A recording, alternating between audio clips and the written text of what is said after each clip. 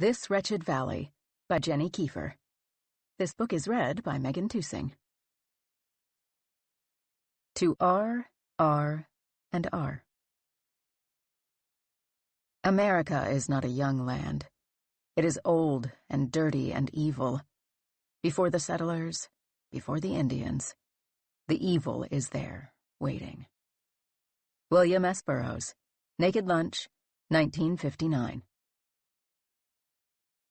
October 2019. What baffled them was the skeleton. The other bodies were weird, but they couldn't figure out the fucking skeleton. Just bones. No soft tissue. Not one scrap of skin left. No sinews, no rotting brain. No nothing. The bones were arranged together, each one of the 206 in its place, a kneecap hidden by new fall leaves. Had the group resorted to cannibalism? It was one of the early guesses. But even that did not seem to fit. The bones wouldn't be so clean, arranged perfectly, as if they belonged to a knocked-over classroom display, sans bolts. There were no scorch marks, no scratches, or other signs of instruments. And surely any form of cannibalism that left such a pristine skeleton behind would have required at the very least a blade to peel the flesh. And besides, the group had been experienced hikers. The coroners and first responders could make guesses about the state of the other bodies. Animals, perhaps, though they had not observed wildlife in the area, had not even heard the flap of wings overhead, or the crunching of leaves beneath a swift mammal's paw. But this fucking set of bones. It was wrong to move them, the investigators thought, even as they placed them into the evidence bags, each bone lifting away like gravel, no tendons or fat to hold them together. Like putting a complicated puzzle back in the box after hours spent piecing the cardboard together. Was the skeleton from a decades-old death? Some hunter who shot himself in the woods. That had been the second guess, that the dried bones belonged to another of the numerous missing persons from the surrounding area. But dental records confirmed that the immaculate set of bones belonged to Sylvia Burnett, a graduate student studying native plants and geology at the University of Kentucky. She'd been part of a research trip with another student, Clay Foster, and 2 climbers. She had last been seen at a diner in Livingston, Kentucky, 7 months prior, with the other 2 hikers, whose bodies they'd found, both bizarrely well preserved, and, like Sylvia's skeleton, odd enough to keep the first responders who had packed them into vans and the coroners who autopsied them conjuring theory after theory. Had a squirrel plucked out Luke Woodhaven's eyes, thinking them a rare breed of nut? But how had his tongue been removed, they wondered, staring into his decaying mouth, inhaling the worst case of halitosis. Their sense of wonder overrode their sense of smell as they examined, once again, the entirely too straight line that was the end of his tongue, terminating just beyond his last set of molars. Had a coyote feasted on the intestines of Clay? But how had his ribcage come to be folded outward like cabinet doors, as if a set of hinges existed on either side of his body? And why was his blood missing? Had it evaporated? Why was he naked? And where was the 4th hiker? Was she roaming the woods? Or had they simply not pressed far enough into the trees to discover her? All they had recovered of Dylan Prescott was a set of blood-soaked clothing at the abandoned campsite that raised further questions. The largest stains came back from forensics as unidentified and belonging to none of the 4 campers.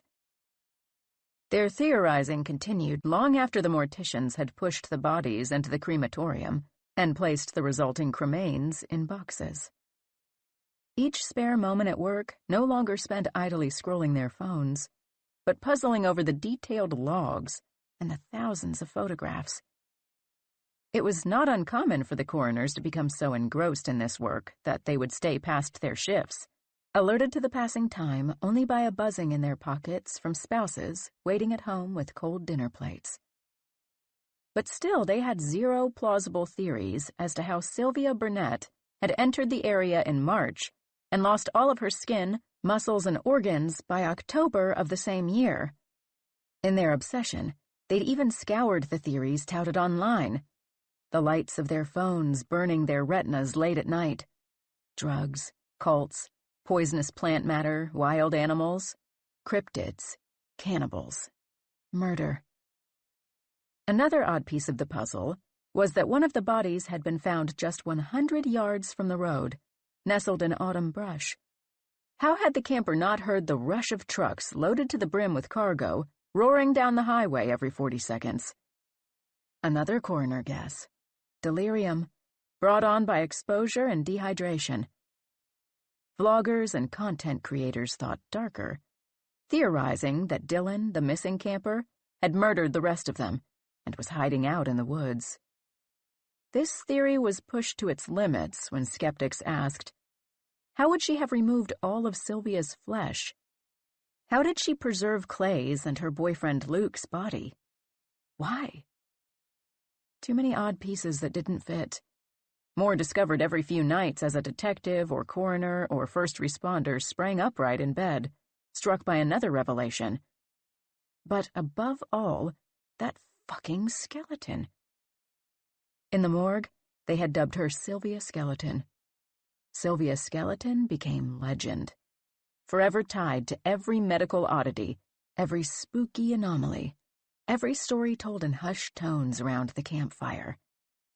She would become the subject of nearly 70 dissertations, at least 8 medical journal publications, and several textbook chapters. Thousands of online conspiracies. Museums of medical oddities sent letters to the morgue, the police station, her nearly alma mater, and, once or twice, her poor parents, offering increasingly large sums for the bones, hoping to string them together to make Sylvia Skeleton forever a sideshow display inside a glass cage. Wanting to find some utility in her death, her parents donated the bones to a university, which did, in fact, bolt them together inside a display case, taking them out only for special seminars. The Livingston Police Department had received many reports of the missing party. Suspicion was not raised in friends or family for some weeks, as they knew that the group had trekked into a remote forest for research purposes, with limited to no cellular service. The first reports came from Instagram users who detailed a peculiar live stream posted on the account of Dylan Prescott, a popular rock climbing influencer with upwards of 50,000 followers. Users described it as showing her pensive face in the foreground and a pursuant man in a dark coat behind her. Authorities were not able to recover the video, and it remained a missing piece of cardboard to the coroner's puzzle. The cell phones recovered from the scene either refused to boot or seemed to have been restored to factory settings. When Dylan had not posted in many days, multiple reports were submitted to local and national hotlines, all from users of the app, and eventually from sports reporters who wanted to know what had happened to the up-and-coming climber. Though these reports had been made as early as April, a major search for the group was not launched until the 2 students, Clay Foster and Sylvia Burnett, missed their check-in deadline to update their advisor at the University of Kentucky. There was a day's wait as the mentor of the project scoured his overstuffed inbox and understuffed mailbox for updates, requests for an extension, or notification of a delay. Only after he had made sure any communication hadn't errantly made its way to his spam folder or other digital nooks and crannies did he reach out to their families, who also had not heard from the campers since they had begun their trip a few weeks prior. When both parties realized there had not been a peep since they left, they contacted the authorities in Rockcastle County. And so the search began. Their cell phones must have been dead or out of range, as the closest cell towers had not received a single ping from them. In fact, the final pings from their phones were triangulated to the diner where the 4 had last been sighted, buying fried chicken and beer, another jagged oblong puzzle piece that would wedge in the minds of investigators and remain there long after the case had been abandoned. How had the diner been the last ping when hundreds of users recalled Dylan live streaming and posting to social media in the days afterward, when they were in the woods? An amateur scientist explained it away online, detailing how a strong magnetic field could interrupt cell towers' signals, as well as interfere with camera stabilization. But then how had her posts changed, appearing to differ from those described by confused followers, who swore that she had posted images of herself climbing rock walls, and not the 5 photographs of leafy ground that appeared in the feed now, all dated March 12th or earlier. And how were more posts appearing on her feed when her phone had been discovered on the scene? Battery long dead, and the device reset to factory settings like the others. After 185 days of fruitless searching, a stranded motorist discovered the hiker's vehicle, brush tickling its belly. All the electronics in his own car had inexplicably gone dark. The crooning radio singer pulled off stage mid-note, the clock blinking out, even the gas gauge and speedometer becoming blank circles on the dashboard. He pulled over, his car dying almost as soon as he crossed onto the shoulder. The tow truck would take an hour to arrive at such a rural location. In the passing time, the motorist's bladder filled, and he went into the trees to piss, where his golden stream grazed the Jeep Cherokee's bumper, cleaning it of dirt. Its rust-colored paint was camouflaged by brush, dirt, and autumn leaves. He peered into the windows. A crinkled receipt sat on the back seat. Long-neck bottles of Ale 8 filled the cup holders. The shine of greasy foil winked on the floor. Then something underneath the seat twitched, like a finger, he later told authorities. And as he pressed his forehead against the window, as he squinted deeper, the Jeep's exhaust pipe sputtered. That should be impossible, he said. He knew it should be impossible, but he had heard it. He had felt the vehicle shimmy on its shocks, smelled the sulfurous emissions. He reeled, like a cartoon skeleton jumping out of a skin suit, pacing backward into the woods. He picked a direction, aiming for the road, but in fact heading farther into the trees, where he swore he saw a woman matching the description of Dylan Prescott, the still-missing climber, darting deeper into the woods. He called out to her, nearly tripping over a low-hanging chain bearing a no trespassing sign before she vanished. Had his ankle caught on the links, he would have fallen into a soft bed of leaves, his eyes parallel with a swollen foot. Instead, he skidded to a stop just in time, gagged at the sight of the body, and backtracked to the road. He dialed the local police, who arrived precisely 13 minutes before the tow truck driver, who found the motorist's vehicle functioning perfectly. The foot belonged to Clay Foster, the leader of the study, now a dehydrated husk of leathery skin enfolding shriveled muscle, the guts rotted or eaten from the opened rib cage, a marvel of science that baffled the coroners nearly as much as Sylvia's skeleton, that his corpse was so fresh. The same was true of Luke Woodhaven, found deeper in the woods, the tongueless fellow, who was also missing his eyes, ears, fingers, and toes. Besides the missing digits, the body was undisturbed. Too undisturbed. The skin was still smooth and pink. The nubs of his fingers and toes dried like jerky. Preserved. Both bodies were in similar states, as if the campers had succumbed in the freezing preserves of Mount Everest, and not the humid summer and wet fall of Kentucky. Yet forensics determined they had indeed died closer to the start of summer than to the end of it. Clay was the first to be discovered and catalogued, the closest to the car.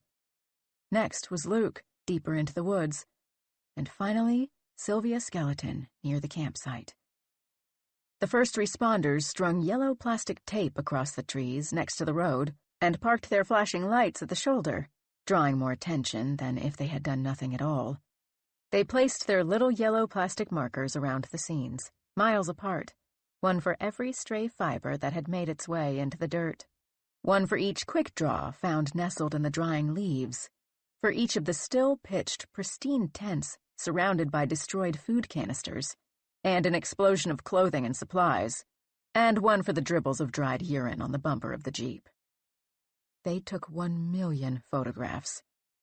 There were so many photographs that the high-resolution files filled up 3 terabyte drives. There were so many photographs that the forensic investigators had an ongoing project to mesh them together to create a unified 3D reconstruction of the grisly landscape. There were so many photographs that they wondered what would happen if they leaked 1 or 2 to the conspiracy nuts who managed to out-theorize them with no photographs at all. And after they had taken their photographs and mulled around the corpses, assessing, smoking, constantly feeling a small hand tugging at their pant leg, as if asking them to leave, they zipped the corpses into bags and stacked their little numbered markers back together, and stuffed the tents and backpacks and dirty clothing into evidence bags, and wheeled the bags to the van, and checked one last time to see if they had missed anything. Any tiny part of Sylvia's skeleton, or a bloody blade, or even a detailed journal that would make the puzzle whole. Something other than the waterlogged notebooks at the campsite that had turned to pulp. Satisfied, they shut the doors of the van. Then they left that wretched place forever. February 2019. Fucking finally! Clay shoved his hands into his pockets. The inside of the hangar was only a few degrees warmer than outside, which was a tropical beach compared to the sub-zero temperatures of the sky. Tabitha, his faithful pilot friend, walked around the tiny plane, checking the wheels for air, the propellers for cracks, the wings for a disaster in the making. Though they'd discover something of the sort at 3,000 feet, still, she ticked all clear on her clipboard.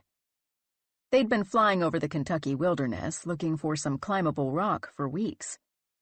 They hadn't found anything yet, but Clay had a good feeling about today.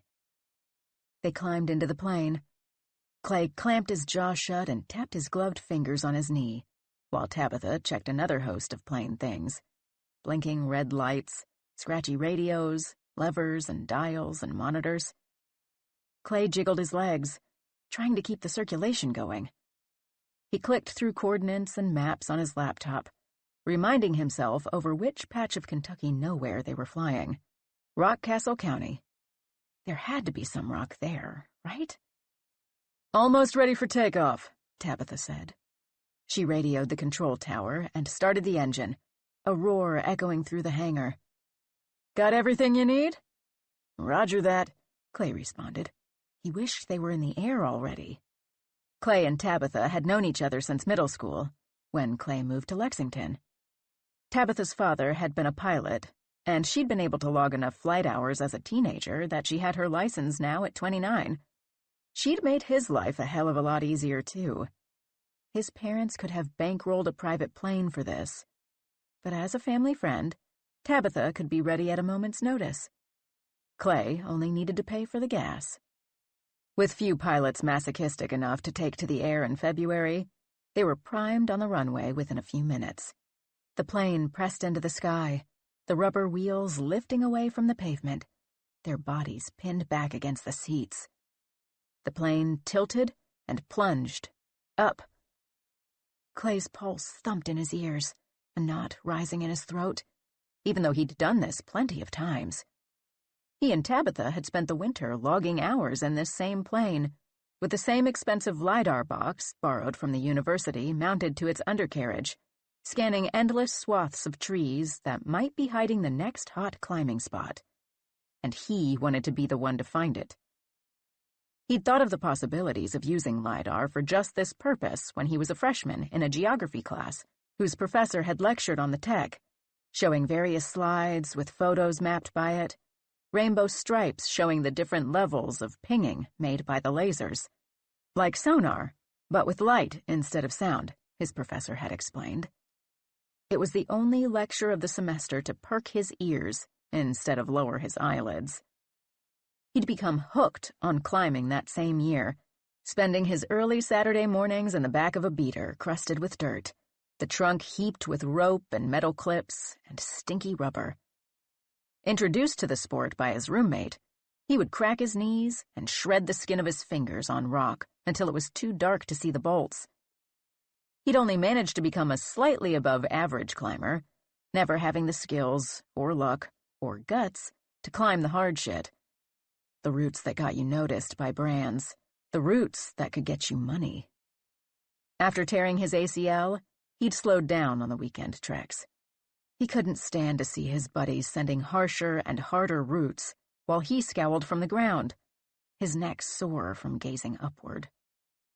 But he'd always kept the LiDAR project in his back pocket, finally pulling it out for his geology PhD dissertation.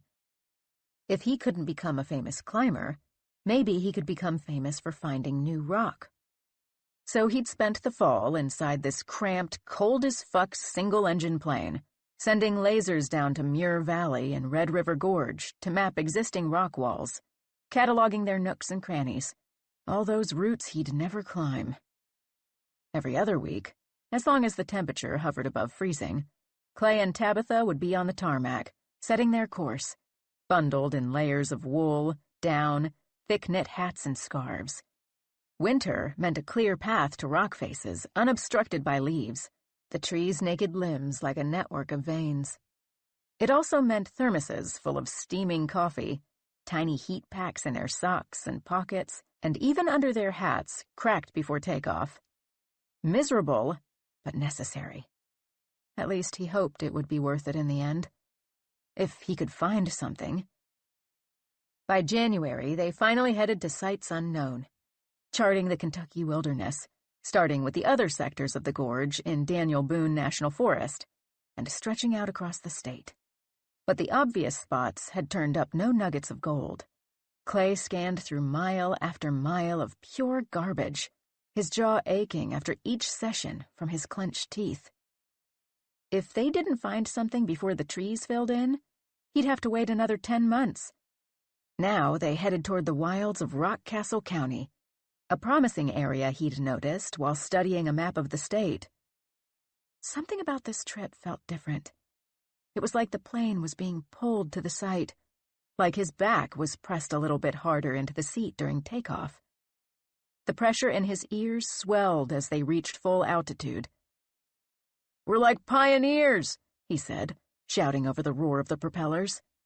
"We better find something good, or else my dissertation will fall apart right before I'm supposed to get this PhD. But you'll still graduate, even if you don't find anything, right?" Tabitha asked. "Yeah, I'd still graduate, but my thesis wouldn't be as interesting," he said, "and it wouldn't be as likely to land me a job afterward." "What job would that be?" "Something of my own design. If I'm fucking lucky, some rube will pay me to do just this. Travel around the world looking for new climbing spots. Can you imagine that? Being paid to travel around the world." "You really think there's people out there who'd pay for that?" The radio buzzed with control tower notes. Clay's feet, like a broken oven, soaked sweat through his toes into his socks from the heating square, yet his legs jiggled underneath the computer on his lap to stave off the chill from the rest of his body. He clicked around his screen to turn on the equipment under the plane, and his insides buzzed in anticipation. "Oh, definitely," he said. "Climbing is a billion-dollar industry. Companies sponsor climbers just to go outside and climb, right? My friend Dylan just got signed by Petzl, so why wouldn't they want me to find new spots? It would be a great tourism opportunity. Imagine you're a struggling, rural little middle-of-nowhere shit town, and you hire me, and I discover that the best rock walls in the world are in your backyard. Suddenly, you have 1 million visitors each year, all needing food and equipment and things to do when they're sore. So your dream job is traveling around to these tiny towns to find rock walls? Traveling the world but seeing only the shitholes. Well, no, I wouldn't be staying in those fucking towns, just flying over them," he said, checking the coordinates.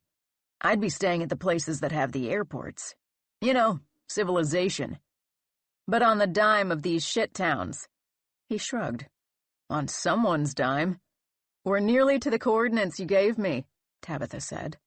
"Fingers crossed." His pulse screamed against his temple.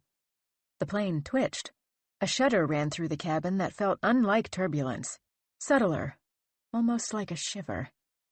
The computer jittered in Clay's lap. The sweat pulsing out of his pores coated him like a layer of ice. His head felt swollen, his heart pounding. To his untrained eye, the dashboard seemed to flicker with 1,000,000 warning signs. The red eyes of the blinking lights picked up their pace. The arms on the dials waved. The nose dipped. Oh, fuck. Oh, fuck. Oh, fuck. Through the windshield, the pointy tips of trees charged toward them, like hundreds of arrows slicing through the air. He lost his breath, the oxygen deflating from his lungs, his body in free-fall vertigo. Closing his eyes, he braced, waiting for the impact.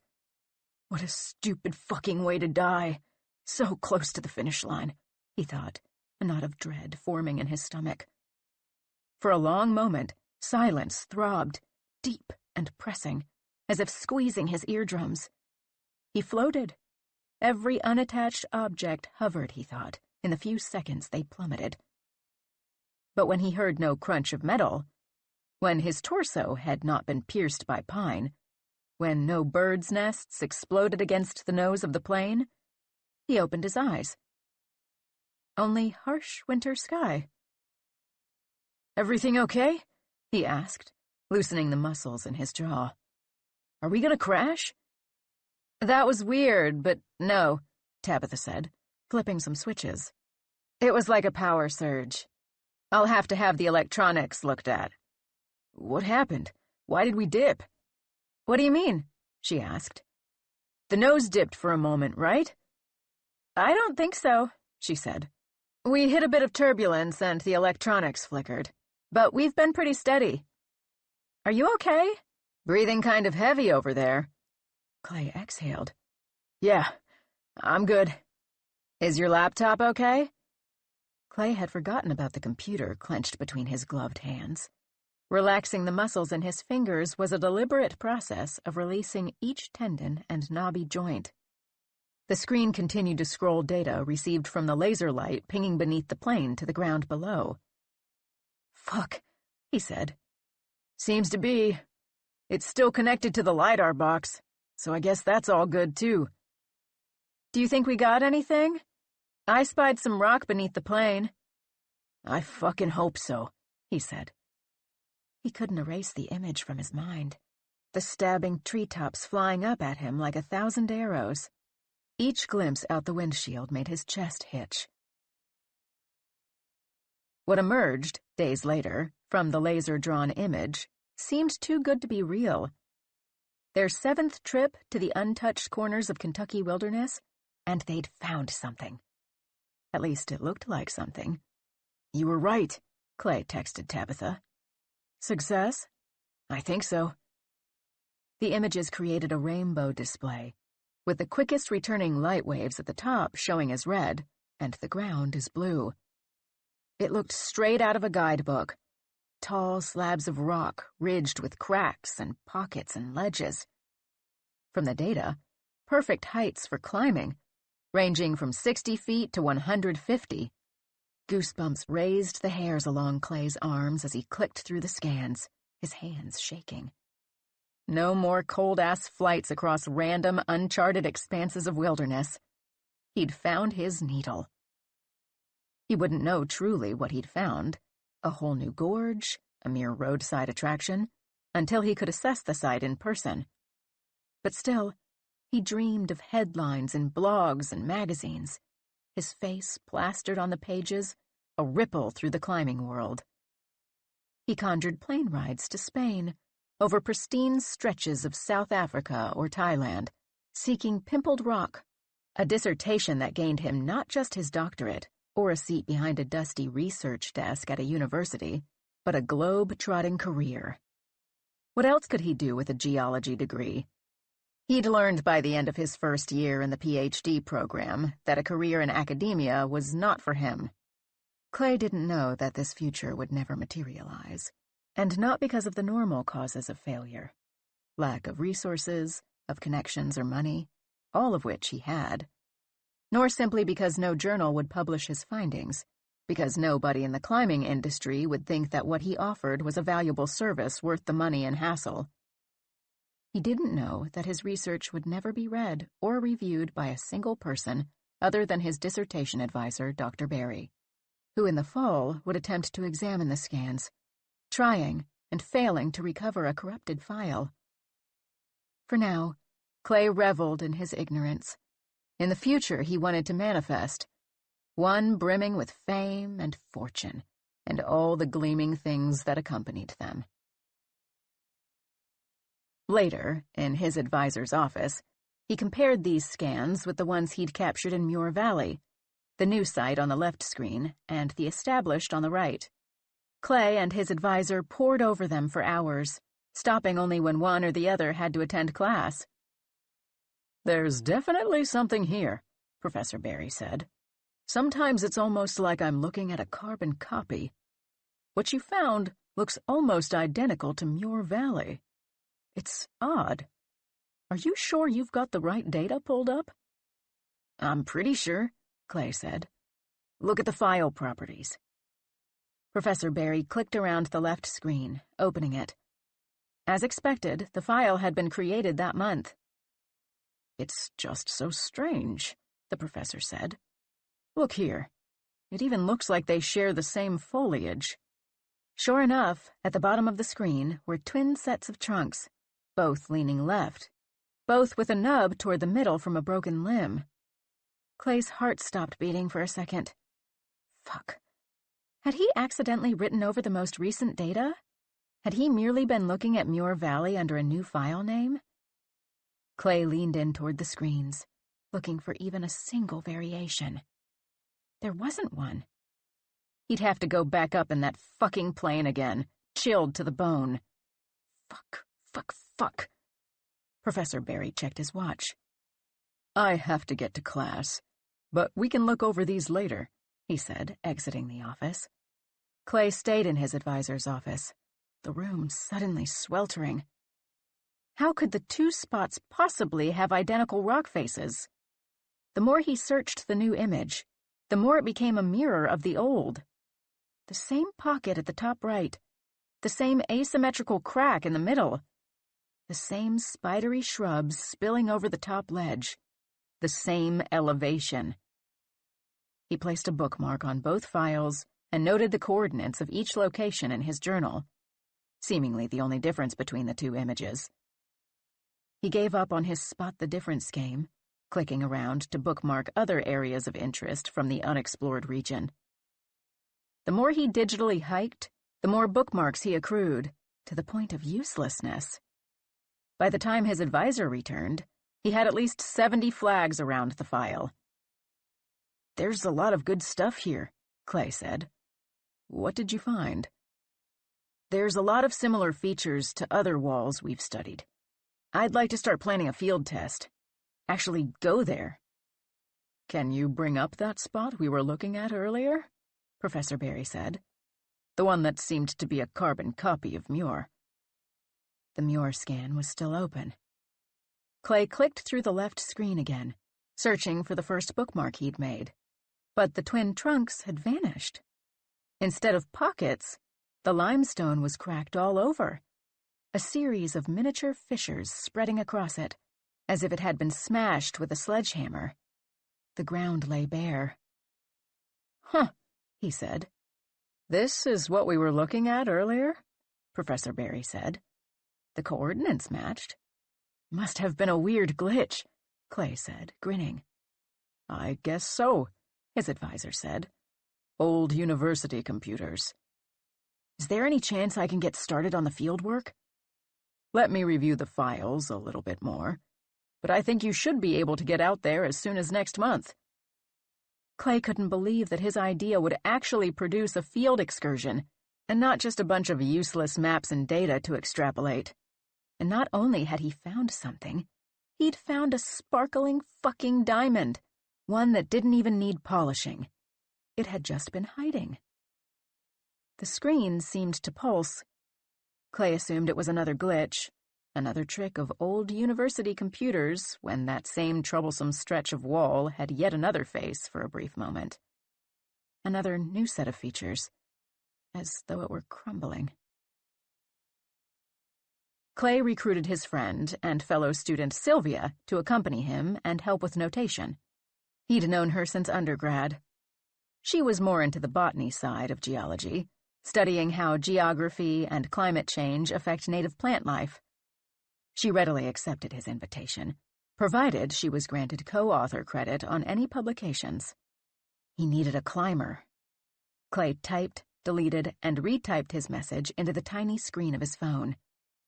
He needed to get this message right. He needed her to be the one to go on this trip. Dylan Prescott, a just-signed pro-climber with 50,000 followers. He'd known her since his climbing days, and they'd kept in touch here and there. But he'd never asked her to help him with something so important, and he wasn't sure if her brand would let her go. Maybe a phone call would be better. "Hey, call me when you get a second." He sent the message and scrolled through her Instagram photos, square after square of her body contorted into pretzels against tawny granite. An occasional pop of color dotted the rows of images.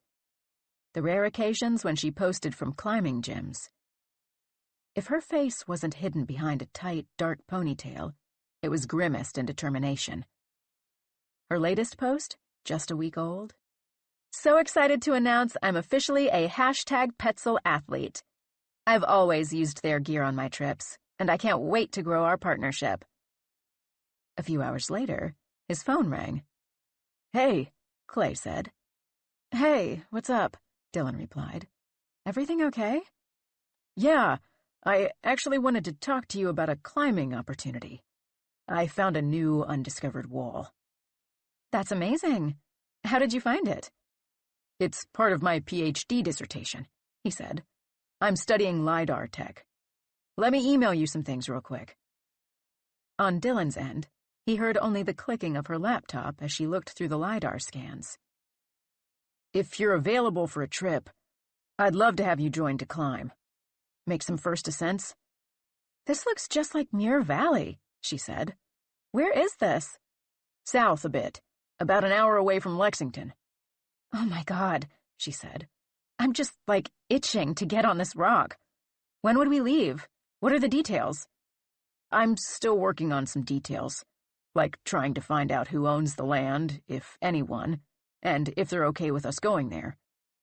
We're hoping to head out next month if everything goes well.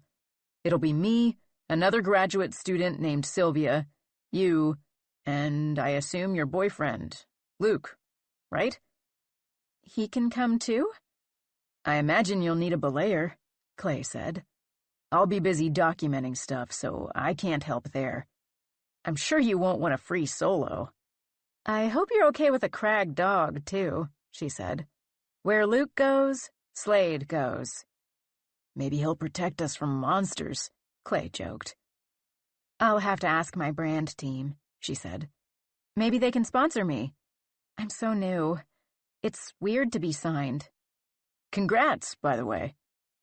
"It just seems like, I don't know," she said. The clacking of her keyboard ceased. "Like a dream.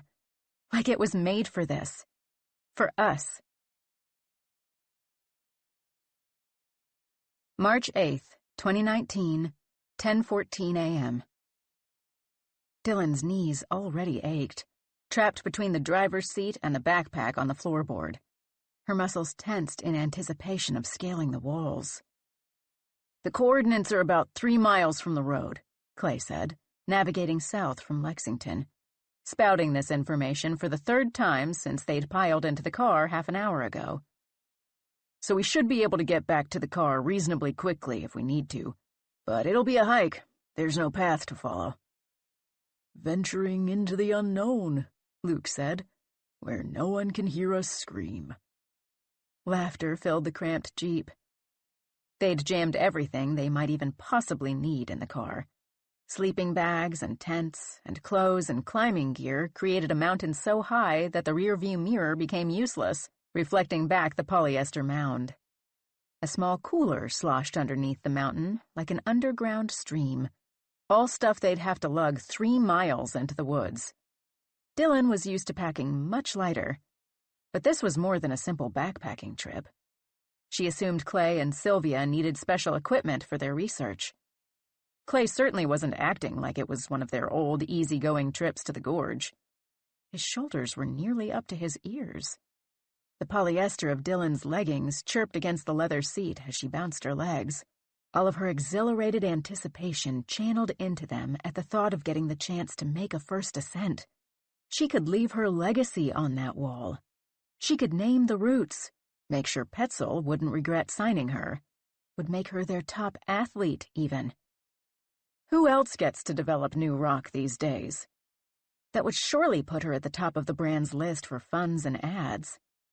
She imagined not needing to have a day job. Imagined even more brands clawing at each other to give her money. When Clay sent her a message out of the blue, she'd assumed he either was getting married or had suffered some terrible accident.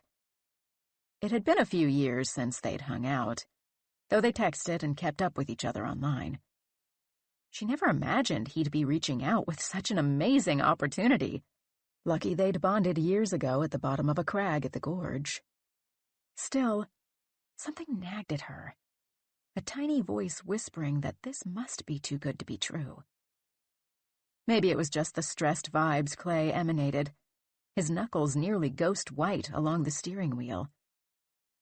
She'd been working her ass off for years to get signed. She'd scaled half of the 513 routes at Red River Gorge, and had made headway on her second 514, worried her first was a fluke, almost too easy and fluid. She hadn't been quite able to replicate that climb, but it was enough, and now that a brand had signed her, she couldn't let them down, not after they'd given her some money for this trip. Everything had to go right. It had to be perfect. It had to create buzz.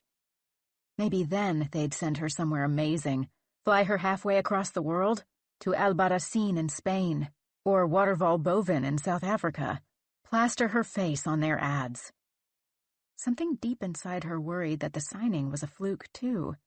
What if she never climbed anything greater than that one 514? What if nothing came from this trip? What if Petzel cut her loose, thinking her a waste of time and money? In the back seat, Dylan scrolled through Instagram, scraps of phrases pouring through her head as she thought about what she might post as her official announcement of the trip. She'd shared some teasers. More exciting news coming soon. Be sure to follow and check this space. But was saving the reveal for the moment she laid eyes on the rock. Slade sat in the back between her and Luke, panting so much his drool poured out of his mouth like a fountain. Stepping in her lap, he rained slobber down on her phone, blurring the image on the screen. The first time Dylan had met Luke, it was because Slade, then a puppy, had managed to escape his harness and run over to her table at Miguel's Pizza. He'd leapt onto the table, nearly stealing her slice of pepperoni. "Sorry," Luke had said, pulling Slade away. "Oh, hey, you're Dylan, right? I follow you on Instagram. You've done some really impressive climbs." "Yeah," she'd replied. At that point, she only had a measly 1,000 followers and had finished a handful of 513s. "Cute dog." They'd exchanged phone numbers, discovered they both lived in Louisville, a couple of miles apart, and had been dating ever since. Now, the dog pressed the entirety of his weight into her lap, drawing archaic symbols along the window pane in wet nose. A sudden bark followed, all four passengers jumping at the shrill sound, the car slithering in its lane. "What is he even barking at?" Clay asked, righting the car. "I don't know," Luke said. "Probably sees a deer or something. Or thinks he does." "He barks at everything," Dylan said. "Bud, it's okay." She petted his back and scratched behind his ears, shushing him. But Slade would not be deterred. He began to yip, his paws dancing on Dylan's lap, pounding little bruises into her already tender thighs. She wished Luke would have done some better training with Slade. Slade's yelping transformed into little boofs when Luke pulled the dog into his lap. "It's okay, bud. There's nothing out there." There never was, Dylan thought. In the front seat, Sylvia unfolded a paper map. "Why did you bring that ancient thing?" Clay asked, laughing. "Where did you even get it?" "You don't think it'll be useful? My mom gave it to me." She unfolded and refolded the map as she scanned it, never letting its wings spread fully, careful not to encroach past the center console. Sylvia had been quiet most of the trip, scribbling in a notebook or staring out the window. "We have a brand new GPS tracker that will tell us exactly where we are at any moment," Clay continued. "Why would we need that? You can't even tell where anything is besides the roads." Sylvia continued her origami, creasing rivers and highways, until she settled on a section composed of mostly green. The words Rockcastle County sprawled across the paper. "This is a topographical map," Sylvia said. "But it doesn't show any rock faces. Just trees." "Must be out of date or something," Clay said. "Maps like this can't be out of date," she said. "Not unless there's a new road added or something. Topography doesn't change that fast." "I don't know," Clay said, squeezing the steering wheel tighter, his voice strained. "Must be a mistake." "You don't think that's weird?" she said, tracing a finger along a crease. "That there's this huge crag, but it's never been found or documented, or even seen from the road." "What do you think is going to happen?" Clay asked, forcing a laugh. "Do you think the LiDAR just made it all up? That a huge pillar of rock just popped out of the ground? We're going to get there and it'll just be a bunch of trees?" "It's just interesting," she said. Dylan's leg bounced against the floor, the pack at her feet reverberating in time. It might be just interesting to Sylvia in the front seat, but Dylan needed this trip. She needed that rock to exist. This wasn't course credit for her. It was her life. This trip could erase all fears of inferiority, could silence that little whining voice deep within her that whispered at every quiet moment that she was a fraud, that Petzel had made a grave mistake in signing her. She hadn't won any competitions, hadn't climbed anywhere outside of Red River Gorge. But if this trip went well, she could prove to herself and everybody else that she was worthy. Nobody, not even the men who dominated the climbing industry, got to develop a whole crag. This trip was special. Under no circumstances could she fuck it up. She wanted to scream, just to release the tension of her anxious mind. As Clay pulled off the highway, turning onto a single-lane road, Slade did it for her. The acrid stench of cigarettes slapped Dylan's nostrils as they entered the diner that Luke had spotted. A dingy, run-down hole in the wall with a sun-bleached sign. A final meal, Luke had suggested. Her stomach growled at the prospect of a plate of real food. A last indulgence before rehydrated meals cooked over a tiny gas canister stove and endless energy bars. The four sat at a smooth laminate table, the only party in the restaurant for lunch. A waitress slid plastic-covered menus in front of them. Slade was trapped in the car, windows cracked, vocalizing his displeasure. "That your dog out there?" she asked. "Yeah, sorry," Luke said, his arm around Dylan. "He'd rather be in here getting a hot meal." Dylan scoured the menu, washed out photos of pancake stacks and burger clip art beneath the sticky plastic. "You guys here to do some kayaking on Rockcastle River?" the waitress asked, seemingly putting the puzzle pieces of their appearance together. New faces, thick-ankled hiking boots, fancy brands stitched onto the breasts of their jackets. "Isn't it a little early in the season for that?" "We're here to do some exploring off Route 490, Clay said. The waitress paused, her pen and pad hovering in midair, like a buffering video. "Oh, so this is like a last meal," she said. Luke laughed. "That's what I said." "We're off Route 490. Just a few miles from here," Clay said. "Just a little south, right by the river, but on the other side." "Why?" "Why do you want to go there? Nothing there but trees and deer shit." Better off on one of the trails farther north. We're students at UK studying the topography, Sylvia said.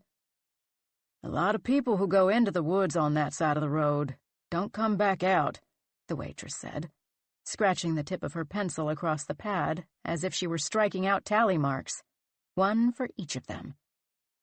The sound made Dylan shudder. Or, if they do, they're really weird after. Won't talk about it, or talk about seeing all kinds of weird shit. Haunted shit. What do you mean? Dylan asked. Well, you hear stories, the waitress replied. My uncle said when he was in high school in the 80s, some kids in the grade above him went into the woods right after school let out, and never came back out. Later, the sheriff found them, and they'd all killed themselves. The four sitting ducks stared at each other, their palms sweating onto the menus, cutting through the caked-on grime of ancient ketchup.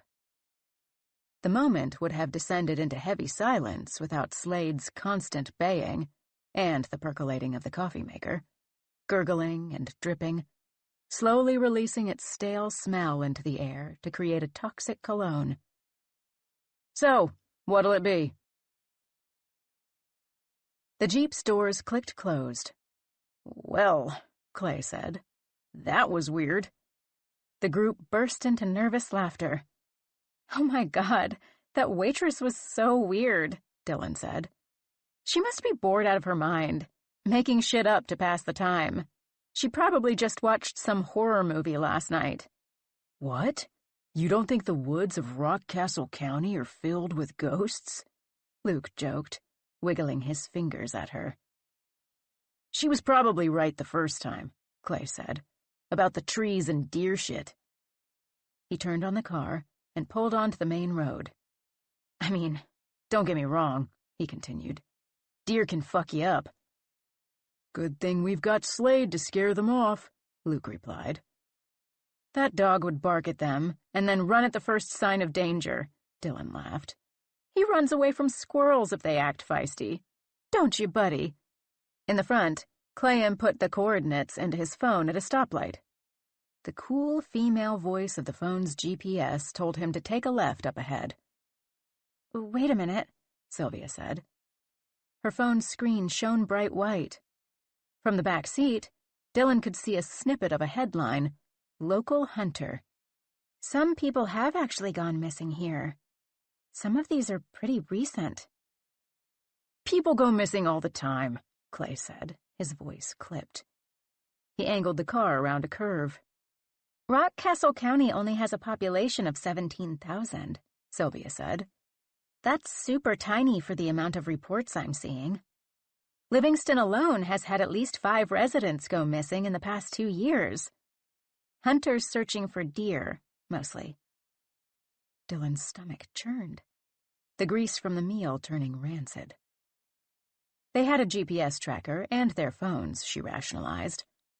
The hunters probably just got lost and couldn't find the road and starved to death. No way were there actually ghosts or some weird death cult hiding in the woods. Stupid. Maybe they just left, Clay said.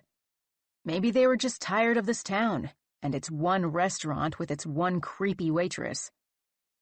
At that exact moment, they sped past the restaurant again. The wheels on the Jeep screeched across the pavement as Clay braked, Slade thumping against the back of Sylvia's seat. The creepy waitress in question leaned against the building with a cigarette, smirking at them with a "back so soon" smile. "Y'all get lost?" she called.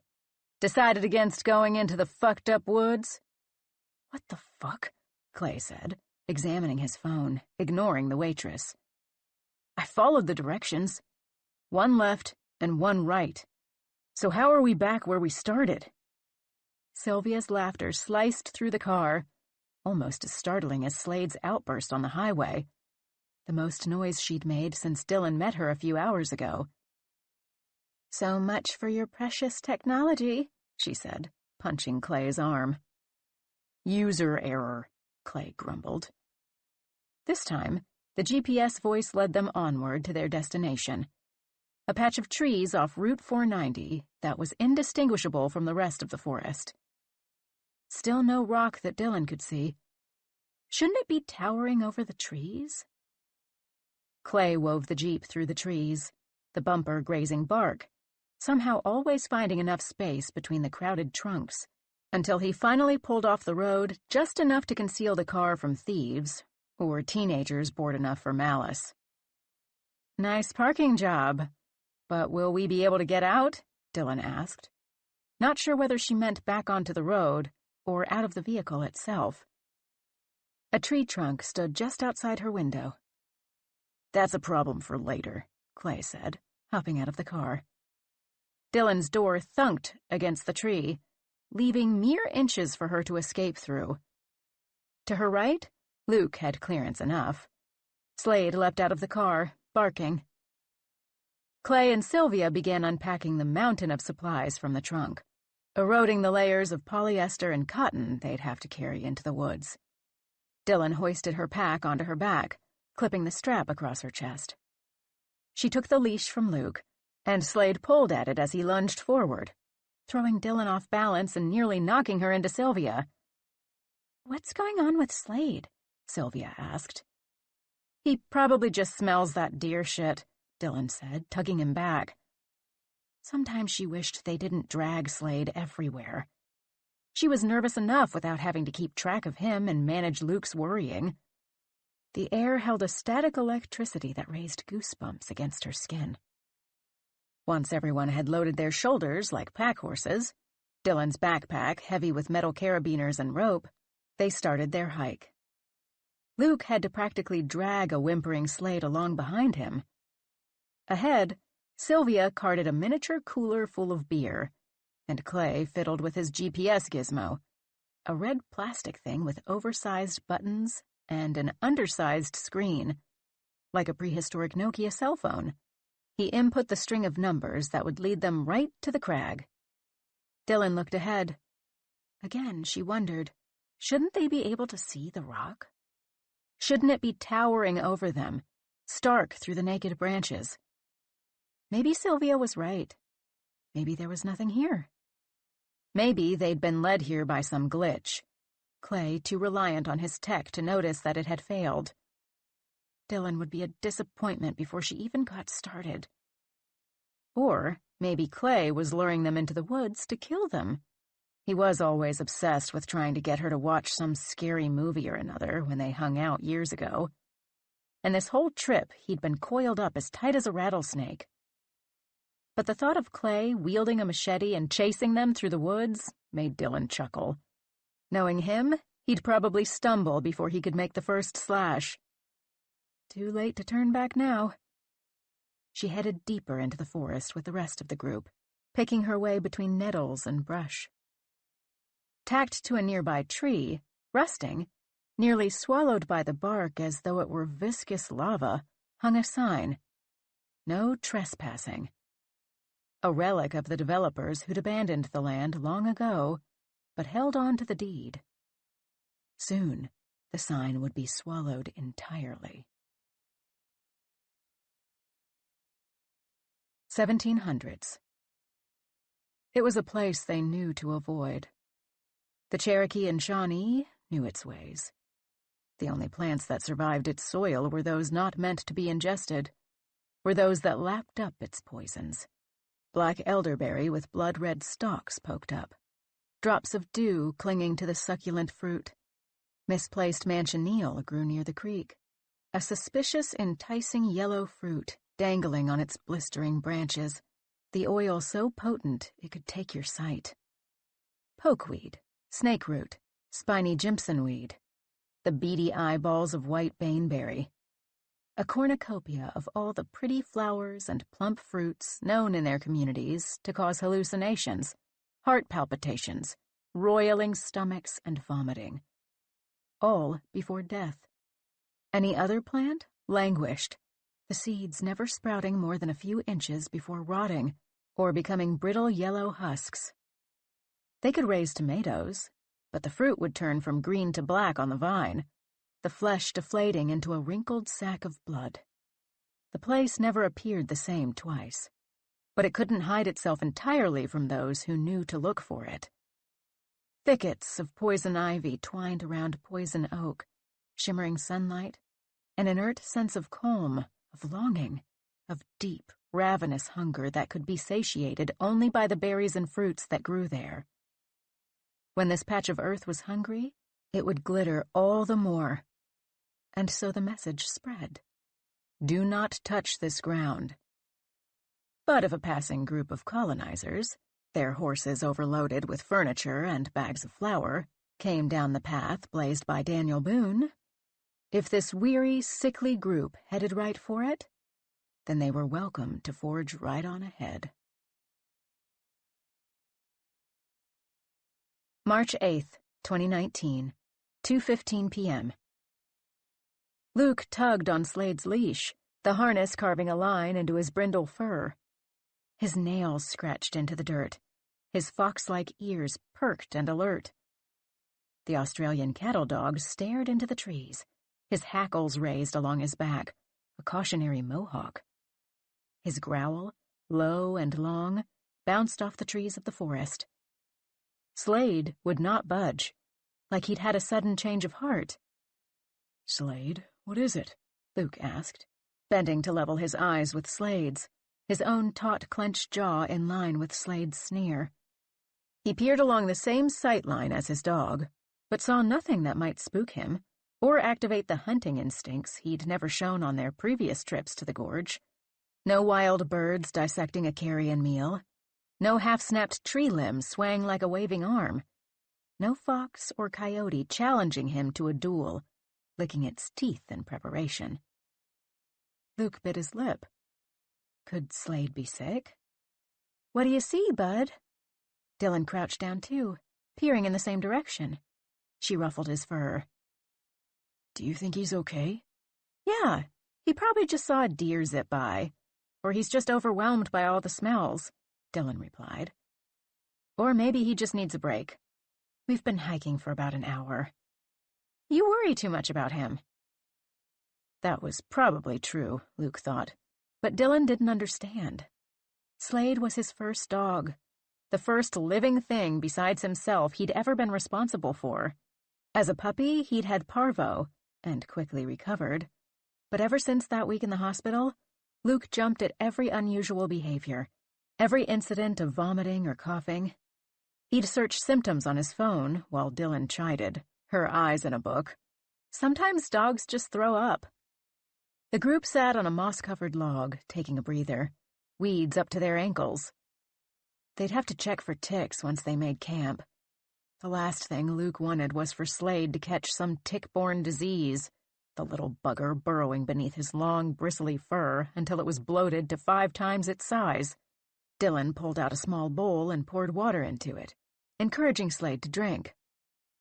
Luke unzipped his jacket. The air had been cold enough to nibble at his skin when he had first left the Jeep. But after trekking with 40 pounds on his back, sweat pooled in the crooks of his joints and slipped from his scalp, cooling as it slid down his neck. His tongue rolled around in his mouth, dry and bitter. He took a swig from Dylan's water bottle. Slade, now hydrated, again pulled at the leash, barking into the woods at some invisible monster. "Is Slade okay?" Clay asked. "It's like he sees something, but I don't know what," Luke said. He tugged on the leash, trying to pull Slade back to the water bowl. He waved a hand in front of Slade's line of vision. Only when Dylan produced a small morsel, a corner of a peanut butter trail bar, did the dog let his nose lead him away from the apparent danger in the distance.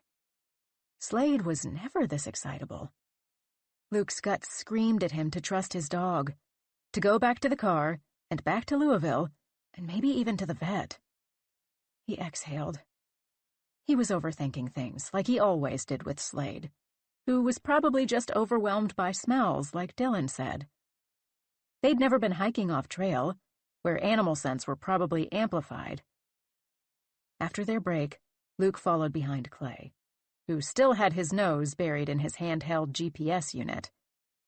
With no trail to follow, the group was simply a dot on the screen, moving ever so slowly closer to the wall. They encroached into the wilderness. The ground was rough beneath their feet, full of brambles and twisting roots and thorny vines. They tottered under the weight of their oversized packs, placing each foot with tender care, as if the leaves were lined with bear traps. But they discovered that they had not been the first to wander out into these particular woods. The waitress had been right about that, at least. Cradled within the organic matter, rotting on the forest floor, were remnants of those other humans. Budweiser cans with rusted edges, a t-shirt drowned in the dirt and twigs, the previously white fibers forever stained. Yellow, waxy hamburger wrappers, the chipped and cracked handle of a hatchet. These markers of humanity brought Luke some comfort. Small reminders that they were not the only ones to push out into the woods with no trail to follow back. That humans had shared this space with wildlife for decades. "Must not be too far off the beaten path," Dylan said, poking at the soggy t-shirt with her toe. Slade sniffed at it, still taut at the end of his leash, Luke's bone-white knuckles gripping the loop. Slade jumped back and growled. A pit formed in Luke's throat. He wanted to turn back, to return to their cluttered apartment and call his boss and take back his resignation. The open-ended trip too inconvenient for his work to keep him on. They said he could reapply once he got back, but he knew they wouldn't keep the role open for him. And he knew how much this trip meant to Dylan. He didn't want to be the one to cut it short. And for what? Slade growling at a soggy t-shirt? It would be worth it, surely, for Dylan to develop this place. He couldn't take that away from her. "I guess they didn't know what treasures these here woods hold," Clay said, dipping his voice into a cartoonish drawl. "I hope we find gold in these here hills, in that there wall." "Clay, how far have we hiked?" Sylvia asked, craning her neck to look back at him. "About a half-mile according to the GPS," he responded, smacking the device between his hands. "Ugh, what the fuck? This thing is brand new and the screen just flickered. We'll need to switch out the batteries when we get there." "Shouldn't we still be able to hear the road?" Sylvia asked. Luke craned his neck like a deer who'd just heard the telltale twig-snapping sign of a hunter. She was right. Not only could he not discern the noise of trucks barreling down the service road, but he couldn't distinguish any other sounds either. No whipping wind, no early spring birds chirping. Only dead, flat silence.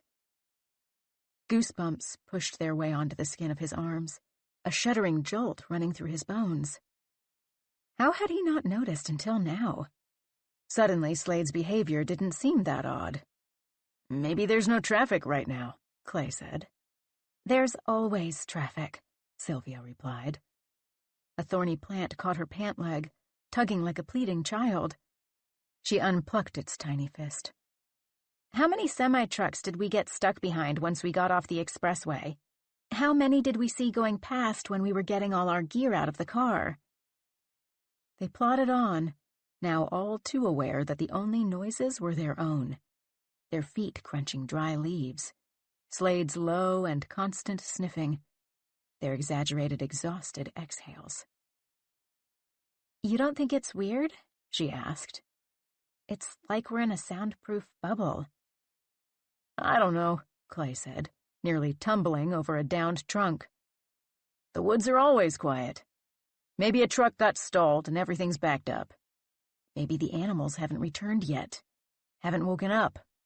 Maybe all the deer got hit by trucks or killed by all the hunters who have nothing better to do out here. Or maybe they were scared away by the ghosts of that waitress's uncle's past," Dylan interjected, waggling her fingers. Sylvia rolled her eyes while Clay laughed. Luke groaned when Dylan pulled out her phone. He braced himself for her fake, chipper personality. "Hey, guys," Dylan said, holding her phone at arm's length, the screen reflecting her, and behind her, Luke. He stepped to the side as much as he could, dodging the camera's gaze. He hated being on camera. He admired Dylan for being able to throw on this persona at a moment's notice, to not shrink away from the lens. But at the same time, her Instagram voice scratched his ears like shrieking slate. "We're heading into the woods here in Kentucky to find a new climbing spot. I can't say exactly where, but it's a little south of Lexington. We'll be here for a few weeks to develop the area, and I'll get to set some roots. Hardly anyone gets to be the first on a rock wall. I'm so excited for my first Petzl outing. I'll be sure to keep you guys updated on what we find and what we're doing, depending on the cell coverage we have out there." Slade nuzzled his snout into the dirt and started digging. He let out a bark. Luke pulled at his leash, trying to move him away from the spot and whatever had attracted him. "Slade's here with us, too, and very excited about all the smells," she continued, panting in the gaps between the words. "This is an undeveloped spot, so there's not even a trail here. I don't know if you can tell that we're just walking through brush. Our faithful guide, Clay, an old friend of mine, is leading us there with GPS coordinates. At least, if anyone else has climbed it, they haven't told anyone about it." They pushed deeper into the woods. The trunks began to look identical to Luke, like a repeating pattern. But they followed Clay and his gadget, all faith in the GPS machine. Even Slade walked with a loose leash now, calm, no longer tugging and pulling away, trying to sniff something or other. What was behind the change of heart? Luke glanced down. In Slade's mouth sat a huge bone. He trotted with it between his teeth, drool raining down, plopping onto the dirt. "Oh my God," Luke said, slapping his hand over his mouth. The bone, smooth and bleached, jostled with Slade's jovial bounce. It was the length of a human shin. And Luke thought he even spied the head of the bone, worn but still there, that would have connected to the knee. His stomach somersaulted inside him, churning acid up into the back of his throat. "Ew," Dylan said, turning. "Where the fuck did he find that?" "I don't know," Luke said, swallowing the bitter bile. "Slade, drop it." Slade tilted his head up and over at the curious request. He pretended he didn't hear. He clamped his teeth tighter, clicking them around the bone. "It's probably just a deer leg or something," Clay said. "It looks too big to be a deer," Luke replied. "What do you think, then?" "I mean, it looks like a tibia. Didn't Sylvia say a lot of people have gone missing here?" "That's absurd," Dylan replied. "Slade's been on a short leash the whole time. We would have noticed if he'd stumbled upon a whole skeleton. It's probably just some animal." "I don't want him to get sick," Luke said. "Who knows how old it is, or what kind of bacteria or parasites are on it." Luke commanded Slade to drop it, and again Slade played his game of selective hearing. While Luke and Slade engaged in their battle of wills, Dylan sighed, slipped a knife from her pocket, a gift from Luke she carried on every trip, and cut a sliver of duct tape from a roll hanging off her pack. Wrapping it around the end of the bone, not wanting to touch it with her bare hands, she pulled. Slade's teeth did not budge, maintaining his death grip. "Slade," she said, staring directly into his eyes. "Come on, bud. No. Let go." She wiggled the bone, rattling it against his teeth. The contents of Luke's stomach vibrated in sync. But Dylan persisted, and, slick with drool, the bone finally slid through Slade's teeth. He snapped at the air in an attempt to grab it again. Dylan flung it into the woods like a boomerang. Slade tried to follow, snapping the leash taut. He howled after it, as if he could summon it back. "Come on," Clay said impatiently. "We should reach the rock soon." "Cool," Dylan said. "I'm itching to get on the walls." "How much longer, do you think?" Luke asked. They'd been hiking into the belly of this forest for 3 hours. The early spring sun, its reach not yet extended by daylight savings, had begun its descent, the yellow light twinging orange. It would be dark soon. Clay said again, spanking the GPS between his hands. "Maybe another 30 minutes?" They picked up their pace, Luke's pack feeling like pallets of bricks. Slade moved in tandem with him. He cast a final glance at the bone Dylan had chucked into the brush, gleaming white against the wet leaves, a beacon on the dim forest floor. So weird, he muttered. March 8th, 2019, 4:55 p.m. The woods remained soundless. The quiet raised the hairs on Sylvia's neck, her heaving breath loud in her ears when Luke wasn't cracking jokes, or when she, Dylan, and Clay weren't discussing the climbing and the research ahead. She was still learning all the terms, but she'd done a deep dive after Clay had invited her on the trip, watching climbing competitions online and reading whatever she could about the sport. Whenever there was a lull in the conversation, the silence pressed against her eardrums.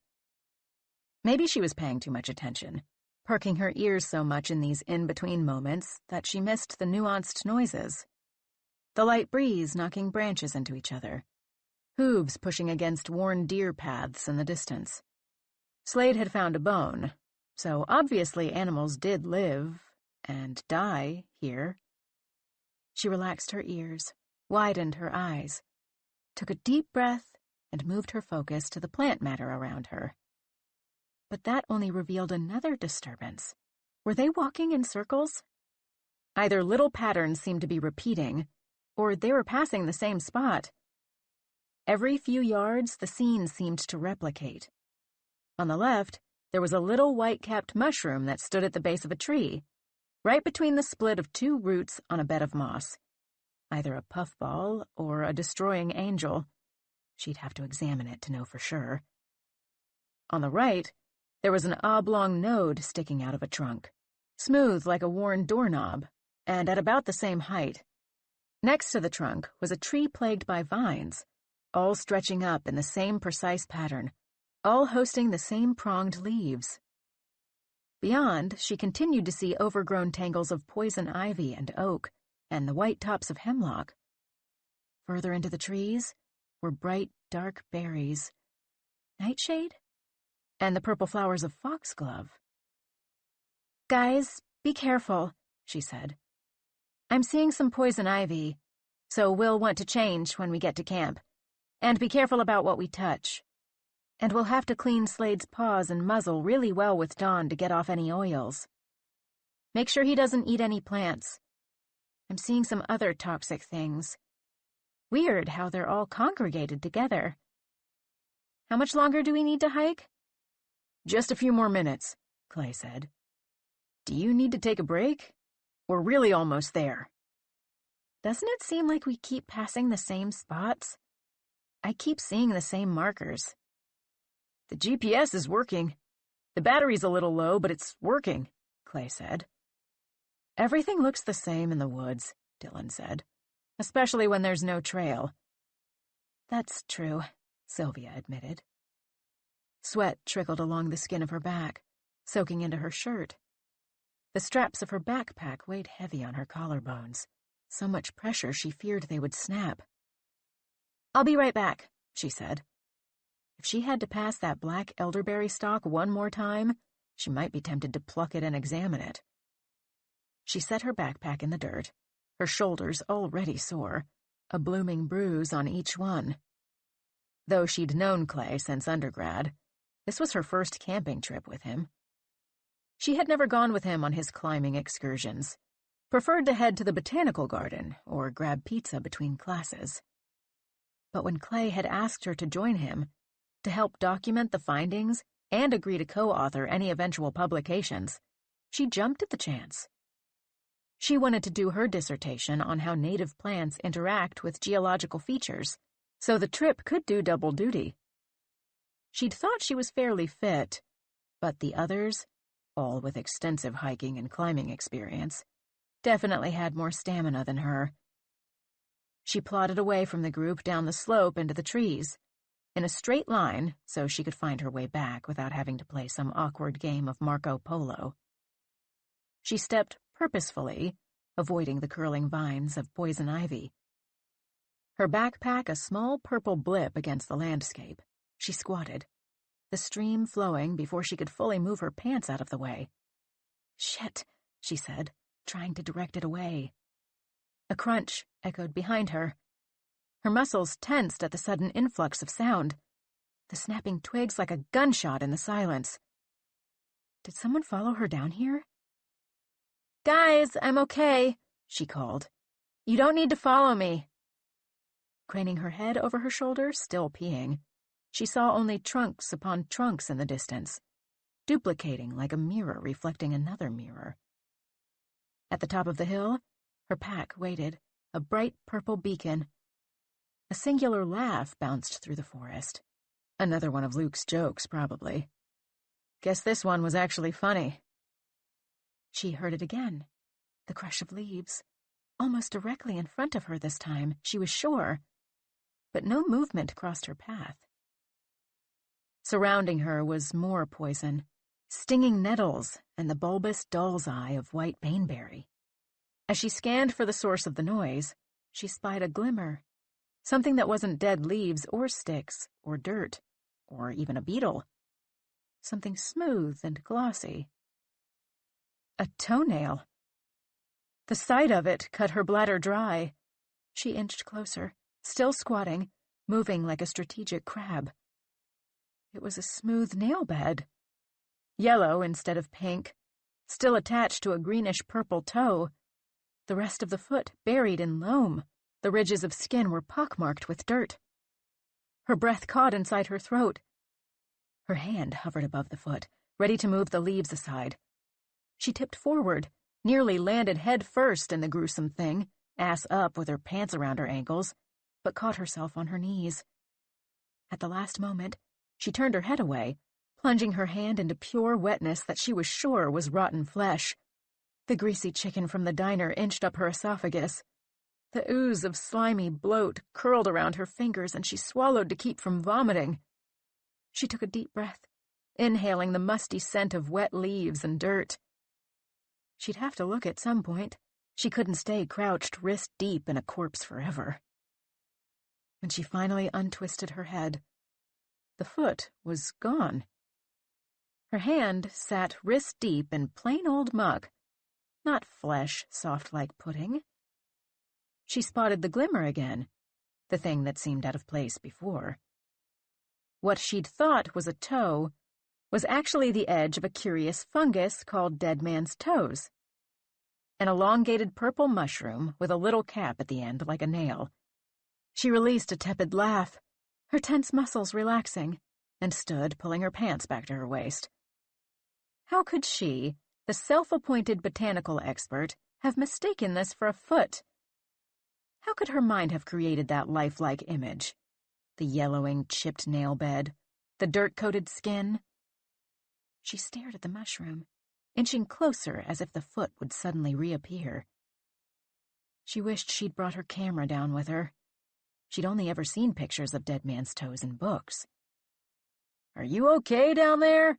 Clay called. "We'll be hiking in the dark if you take much longer." "Sorry," she replied, picking her way back up the incline. "What happened to you?" Clay asked, laughing. "Was the hill that steep? Fall into a mud pit?" "Distracted by plants," she replied. "Of course." Clay chuckled, fidgeting with his device, smacking it to jolt the batteries. Sylvia swung her pack firmly onto her shoulders and shivered, the adrenaline waning, feeling the cold, wet mud soaking into the knees of her jeans. "Are you okay?" Luke asked while Slade tugged him in the opposite direction. "We can rest a bit longer if you need to." "No, I'm okay," she said, another shiver curling through her. The image of the rotten toe etched into her mind. "I thought I saw a foot down there, but it was just Xylaria polymorpha." "It was what?" Dylan asked. "Oh, some plant or another," Clay said, chuckling. "It's this mushroom that looks like toes," Sylvia said. "Creepy," Dylan said. "Are we good?" Clay asked. "Ready to continue?" March 8th, 2019, 5:46 p.m. The trees opened up into a valley, like a hole scooped out of the earth by a hungry god, or a divot left by a meteor.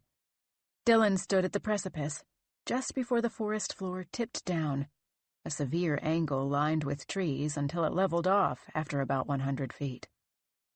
Lush green grass, knee-height, swayed at the base of the valley in front of the rock, a perfect bed for their tents. The rock stood like a pillar in the center, and sunlight glinted off a stream curling around the backside of it. In the late afternoon light, it seemed to glow. The rock beckoned to Dylan.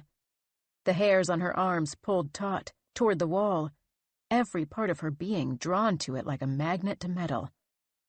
Even the sweat running down her back and beneath her arms seemed to be drawn to it, trickling sideways along her torso. She had to stop herself from speeding ahead, down the steep ravine, rushing through the trees like a midnight shopper at the gates of Walmart on Black Friday. The rock glittered, the lowering sun's rays glinting off mica or quartz or some other precious substance. The wall's pockmarks and cracks and crags made her fingers itch. Her pulse picked up and strummed against her wrist. Her endless train of anxious thoughts derailed, fell sidelong off the track in a fiery explosion that warmed her insides. In that moment, it did not matter if she was a woman trying to prove herself, if she wasn't skilled enough to send every root on the wall. She needed to touch it, to scale it. "Holy shit," Dylan whispered. "It's perfect." "Almost too good to be true," Clay said. As they started down the lip of the valley, Slade stiffened at the end of his leash. He would not budge. Luke tugged, and the dog dug his paws into the ground. Immovable, Slade stared down the incline, his haunches raised along with the ridge of hair on his back, a cautionary mohawk. His growl, low and long, bounced into the valley. A flash of unease crept up Dylan's spine. She'd never seen Slade act like this. Even when they'd encountered raccoons and possums during trips to the gorge, he'd never so much as sniffed in their direction. He tugged on the leash again, elongating the scratch marks in the dirt. Daring the revenge of Slade's teeth, Luke fed him another corner of the trail bar. The four moved down into the valley, the ground soft, the air warm when they left the surrounding trees. Dylan leading Slade by the nose with more treats. Dylan and Luke pitched their tent in the grass, the movements easy and automatic, having performed each step so many times that paint had worn away from the poles.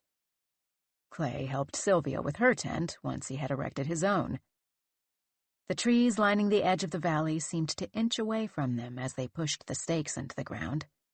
"Dylan, check this out," Luke called. He tapped the bark of a nearby tree, where the scabbed shapes of an S and a T resided inside of a heart. "Want to?" Dylan pulled her knife from her pocket and started scraping their initials into the bark. Hey, Sylvia said, dropping a stack of wood. "What are you doing?" They were nearly done. "We're just leaving our mark," Dylan said. She finished scraping the L and folded her knife. "You can't just scar the trees," Sylvia said. "This is a research mission.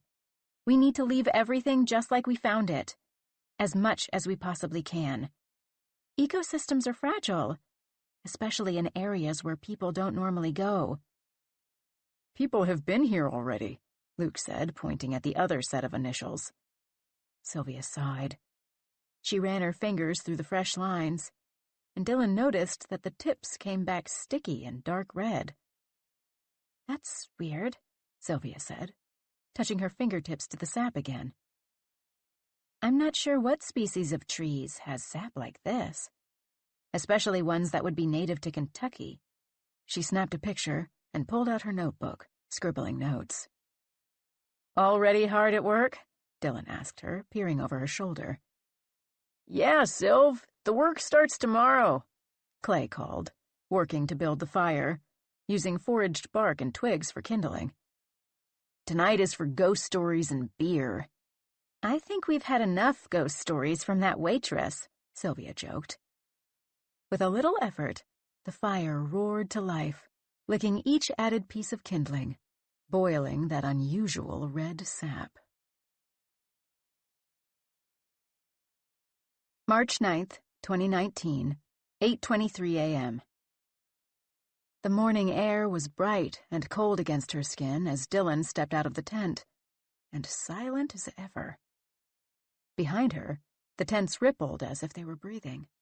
The trees staggered like auditorium seats up the side of the valley's bowl, which was marred by mossy trunks felled by some storm. Dew glistened on the grass.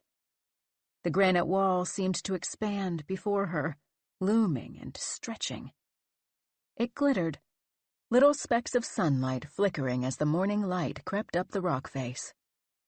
The light exposed its acne, all of the messy pockmarks and cracks and jagged little pieces she'd been hoping for, more glorious in person than on Clay's scans.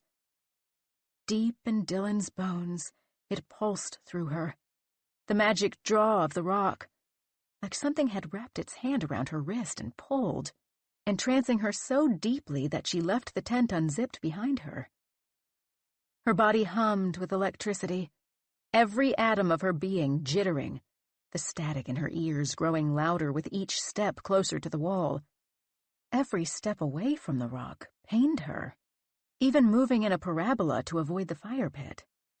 The pain ebbed when she reached the rock, but the magnetism in her fingers became a physical pull. She struggled to keep them at her sides, to stop them from reaching for it and climbing with no rope or harness or any sort of safety net. She had to remind herself to breathe. But she touched the rock anyway. Damp feeling in the way cold things usually were, the rough rock zipped a brief electric jolt through her fingers as she clutched a ridge caked in dirt. Her other hand clenched a crack, and she lifted her feet off the valley floor, set them against the rock in her hiking boots, nowhere near as sensitive as the sleek rubber-soled climbing shoes whose leather had molded to her feet, little concave buttons for each toe. But she was good at this, even with the constant doubt, and she knew how to position the pressure in her foot to utilize the edge of the bulky boot, gripping even the tiny crevices inset in the stone. She pulsed up to the next spot her fingers could shoot out to and clasp. She reminded herself with each inch upward to keep an eye out, to not climb too high with no rope and no crash pad.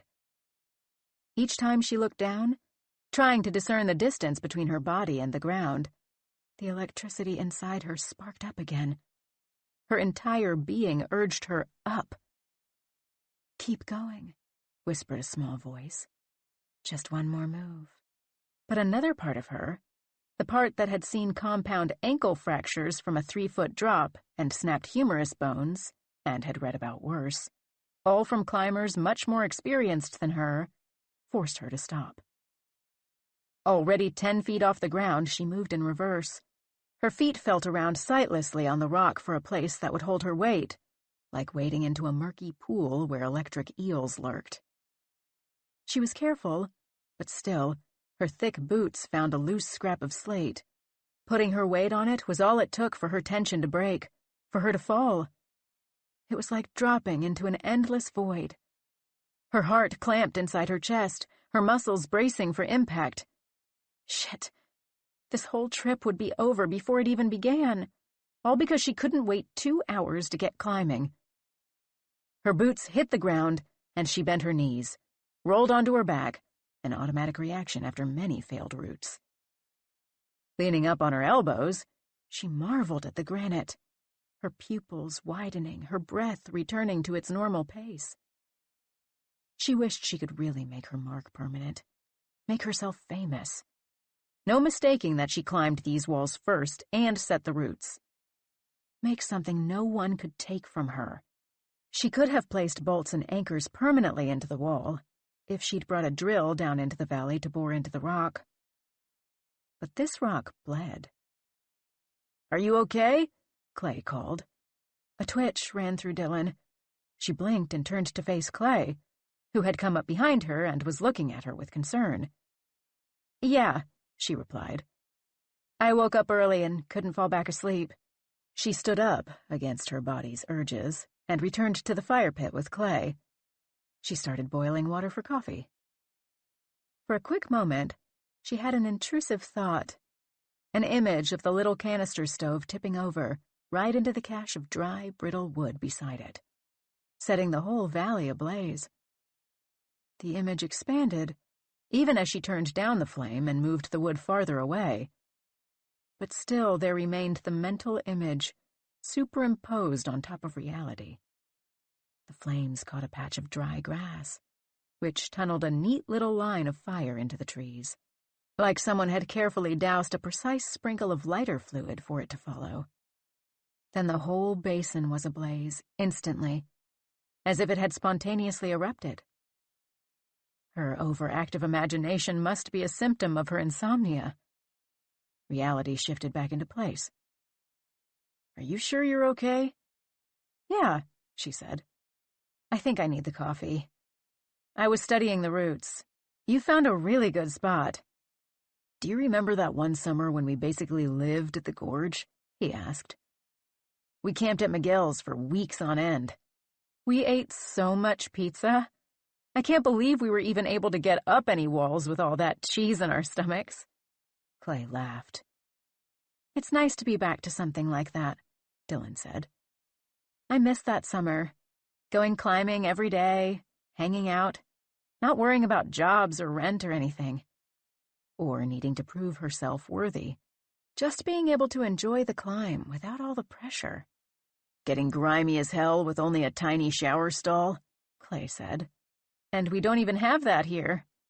We're going to get stinky for sure." Dylan's coffee had grown tepid by the time Luke crawled out of the tent, yawning. "Why didn't you wake me up?" he asked, sitting next to her by the fire pit. "I don't know," Dylan said. "You were snoring and curled up so cute with Slade, so I thought I'd let you sleep." "Where is Slade?" "Isn't he with you?" she asked. "Do you want some coffee?" "He wasn't in the tent when I got up, and the tent was unzipped." "Oh, shit," Dylan said, her stomach plummeting. "He can't have gone far. Probably just needed to pee. We'll find him." The four searched the campsite, in and around the tents and all of their supplies. They screamed Slade's name into the trees, the sound echoing against the heavy silence. They walked in wider and wider circles, calling out to the dog, Sylvia and Clay glancing more longingly at the wall and their research gear with each revolution. Dylan didn't remember doing it, but she knew she was the one to leave the tent open. It wasn't like Slade to go far. But why hadn't he come when they called? He could be anywhere by now. She should have worked harder to convince Luke to leave Slade with a friend for the trip, but Luke said he'd be too worried about him to focus on anything else. Now Slade was gone and holding up the work, and it was her fault. Once more, Dylan ducked her head into the still unzipped tent, hoping against the leaden ball in her stomach that Slade would be in there, snoozing in the corner, obscured by their packs. But she only found the buzzing of wayward flies.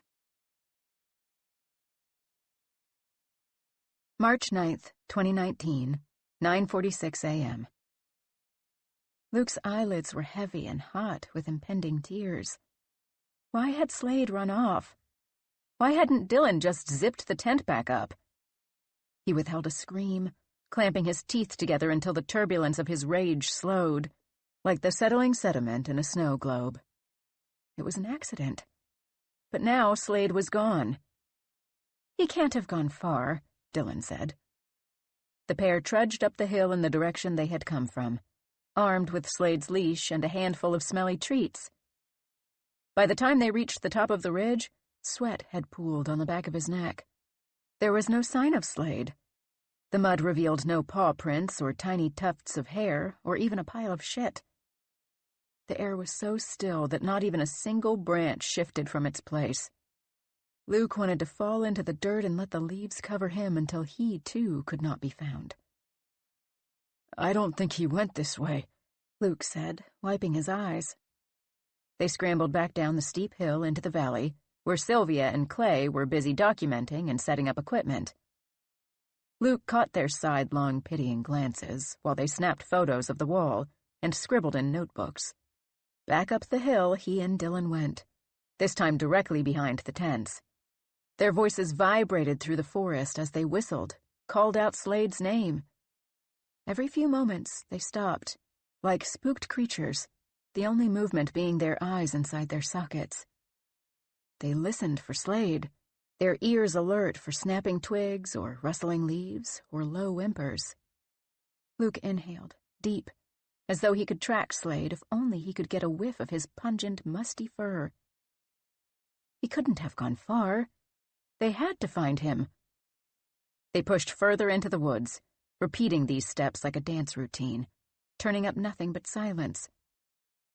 "I'm sorry, Luke, but I think we should head back," Dylan said. Somehow they were still at the edge of the valley's bowl, their tents in sight. They must have been walking in circles. "He has to be here somewhere," Luke said, his voice hoarse from screaming. "Maybe if we go just a little farther." Dylan sat down on a log. "I'm sorry. I don't think we're going to find him. We don't want to get lost ourselves." "We have to find him." "We should get to climbing soon," Dylan said.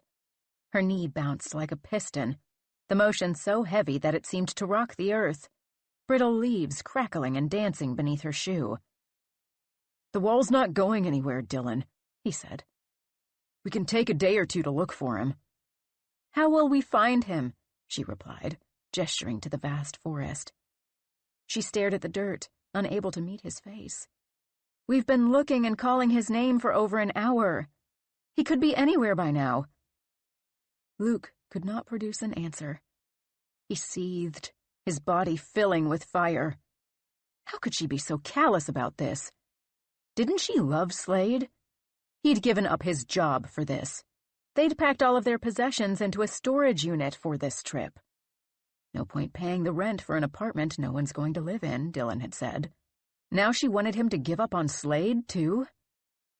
"And how would we find our way back?" she posed. "We could borrow the GPS thing," Luke said. "I mean, we should at least fucking try. What if he's just a little farther and we miss him?" "We can set a bowl of his food out and the clothes we were wearing yesterday," Dylan said. She still couldn't meet his eye. "I heard that dogs can smell that stuff for miles. That's how people lure their missing dogs back home."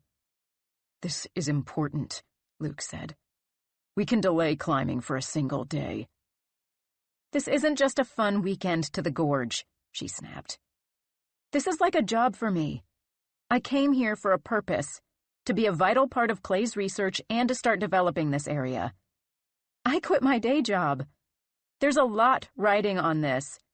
Petzel expects a lot from me." "I quit my job, too," he said through gritted teeth. "I did that for you. And you act like you don't give a shit about Slade." "That's not fair," she spat, finally meeting his eye. "I just don't think that there's much we can do right now. He could have run off in any direction. He could be all the way to Lexington by now. What's your game plan? How do you propose we search the entire forest for him?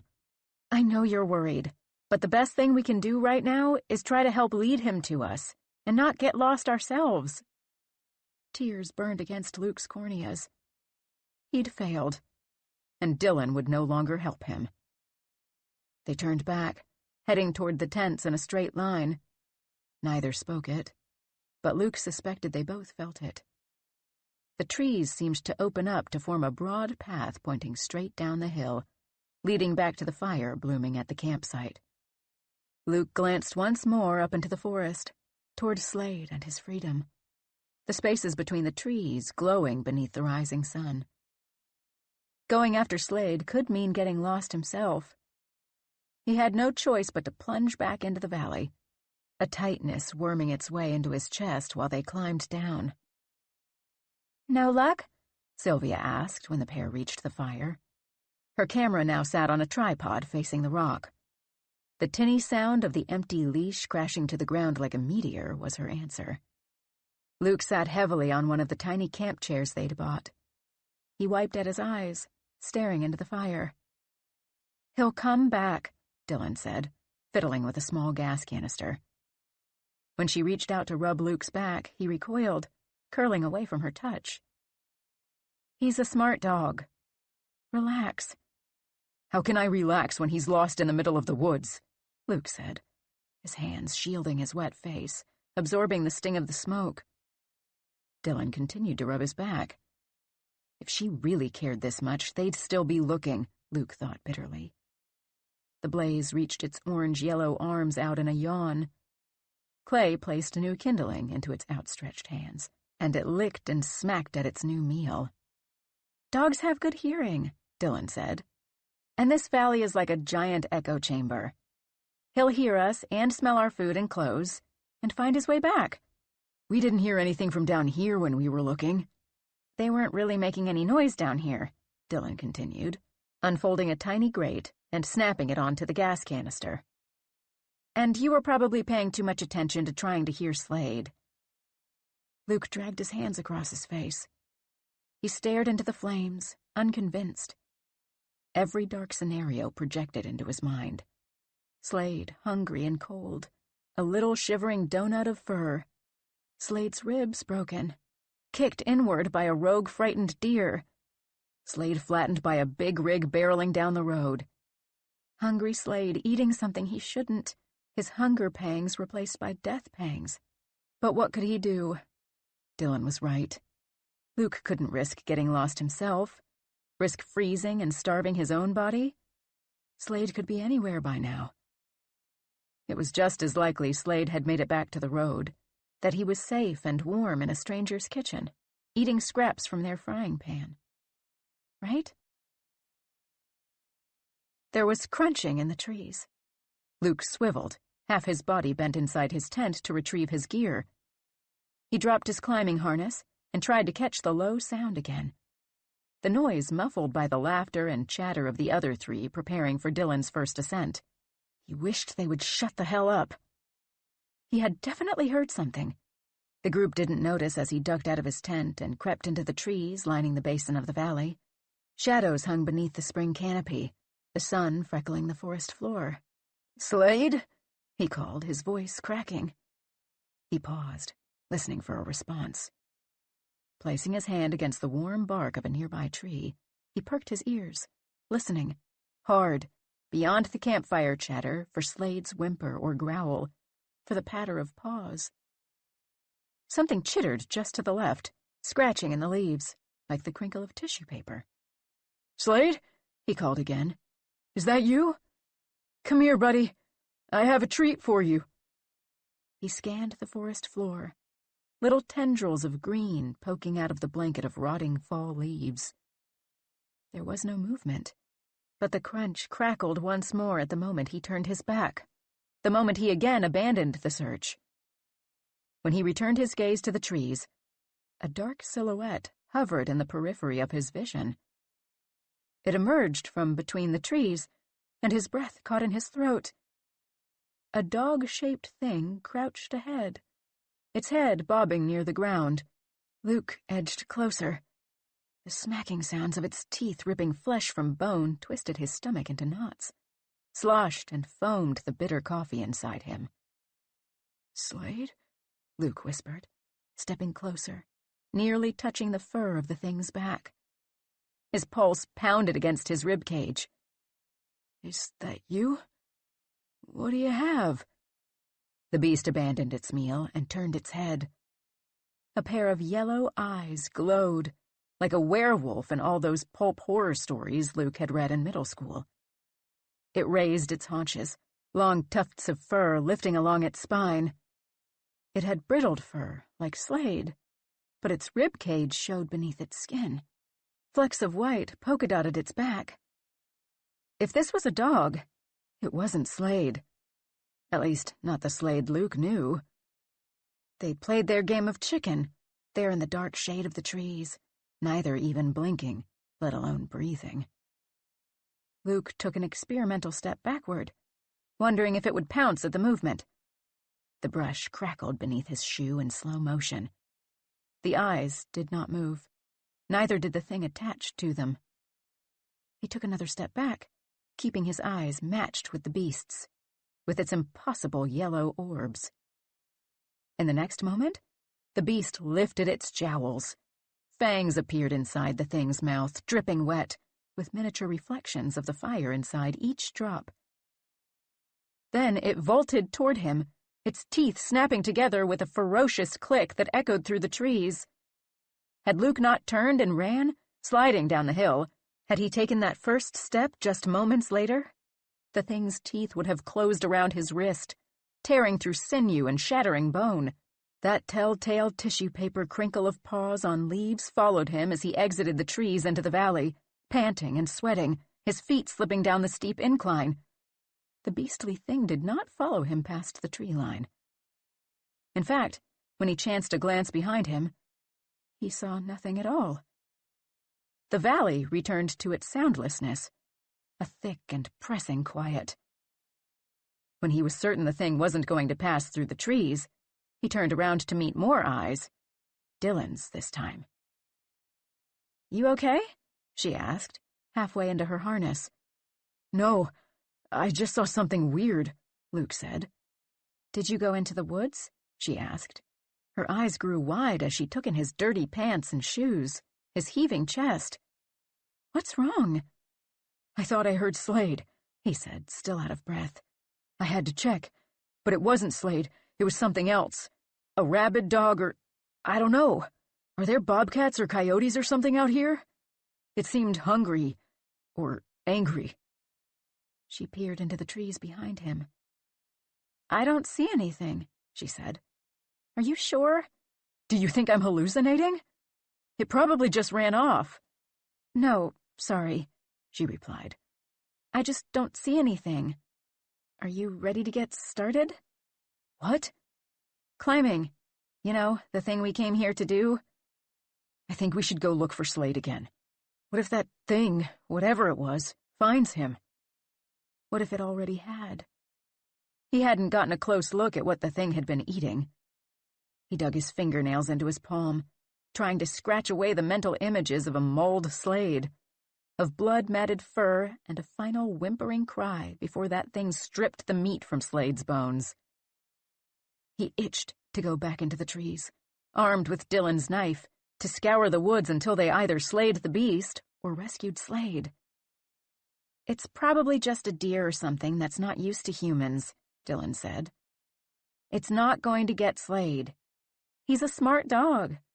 The yellow eyes hovered behind Luke's own eyelids, lying in wait each time he blinked. He glanced toward the trees. He wasn't sure how he'd get to sleep with the knowledge of that thing prowling, teeth sharp enough to tear flesh. It definitely wasn't a deer. It really looked like a dog, but like rabid or feral. And it was eating something, like raw meat. What if it hurts him? "I'm worried too," Dylan said.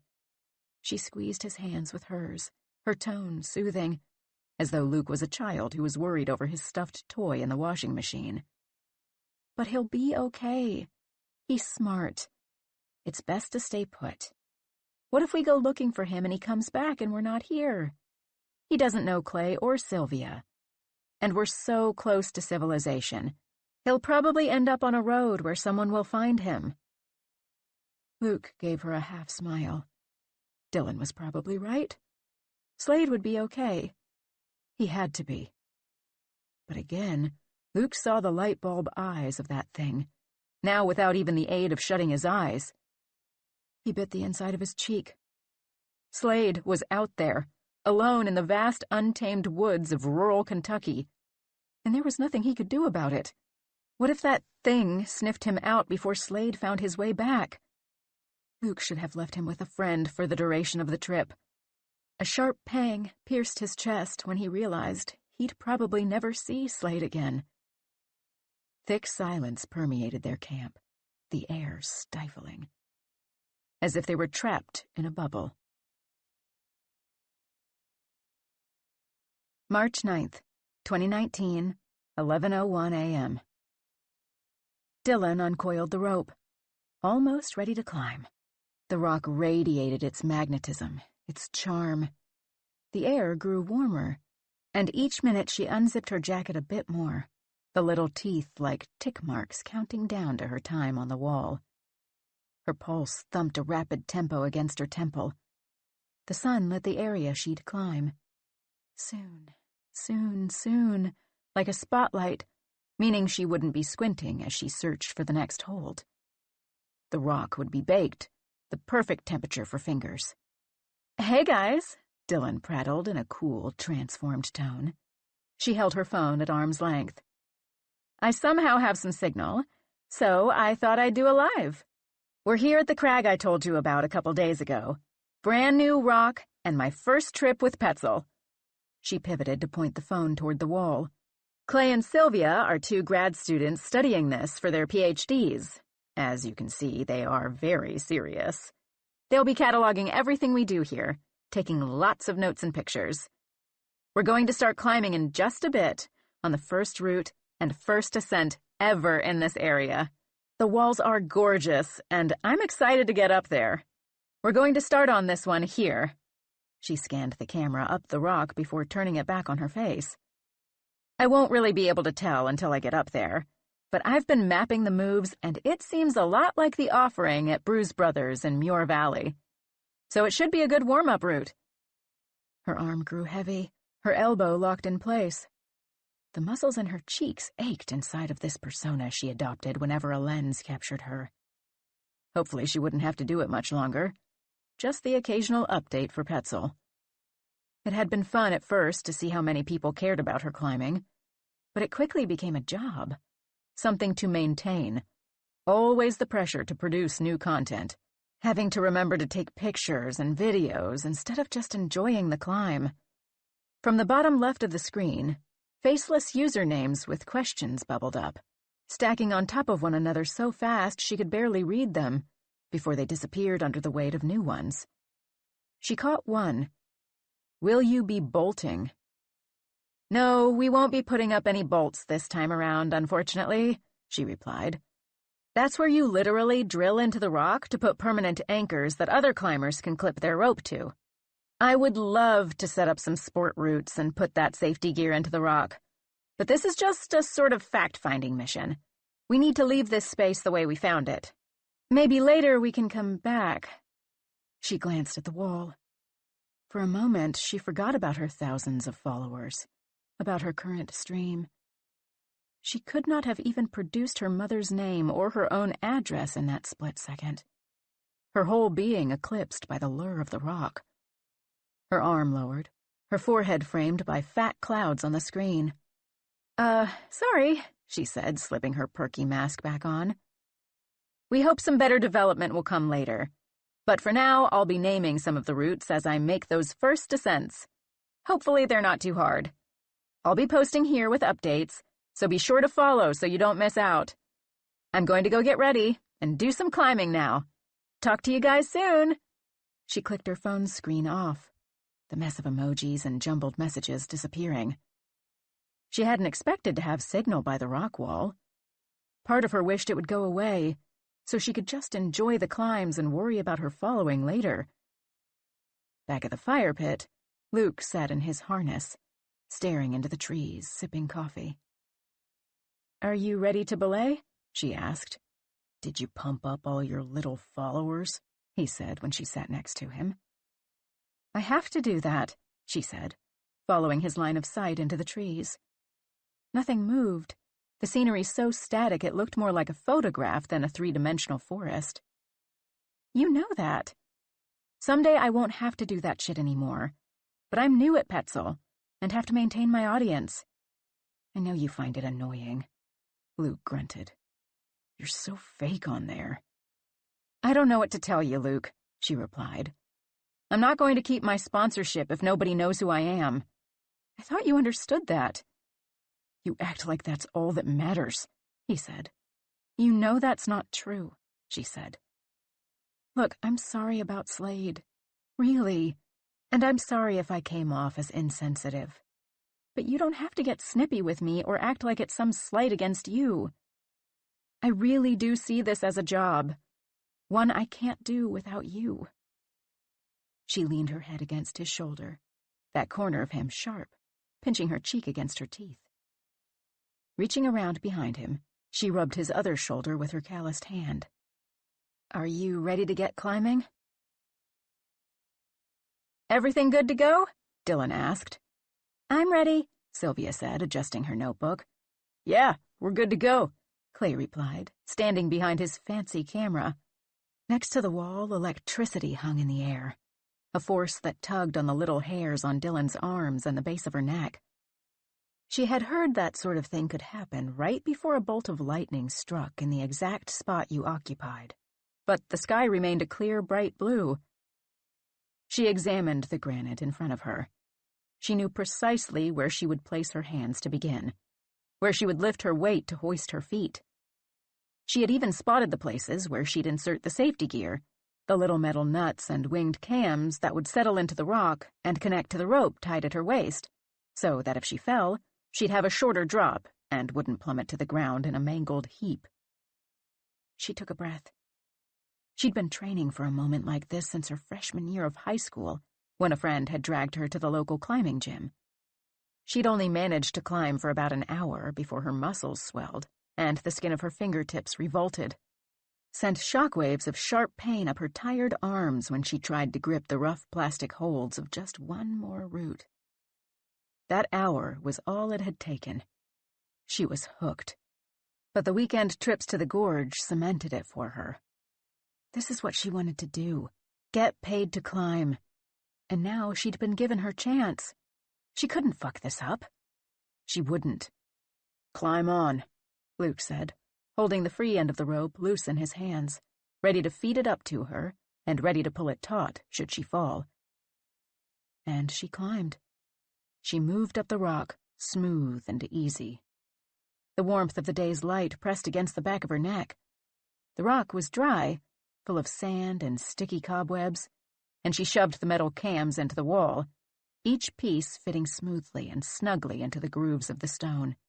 It was like she'd done this exact climb before, almost like International Route of Pancakes in Muir Valley, more akin to rote memory than a brand-new wall. Most new routes meant fussing 30 feet in the air, trying to position an inch-wide square of metal to touch as much of the rock as possible so that it would hold her if she fell. The muscles in her opposing arm cramped and locked in place, keeping her on the wall until she finished fiddling with the gear. But this wall? No strained twitching muscles screaming to let go while she clipped the quick draw, no scrabbling above her head for an unseen hold. Pure magic. The trend continued for the rest of the morning. Luke fed her rope as she pressed upward, each movement captured by Clay's camera.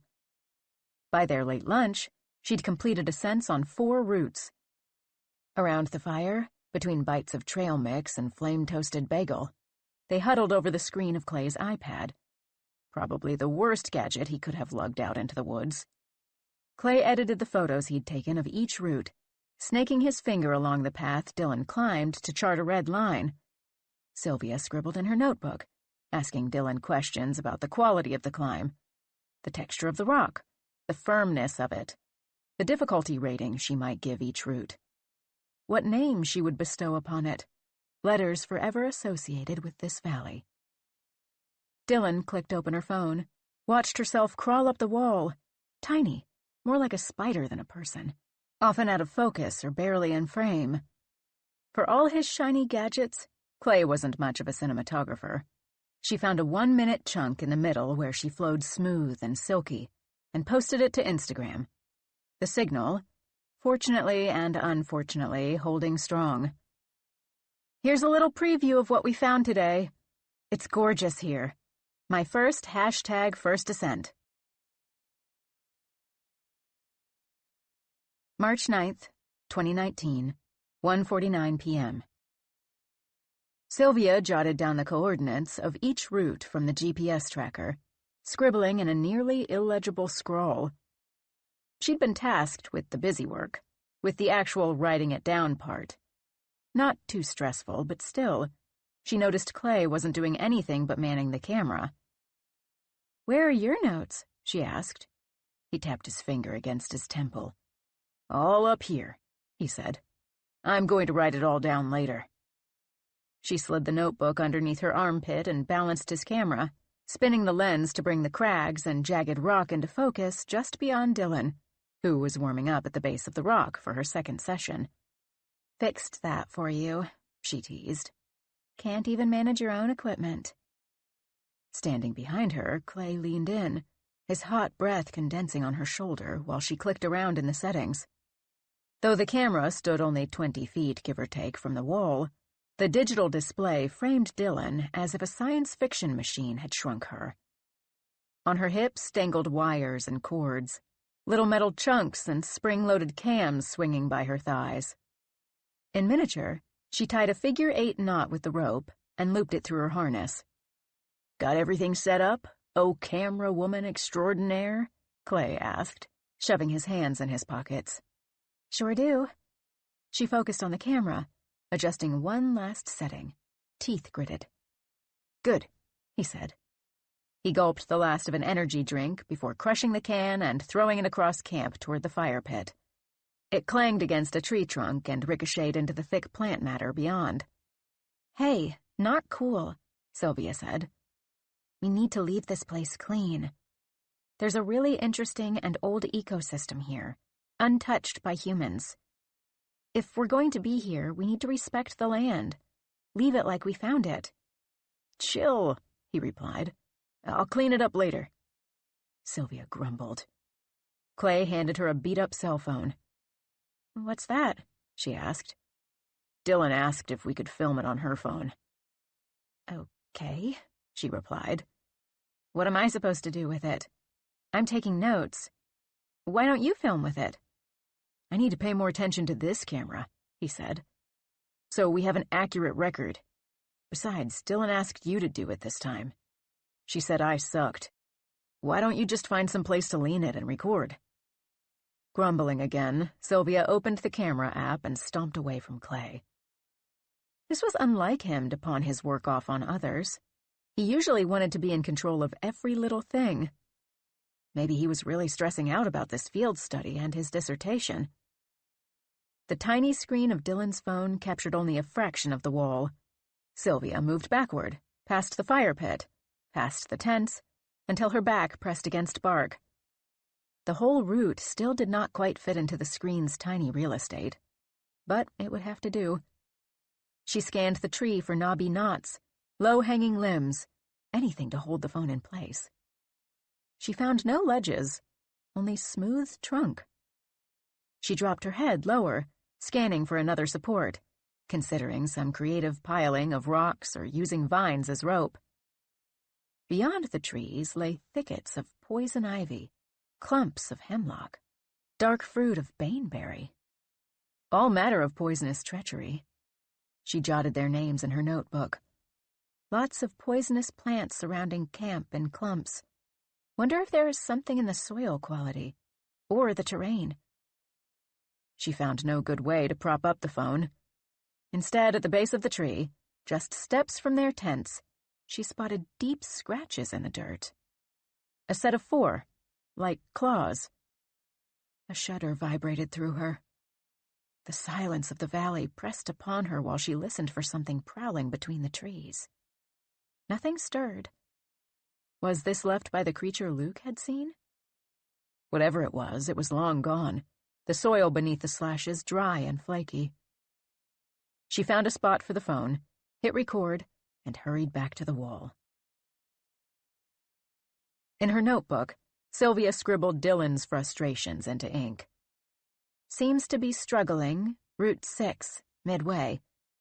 Canvassed up the first third, then moved left before down-climbing and trying moves on the right. Top of the rock appears smooth from the ground.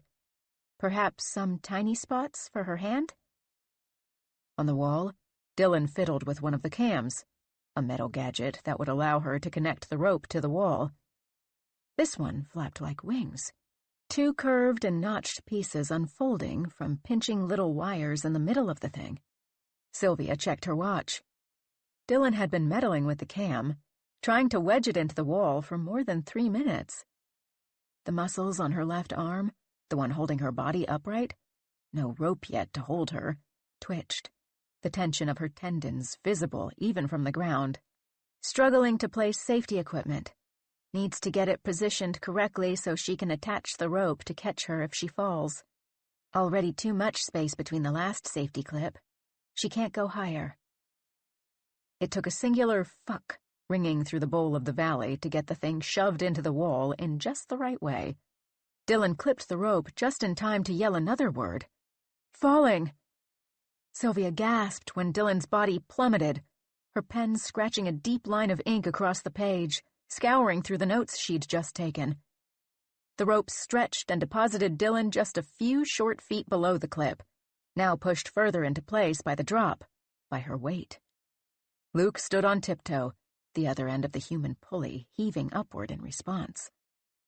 Dylan shook out her left arm, flexing the tight muscle, the movement reflected in the tiny camera screen. Sylvia's own arm ached, her tendons pulled taut from scribbling. Even with the camera recording everything, she scratched each movement Dylan made into the log, needing to get everything precisely transcribed. She doubted Clay would really hold all the details in his head. Her head bobbing between the scene and her page, Sylvia charted in her notebook. Falls after placing cam, route 6, midway, maybe 40 feet up. No visible injuries, muscles seem sore. Clips remain in wall. She didn't realize she'd been biting her lip until blood sprang like a well, the river running between her teeth. She'd watched climbers fall on video as she was doing her research, but seeing it in real time made her chest constrict. "Are you okay?" Luke called up to Dylan. Luke released slack, his feet lowering to the dirt. "Yeah," Dylan yelled down. "I don't know if I'm going to be able to finish this one today." "Are you ready to come down?" Even from the ground, Sylvia could see Dylan deliberating, her gaze pinging from her shaky forearm to her scuffed shoes to the sun diving behind the rock face, pouring blinding light into her eyes while leaving the rock dark. Sylvia hesitated, her pen hovering above the page, waiting for the decision.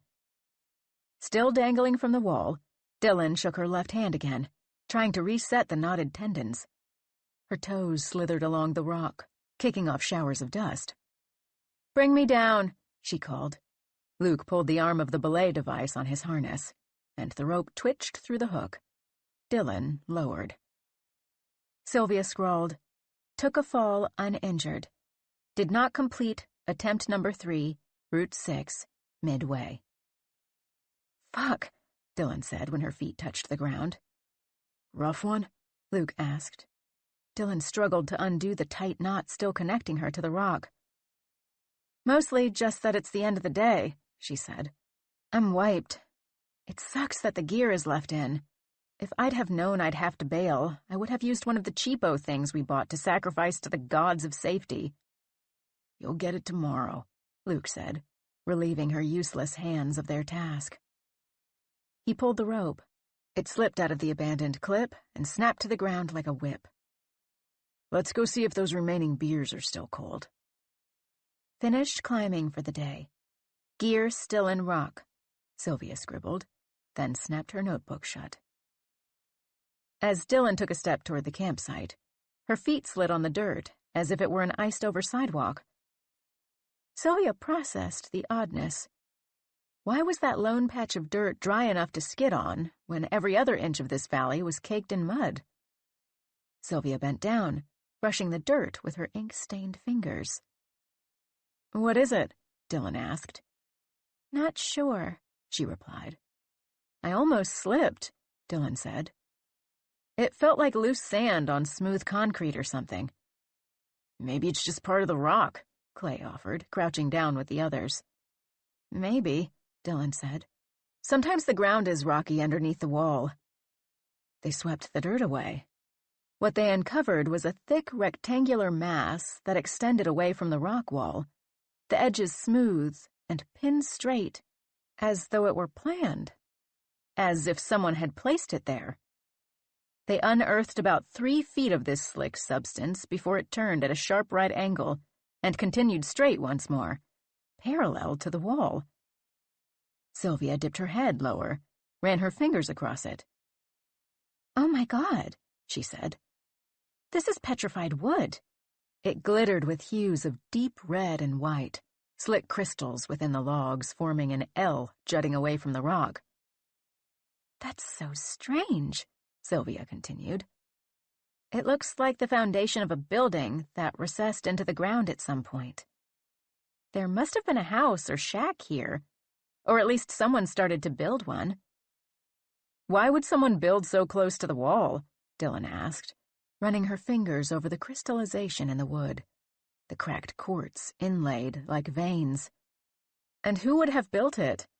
The only signs that anyone's been back here were those initials in the tree trunk. Everything else we found was over a mile away." "Who knows," Clay says. "Maybe it was a lean-to a long time ago. Maybe like a hunter's shack?"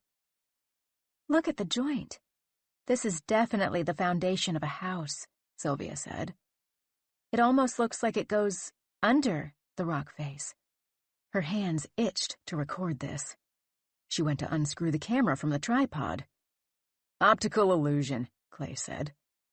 "Maybe as the wood got pushed into the ground, it shifted and got pushed under the rock, into a crevice or something." Sylvia rolled her eyes. "And maybe it's just trees that were cut by lightning and fell this way, entirely square, doorway and all," she clipped, returning with the camera. "Petrified wood takes millions of years to form. It must have already been petrified when they built it. What a cool find." Sylvia snapped photos of the human-made structure, zooming in where it seemed to cut underneath the tower of rock. They squatted, each one of them marveling at the old wood, at the space at the front wide enough for a door. Sylvia let the camera drop on the lanyard around her neck and scribbled, "Found man-made structure near the wall. The wood is petrified. Must be millions of years old. Looks like the foundation of an old house, maybe a lean-to or log cabin. Rest of the structure is gone, so probably at least 100 years old. The foundation goes beneath the rock somehow. Puzzling find this far into the woods with no trail to lead here. Maybe trail grew over? Could flooding have pushed structure under rock? Maybe caves beneath." Sylvia lamented that the rest of the structure had been demolished by time or natural disaster or human hands. Everything but this glittering quartz monument. March 10th, 2019, 1:43 a.m. Late that night, pained howls reverberated out among the trees. Luke couldn't be sure the pangs and yelps ringing through the valley, hour by hour, weren't Slade somewhere in the woods, hungry and crying, cold, his paws caked with clumped mud. There was a whimper so low he couldn't be sure it was there at all. A tiny little pang, a just-there cry for help. Were those the sounds a dog made? Was it just cruel wind? Or was it that horrible thing he had seen in the trees earlier that day? He could only imagine the worst.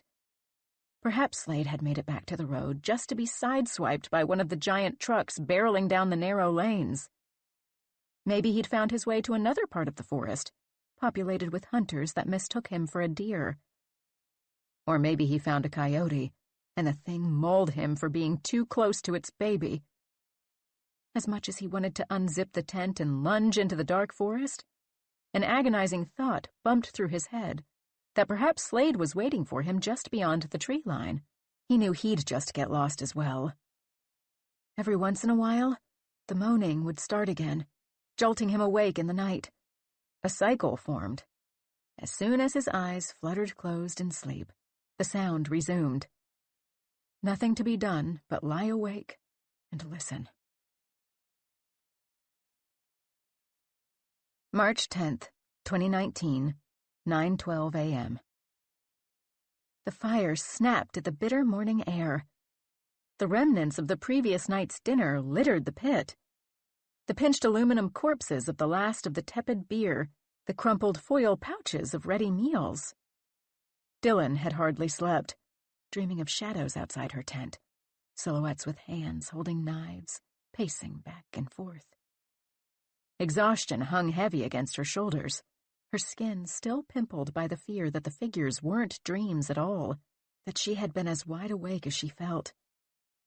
But once she got a glimpse of the wall, she forgot the night's imagined intruders, the shadow people that lined the interim space between sleep and wakefulness. She planned her movements by miming in the air at the base of the rock. She gulped her coffee and started warm-up stretches, bouldering and traversing across the bottom 5 feet of granite. Her skin electrified as she climbed, little jolts of static jostling through her fingertips, like she was touching ungrounded metal and not solid rock. The sun warmed her neck, its bright fingers working out the soreness of the prior day, easing her tendons, stretching them like soft taffy. Luke uncoiled the rope underneath the troublesome root, mute and sullen.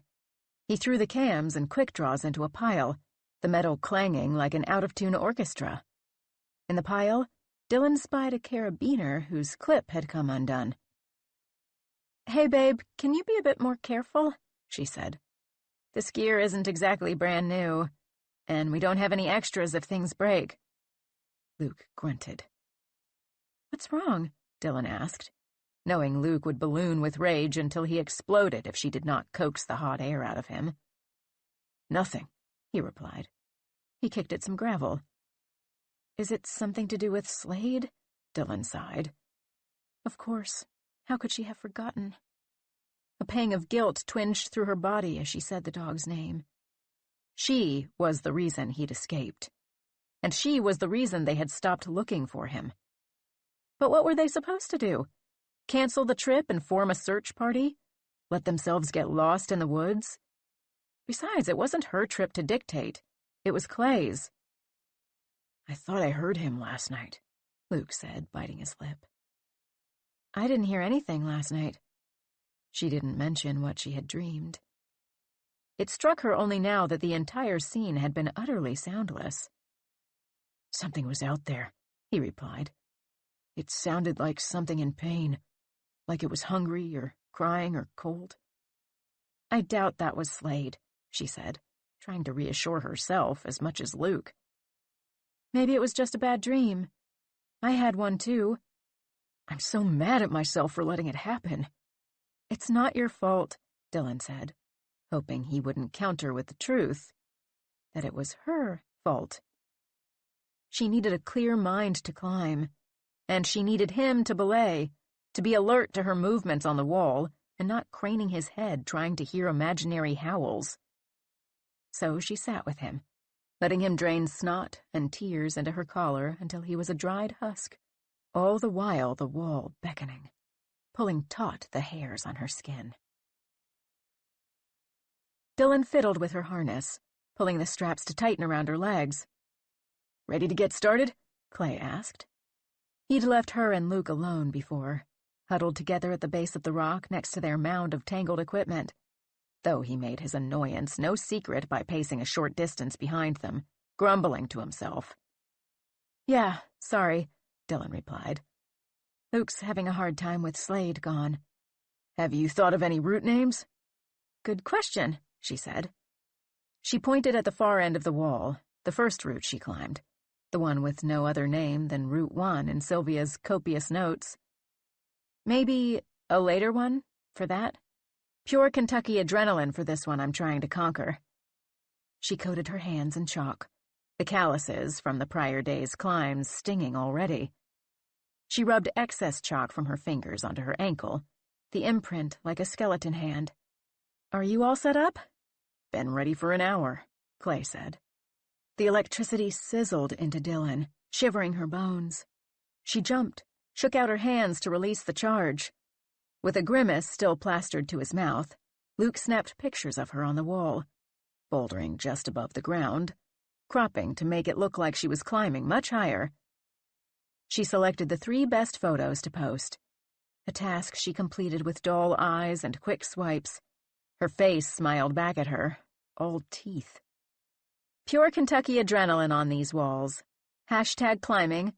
Hashtag first ascent." Once Dylan touched the wall, she was off. No kinks this time. It was as if she had snuck out at night to memorize the movements.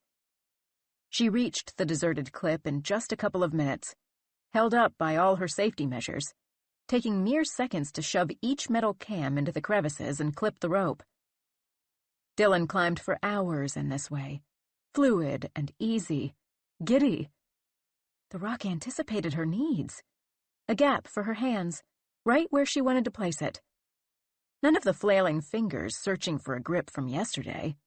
None of the pray to whatever deity might be out there from previous attempts, while trusting her rubber-tipped shoes to hold fast to the tiniest prick of granite. Dylan's arms should have been sore. One 30-minute rest break between roots and a stomach full of coffee and sticky oats should certainly not have sufficed as a muscle-smoothing balm. But the muscles of her forearms weren't tight. They hadn't woven into the hard knots that could only be undone by time, or some noxious-smelling ointment, or rough fingers.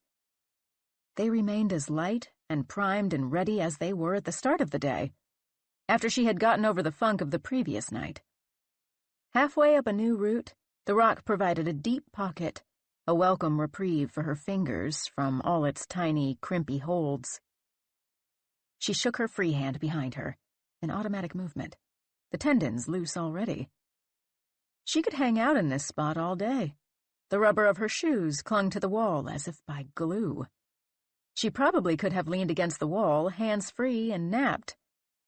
She placed another cam while she remained steady. The metal fit into the wall with ease, and she clipped the rope through the carabiner. The rest of the route above her looked much harder.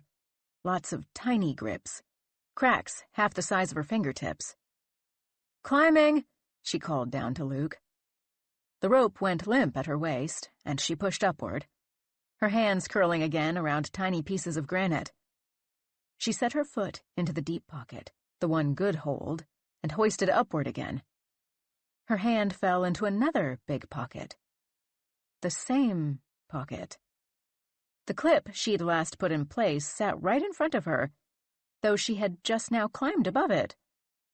The rope even looped through the clip and back to her harness. She stared at it for what felt like an eternity. How could she be back down here?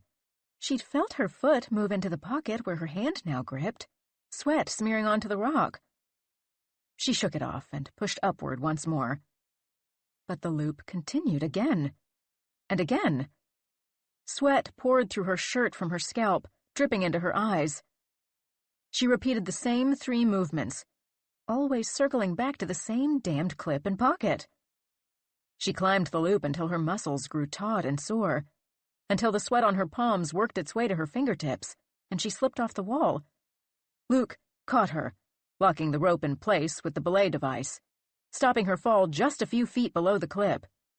"You'll get that one easily," Luke said once she was on the ground. "Must have been a fluke. It seemed like you had it." "I kept climbing in circles." "What do you mean?" "I would go up and somehow keep ending up under the clip I'd just placed. It was so weird. You didn't see anything?" "No, nothing like that," he replied, his face scrunched in confusion. "I mean, I guess it looked like you were sitting in that one spot for longer than usual, but I thought you just needed a break." "I really felt like I was just climbing and climbing and climbing, but not going anywhere." "Sylvia and Clay were recording. Maybe you could watch the video and see what happened." The camera felt heavy in Dylan's hands. In the tiny screen, she watched herself scramble up the wall like a spider. Luke was right. She hesitated by the clip before she fell, but that was all. Just hesitation. They took a quick break for lunch, just enough time to stuff granola and Cliff Bars into their mouths, to quell their stomachs' pestering. Dylan gulped water, bumping her knee like a metronome. Her body itched to get back onto the rock.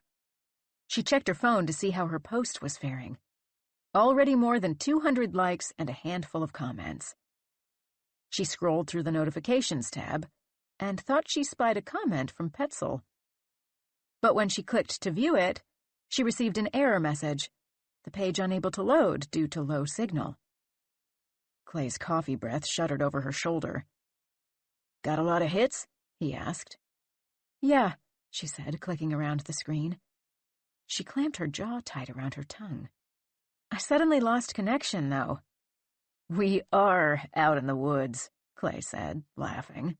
Yeah, I'm aware, she quipped. But I've had great signal so far, and I haven't moved at all. It just suddenly disappeared. What are you gonna do? Clay shrugged his shoulders and moved behind Sylvia to peek at her scrawled notes. Fair enough, Dylan said, standing and stretching. The wall loomed, treacherous yet golden. Honestly, it might be a welcome reprieve from the grind of it.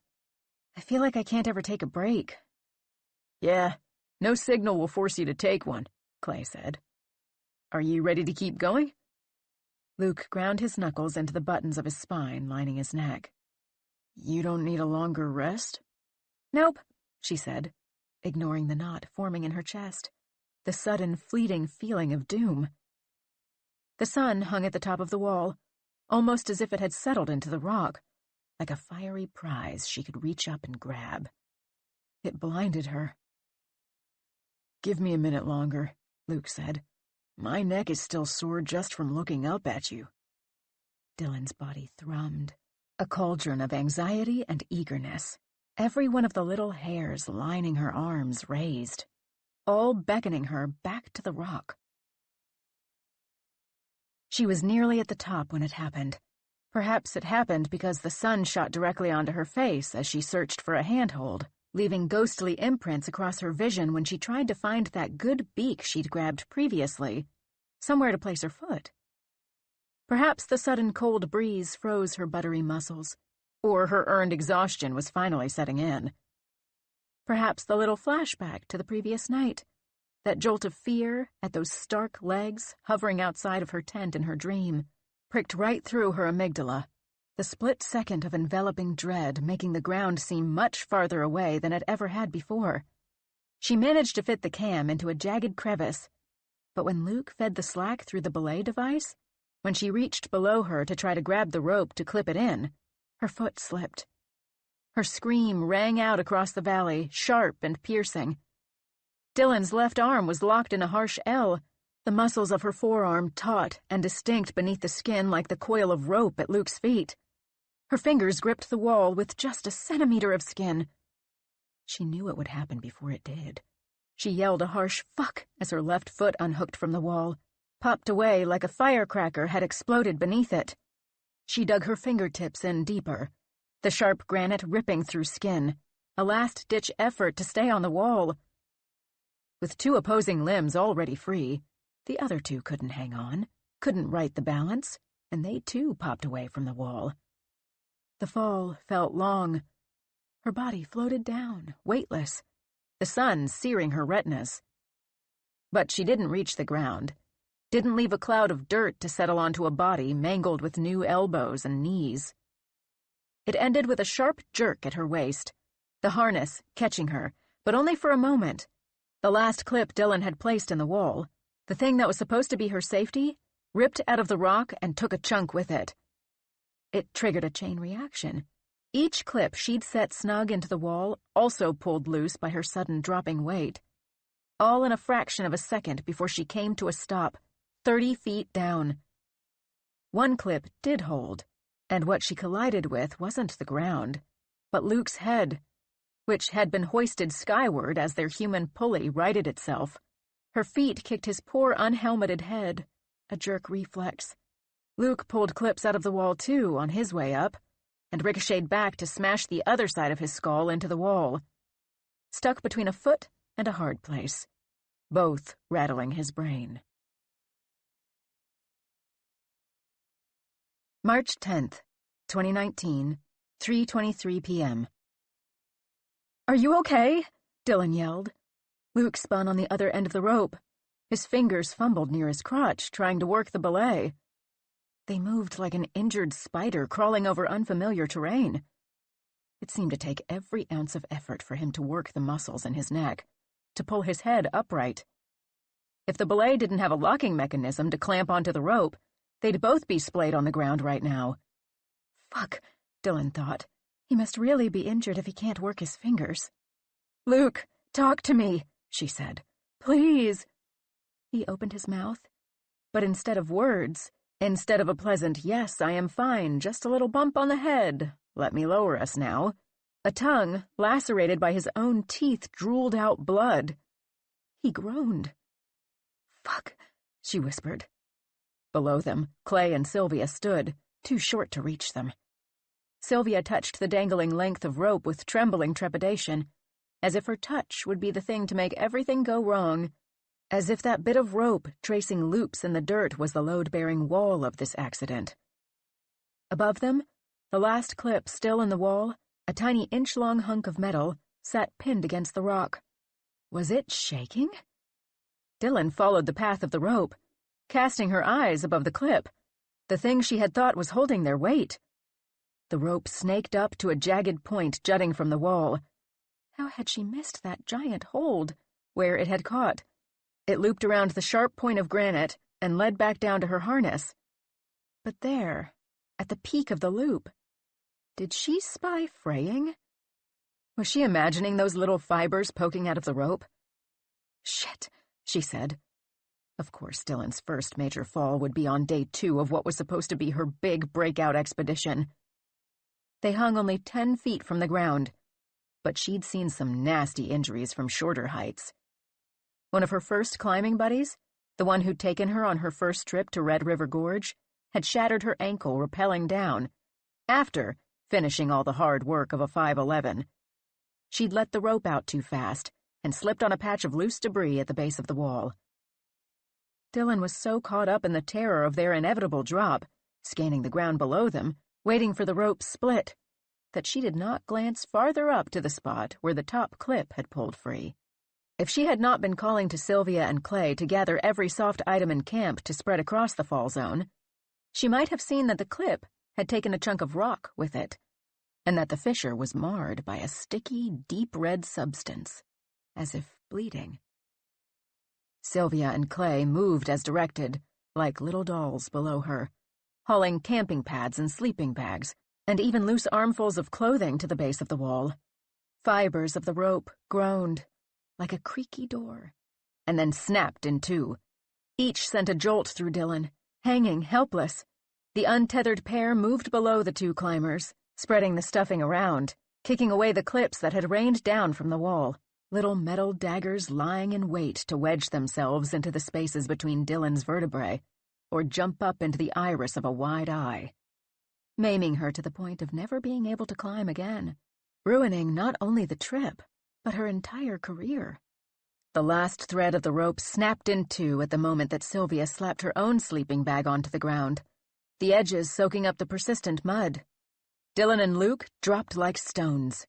The rope slithered out of the remaining clips, thumping to the ground and across Luke's poor, battered, unhelmeted head. He whimpered. His hand found his head, rubbing a spot to the left of where the rope had slapped him. Dylan prayed he was just in shock. She sat up, assessed. She could recall her name. She counted exactly 10 fingers on her hands, 3 with brown-red blood crusted around the nail beds. Her head did not pound. Her ankles and wrists had not snapped beneath her, had not bent into some shape they were not designed to make. No ache blossomed between her ears. She had survived the drop with only light scrapes along her knees and elbows, and blooming purple swaths on her thighs and waist where her harness had dug in. She exhaled in relief. Had they dropped 6 inches to the right, they would have cracked their bones on stones pushing out of the dirt. She unclasped her helmet and cursed their lack of forethought to bring a second one for Luke. She crawled to Luke, who was still lying down, apparently unable to lift his head or any other part of his body. His knee bent at an odd angle, the bottom half of his leg pinned beneath his body. "Oh my God, Luke," she said, voice quivering. But even as her chest tightened at the sight of him, limp like a rag doll, the magnetism of the wall still pulled at her, even now, and a little pang of sorrow stabbed inside her at her now spoiled ambitions.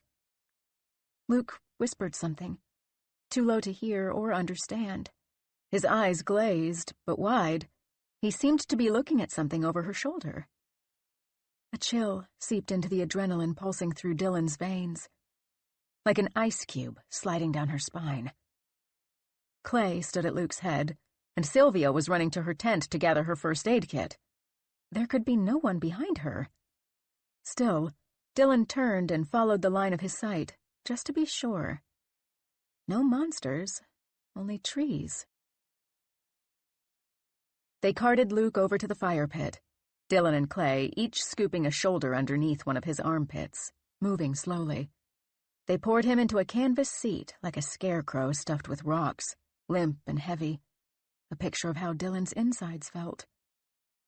They placed his swollen ankle into the dregs of the cooler, empty aluminum husks bobbing around in the water. "Luke, how are you feeling?" Dylan asked. "Can you say something?" "Dizzy. My head hurts and my vision is blurry," he said, the words running together. "Is he gonna be okay?" Dylan asked Sylvia. She twisted her hands in her lap, picking at the dried blood lining her cuticles. Luke's head lolled on his shoulders, his gaze cloudy. "He definitely took the brunt of the fall," Sylvia said. She wrapped his wrist with a stretchy beige band, trapping a stiff stick inside. His already puffy wrist disappeared beneath the brace. "I have a little bit of medical training, just an emergency first aid course. I think his wrist and ankle are fractured, if not broken. We'll need to elevate them. He definitely has a concussion, and he'll probably go in and out of lucidity. Luckily, there's only small scrapes on his scalp, so hopefully it's a minor one."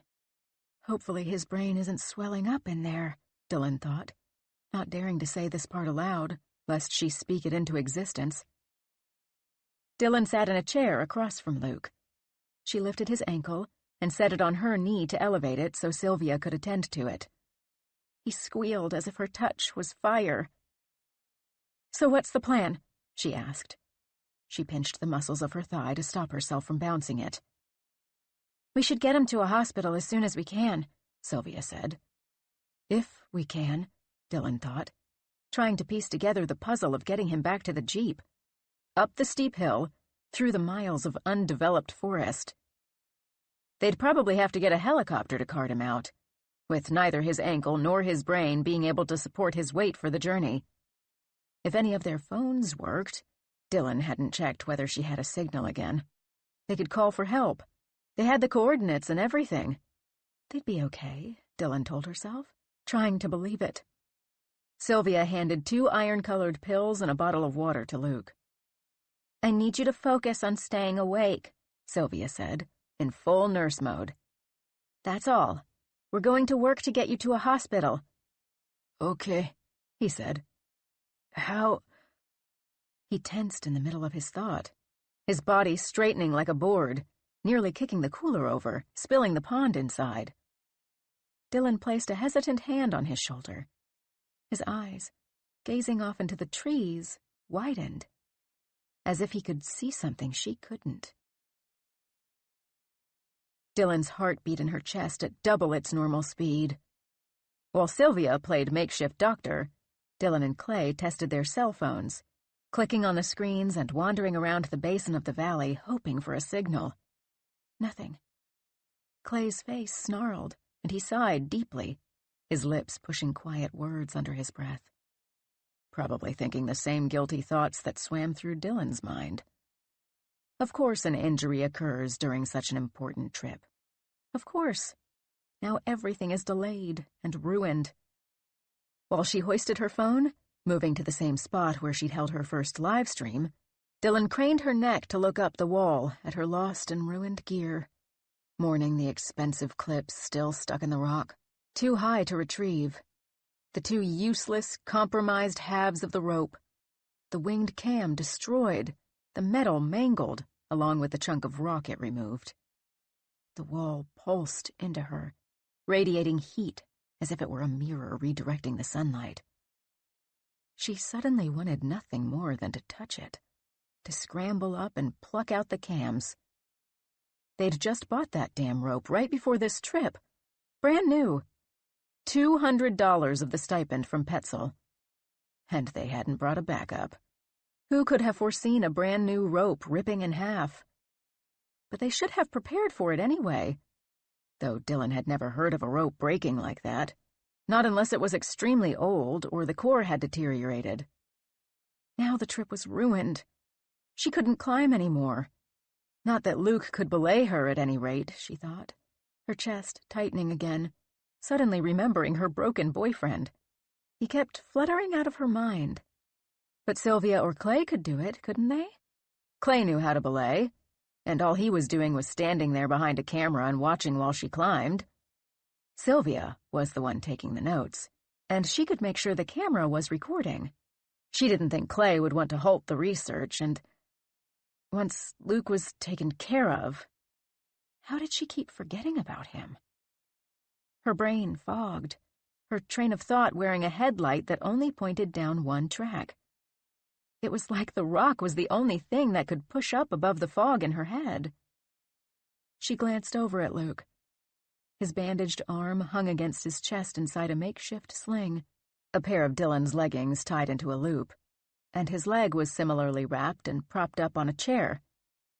His head sat upright on his neck. He'd be fine.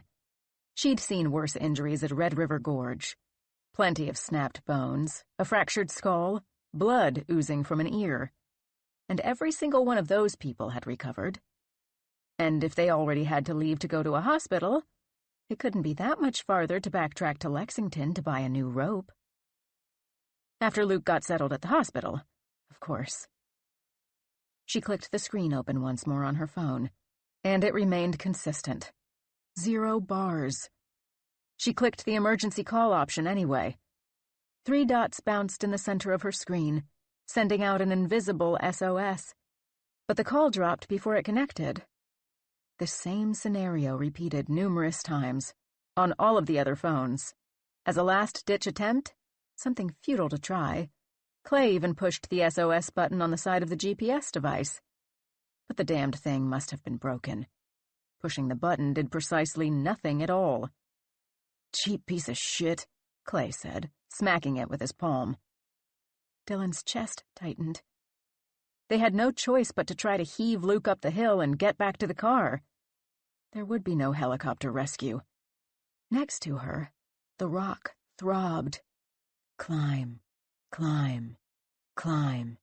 Like a heartbeat, it thumped into her ears. When she put her hand against it, a pulse tapped against her skin. Not from her body, but from within the rock. Her fingers wrapped over a beak, as if trying to contain this beating. But as they did, a shadow fell across her hand, forming a curious optical illusion, as if each digit had melted into the rock, becoming gray, speckled granite, like stalagmites, little fangs of granite pushed up out of the spots where her fingers should be. She marveled at her wrist ending in stone. "Hey," Sylvia called. "We can't get any signal, so we need to get back to the car to get Luke to the hospital." It was not until Sylvia spoke that the trance broke, that the rock over her hand dissolved, that she was free to let go. March 10th, 2019, 4:47 p.m. Sylvia searched the edges of the woods for sticks to tape into a crutch, careful to avoid the thick patches of poison ivy. She'd instructed Clay to stuff excess food back into the bear-proof canister. He'd needed something to do. In the wake of the accident, he'd just paced back and forth, grumbling to himself about his spoiled dissertation. And the last thing they needed was animals running wild, destroying their shit all for a taste of peanut butter. He smashed the food back into the canister, bread turning into gummy balls, Cliff Bars transforming into hourglasses. At this rate, they wouldn't make it back to camp until tomorrow morning at the earliest. And Sylvia knew that a part of Clay, a part she didn't recognize, was itching to drop Luke off at the doorway of the nearest ER and speed back to the research site as soon as a nurse exited with a wheelchair to get Luke. Dragged from some deep part of her consciousness, Sylvia could imagine his callous words. Something he might say while they drove off, only once out of range of Luke's ears. "What are we going to do? The doctors will take care of him." And she knew he'd expect her to join him. That wasn't the Clay she'd known all these years. But it was the Clay who'd been showing his face here in the valley, stomping around in the mud, griping about his dissertation being ruined. Clay joined Sylvia by the trees, her arms filled with long, spindly branches. She dropped them when she spotted a better choice, thick and hefty. "What are the chances we can actually get him up that hill?" Clay asked, kicking a crushed aluminum can into the brush. He looked back at the rock, at his camera still mounted on the tripod. "I don't know," Sylvia said, "but we have to try." "What if we can't?" "Let's cross that bridge when we get there. Help me carry this." Clay and Sylvia carried the branch back toward camp, and then he and Dylan worked to fashion a crutch that might support Luke's weight, assuming he could manage to balance his body up the steep hill. While Clay and Dylan sliced at it with camp knives and taped pieces back together, Sylvia rewrapped Luke's ankle, trying to contain the ballooning skin that now barely resembled a foot. "I'm so sorry, guys," Luke said. "I should have made sure to pack our other helmet. I should have been paying more." Then his mouth moved as though he were still speaking, but no sound came out. The hand strapped to his chest trembled. The twitches transmitted to Sylvia, crawling up her spine like a nest of spiders. Luke swayed in his seat, his oversized and glassy eyes pointed at the tree line. She waved her hand in front of his face, slicing through his line of sight. Nothing. Not even a blink. Was he getting worse? They might not even make it to the hospital until morning. "Luke, are you okay? Still with us?" He swallowed and blinked. "Yes," he said. But Luke wasn't lucid or stable enough to stay upright, even with the crutch. He pitched forward almost immediately, teetering on his uninjured ankle before Clay helped him back into the seat. They would have to carry him. Sylvia looked up the steep hillside, rubbing her thumb against the fingers of her opposite hand. She wasn't sure they'd be able to. Was it even possible? Dylan draped Luke's free arm around her shoulders, and Clay hooked his hands under Luke's damp armpits. Luke's good foot shifted, the ankle rolling, and for a moment Sylvia's heart stopped, thinking it too would snap, that they'd be left at the bottom of this treacherous hill trying to make some sort of stretcher out of sleeping bags and twigs. But the ankle righted itself and found solid ground. The hill loomed mountainous ahead of Sylvia. The trees stretched to the sky, already darkening, the bright blue fading into orange, the warm spring air shifting to cold spring night. While Clay and Dylan readied themselves for the hike, smothering the fire, Sylvia flipped through her notebooks. She heaved a loaded breath when she uncovered it. The coordinates of the Jeep. Clay had nearly trekked off ahead of her with the GPS tracker before she could jot them down. Now she input them into the device and threw the notebook back in her tent, zipping it up for good measure. "I guess we're ready," she said, throwing a backpack of necessities over her shoulders. Sylvia carried the homemade crutch they'd built from duct tape and sticks behind the five-legged racers. She didn't speak it aloud, didn't want Dylan's heart to pound with anxiety. But Luke was severely injured. She was no nurse, but she knew enough to know that going in and out of lucidity mid-sentence was bad news. She gritted her teeth to keep quiet. Dylan and Clay took most of Luke's weight, nearly dragging him despite his one working foot, grunting with the effort. After just 4 slow, heaving steps, not even out of the campsite, they had to stop to engineer a backward sling for Luke's purpling leg, the bruise already inking up above the bandages. Sylvia scanned the campsite for a way to build the brace, creating a complex puzzle out of each item around the campsite until she spotted the destroyed rope, coiled at the base of the cliff. Dylan winced as Sylvia sliced through a length of it, as if mourning its loss. "It's got no other use to us now," Sylvia said. Clay stabilized Luke as Sylvia and Dylan draped the loop over his shoulder and hooked the opposing offending foot into the other end behind him. Wadded t-shirts created a layer of cushion against his shoulder and ankle to absorb the harsh tension. His face remained vacant, a blank slate contrasting the tense, wrinkled expressions on the rest of the group. Could he really not feel anything in that leg, Sylvia wondered? Perhaps he could not yet distinguish pain. Perhaps the synapses and nerves and signals had become jumbled and rerouted when he hit his head, because he had not made any yelps or winces, had not even gritted his teeth as his swollen foot traced a heavy line through the mud. He'd only cocked his head like a confused puppy. They started up the hill with slow, deliberate steps, the steep incline rising like Everest. Sylvia followed the five-legged monstrosity her friends had become. She watched them anxiously. Each laborious placement of their feet determined whether they would topple. The hillside was damp and slick, and Dylan and Clay stomped into this muck, used its wetness in their favor by agitating it enough to become sticky. Only halfway up the perilous hill, the sky had already lost its blue. Sylvia struggled to see between the tree trunks, the budding canopy obscuring any remaining sunlight. Even in the dusk, Sylvia spied the trembling of Dylan's unsteady, exhausted legs. Dylan shoved her boot into the next spot of mud ahead, grounding her already caked sole before shifting her and Luke's weight. With nowhere to rest, and no way to unload Luke's weight without his bound-up body simply skidding back down into the valley like he was on a slip-and-slide, they hiked on. The little dot on the GPS tracker in Sylvia's hand seemed stationary. Muddy ascent up Valley Hill.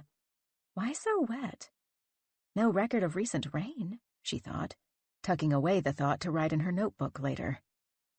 After another few yards, the stomping trick no longer worked for Dylan.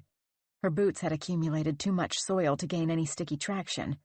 Like walking on well-oiled glass, her feet skated backward toward Sylvia. "Shit!" Dylan yelled. One foot popped upward, and her knee crashed down into the muck.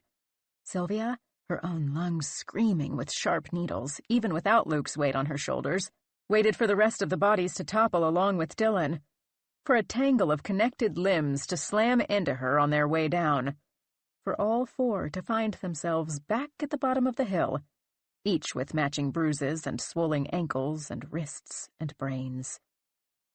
What she did not expect was for Luke's working foot to stamp down into the dirt, holding his weight. "Are you okay?" Luke asked Dylan. He shifted his weight, one incorrectly tense muscle away from Dylan's fate. "Last thing we need is a broken kneecap to go with my leg." "Yeah," she panted. "Let's just get up this damn hill." Dylan smacked her boots against a trunk, one at a time, knocking off the mud. When she took Luke's hand to drape his arm over her neck, he squeezed her fingers, tight. Behind them, Sylvia could see his knuckles go white. Luke leaned as far forward as his marionette straps and strings would allow. Then he vomited, chunks of half-digested Cliff Bar splattering on the toes of Dylan's boot. Clay turned his head away. The wet barf slick slithered down the steep hill toward Sylvia. Sorry," he stammered, vomit spittle dripping from the corner of his mouth. "Sudden wave of nausea." "It's okay," Dylan replied. The starchy, sharp scent of bile slammed the back of Sylvia's throat, and she swallowed spit to stop an uprising of her own stomach's contents. She stepped around the trail of barf. Luke cleared his throat and spat. On Dylan's shoulder, his fingers twitched like spider's legs, as if he were trying to reach for something, for his pounding head or maybe to wipe the dregs of vomit from his mouth, but couldn't connect the correct sequence of synapses. Sylvia checked her watch and took a mental note of the time, wishing she had some way to record, some way to be useful. 6:32. Luke lucid, but still exhibiting concussive symptoms. Vomiting, grabbing at air, unable to correctly position fingers. "Are you okay now?" Dylan asked. "Do you feel any pain?" "Yes," Luke said. "My head." "We need to get you to a hospital. Are you good to keep going?" "I'll try." The trio resumed their laborious, lurching steps. Luke's ebbing lucidity didn't help much. He kept setting his foot down on top of Dylan's, or directly into various roots, brambles, and other obstacles. Luke having trouble coordinating, Sylvia jotted in her mental notebook. By the time they finally made it to the top of the hill, heaving and sweating, full darkness enveloped the sky. Now, Sylvia led the pack, GPS tracker in one hand and flashlight in the other, its light like a beacon through fog. Darkness seeped between the tree trunks around them. It wrapped around Sylvia's chest and squeezed. The beam of her flashlight scanned the forest floor, revealing more patches of poison ivy, thick hemlock, and rotting leaves from the previous fall. She even thought she saw a patch of stinking carrion plants, with their 5 fuzzy leaves like starfish, surrounded by buzzing flies, though that should be impossible. Carrion plants aren't native to the Western Hemisphere, let alone Kentucky. How did they get here? She wanted to stop and document. There was no way she'd find this spot again. But Luke came first. An insane thought wormed into her brain. That there was a repeating pattern to the vegetation. Some sort of tessellation in the plant matter. But she dismissed the idea. She must be imagining things. The group progressed slowly, covering so little ground that Sylvia often stopped to wait for the other 3 to catch up to her, shining the flashlight back to light their path. In the shadows, their bodies blended together, their limbs lurching and flailing like a monstrous centipede. Each time Sylvia turned around to watch, the hairs on the nape of her neck raised in alarm, and she resisted each urge, each invisible hand pulling at her sleeve, each goosebump sprouting up on her arms, telling her to turn tail and run. It was just a trick of the light, she told herself. Still, she couldn't suppress a shiver. They advanced in this way, slinking, for an hour. She took more notes in her mind. 7:45. Making slow progress. Many rest breaks. Hoping we're almost to the car. Can't tell on GPS. Starting to feel heavy sensation in my chest. Unsure if stress, anxiety, or strain. Dylan and Clay seem ready to collapse. At least they'd crested the hill. They should reach the Jeep soon. The moon hung in the sky now, just a slice, and stars twinkled between the branches overhead. I need to take another break, Dylan said between strained breaths. They stopped. Sylvia slid the backpack from her shoulders and set it at the base of a tree. Clay and Dylan sat Luke on top of the pack before swiveling their heads and pinching their necks, trying to work out the knots.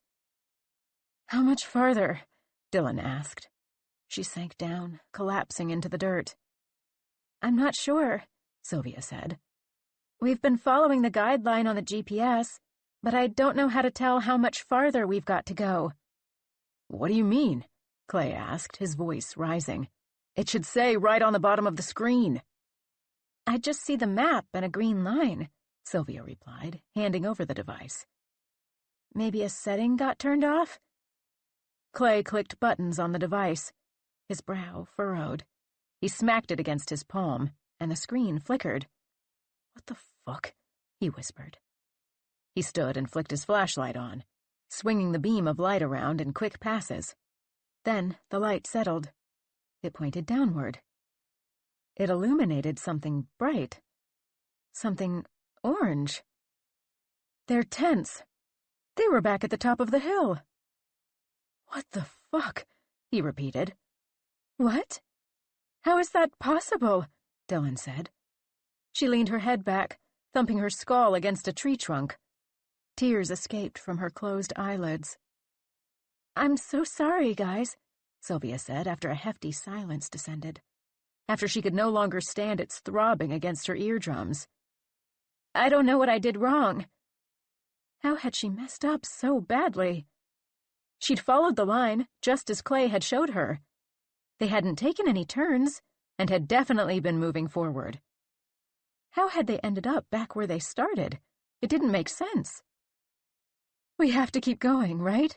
Dylan asked. I don't know, Clay said. I don't know what's fucking going on. We need to get Luke to a hospital, Dylan said. Can we still get to the car? I still don't have any cell signal. It's getting darker, Clay said. He pressed the SOS button, holding it down, still to no effect. He pressed more buttons until the screen darkened. After a few seconds, it lit up again. I don't want to get lost, but I really don't want to try to go back down that fucking hill, he said. Sylvia, you help with Luke. I'll work the GPS. Yeah, she said, handing over the emergency pack. Lead the way. This time, Sylvia and Dylan supported Luke, while Clay forged through the brush and monitored the GPS, the group inching along. Clay kept plodding too far ahead and having to stop, waiting for the five-legged twilight creature to catch up. For an hour, they continued this way, Sylvia's shoulder aching with sharp daggers, her shallow breath scraping the inside of her throat. Even her teeth radiated with pain, the cold night air raking over them with each inhale. Clay followed the little dot as if he had poured all his faith into it. It seemed to Sylvia that he was not even blinking. The machine was by no means infallible, true, but the way they'd been turned around still didn't make sense. It was a puzzle Sylvia couldn't piece together. What could be interfering with it that made us go in a circle? She asked, panting with exertion. Did you remember to replace the batteries? Yes. I swapped them when we got to camp, Clay replied, a dark silhouette ahead of them. Brand new out of the package. Could I have misread the device? How did we backtrack? They hadn't done anything but move forward after they crested the hill. They hadn't made a single pivot to the left or right, let alone backward, besides sidestepping trees or overgrown brambles that would have snagged Luke's bobbing bashed foot. I don't fucking know, Clay growled. Let's just fucking get to the car. Something, or someone, had messed up, and Sylvia knew his grumbling and muttering meant he had settled on her. It couldn't be the machine, he was probably thinking, his brain scrambled by frustration and exhaustion. It had to be user error. I feel like we've been hiking forever, Dylan said.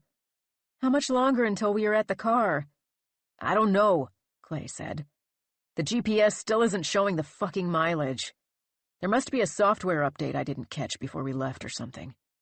Fuck. Does the dot show that we're closer? Sylvia asked, a heaving breath splitting the question in two.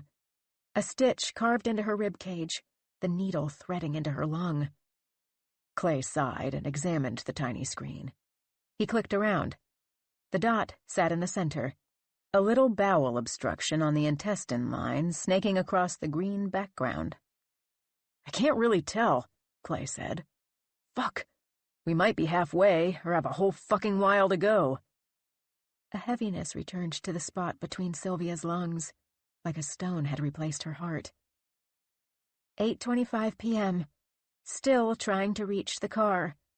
No way to know how much ground we've covered. I think Luke's getting tired, Dylan said.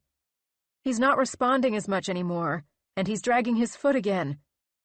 Fuck! Clay screamed, coming to an abrupt stop. The harsh sound scrambled Sylvia's ears. What do you think we should do? He addressed the group. Keep moving forward to the car or turn around and go back to camp for the night. It's going to be at least another hour of hiking either way. I don't think we're going to make it to the car tonight, Sylvia said, the words tumbling out before she could stop them. The campsite is probably closer. Maybe we should turn back and send someone out alone in the morning. So this was a huge waste of time, then, Dylan said, her voice thick with tears. She pressed her palms against her eyes. 8:27 p.m. Too dark, and Luke too tired to continue. Must return to Valley. When they gathered enough strength to pivot, shuffling Luke awkwardly between them, Clay pointed his flashlight back in the direction they had come from. The halo of light bounced off the tree trunks before revealing the trick. They would not have to hike another hour. They were, once again, at the top of the bowl, their tents sitting like blisters in the dark valley below. March 11th, 2019, 10:43 a.m. Not even halfway through March, and Clay was sweating through his layers. He'd already tied his puffy jacket around his waist, but salty perspiration still leaked through his pores, pooling beneath his arms. A pond formed in the groove of his back, trapped against the day pack with its bladder full of water that he sucked out through a cord looped over his shoulder.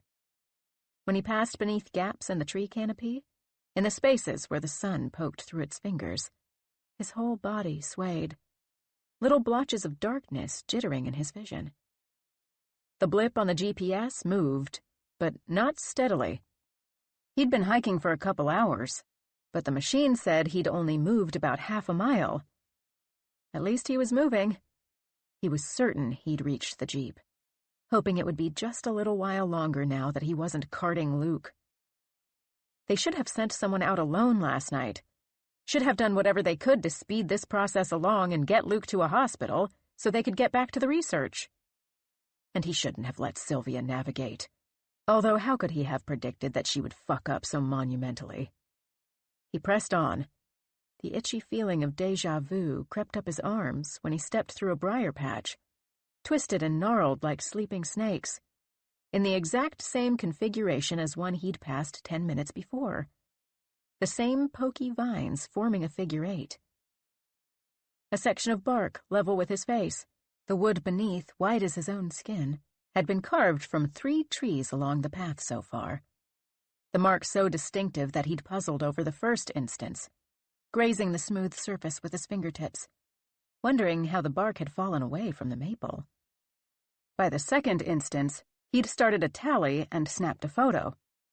Perhaps it was some type of fungal infection. Sylvia would have known. He'd have to ask her about it once everything was settled. When he noticed the third mark, he clicked open his phone and checked the photo, sure that he had somehow circled back, his pulse gaining speed and the sweat no longer from the day's heat. The pattern matched the photo exactly, down to the mossy lichen around the border and the neighboring trees. But according to the GPS, it could not have been the same tree. He had progressed farther into the woods, closer to the road, if only by a few hundred feet. As he continued, even the canopy leaves seemed to replicate themselves, folding over one another in the same formations. The same vines of what he hoped was not poison ivy snaked up the tree trunks.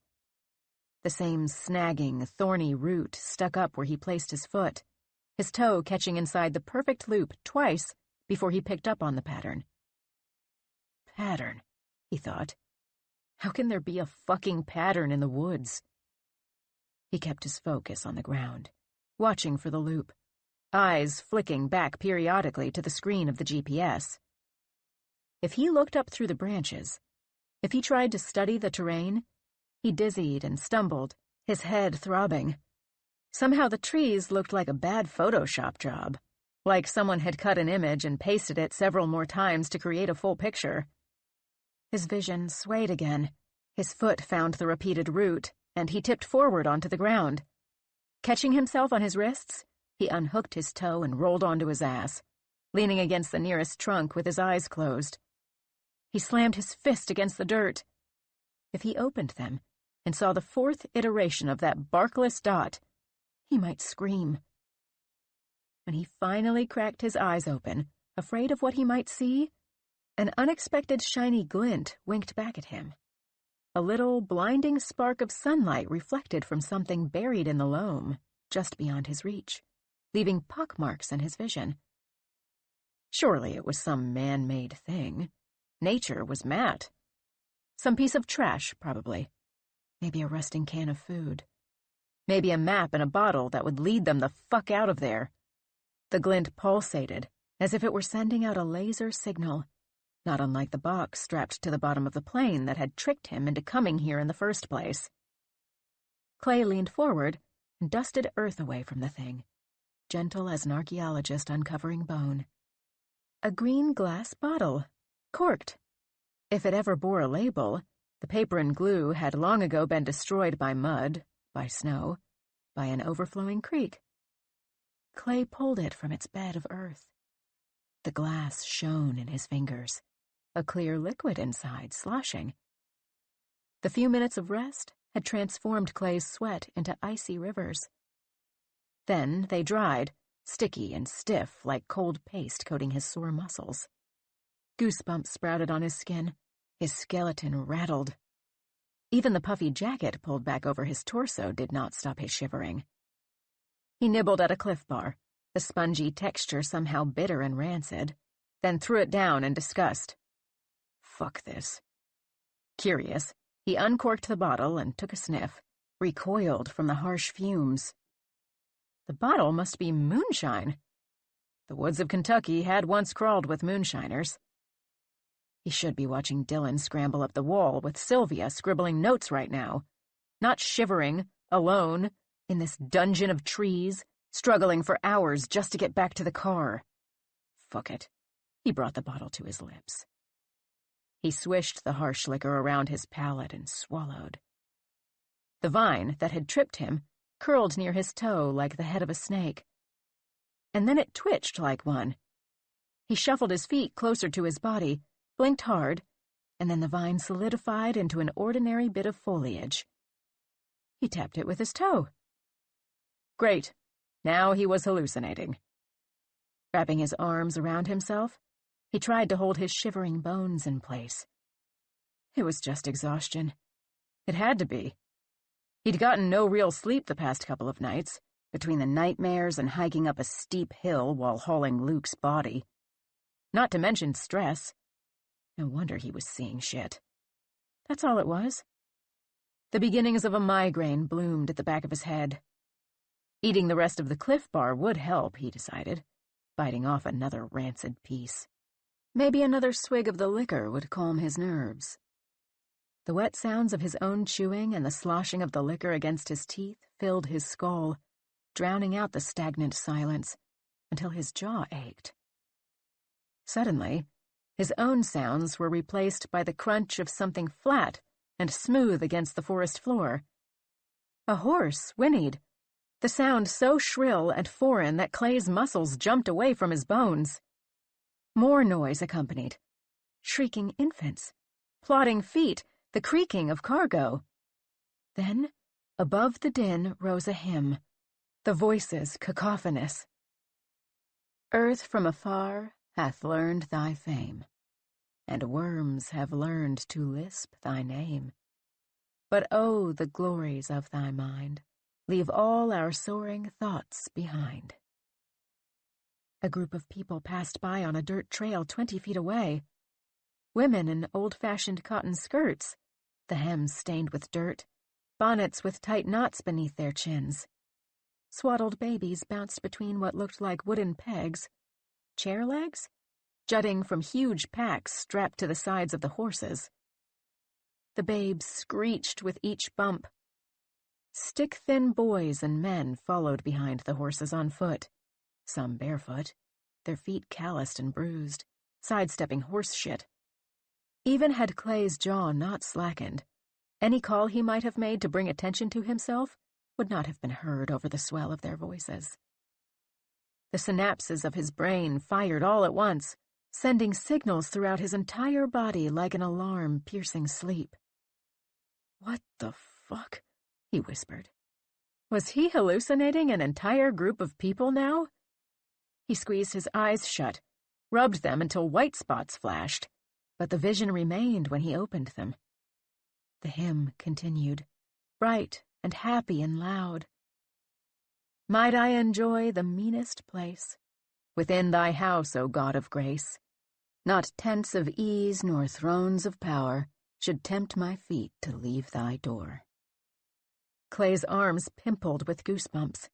He crept closer to the path on hands and knees, ignoring the thorns that stabbed into his palms, the treacherous tendrils of poison ivy that swiped oils into the creases of his skin. The bottle burned against his side, tucked into his waistband. One man sang louder than the rest, with more gusto. His trousers were immaculate, unmarred by the slop everyone else had stepped through. His shoes bore gleaming buckles, where the rest of the party's clothing was worn ragged, with ripped hems and fraying seams, elbows and knees rubbed thin. This man seemed to have stepped out of a tailoring shop. He held a tattered, leather-bound Bible aloft, imploring the group to sing louder. "Sing for the glory of God," he yelled. "We're almost to the promised land." Clay stayed hidden in the trees, every muscle stiff, as if the group would disappear, be startled out of existence if he moved a single joint out of place. The company passed along the trail in a seemingly never-ending line of weary, hard-lined faces. The man with the Bible stood on the side, between two trees, trying to maintain morale. He soothed a fussing baby with a single touch. "I know your bones are weary," he said, "but nothing worth doing is easy, and your reward will come soon." If Clay stood and took a mere 5 steps, he could reach out and touch this man, feel the woven texture of his clothes. "I must be fucking going crazy," Clay whispered.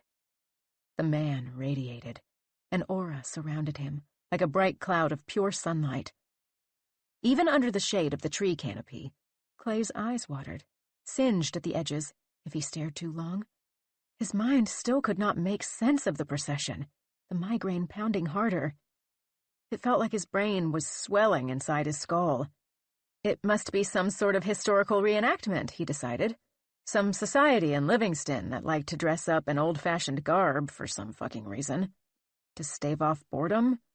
For something to do other than watch TV or drive to the Walmart or tip cows? Or whatever else people did to fill time out in the sticks. But where had the trail come from? He consulted the GPS, but there was no sign of any sort of path, or even a continuous gap in the trees. Fuck, the machine must really be broken. He might have smashed the fucking thing to plastic confetti if he weren't so engrossed by the passing cavalry. At last, the final horse trotted past where Clay knelt. The man with the Bible patted the broad shoulder of a man at the end of the line. "I'm going back up ahead," he said. "Be wary of arrows and hatchets from the tree line." Then he scurried on swift feet through the weaving caravan. Clay hazarded a movement. He released the muscles of the hand holding the rest of his Cliff Bar, which dropped into the brush, a relic that the first responders would miss months later. He stood, his breath suspended, slipping his backpack on, already sweating inside the jacket. The sweat sizzled into evaporation when it reached the bottle at his hip. He tried to blink as little as possible, some part of him still not convinced by his reenactment explanation. The sores and calluses on the travelers' feet and the patina of their clothing and packs were too real. Keeping his eye on a single rock set into the packed earth, he moved between the trees and stepped out onto the trail, his foot landing directly in horse shit. Ahead, the final horse bobbed. Its packs shimmied on its back, holding an infant who yelped and whined. The woman sitting on the horse, balancing between the giant packs, leaned over and scooped the baby into her arms. "Hey!" Clay called. The words scraped through his throat. "Hey! I need help!" The woman cooed at the baby, lowered her bonnet-covered face to the infant. "Can you guys help me?" Clay shouted. His lungs stung. "My friend is hurt and needs to get to a hospital. Hello?" The caboose of the caravan continued down the trail as if Clay were not there screaming at them. Perhaps their singing was too loud. He walked toward them, cupping his hands around his lips. "Hey! Does this trail lead to the road?" Then the woman on the horse lifted her head from the infant, which had stopped shrieking, which had stopped squirming, which had stopped doing anything at all. It had gone limp in her hands. Clay halted as her face pivoted toward him. A darkness, wet and sticky, spread around her mouth. Smears reached her gaunt cheekbones. One dot stood like a freckle on her forehead. Even at this distance, Clay could see a drip plop from her chin onto the unmoving child. She parted her lips, yellow and brown teeth showing beneath webs of the darkness Clay could not make himself identify as blood. "What the fuck? What the fuck?" he muttered, frozen in place. The woman licked her lips, her tongue like a worm poking out of soil. She stared, eyes wide, unblinking, with her slick grimace frozen to her face, until Clay turned around, his stomach queasy, heading down the trail in the direction from which they had come. Still, their hymn continued, and the woman's voice echoed down the trail. God is our sun. He makes our day. God is our shield. He guards our way. From all the assaults of hell and sin, from foes without and foes within. Winter, 1779. At night, the trees cracked like pistols. The summer had brought heat and drought, and the winter brought such lasting cold that the snow piled to grown men's knees, and the sap froze solid in the trees, snapping the wood and bark. They'd followed the Reverend down the wilderness road and through the wild Kentucky frontier to this valley, after he'd guaranteed their congregation the promised land, simply because they wanted to take it, and they could. For a few months it did seem that way.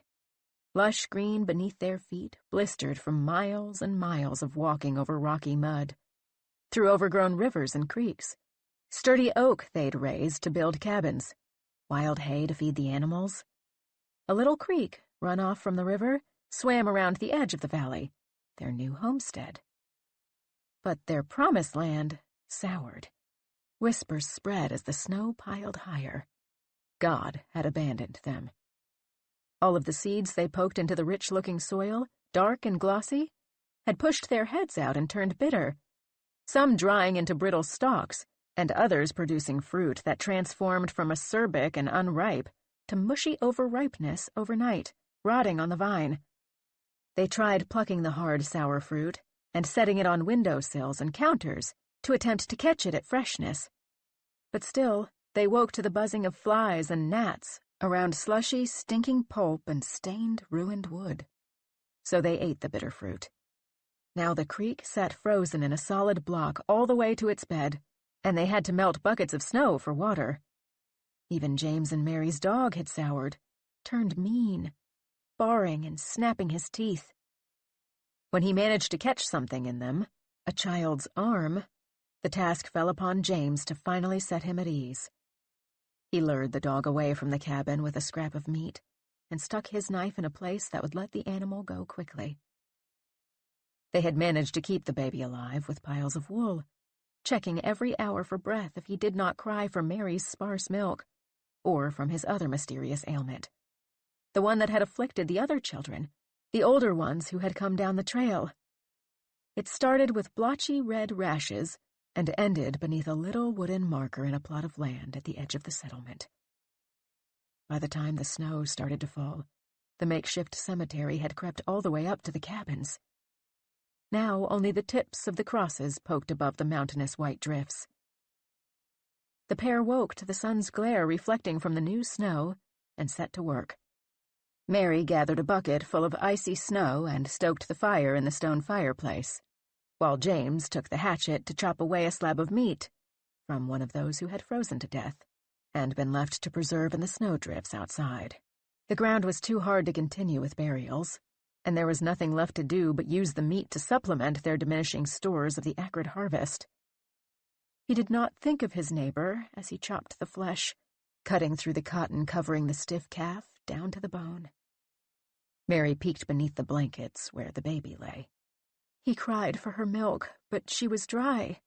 She'd been unable to produce more than a few drops for days. Her once plump baby was now a sack of bones, and his hoarse cries and rumbling stomach pierced her ears. She could not let him suffer another moment. Even if he should survive this winter somehow, he would just be taken by the same affliction that had put the other children in the earth. He would never leave this rotten valley, this cursed place the devil had made to seem bright and wonderful. She took the pillow from her bed and pressed it against his little body. His brittle, malnourished bones cracked beneath the down, but she held steady until his cries waned and his squirms ceased, until he, like everything else, was cold. She plucked his tiny body from the nest and held it to her, cradling it, tears rolling across its head when James returned, his hands and face frozen, "The Lord has called him home," Mary said. James responded with a sloppy slap of the leg against the floor. The top of it glazed with ice, the cotton underclothes still stuck to the skin. Something bubbled within him at the sight of his cold child. Something brewed from months of the bitter fruit the valley had produced. Something it had infused there. Something that made him squeeze the hilt of the hatchet and lift it. Still clutching the limp infant, Mary found her way to the door and into the snowbank, the slush soaking her skirts, clutching her ankles. Her husband closed in behind, stepping on her hem. She sloshed forward and disappeared into the bank, while he raised the hatchet and brought it down, into her shoulder, into her neck, into wherever the blade landed, hacking away as her screaming mouth was stuffed with snow, the white soaking up the dark black tar that her blood had become. March 11th, 2019, 11:34 a.m. Dylan sat next to Luke by the fire, 3 cell phones spread across her lap. It had been a couple of hours since Clay had left alone, hiking up and out of the valley to try to get help. She stared at the screens as if she could will them into having a signal, as if the magic of this place was a benevolent spirit granting wishes, and all she had to do was ask. And not some terrible entity that turned them around the night prior. Sylvia said she hadn't had service since they'd left the car, and Luke had the same service provider, so it was unlikely that his phone would connect either. Still, Dylan monitored them all for any movement, any sweeping cell signal that might wash down into the bowl. "What do you think happened last night?" Dylan asked. She'd been turning the question over in her mind all morning. "I don't know," Sylvia replied. "None of us ate anything weird," Dylan said. "Like, none of us did any drugs or anything that might make us think we were moving in a straight line, while we were actually going in circles." "There are some mushrooms that have hallucinatory effects. Could there be spores in the air or something?" "I mean, that's possible. But I haven't seen any mushrooms, besides a variety called Dead Man's Toes, on the way in. But that wouldn't cause us to hallucinate." "I'm sure it was just because it was dark," Sylvia said. "Clay will probably find the way now that there's light." "I hope so." "Is there anything I can take for my head?" Luke asked between bites of sloshy oatmeal. For most of the morning, Luke had been lucid, but he'd drift, his gaze pointing into the forest, always into the trees. Once he asked about Slade, as if he'd forgotten that his dog was gone. Now, before Sylvia could even pull out the packet of aspirin, it happened again. His eyes widened and his jaw slackened, the rest of his body going rigid like a corpse. Oatmeal spilled from his limp jaw like thick beige drool. It slopped onto his pants. Dylan wiped it away, reminded of all those movies where a wife has to wipe away her husband's spittle after a terrible accident. "This is just a concussion," she told herself. "It's been less than 24 hours. This is normal. It's not forever. He's still talking and alert most of the time." Still, she needed to walk away from her broken other half. "I'm going to go see if I can get a better signal in other spots," she said, nodding at Sylvia, who was trying to coax Luke into taking a pill. She pocketed the phones and wandered. Every few minutes, she removed the plastic bricks and hoisted them into the air, spinning in a circle. Still nothing. She plunged farther into the woods, lining the bottom of the valley, keeping an eye on the campsite, on the 3 X's made by their neon tents. Her restless feet led her to the creek that ran around the valley, cloudy water languishing over slate. She walked alongside it, hoping to God or any deity that she'd stumble upon a farm or a trail or a fucking cell tower in the middle of the forest. Time ebbed, slowed down. The scenery repeated, each stretch of greenery an identical twin of the one before it, the way all forests look without markers or paths. Still, this time it really did feel like the scenery was repeating. A movement in the water caught Dylan's eye. Tendrils curled through it, like little oil slicks, the color of rust. She squatted, leaning her head close to the water. They squiggled like tadpoles, but the tails attached to no little sperm-like heads. She dipped her fingers into the murky stream. When she removed them, their tips were coated in a thin film. The color of blood, she thought, almost unwillingly, as if a disembodied voice had whispered the words. The creek curved through the trees, and for a moment she wondered whether she should follow it deeper into the woods, whether it led to civilization.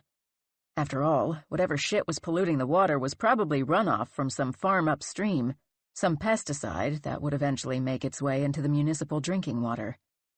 Hell, it would be her drinking water if they didn't get out of this valley soon. Yum, she said, wiping the muck across her pants and pulling the 3 phones out. Still nothing. To think, just hours ago this was what she'd wished for. No signal so she could focus on climbing. The rusty tentacles bobbed in the tepid water. They writhed and twisted beneath the surface, but the creek water itself sat eerily still. She tossed a rock into it, wrinkles rippling across the surface. When the water flattened again, the tendrils, the runoff shit, whatever the fuck it was, curled around the rock, like they were examining it. Like they had little minds of their own. She knelt down, curiosity tipping her body forward, her nose centimeters from the metallic-scented water, and nearly pitched head-first into it. She caught herself at the last moment, and instead fell on her ass, landing in soft mud. Something hard and blunt jabbed into her thigh. A coiled length of piping, corroded green copper caked in clay. Had she not dropped on top of it, she might have mistaken it for moss or lichen.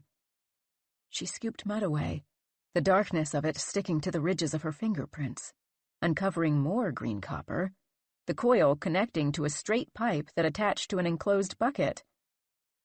Wrapping her mud-stained fingers around the pipe, she pulled the thing free. Something resembling purple fingers curled around the base, like preserved frostbitten flesh. Some type of weird plant. Probably that mushroom Sylvia had mentioned. She imagined this was how Green Boots' fingers might have looked, if one of the climbers on Mount Everest had dared to peel back his orange parka. She set the copper contraption upright. It was an old still. "What the fuck is this doing out here?" she said aloud, her voice jarring in the silence. "Someone trying to make moonshine?"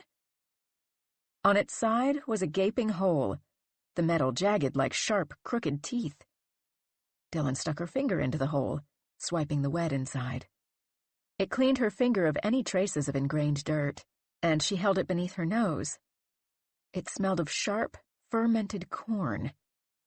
The scent was fresh, as if the still had been used just hours ago, instead of lying buried long enough to corrode.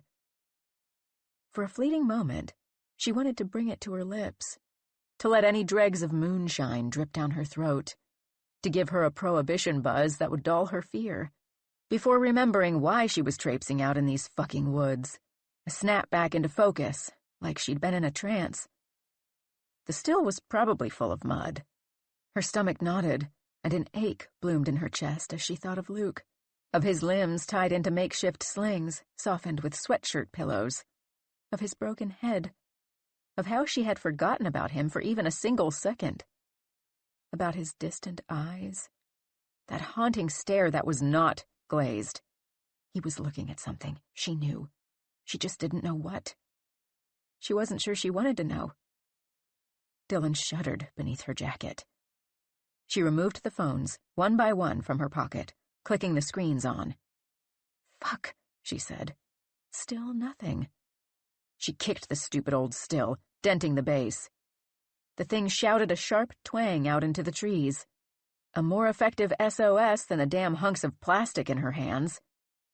She kept her phone out, the only device that had ever gotten any signal since they'd arrived, and wandered farther, abandoning the copper husk to be discovered by someone else, or simply to be consumed once more by the earth and the rain. She took 18 more steps with her phone hoisted in the air before she turned off the screen and squeezed it inside her fist, swallowing the urge to chuck the fucking thing against a trunk or smash it with a rock. Instead, she slipped it back into her pocket. It wasn't supposed to be like this. She was supposed to come here a fledgling climber with a brand new deal and leave the next big thing, the it girl of the moment, the next Lynn Hill, Petzel crowning her their star athlete. She had seen it.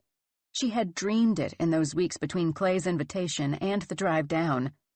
Those glorious nights of anticipatory insomnia. Her name was supposed to live forever. In guidebooks, in newspapers, in magazines, on the fucking sign that would sit at the trailhead leading to this site. But that dream died. Not when Luke got injured. Belaying is easy to learn. But last night, when they dipped back down into the bowl of this wretched valley once more, she knew she would not be ascending another route. She knew, at the same time, that Clay could still finish his thesis with the limited data they'd collected. Would probably go on to publish that, and then someone else, some rich asshole, would swoop in like a vulture to complete the task. Would hack a path through the Kentucky wilderness and take what he thought was his, just because no one had ever said he couldn't take it. Yet another man would claim all the glory, and her first ascents of the 6 routes would be a mere footnote to the story, perhaps erased entirely once they drilled permanent bolts into the walls. When they inevitably changed her routes, the paths she chose up the rock, and then they'd name them something stupid, or worse, racist. They'd bulldoze an expanse of trees for a gravel parking lot, nested away from the main road. Cheesy gift shops would pop up, and they'd chop down more trees to make fancy upscale camping sites, or maybe even cabins to rent. That shitty little diner would probably resurface as something else, all the grime scrubbed away.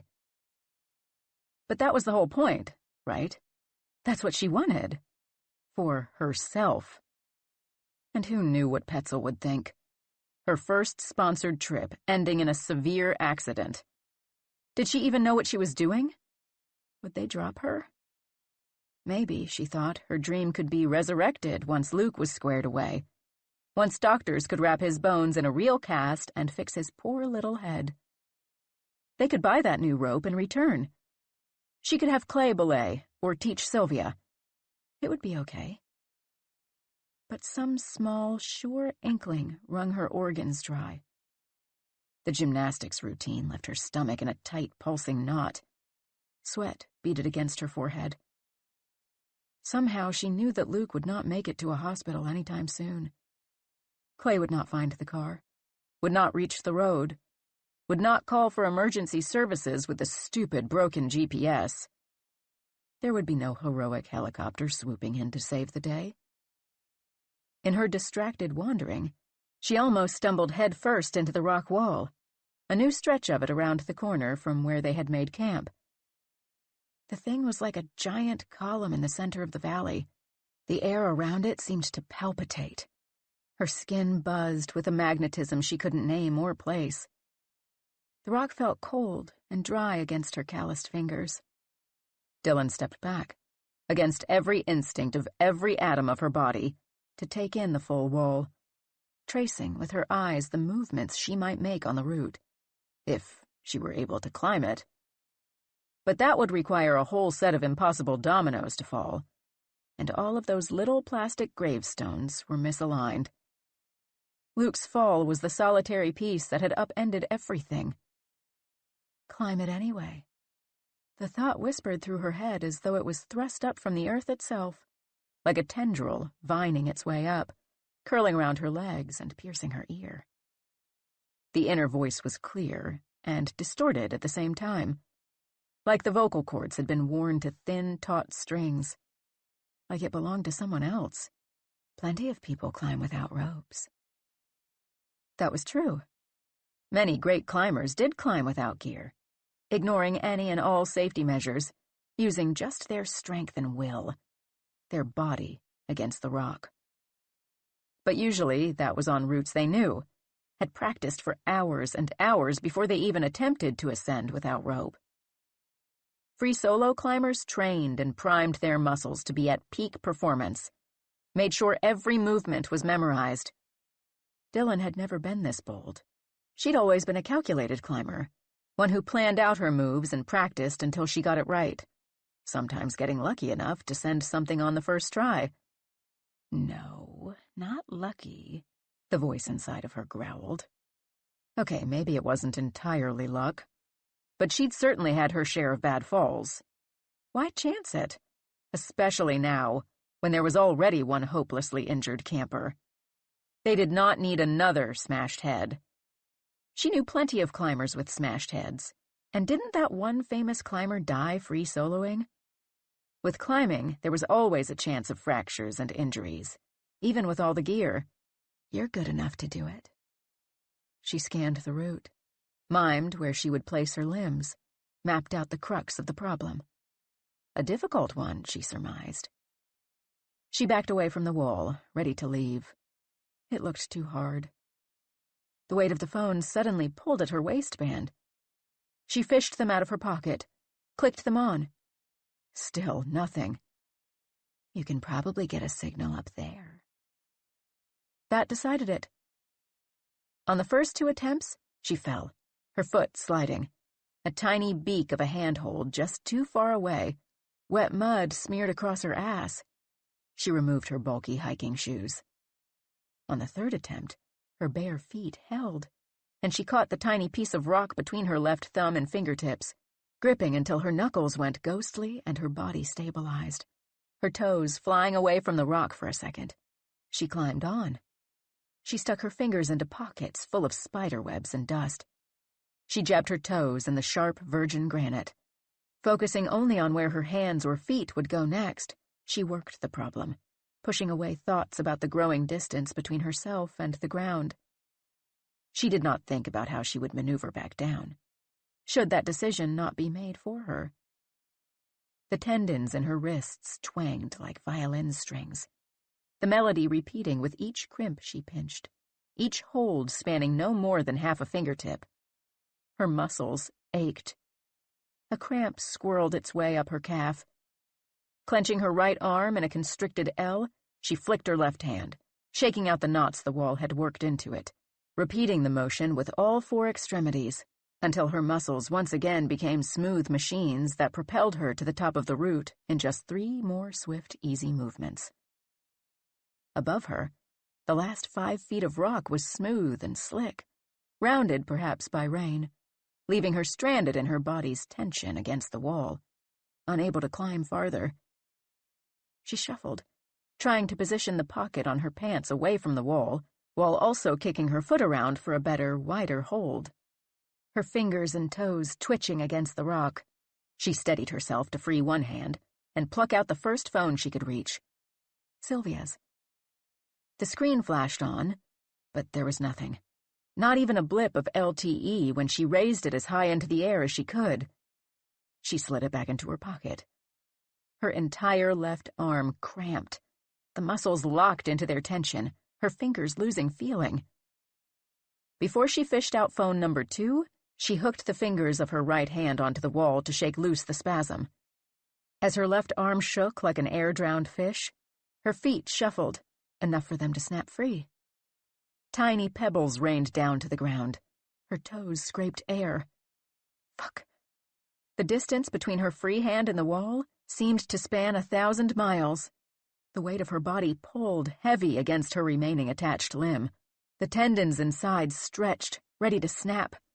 It would be a courtesy, she thought, for her mind to have the pain of a swelling, limp hand to ponder, instead of her impending, shattering doom. She threw her tired left hand at the rock, hoping her worn skin could catch it. Her fingers scratched at it, forming little baby hooks. Crumbled granite filed her nails. The muscles in her other arm faltered, twitched, begged to be released from duty. She squeezed them tighter, pulsed blood into them, her left hand still scrabbling for a hold. She scrunched her eyes closed, waiting for the drop, praying to all the gods she didn't believe in. And somehow, her left hand found a minuscule scrape of stone and clung, for literal, dear, precious life. Her feet continued their arc outward, flying through open air, and she crushed her fingers into the wall, no room in the holds for more than the very tips of her fingers, until her legs completed the pendulum, swinging back to the rock. Her toes grabbed on. She exhaled, nearly loosening her grip in that moment of near miss, of sheer relief. When she regained her breath and control of her body, she gingerly pulled out the second phone, her own. At waist level, even at this altitude, the phone registered no invisible cellular waves. An emergency calls only banner mocked her from the screen. She knew it wouldn't connect, that even a call to that 3-digit number would not be able to ping another tower. Still, she lifted this hunk of plastic into the air too, watching as absolutely nothing changed on the screen. She swallowed a deep bite of air, set her limbs in place, and then slid the phone back into her pocket. One last chance. The third phone, Luke's, had one single bar. The thing nearly dropped from her hand when she tried to open the screen, to get to the number pad, as if she'd never clicked around a cell phone with a single hand before. She held her breath at the thought of losing it. Though the phone slithered less than a centimeter down her palm, that was all that it needed to drop the signal.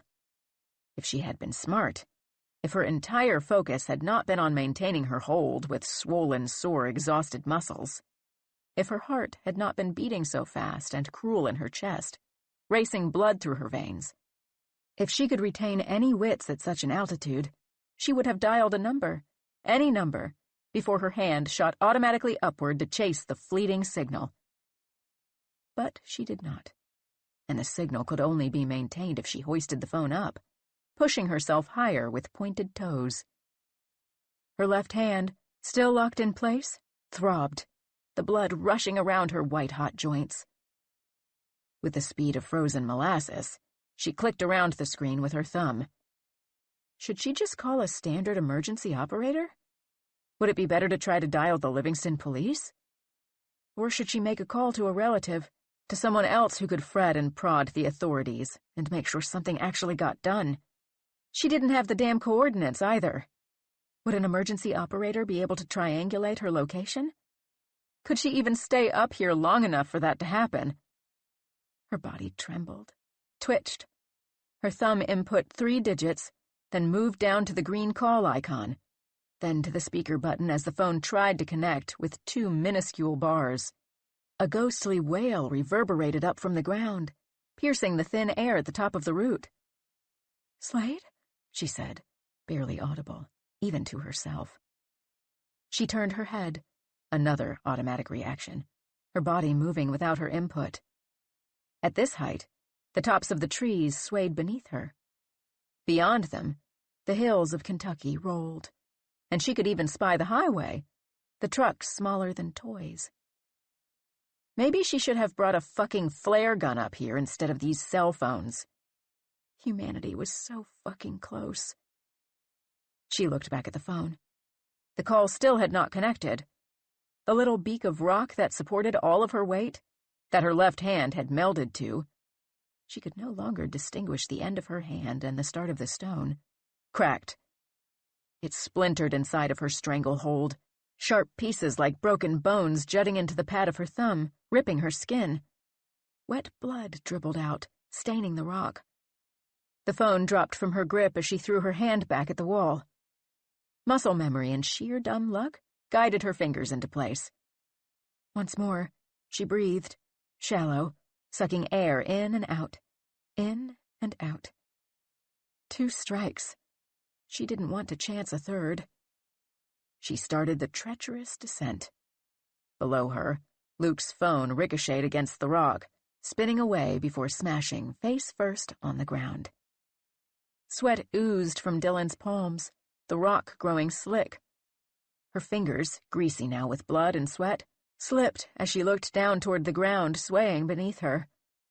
The distance between her and the safety of the earth below made her dizzy. She squeezed her eyes shut and counted the length of each slowed breath, trying to push away all of the racing thoughts, reminding her that she was at least 50 feet in the air, with no rope, no spotter, nothing to save her should she press her weight down on a sandy hold or a chipping piece of granite, causing her feet to slip off and pull her whole body off the wall, or if her hands became too clammy and wet to hold on to the little crimps on the way down, or... She exhaled, disturbing the dust on the shelf of rock in front of her face. Her breath shook, caught in her throat, never reaching her lungs. She was suddenly aware of every inch of her body, from her toes engulfed in staticky numbness to the cramp beneath her ribcage where the bones pressed into her abs, to her heart, seemingly pounding a hole through her chest. Little bits of granite had punctured the delicate skin at the edges of her foot. If only she could go up and over the top of the wall, she might be able to find some way to hike back down, or else find an easier route to downclimb, one of the ones closer to camp with oversized pockets that fit all of her fingers. Or maybe she'd be able to flag down a plane or helicopter. But she couldn't go over the top, and she couldn't climb sideways. The rock was smooth to her left and right.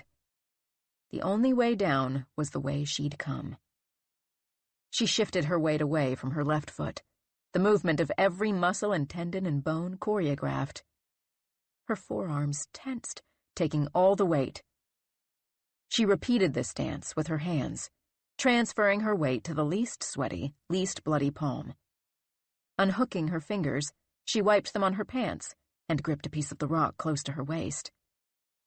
At the pace of thick, dripping sap, she moved down the face of the stone, one careful limb at a time. Each movement could result in a painful, prolonged death by shattered skull and bone-punctured lungs, leaving her an explosion of unrecognizable flesh at the base of this pockmarked rock, left to choke on her own blood and wait for the end. Maybe Sylvia would find me like that, she thought, moving in a downward rhythm until her foot slid on loose dirt. Her entire body froze in place, every single muscle a knot. She held her breath for a whole minute before her fingers tingled for want of oxygen and she started moving again. Going up had been smooth, but backtracking left her shaking. Was the rock slicker and wetter now? Was that her own blood coating it? Or her imagination run amok? Twice, her feet popped away from the wall, sliding on gravel or dew, and she squeezed her fingers into the rock. Lucky her hands were so strong, that her body was an adrenaline factory. No other choice but to hang on, even when the rock sliced through the meat of her fingers, even when the little beak that felt so good to wrap her thumb and forefinger around on the way up crashed through the skin beneath her chin the second time her feet scraped air. Blood gushed from the wound, an upside-down fountain staining her chest. It stung like hell. She could do nothing about it. When she hovered about 5 feet from the ground, her hands cramped, releasing their grip. Her fall left her with a bruised tailbone and mud stains on her heels and elbows. Her whole body panged and pinged with wild synapses, like a mad scientist was poking at her nerves with an electrified rod. Some part of her still pumped out adrenaline while she gulped air to calm her bleeding heart. But another part of her tingled with euphoria as she lay back and gazed up at the granite column towering overhead. I climbed that. And she did it with nothing but her own muscles. A trail of red dribbled down the rock, the only proof she could have offered. When the sun lowered behind the rock, she finally pushed herself up. Her legs quivered beneath her. Luke's phone rested face down a short distance from the wall. The screen had cracked so badly that shards fell away when she lifted it. The metal housing on the back bore deep divots and scratches, as if something had sunk fangs into it. The charging port bent into a grimace. She did not attempt to press the power button. Dylan stepped through the trees, and Sylvia gasped, her notebook sliding off her lap into the mud. Like the final girl in a horror film, Dylan limped into camp. The knees of her pants were ripped and fraying, as though a long-clawed monster had slashed them. Dirt marred every inch of her, swaths of it on her thighs, knees, elbows, and even a few clumps clinging to her hair. Blood dripped from her chin, splattering her neck and the front of her shirt, warm and sticky. It looked like her throat had been slashed with a machete or oversized chef knife from the camp kitchen, and Sylvia's eyes moved to the space behind her, as if waiting for a masked killer to appear and finish the job. Adrenaline propelled Dylan forward, her heart pumping blood to her engorged muscles and out the wound under her chin. "Oh my God," Sylvia said. "What happened to you?" "An accident," she said, moving her jaw as little as possible. "Are you okay?" Luke asked, snapping his gaze back from the trees. "I'll be fine," Dylan said. I tripped and hit a rock. On the ground." "Here, let me help you get cleaned up," Sylvia said, leading Dylan toward the fire pit. The alcohol wipe came back a bright red, and Dylan refolded it before wiping more blood off her neck. The astringent sting cooled her. Once there was a hefty pile of stained sheets on the ground, Dylan lifted her head, while Sylvia inspected the wound. "You must have hit a big rock," Sylvia said. "It's still bleeding. It could probably use a stitch. I think I have some super glue, if you're okay with that." "Glue me up," Dylan said, sourness inking into her as her muscles finally cooled down. Sylvia wiped Dylan's chin once more with an alcohol pad and placed a small line of glue inside the cut, pinching the skin together until it dried. Inside her tent, Dylan slid out of the bloodied shirt, the fabric sticking to her skin. A Rorschach blob of red remained imprinted on her chest, a mark she did not bother to erase before shoving her arms through the sleeves of another top. Later that night, she would toss the ruined shirt into the campfire, the fibers growing black, melting and spitting out stinking smoke. Too late would she realize she was destroying her only trophy, her blood-soaked triumph. As the flames licked it, she would itch to save it, to risk third-degree burns on her palm to keep the only proof she'd ever have that she climbed that route, and made it back down, mostly intact. "So what happened?" Sylvia asked when Dylan returned to the fire. "I don't believe that you just fell." "I did," Dylan said. She handed back the useless brick of Sylvia's phone. "I mean, that was how I scraped my chin. I guess I got carried away looking for signal. I walked through a lot of brush and vines. They must have ripped up my pants." "Did you find anything?" The mossy-colored copper still flashed into Dylan's head. The relic had already been drowned in her sea of adrenaline and fear. An image wormed its way into her mind, of the still standing upright, gleaming with newly welded buttons along the side. A fire tickled its underside, and a ceramic jug collected the clear liquid that dripped from the end of the coil. Jars and jugs and bottles of the stuff stretched in front of her. The back of her throat burned with the taste of grain alcohol, bitter and sharp. She spat into the dirt, trying to rid herself of the sour taste. But how could she excise a ghost from her tongue? "Any signal?" Sylvia prodded. "No," she said. Her free climb would be a secret she kept tucked inside of herself.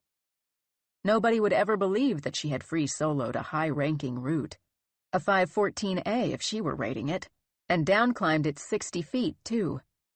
Hardly any climber could do that, let alone with no shoes or preparation.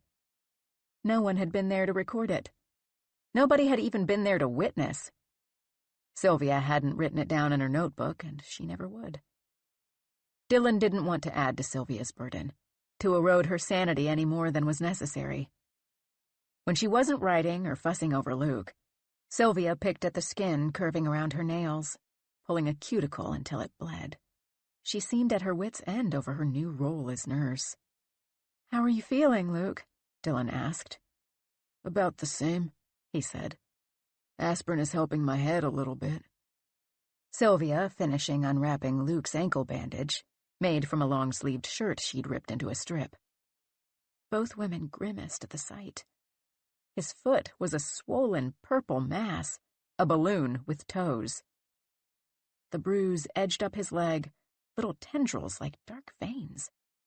Though it displayed all the signs of infection, they could not find any site where the skin had split, where little armies of bacteria could have breached the hole.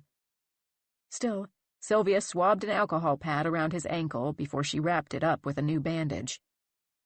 Maybe Dylan didn't tell Sylvia and Luke because they wouldn't believe her. Maybe because she didn't want to hear the gasps, the chastising. Didn't want them to put into words what she already knew, that she should not have risked her life doing that. Or maybe because it felt like church to her. March 11th, 2019, 4:15 p.m.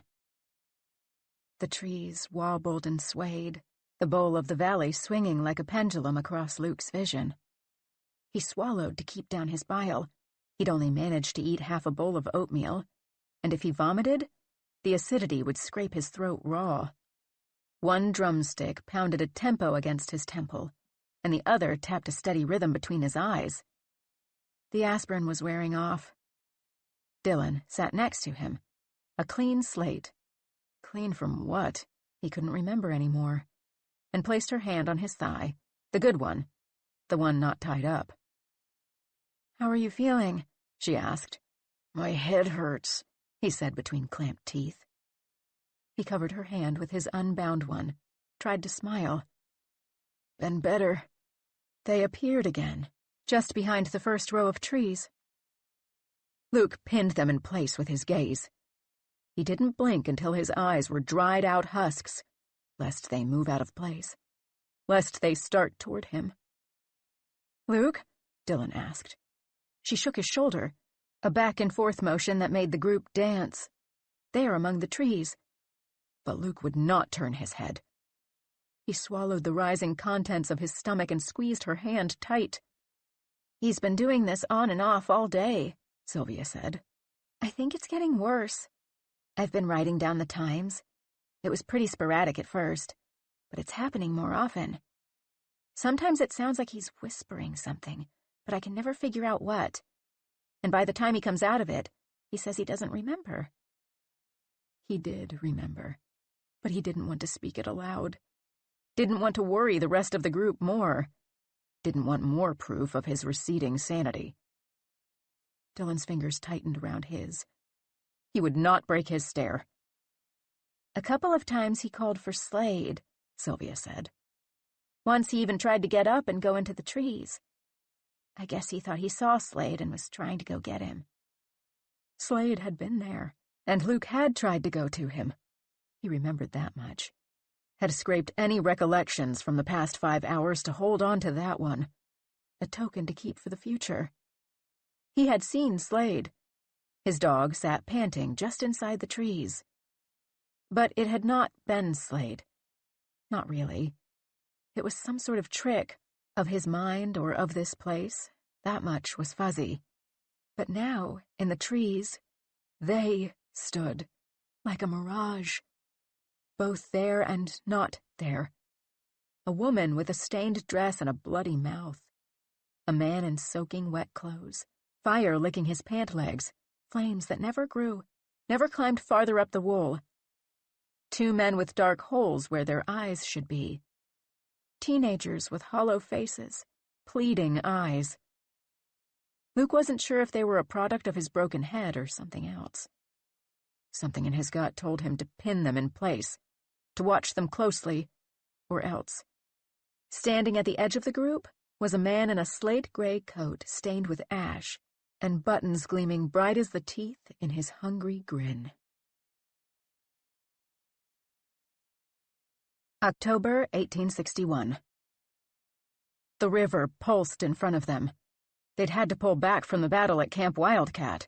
General Zollicoffer had told his next-in-command to hold their current position while he and a group of soldiers pressed into the wilderness, due north, skirting the camp they'd just retreated from, Union prisoners in tow. If only his men had arrived a day before, they would have outnumbered the Union soldiers 3-1. But a road so muddy that the wet sludge reached their wagon axles had delayed them, had allowed enough time for reinforcements to rear their ugly heads. But he'd gotten what he needed. 7 shivering, bone-thin boys in Union colors, linked together by a length of rope coiled around their waists and wrists. They'd snuck past the enemy's camp without even a chirp from the prisoners. Boys too young to want to risk sacrificing themselves. Boys who'd always gotten their way if they'd just been obedient. Now the boys and their captors stood at the edge of the swollen Rock Castle River. The moon, just short of full, crested into the night, while the general's soldiers tied each of the boys to a horse like luggage, hoping to avoid the water's hungry waves. This human chain, like clothespins on a line, dove into the river. They crossed, and the Confederates cut the boys free. Not even the general knew where they were going. He tramped his men and horses through the Kentucky wilderness, searching for a secluded spot. He'd know it when he found it. His men followed behind their leader, the horses shimmying through the looming tree trunks, their hooves squishing the mud.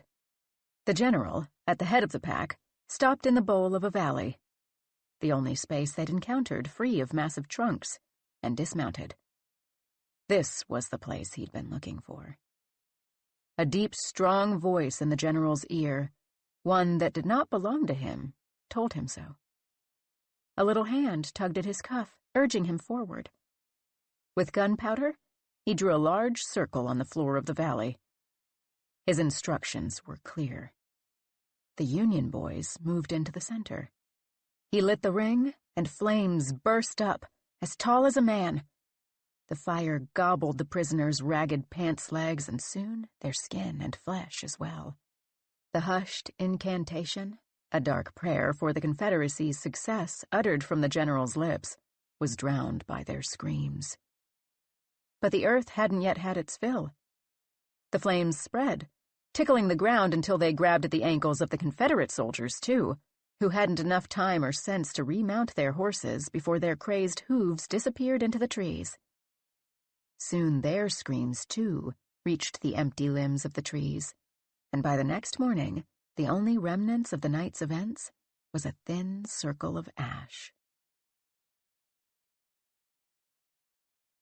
March 11th, 2019, 4:45 p.m. Clay focused on the ruts and puddles of the muddy trail. The trees repeated and stitched together like an optical illusion, the leaves duplicating. If he pointed his head down, ignoring the crazy trees, he wouldn't vomit or risk becoming so disoriented that he'd fall on his face. The trail repeated as well, but the constant brown of the packed dirt smoothed over the replications.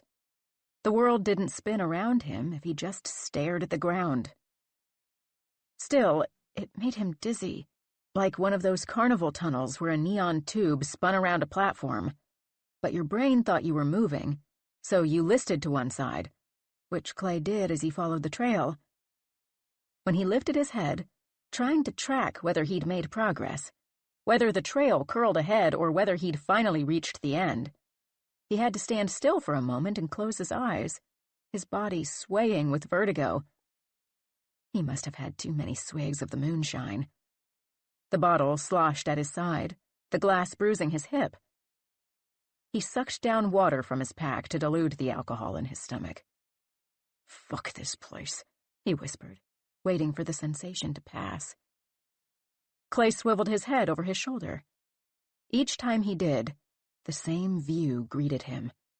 The last horse in the caravan never seemed to grow smaller. The horse's clopping shoes bounced down the trail, its hooves slapping the mud. But Clay had the insane thought that they were stamping in place, as if the animal was on some sort of invisible treadmill. The woman still held her limp baby.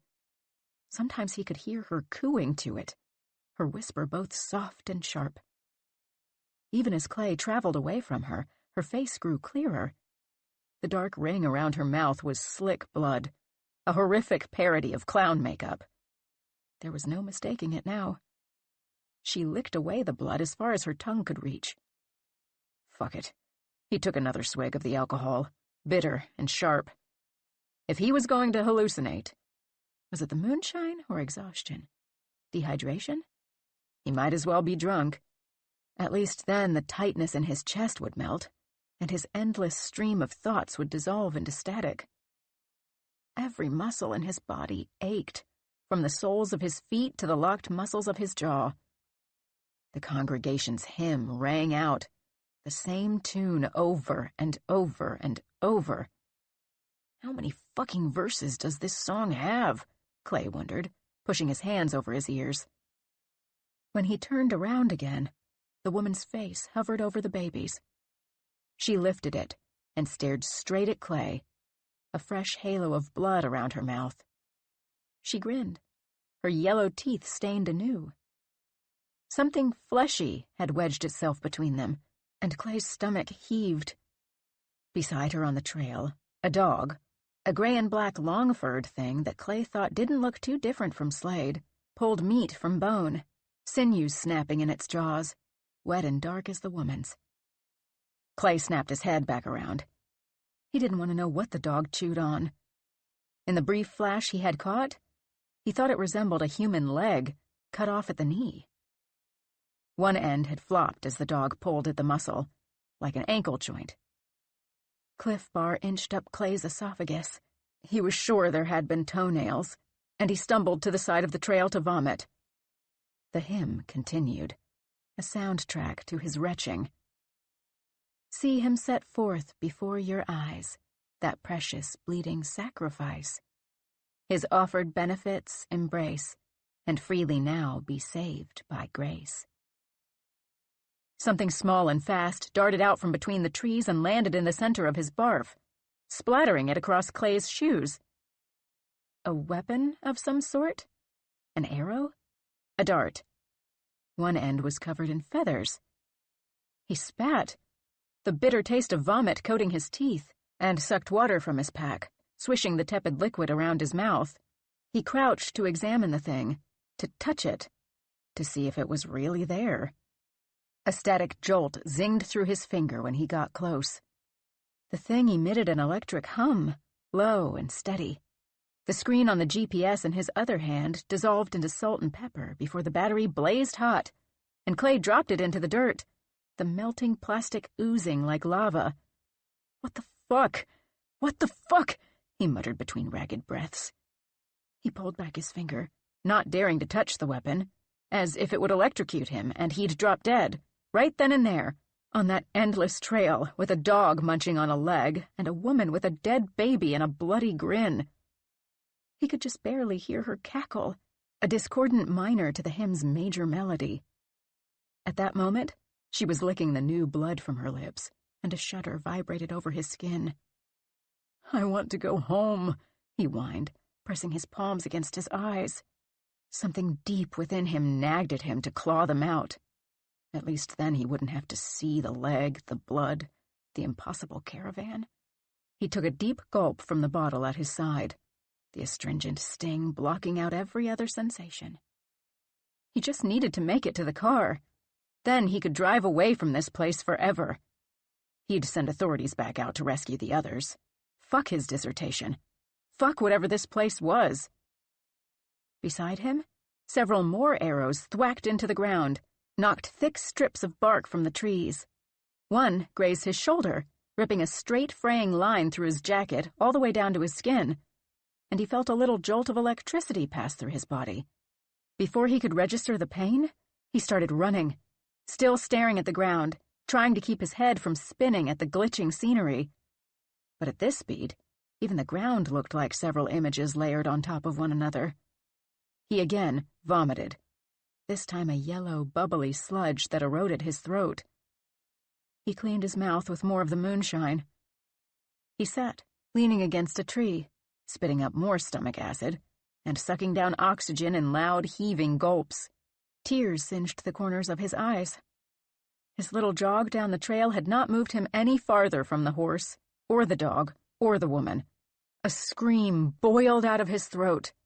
His brain could no longer manifest explanations for what he was experiencing. The caravan was not a historical reenactment, not some group of cosplayers so strict they ignored modern world anomalies. They certainly had no way of making horses walk in place. And why and how the fuck were the trees pixelated? How had the caboose not disappeared by now?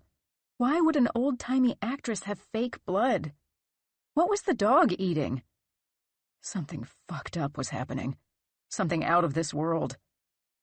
He turned away from the dog, who was starting on the toes, a long stained bone jutting out the end of the dog's muzzle, now covered in caked bloody earth. Clay shielded his gaze with a flat hand like a horse blinder and stared at his shoelace. creating a picture memory to erase everything else. The little plastic tip frayed and peeled away from the lace woven with blue and brown threads. The lace threaded down the front of his boot, the bottom strip pulled taut, caked in mud. He could blind his sight, but he could not close his ears to the dull sounds of the dog's teeth scraping against the bone. He took another drink from the bottle. "Think Clay has reached the road yet?" The voice rang through the trees, clear even over the squelching of the dog's jaws. "I don't," a second voice said. "I hope so." Dylan and Sylvia! How could that be? How could their voices be so close? He'd been hiking for hours, in a single direction, away from camp. His head pounded. Had the trail turned him around? Made him backtrack? Could it really run so close to camp? But if that was the case, how had he not discovered the path earlier? Maybe their voices just carried well in the weird way that sound travels through the woods, like how you could hear whether a party had already taken your spot at the gorge, long before you got close enough to see them. But no, that wasn't possible. He had not heard them until this moment. They must be nearby. He thunked his head against a tree, trying to jostle his brain back to reality. He must be hearing things now. He had to be. He must be drunk and dehydrated to the point of delusion. He put the straw from his pack into his mouth and gulped from the bladder until he sucked in air. But the others' voices still rose from the valley to his ears. "Looking at? I don't know. I don't—" In the snippets he could hear between the sounds of the caravan, they talked about Luke, as if he weren't there. Had he died? Clay's heart sank. But no, he decided their voices would be higher, the words strung together into a single sound. Dylan surely would be wailing or crying. Luke must just be getting worse. He'd been alert in the morning, but with their limited supplies and medicine, he must have taken a turn. If Clay had known that the salivating earth was twisting itself to lead him back to the group, that it was straining to keep them together, he might have instead pushed into the trees on the opposite side of the trail, where the voices didn't quite reach. But his stomach grumbled, empty of even its acid, but sloshing with alcohol, and the muscles in his feet throbbed. And Dylan and Sylvia were right there, and it would be getting dark soon. He hadn't packed a flashlight, hadn't thought he'd fucking need one. He didn't even have the ruined GPS to guide him anymore. If he continued, he'd be wandering blind. The insistent, enduring, slobbery sound of the dog chewing flesh shoved like a needle through his ear. It pierced his brain. He needed to leave. He moved to the edge of the trail and stepped into the trees. From here, Dylan, Luke, and Sylvia appeared in the valley below him, tiny like dolls, like faraway actors on a stage. "Dylan!" he yelled, cupping his hands around his mouth. "Sylvia! Luke! Hey!" Like the woman, they did not react. They did not even perk their ears or stop mid-sentence. How could he hear their conversation from up here, but they could not hear his screams? He needed to know whether he was crazy. He needed someone else to bear witness to the trail, to the madness of the woman and her dog. Maybe he was suffering from dehydration, from exhaustion? Maybe he was plain drunk and needed someone else to guide them down the trail to civilization. It has to lead somewhere, he thought. That's what trails do. They have heads that people enter and leave. They go somewhere. The trail would be their way out, if only Dylan or Sylvia would hear him. If one of them would scrabble up and follow it, they could leave this insane place, wherever they were. They could escape whatever sinister thing lay in the backwoods of Kentucky. He screamed again, tearing his throat apart, daring to push only a couple feet more into the trees, lest he lose the trail again. Still, Dylan and Sylvia did not budge. He edged 3 steps closer. Standing at the top of the ridge, Clay shouted one more time, and Luke pivoted his head upward, his gaze intense, but with no signs of recognition. Like he was staring at something between them. Clay grumbled. He would have to go to them. He dug inside his pack, searching for something to serve as breadcrumbs. In a side pocket, he uncovered a dirt-stained roll of canvas tape, some remnant of an old first aid kit, the adhesive meant for skin. But it would have to do. He taped teeth-ripped strips into oversized X's on a straight line of trees connecting the trail to the bottom of the valley. The trail has to lead somewhere. Luke's eyes widened when Clay appeared in the bowl, finishing his last tape mark, the slash on his shoulder a dark, angry red. Sylvia and Dylan twisted their heads toward Clay, all words dying in their mouths. Their explorer, their savior, had failed. His presence was proof. March 11th, 2019, 5:15 p.m. "Hey, no luck, I guess?" Dylan said as Clay moved through the trees. She tried to keep the disappointment out of her words. Their third attempt to get help had failed. "You guys didn't hear me calling to you?" he asked, pointing up the hill. "I was right up there. There's a trail." "A trail? Are you sure?" Sylvia asked. "I don't remember a trail from when we came in." "Maybe we missed it, or we're moving parallel to it," Clay said, defensiveness souring his words. "I don't think there's a trail," Sylvia replied. "I researched maps, and there's no trail map or any hiking in this area." "So you think I'm just making it the fuck up?" Clay hissed. "I just hallucinated a fucking trail? It's right up there. I marked the way back to it. We can all go see for ourselves." "Someone has to stay with Luke," Dylan said, squeezing his sweat-soaked hand. He stared into the trees, into the space Clay had just passed through. "I can stay," Sylvia said. Dylan and Clay hiked out of the valley, following his little breadcrumb trail of X's. Her arms pimpled with goosebumps when they crossed into the trees, right where Luke was staring. A cold spot. As they climbed the hill, every other tree bore a bright, clean mark. The white of the tape practically glowed in the dusk. "What happened to your shoulder?" Dylan asked. Feathers fluttered out of a rip in his down jacket. "You wouldn't believe me if I told you," Clay said stonily. Dylan didn't respond. A heaviness descended into her stomach, hard like a rock. "I think when we get to the trail, we should turn right," Clay said. "But wasn't the road south of where we are?" Dylan asked, concerned. Her stomach turned again as they climbed, all the trees blurring together, spinning her insides to mush. "Right would be north, farther into the woods." "I don't think so," Clay said. "Should we even try to get back to the car? It's going to get dark soon." She wasn't sure she wanted to be alone out here with him for long. She'd never felt unsafe with Clay, but something was off with him tonight. "You want to get Luke to a hospital, right? We need to get to the trail and go right, back to the car."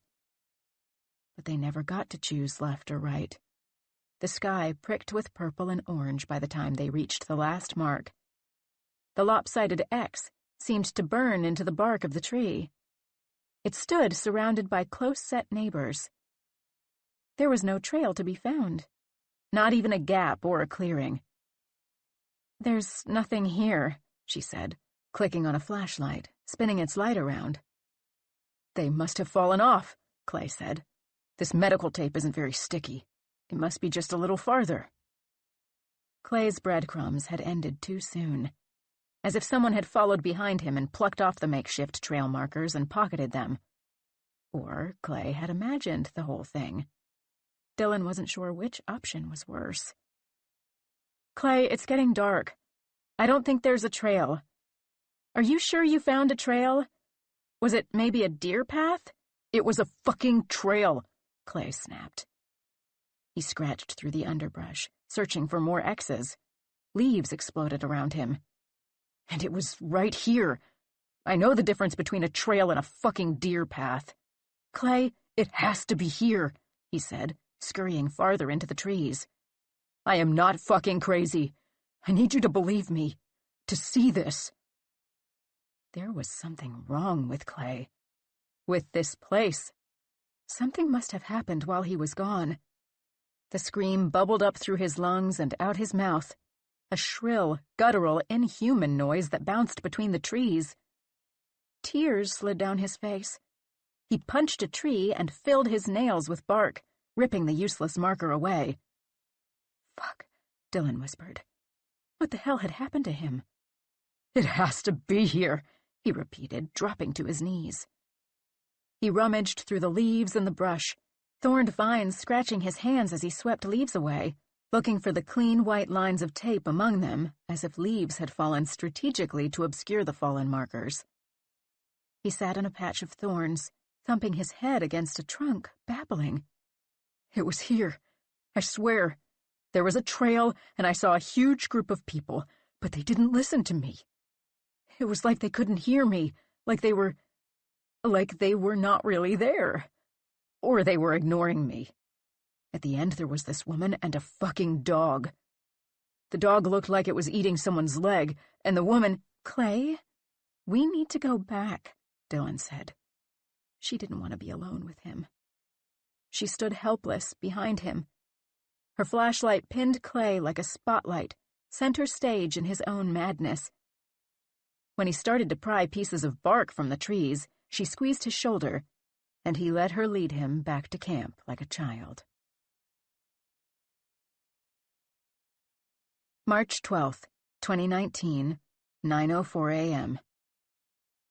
Something had partied last night. Dylan, the first to emerge from their tents, froze in place, her stomach rumbling and screaming.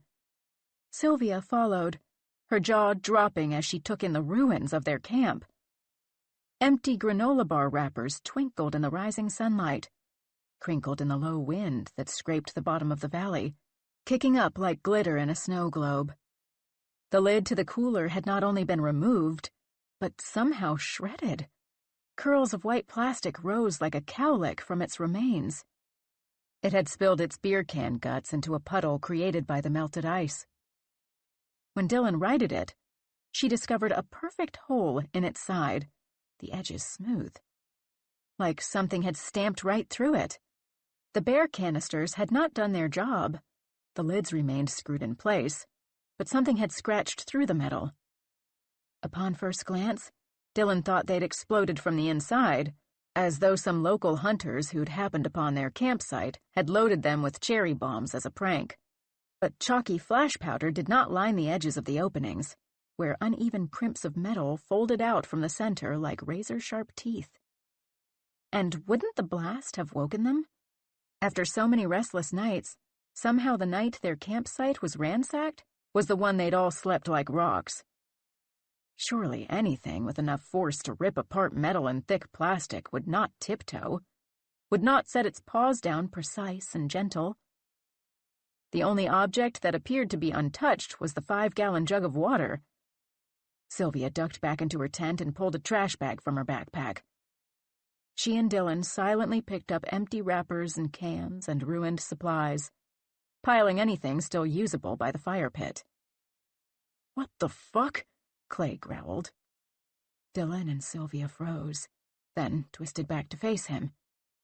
He trembled as he exited his tent, whether with despair or rage, Dylan could not determine. "It's okay," Sylvia said, her tone one of forced calm. "We're cleaning it up." "We're fucking trapped here, and now we're out of food," he said.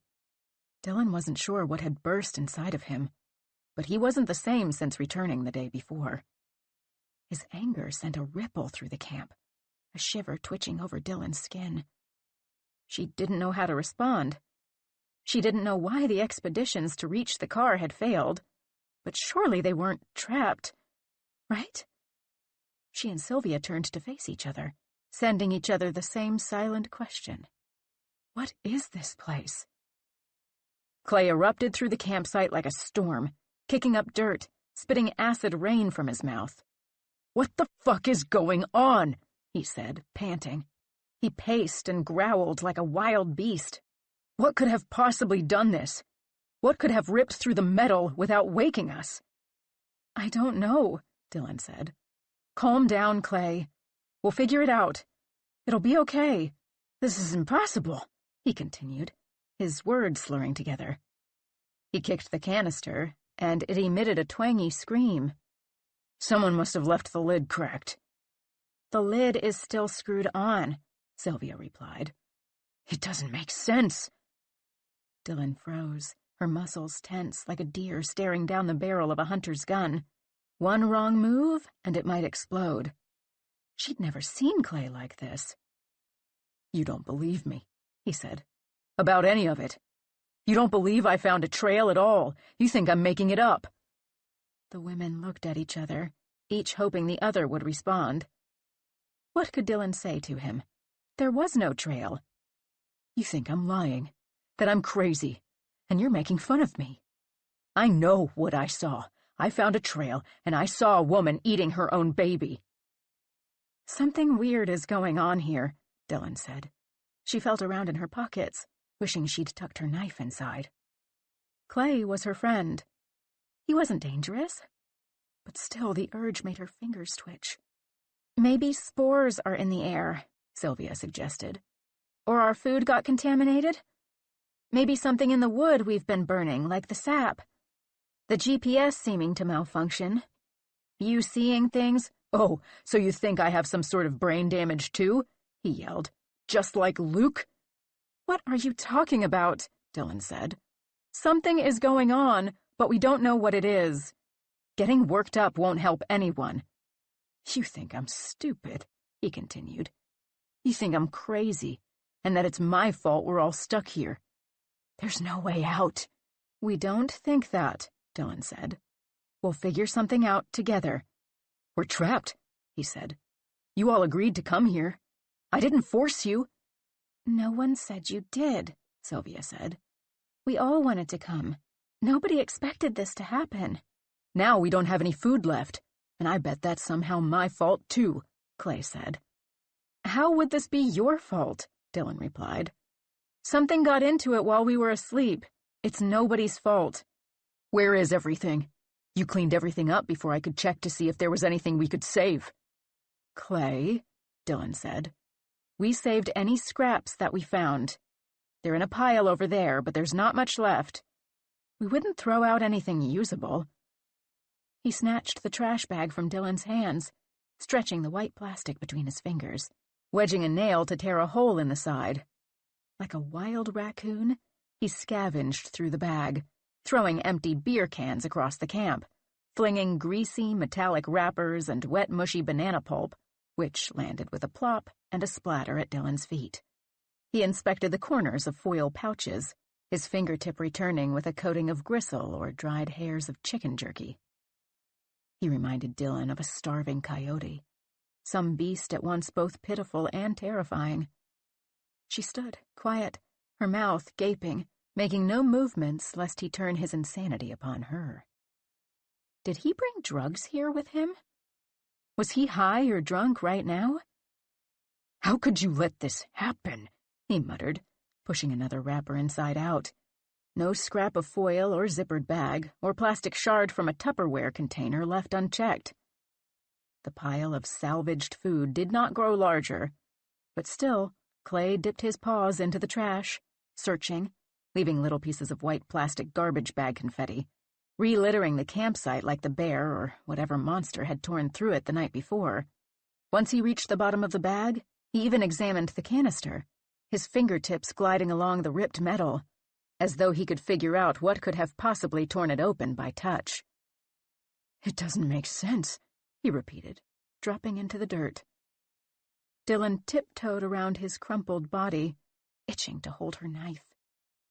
When she unzipped the tent to retrieve her blade, Luke erupted in screams. March 12th, 2019, 9:16 a.m. The ghost party stood around a table covered with a moth-eaten tablecloth. Rotten food was piled on top of it. The ghosts dug their hands into it, mold crusted beneath their fingernails, and shoved the sludge into their mouths. Banana mush, pulped moldy bread, and rotten reeking strips of jerky. Flies flitted around their feast, jumping away from the reeking compost pile when the ghosts went back for more handfuls, landing on their open eyes, darting into their gaping, chewing mouths, feeding on the rotten, juicy splatters on their arms. Luke stared, eyes gaping. The man in the gray uniform caught his gaze and licked his teeth, as if testing their sharpness. He and most of the others, the women, the teenagers, stepped back into the trees. But one man, bloodied like a butcher, stepped forward, sliding a fingertip along the blade of a rusty hatchet. Luke swallowed, the knot in his throat bobbing in place, and he couldn't breathe, because it wasn't rust on the blade. It was blood. March 12th, 2019, 9:34 a.m. The tent was a dizzying orb of bright orange when Dylan entered, the color sending daggers through her skull, a hunger-induced headache forming right behind her eyes. Her pulse beat around it. A putrid smell smacked her in the face, and she would have vomited if she'd had anything in her stomach. She wondered whether the stench was coming from Luke's damaged leg. "Are you okay?" she asked. "Did you hit your bad ankle on something?" "No, His eyes refocused to Dylan. "Why did you scream?" Yeah," he said. "I must have shifted my weight wrong." "How's your leg?" she asked, fishing the pink-handled knife out of her backpack and slipping it into her pocket. "Feels swollen," he said. "My head feels a little better, though." "I think there's some pain meds left in the first aid kit," Dylan said. "I need some, too. Let me help you out." She pulled the makeshift crutch off the ground outside the tent, the bound-up sticks looking more like a witchy omen than a medical aid. She stuck her hands beneath Luke's armpits and pulled, guiding his fragile body up and through the opening of the tent, into the spring sun. But the air still reeked, the rotten stench lingering, attaching itself to the hairs inside her nostrils. His leg must be really bad. Was it decomposing? Did he break the skin? She became aware of a strange humming noise. Once she pulled Luke entirely out of the tent, the buzzing grew louder. She helped him balance on his good foot and the shoddy crutch, never daring to put his whole weight on it lest it snap. But now the twigs flexed beneath the duct tape as he leaned away from her, back toward the tent. "Dylan," he said, his eyes wide, his gaze fixed on the ground. Dylan looked down. The ground between the tent and the tree line pulsed, vibrating and humming like a living carpet. A blanket of flies lay at her feet. They twitched and crawled over each other, fucking making maggots. Dylan stumbled right into the dark, writhing mass. "Oh my God!" she screamed. The swarm flew up, tangling their twitchy legs in her hair, screeching in her ears, flitting onto her arms and knees and elbows, crawling down the back of her neck into her t-shirt. She danced a jerky, interpretative twirl, legs kicking and spasming, arms swatting at her face and batting at her ears and fanning the hem of her shirt. The pain of each smack lingered, the smashed body seeping redness into her skin. The bug's infinite legs scrambled against her, parting the soft baby hairs along her spine and arms. Her synapses shorted, too many sensations all at once, disgusted shivers pulsing along her spine. Luke could only stand at arm's length and watch with his two working limbs and a gaping mouth. One fly swam through the air, a serpentine maneuver, and landed on the mountain of Dylan's nose. It jumped around her scratching fingers, crawling across her cheek, heading for her eye. She shut her eyes, and it battled against her eyelashes. It wiggled, trying to burrow, trying to separate the lids so it could stick its feet against the soft white of her eye. She smacked her hand hard over her eye. When she removed the fleshy eye patch, a splotchy, gooey mess of guts and metallic wings stuck to her eyelid, already cold. She pitched forward, toward Luke, exhaling sharply through her nostrils to shove out a fly that had wedged itself into the one opening she couldn't close. Her lips were a thin line, her jaw clamped shut, her teeth ached.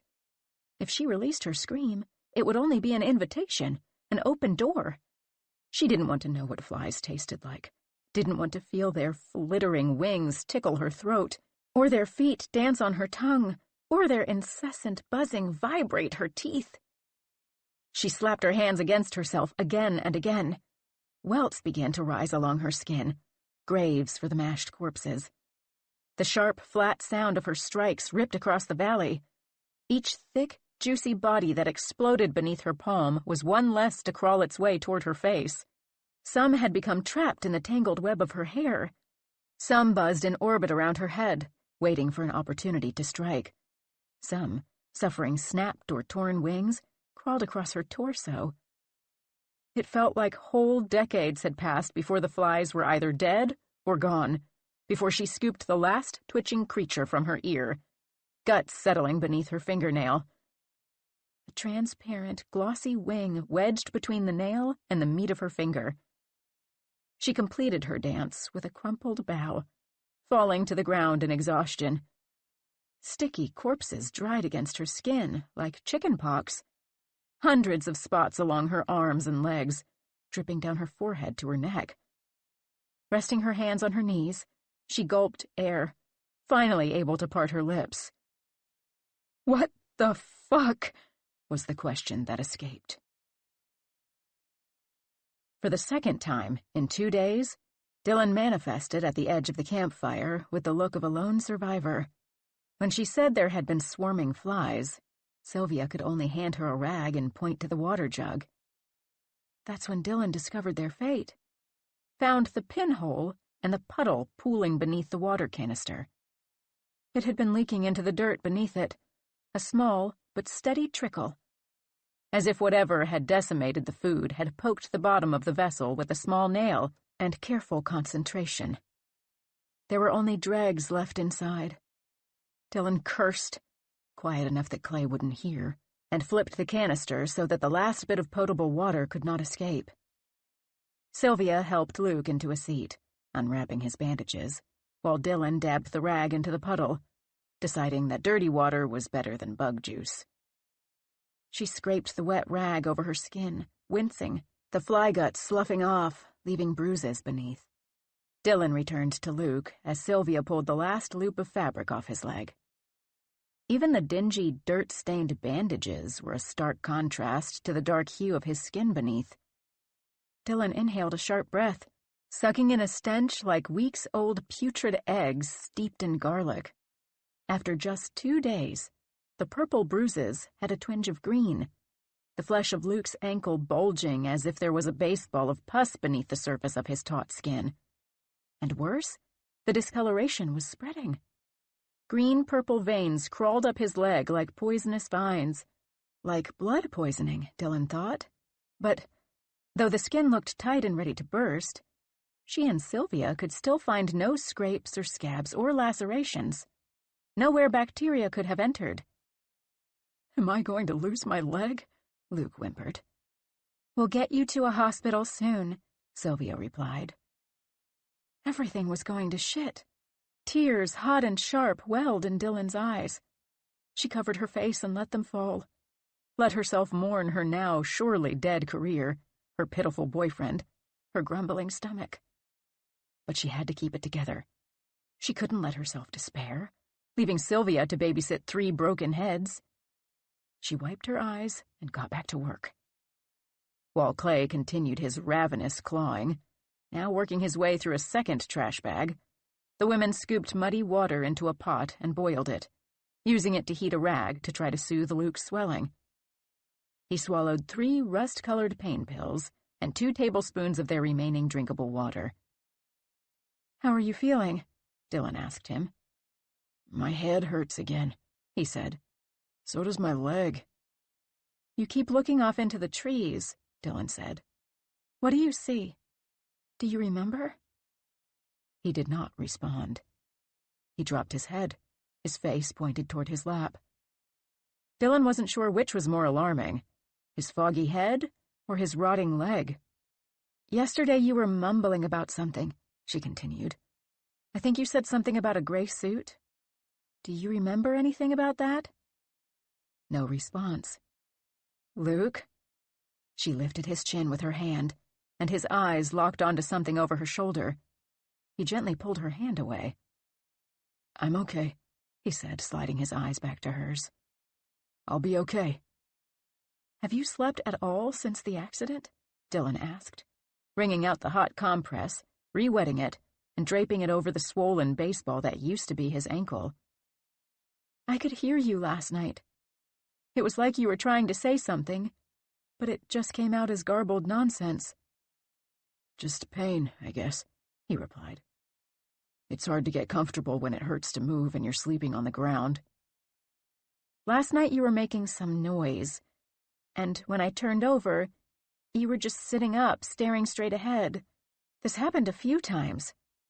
What she didn't mention was that each time she found Luke sitting up, a little tapping finger had woken her. For her own sanity, she pretended it had been Luke's finger, even though the sensation moved as she shifted her body in the still-zipped sleeping bag, sometimes touching her tailbone, sometimes her thigh, her vertebrae, tickling. "We're worried about you," Sylvia said. "We need to get you out of here." "I know," Luke said. "But what are we going to do? Every time we leave, we end up back here.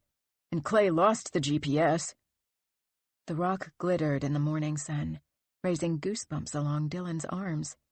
She turned her back toward it. "We'll figure something out," Dylan said. Clay huffed past them, heading toward the tents. Sylvia sighed, opened a new garbage bag, and began to clean up the campsite a second time. Dylan's head dropped into her hands. A sound like paper chafing against itself rubbed against her ear. Luke was scratching the index fingernail of his good hand against his bound arm. His gaze locked onto something in the distance. The moment she lifted her head and discovered this was the moment his raw skin broke, erupting with deep red lava that dripped down his arm. The blood coated his finger. But this didn't stop Luke from digging his nail deeper into his skin. For a moment, Dylan couldn't move or act, transfixed. It was as if Luke's nerves had been shut off and his automation would continue until he scraped through muscle, all the way down to the bone. "Luke, what are you doing?" He twitched in his seat. His whole body jerked and spasmed. "Luke!" Dylan shook him. He might be having a seizure, and she had no idea what to do. His finger wagged through the air, still trying to reach the skin. She waved her hand in front of his eyes. His pupils did not move, like he was having a staring contest with a ghost. He didn't even blink. She guided his hand away like the arm of a record player. "What's wrong?" Sylvia asked, coming around the fire pit. "Luke's arm," Dylan said. "He's scratching at it and he won't stop." "It looks like he just scratched open an old scrape," Sylvia said. "Luke, are you okay?" Dylan asked. His eyes finally refocused to Dylan. "Sorry," he said. "I zoned out." She swabbed the wound with alcohol and began wrapping it with gauze. Dylan clicked her phone open, turning off airplane mode, waiting for a signal to appear out of thin air. There wasn't any signal. There was never going to be. But still, she resumed airplane mode to preserve the battery, as if there was a chance. Behind her, the rock still pulsed. Some insane part of her burned to go back to the roots, to scale them, to ditch her mangled boyfriend. Even after her free solo adventure had nearly left her as dead and cracked as Luke's phone, even after it gouged her chin so that pain rocketed through her face every time she spoke, she had to squeeze her nails into her palms to stop herself from pulling on her climbing shoes, abandoning Luke, and heading to the wall.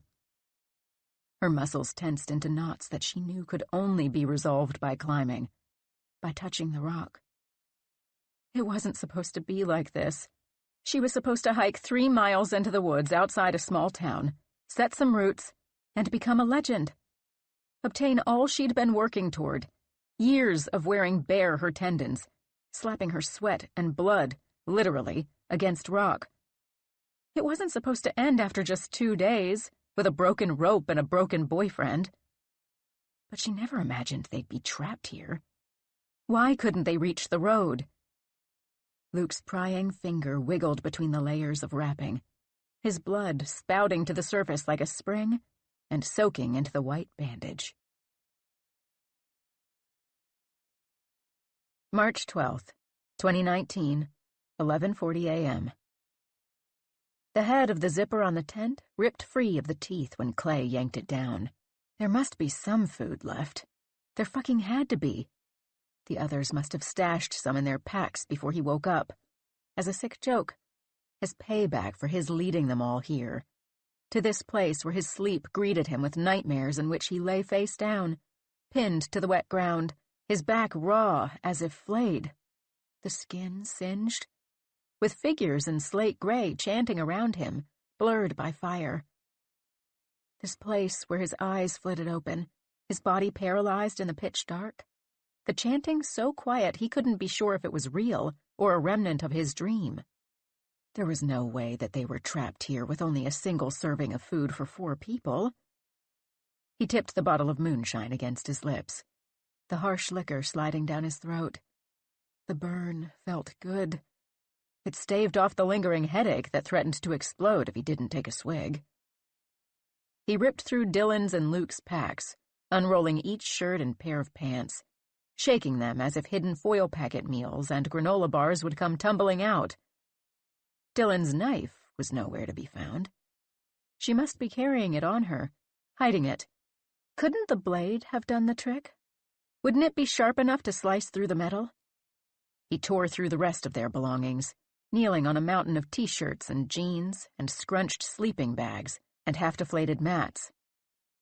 Had he been thinking clearly, he might have wondered why his campmates, his friends, would possibly be motivated to eat all of the food and make it look like an animal had scavenged through their campsite. But a voice, indistinguishable from his inner voice, snipped that type of thinking away, folded it, placed it in a far back corner of his brain. It conjured tales, whispered them into his ears. They did it because you led them here. They did it because they hate you. They planned it from the start.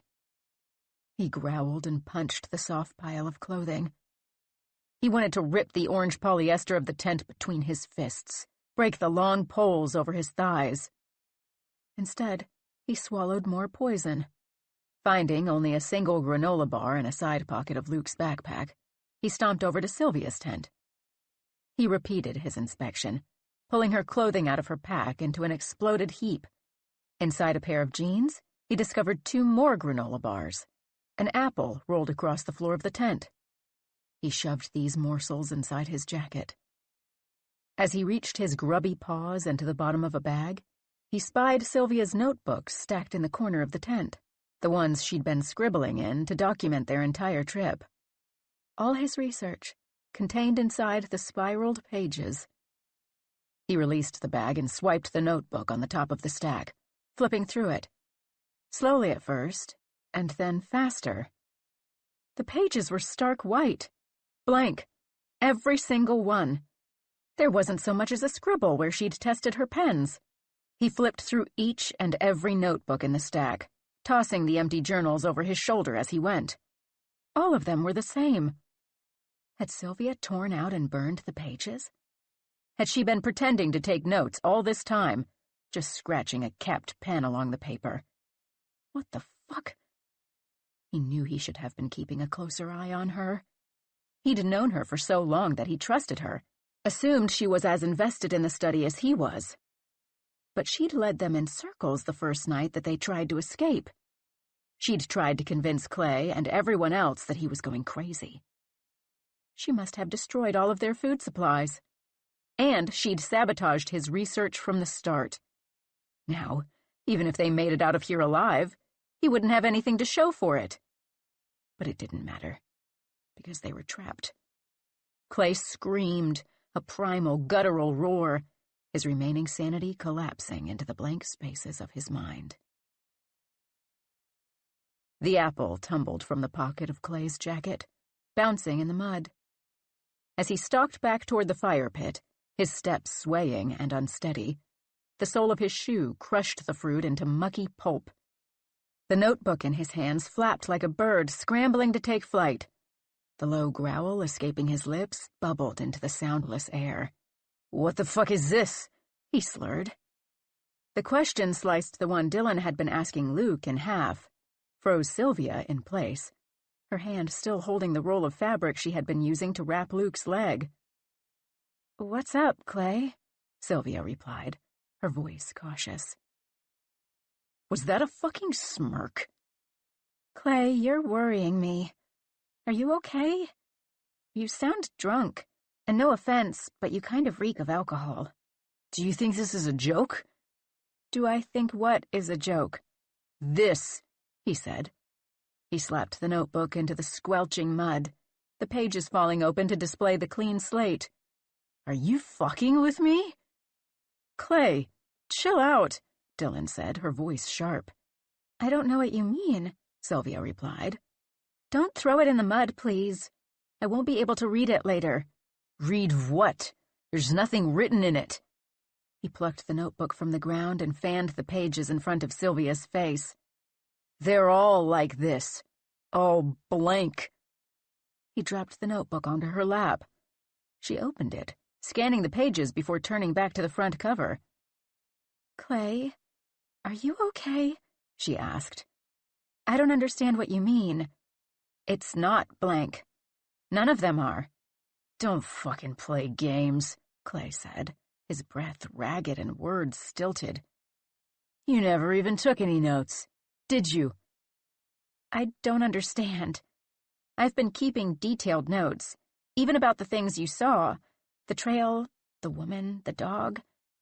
You saw me writing. It's all right here." She held the open notebook up to him, her fingers scanning a crisp white sheet. "You guys see it too, right?" she said, turning the page toward Dylan and Luke. "Yeah, I see it," Dylan said. "The page is full." Luke was drifting again. "Sorry," Clay said to Sylvia, his tone suddenly shifting, as if someone had turned the dial of his anger all the way to the lowest level. They were all in on it, the scheming bitches. He couldn't let them know he'd caught on. "You're right. I must have looked at one of the notebooks you hadn't used yet and overreacted. I'm stressed out after yesterday, and worried about Luke. Can you help me figure out what's safe to forage while Dylan keeps an eye on Luke? We need to find something to eat soon, or we'll be fucked." Sylvia said. "Why don't you take a moment to calm down first?" "Sure," Clay said. "Dylan, can you help me find something we can use to put food in?" Sylvia asked. "Sure," she replied. "Clay, will you be okay with Luke for a sec?" "Of course," he replied. He sat across the fire pit with a drooling Luke, while Dylan and Sylvia huddled together near the tents, muttering in low voices. "Are you sure you're okay?" Sylvia asked, returning to the fire pit with a dry bag. "Of course," Clay said. "I'm sorry I overreacted. Let's go forage." "Don't go too far," Dylan warned. "Shout if you need anything, okay?" She shot Sylvia a worried look. Sylvia mouthed, "I'll be okay." Clay feigned composure, letting his rage boil beneath his skin, as he and Sylvia walked toward the tree line with the notebook tucked under his arm. "Is everything okay?" Sylvia asked once they were out of earshot. "Yeah," Clay said. "I just wanted to talk about a game plan for getting Luke out of here, and what we can do to salvage the research." His pulse thumped against his temple. He continued walking, and she trailed like a dog as they followed the stream around the pillar of rock. "Let's focus on finding food while we think through a plan to get help," Sylvia said. "We need to find a source of clean water. Maybe send someone else out again to try to get to the road. Or at least find a spot where we can get a signal to call for help." Clay knew in his bones there was no way out of this place. He stopped short, and the notebook spilled from his arm, its wings bending beneath it, pages soaking in mud. She bent to pick it up. "Why are the notebooks blank?" he asked. "Clay, you're scaring me," Sylvia said, taking a step back. "They aren't blank. I don't know what you're talking about. Don't lie to me, Clay hissed. It didn't just magically all disappear, did it? The pressure inside his body boiled. His pulse screamed in his ears so loudly he could hardly hear Sylvia's replies. I'm not lying, she said. All I can say is what I know. I took copious notes.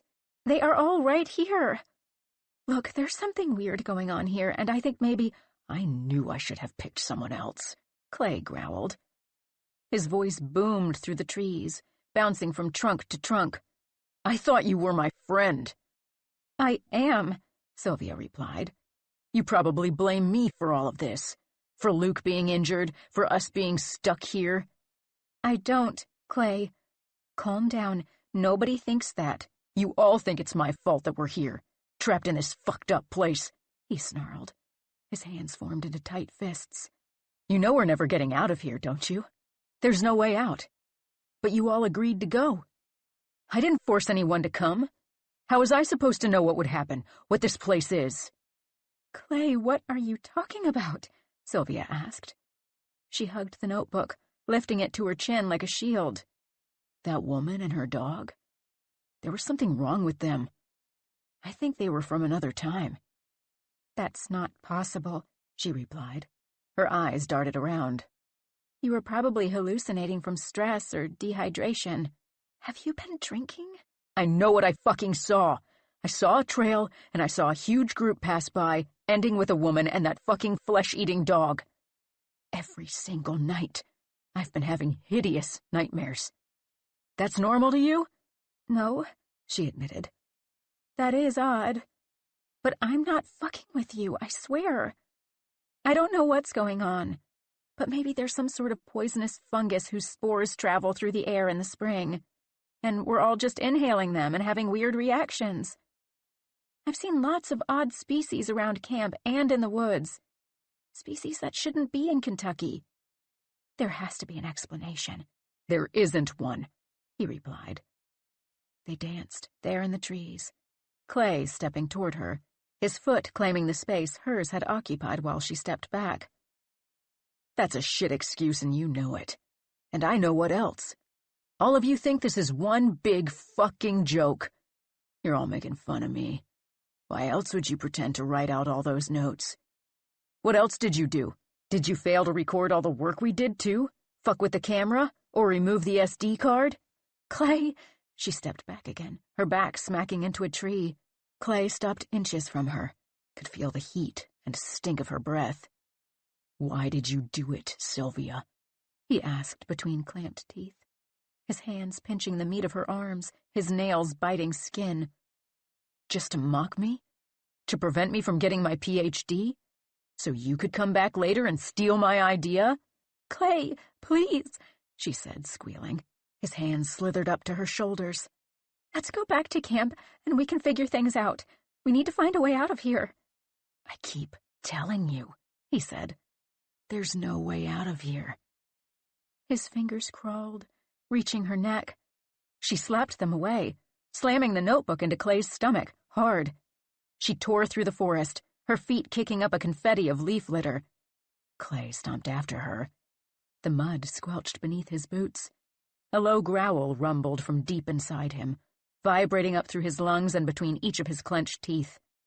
Ahead, Sylvia darted, nimble as a rabbit, deeper into the trees.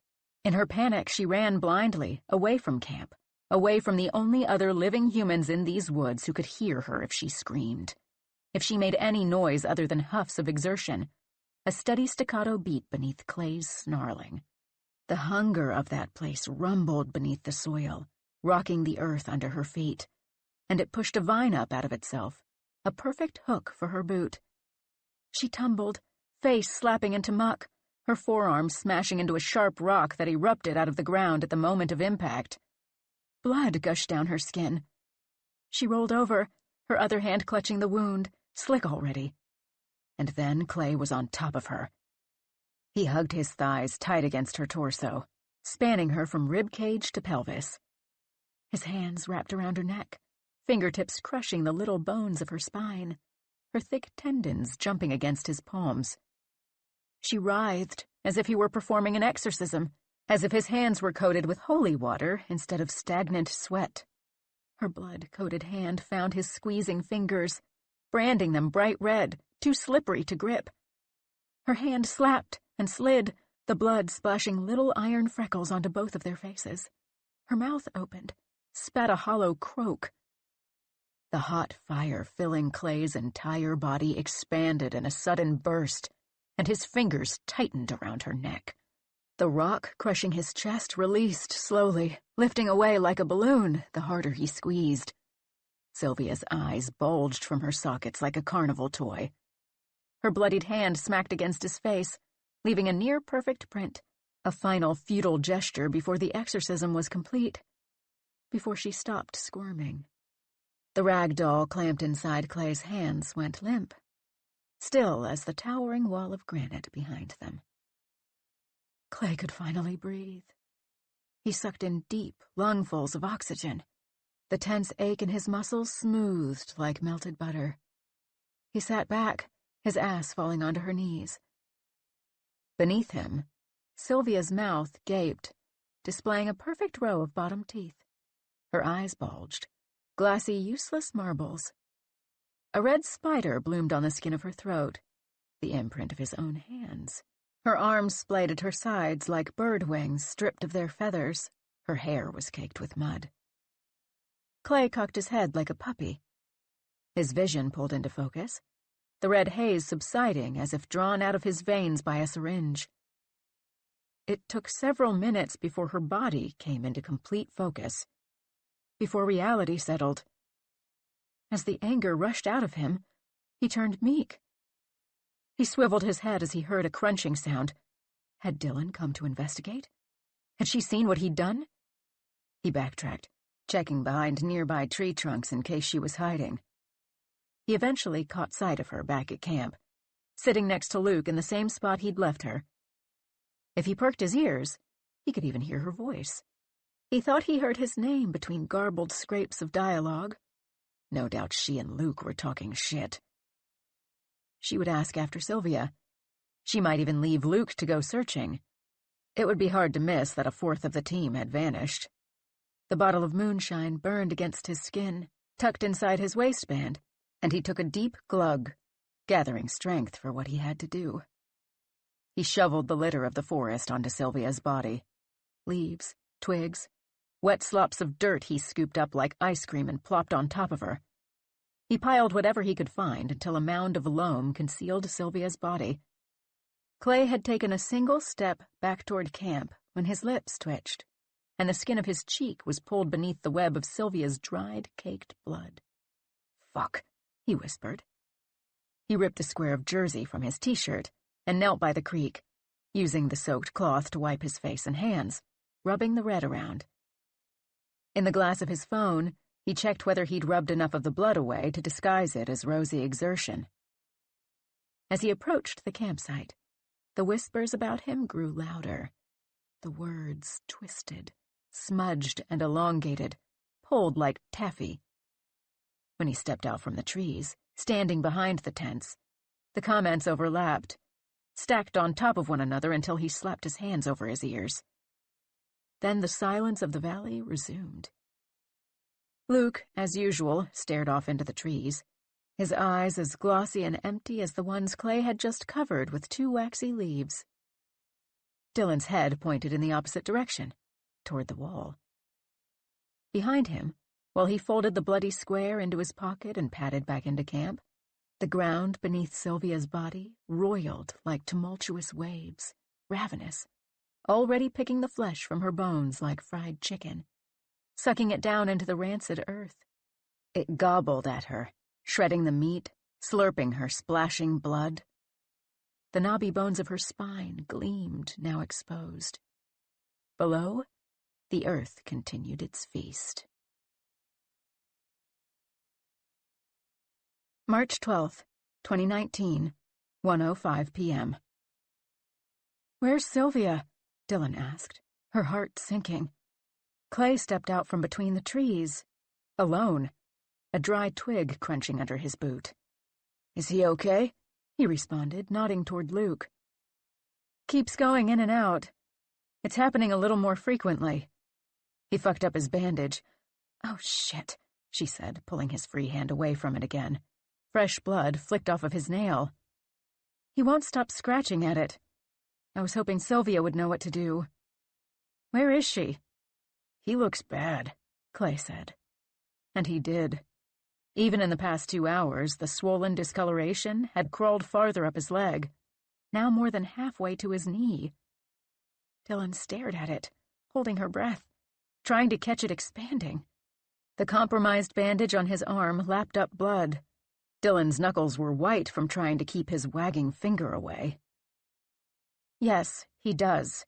I fucking know, she said, her chest suddenly heavy and burning. Luke's hand slithered out of hers, and she snatched it again before it reached its destination.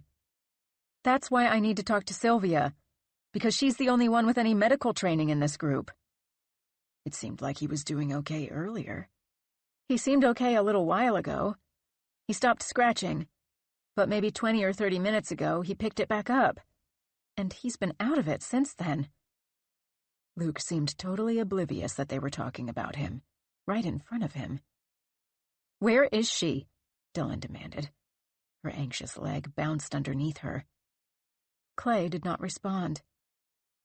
You walked off into the woods together. Where did she go? What happened? His shoulders tensed up to his ears, like they were being pulled by marionette strings. He stared off in the direction where they had disappeared. Why was he being so cagey? A pit opened up in Dylan's stomach. She hadn't liked the thought of Sylvia and Clay going off alone.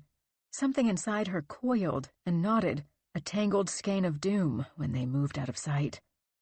She wished she could have gone too, but someone had to stay with Luke. Still, she never imagined that anything more than a screaming match might happen. But now Sylvia was gone. We were talking about the research, and then we started talking about the GPS, Clay said. She accused me of breaking it on purpose and dropping it when I went out alone. She said she was going to go try to get help. She left to try to get back to the car. That doesn't seem like her, Dylan replied. Leaving without a plan? I tried to stop her, he stammered. I told her she'd get lost without a GPS, but she said she was going to just keep walking until she got a cell signal. How did you get so dirty? His head dropped as if this, too, were a mystery. His hands nearly gloved with Kentucky clay. Dark circles stained the knees of his jeans. Something congealed sat at the receding line of his hair. I tried to run after her, to stop her, he replied. But, I tripped on a vine and fell. Are you okay? Is that blood on your shirt? Sweat dotted his face. A bead ran down, cutting through the rusty dirt on his cheek. Dylan squinted at him, pulled her lips into her mouth to chew on them. He was acting weird. She'd known him for years, and he'd never acted like this before. Never been this nervous to tell her something. The gaps between his replies made her think he was lying. So where was Sylvia? Dylan rewound the past hour of her memory. Had she heard anything that could have been screaming, mistaken for something else? That space in her mind was filled with stock-still silence. Not even the sound of Clay and Sylvia stamping through the brush had dented her recollection. Just calm, suffocating, strangling silence. Oh, Clay said, his chin to his chest, studying the splatters and streaks on his shirt, before scanning his hands, as if they had, at that moment, sprouted from his wrists. I guess I must have cut myself at some point and not noticed. Probably when I fell. The woods behind the curve of the rock seemed to shiver. What had Clay done? What was he hiding? Her sanity did not want to put the pieces together, to trek into the woods and uncover what she might find. To believe her longtime friend was capable of something so terrible, and she couldn't leave Luke alone with Clay, or get lost herself. Dylan's fingers found the hilt of the knife in her pocket. Would she be able to use it if she needed to? And if she stood, would she be able to resist the pull of the wall? Or would she climb to the top, teetering on shaking hands and feet before she snapped out of the haze. She didn't know what to think. She rubbed her temple, another headache forming. Luke's wagging finger moved right back into place like a magnet. Dylan feared he would eventually tear long, noodly strands of muscle and tendons away from the twin bones of his forearm if left to his own devices. This time, Clay pulled Luke's hand away, stooping between them, and Dylan could smell the rotten, stagnant stank of Clay's sweat, with a metallic scent stirred in. She swallowed the acid burning up her throat as Clay sat across from them. Dylan needed to stay calm. Wait until she had all the facts and figures. Maybe he was telling the truth, even if it sounded ludicrous. He'd never lied to her before. Maybe he was simply nervous on Sylvia's behalf. A silhouette seemed to move through the trees, just far enough away that it could be their missing friend. But it vanished into the deeper woods. It could be a deer. It could be nothing at all. For the rest of the day, they played a demented version of house around the campfire, Clay straightening up the campsite and Dylan tending to Luke. She rested one hand on the knife in her pocket, the smooth metal calming, regulating her pulse, though she couldn't say why it settled her. The hilt grew slick in her palm. Nobody mentioned Sylvia again, as if it had always been just the three of them who trekked down into the valley. Dylan and Clay hardly spoke, and Luke was too far gone for words at this point. The snaps of the fire, like cracking bones, were sound enough. When the sky darkened, and the air bit through any warmth the fire might have provided, Dylan led Luke to their tent. In the slow, hobbling journey there, she craned her head back toward Clay. A vision of fireballs dancing in her head, a worry that he might be too scatterbrained to put the fire out when he went to bed, and it would crawl to the trees. Another fear wormed in, that he might spread it himself, starting with their tent, melted polyester raining down and gluing to their faces. Inside the tent, she pulled a thick woolen sock over Luke's curious fingers and then roped it against his chest, both arms now bound as if in a straitjacket. His forefinger continued to twitch underneath the thick fabric, a blood-seeking missile. She hardly slept. Her muscles remained taut, tense knots. Any time she dozed, she dreamed, sharp and clear, of a faceless figure, unzipping the tent, killing her, each instance different, strangling her with the coils of the dirty, broken rope, prying the knife from her sleep-dumb fingers and plunging the short blade into her chest or stomach or neck, pressing a balled-up North Face jacket over her gawping mouth. And while the figure did his slaying, Luke sat, staring directly at nothing, drool pooling at the hinge of his jaw. Luke whispered all night, rocking in the same position for hours, his quiet muttering punctuated by the occasional louder whimper. If it had not been for the unusual stark silence, the normal sounds of the forest would have drowned him out. But there were no owls hooting in this place, no whistling wind, no nighttime crickets. And so, the moments when Luke went statue still, even his fingers stiff, and held his breath as if a predator were just outside the fabric barrier, became even more jarring. Dylan's breath caught in her throat. Her skin prickled and itched, as if thousands of centipedes were crawling across every inch of it. The pair shared that insomniac, claustrophobic space for hours upon hours. Nothing more than the thin sheet of tent barricading them from the horrors of the woods. The things Dylan could only imagine, but somehow it seemed Luke knew intimately. Only when the sun filtered through the polyester, the tent glowing orange like a lantern, morning, at last, did Luke relax his shoulders. As if all the creepy, crawly, terrible things disappeared with the dawn. For a little while. March 13th, 2019, 7:37 a.m. Clay's eyes were tinted red around the iris. He fiddled with a book of matches at the fire pit, sliding his bottle out of view as the others exited their tent. 3 little matches sat in the dirt at his feet, spent, their heads blackened dust. Dylan pulled out a little pin from the hilt of her knife, struck it, and sparked a fire in the dry kindling he'd collected. "Where did you find water?" she asked, nearly tripping over the full kettle. She helped Luke sit. Clay motioned behind him. "There's a creek. Didn't you see it when we came in?" "Yeah, but did you bring a water filter?" "Won't boiling it kill any bacteria?" "I guess," she said. "I don't know what that weird red shit in it is, though. We could see if—" "See if what?" "I was going to say we could see if Sylvia knew. But she's gone. I hope she's okay." "Me too." "There's a little bit of coffee left," he said, an olive branch. "I'll take some," Luke said. Mornings seemed to be when he was at his most lucid. "I found it in my backpack this morning," Clay continued. "It was in some canister I had forgotten about. It might be old." "I'm sure it will taste amazing," Dylan said, the fire jumping, lapping up oak. But her tone did not match her words. Sylvia's empty tent and her pack sat between his tent and Dylan's like a blemish.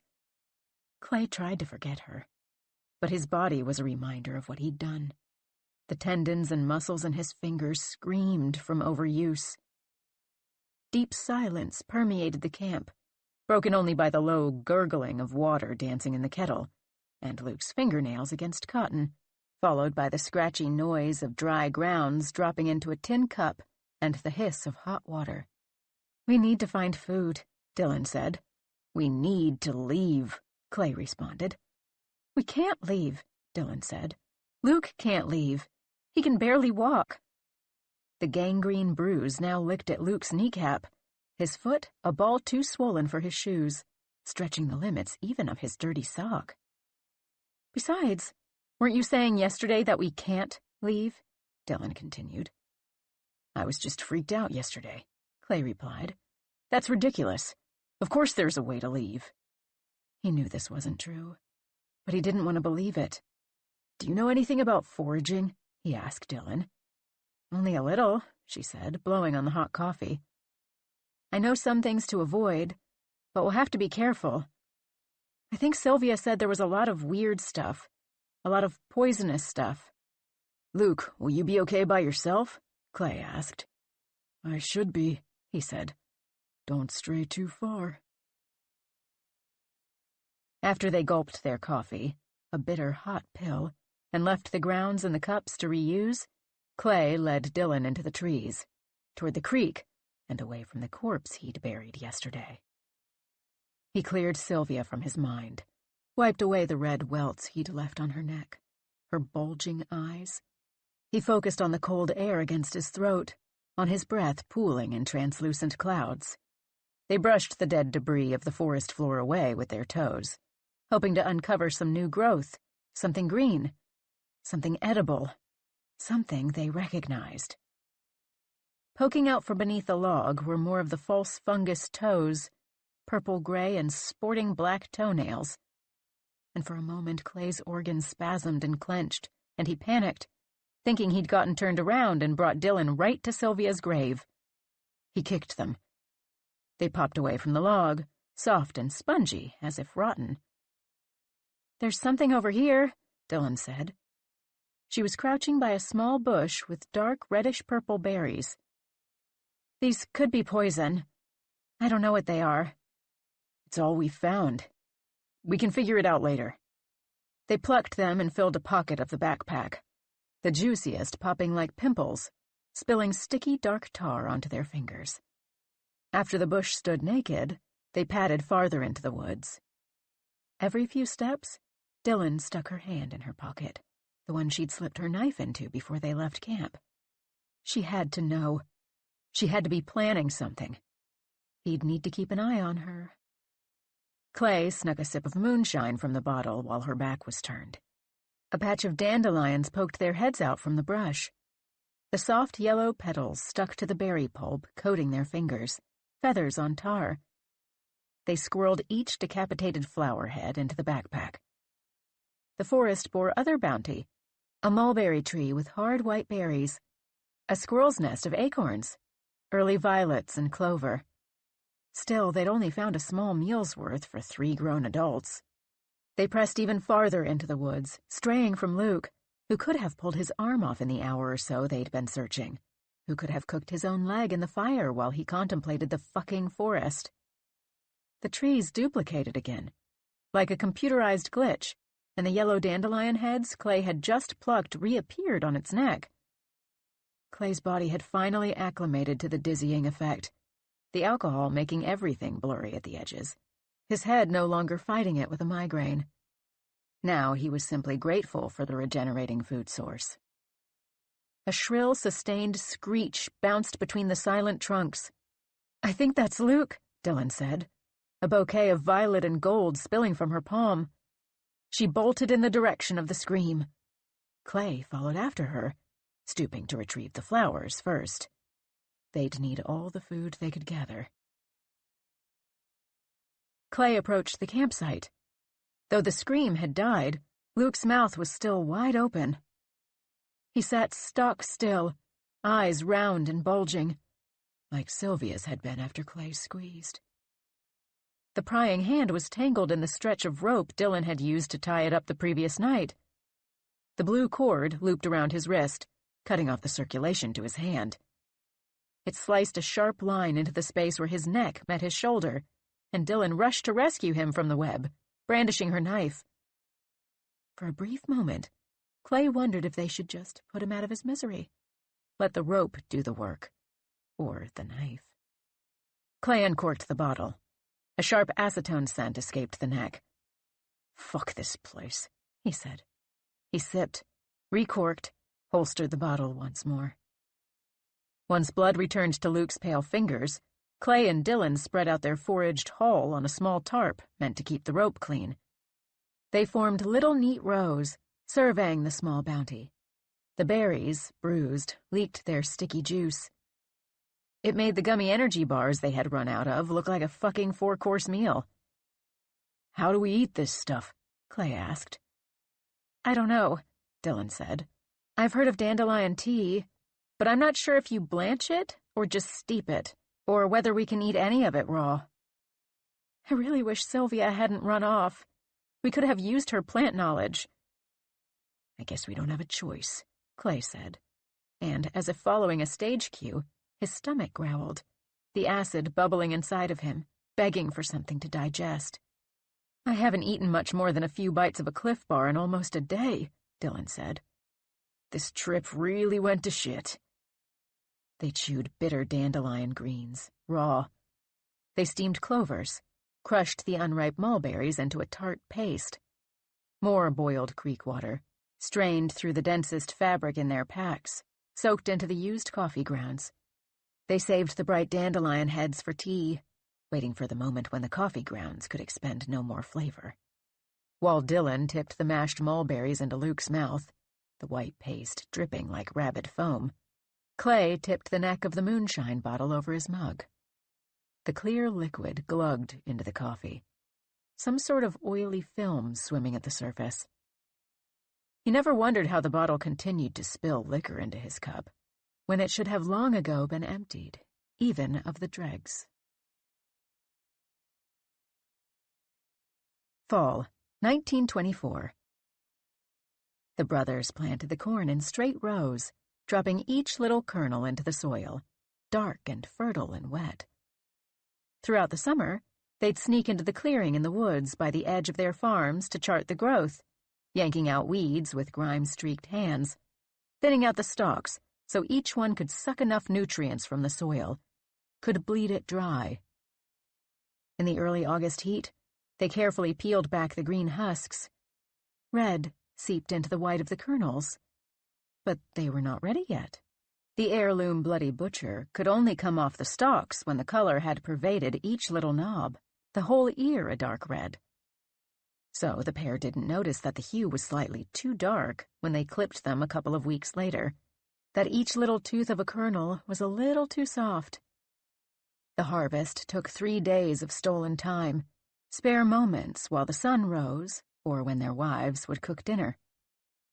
When the older brothers twisted off one of the final ears, it popped in his hands. Beneath the husk ran the juices, a deep, staining redness thick as tar. It smelled rotten, and he chucked it away into the forest. Not all of the harvest could be perfect or good. They ground the corn by hand, heated it with malt and yeast, put it through the copper coils of their still, hidden in that valley in the woods, until it ran clear on the other end. The white dog funneled into the green glass. They corked the bottles and sold them, returning to the bare stalks in the woods to stash the cash and celebrate with their own bottle. When they uncorked it, the sharp scent pierced their nostrils, and they toasted to a job well done and sucked it back. A fiery ball followed a line inside each of them, scorching their tongues, their esophaguses, dropping into their stomachs, sizzling the acid there. They sipped. The warming burn edged into their muscles, wormed its way up to their eyes.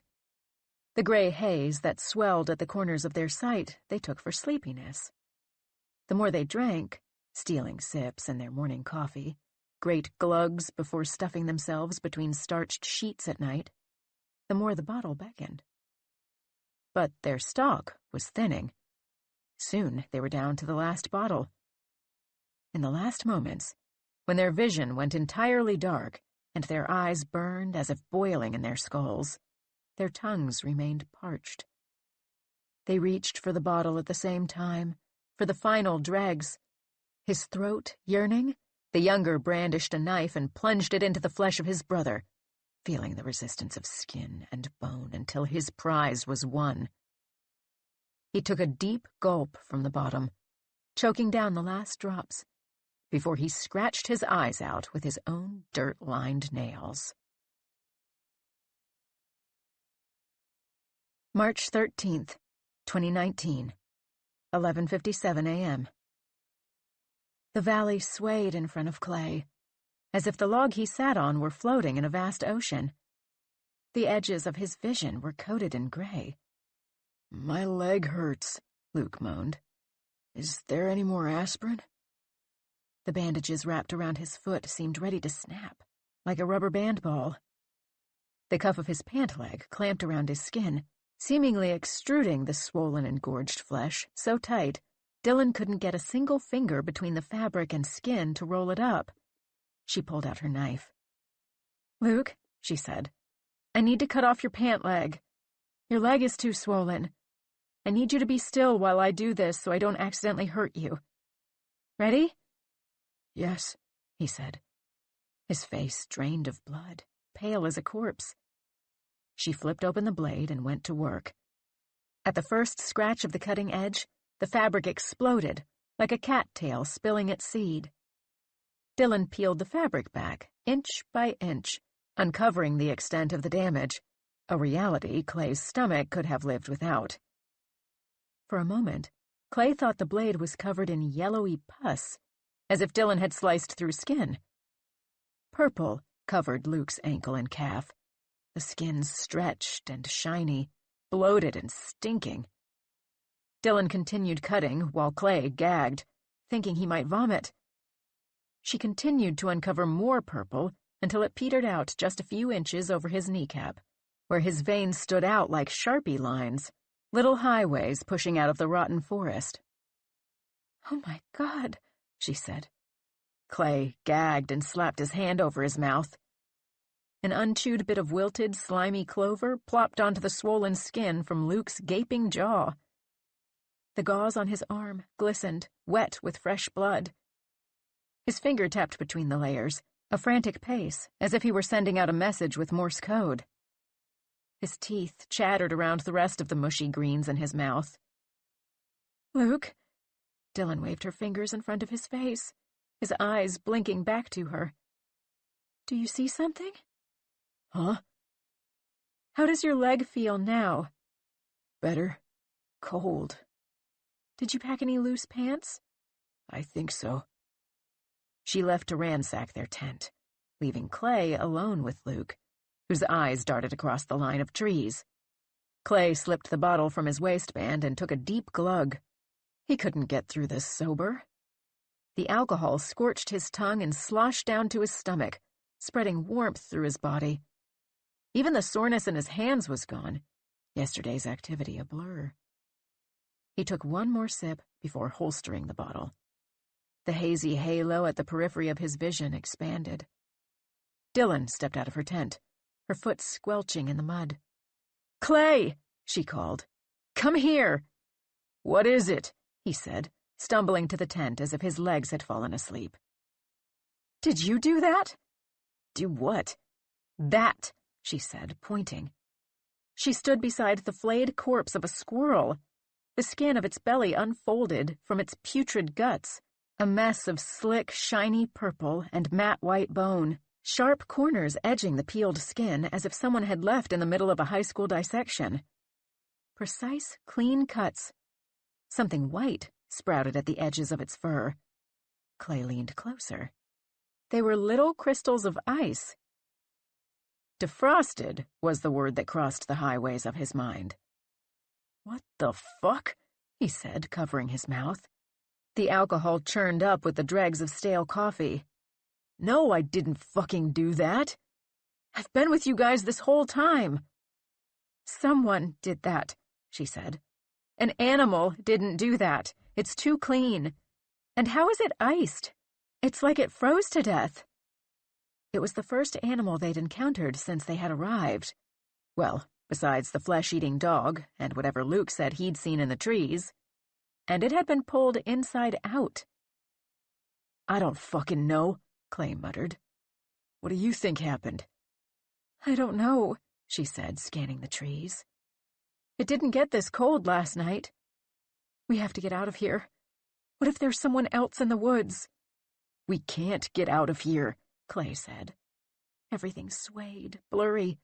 He focused on the zipper head at the top of Dylan's jacket, hoping it would ground him, would keep his stomach from remembering the squirrel guts on the ground. "What do you mean?" she said. "Because the GPS is broken?" "The GPS is gone. I just mean, we can't leave. We tried twice, and just ended up back here both times." "Well, Sylvia left, right? She went to go get help and didn't get looped back." Clay didn't respond. He avoided her eyes, looking at his shoes. "That's what you said yesterday, right?" Dylan prodded. "Sylvia ran off to get help?" "I don't know, but yeah, she ran away to get help." Dylan squinted, stuck her hands in her pocket. The squirrel lay between them, and they stared at it as if it would spring to life and scurry away. "Should we eat it?" Clay asked. "I don't know," Dylan replied. "I guess it's meat. Do you think it's rotten?" Their answer arrived when they attempted to pick it up and bring it to the fire.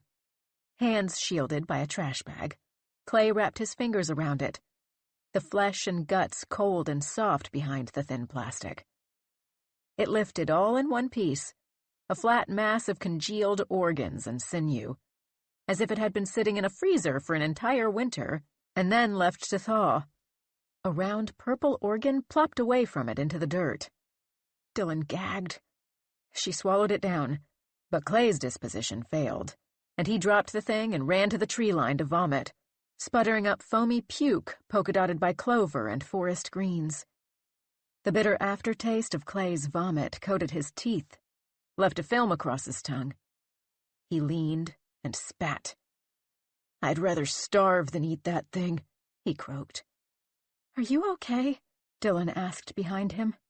"Yeah, I'm fine," he replied, feeling another wave roiling in his stomach. "I'll be fine. You can go back and deal with Luke." After she patted away, he pulled the bottle from his waistband. He swished the sharp corn liquor around his mouth, the harsh drink rinsing the vomit. He spat it out and took another swig, this one following his throat down to his empty stomach. On the edge of the campsite were more corpses. Clay had wandered away, no longer able to stand Luke, the way he'd stop mid-sentence to have a staring contest with thin air.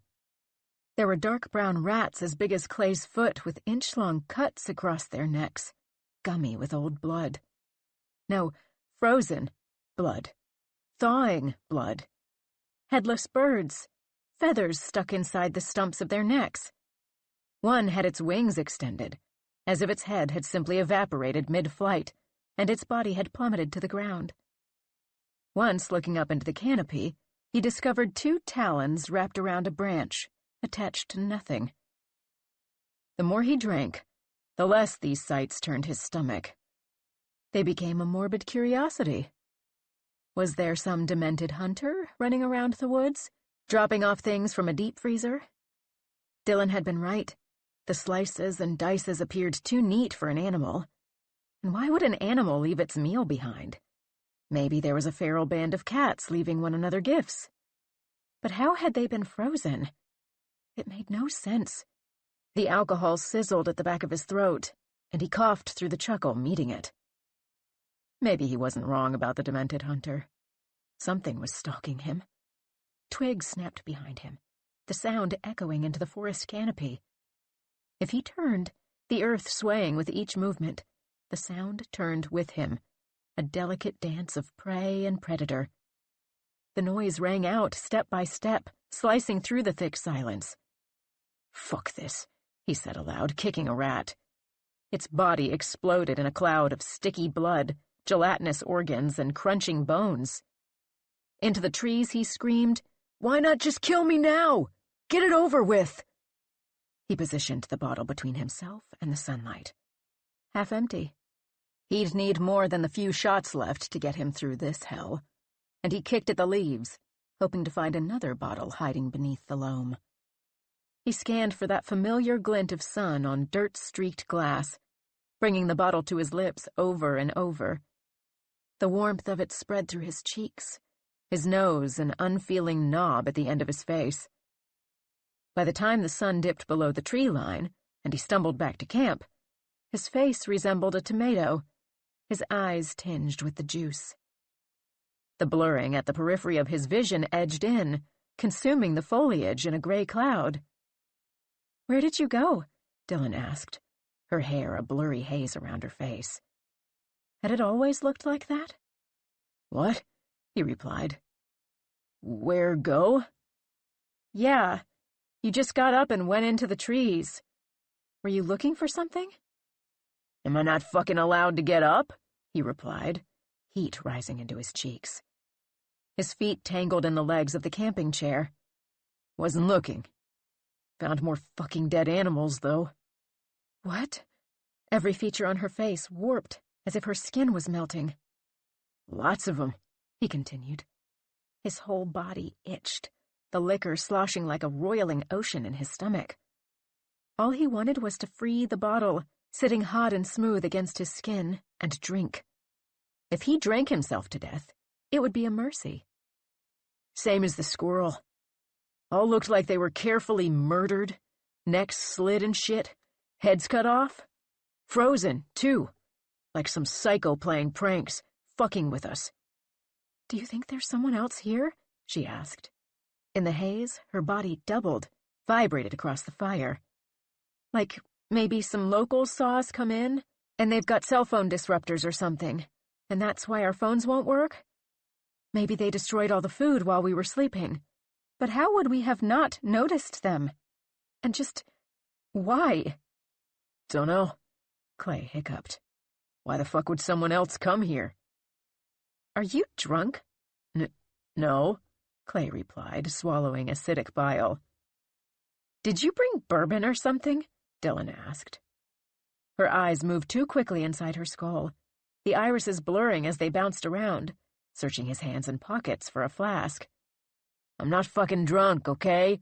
Clay roared. "Jesus, sorry." She poured creek water through the fabric sieve and set the kettle over the embers to boil. Clay's ears perked for any sound, footsteps or rustling brush or villainous laughter, the whiz and whir of some electronic gizmo that might explain why their phones wouldn't work. Clay knew these things did not exist. There was no blocker device, no pranking teenagers hiding behind the thick trunks. That could not possibly explain how they were trapped, how they had moved in a straight line and ended right back where they began, how the trees reproduced into a pixelated distortion like badly rendered CGI the further they went into the woods. Still, he listened, hoping logic would override what they'd witnessed with their own eyes.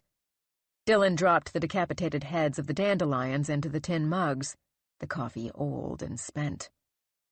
The flowers swirled in the water. Clay didn't have the stomach to drink the tea.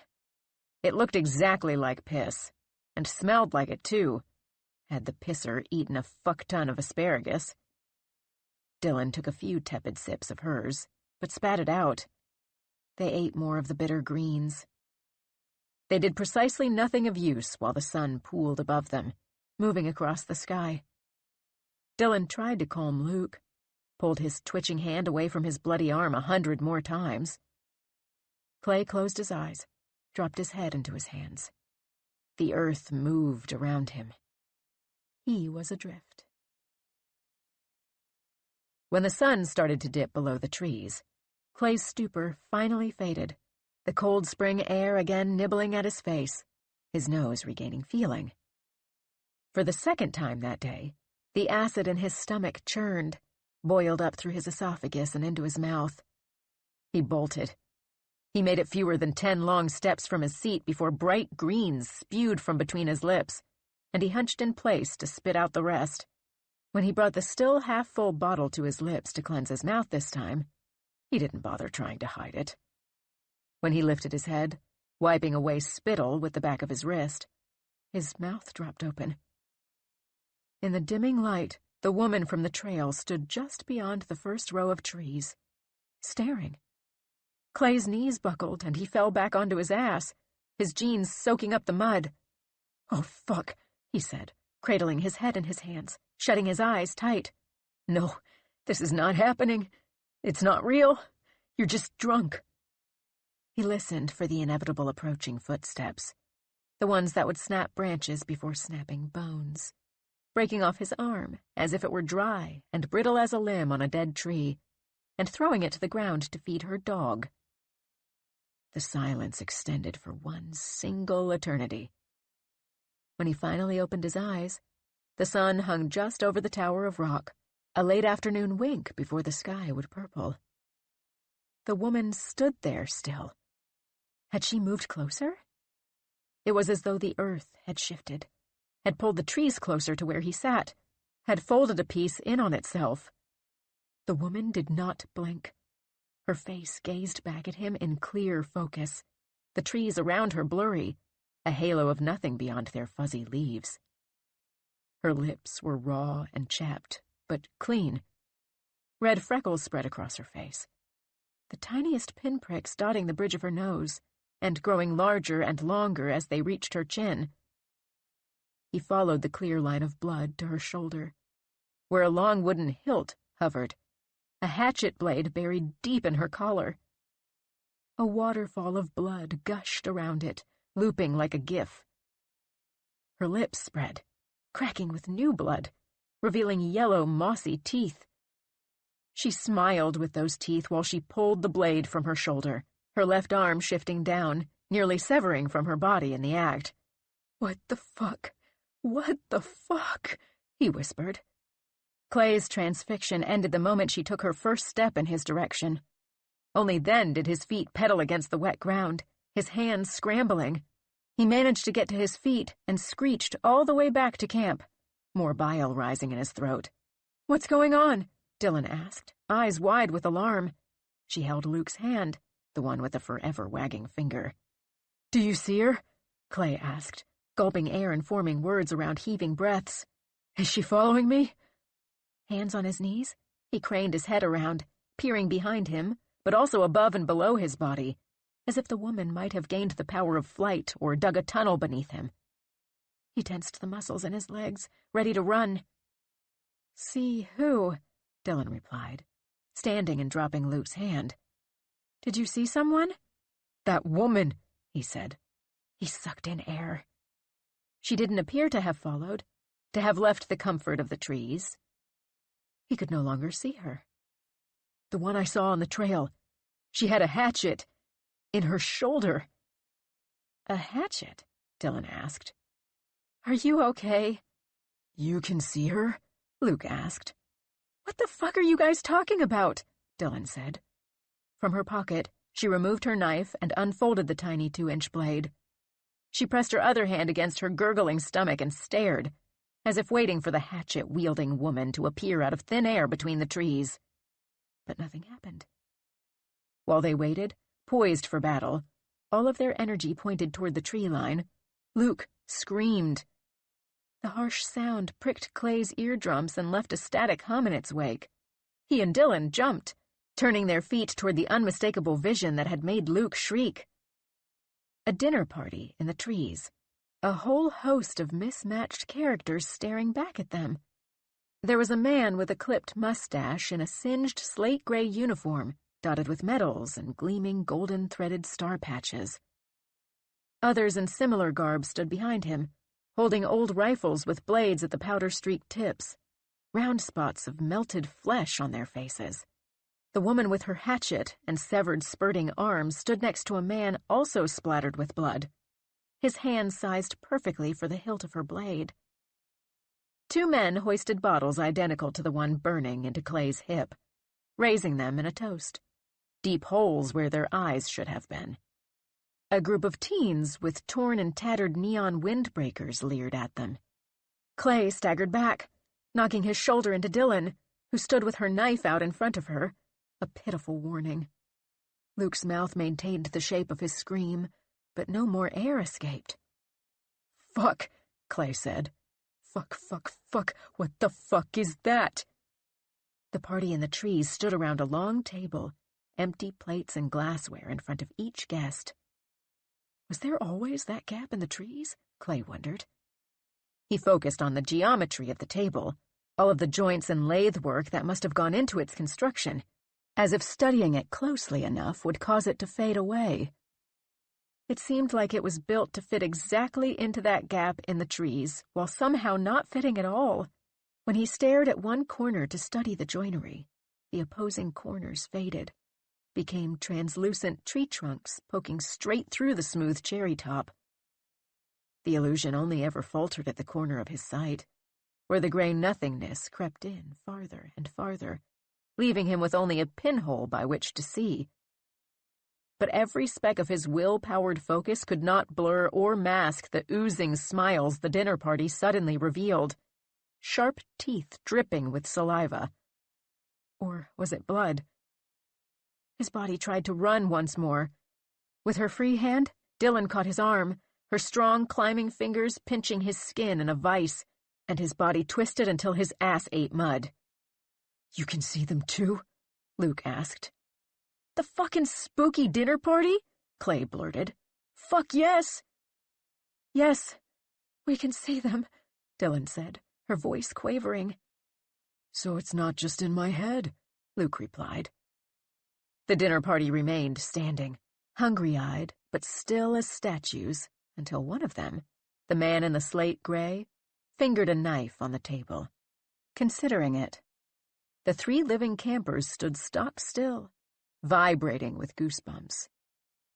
A standoff. "I thought I was just imagining all of this," Luke whispered.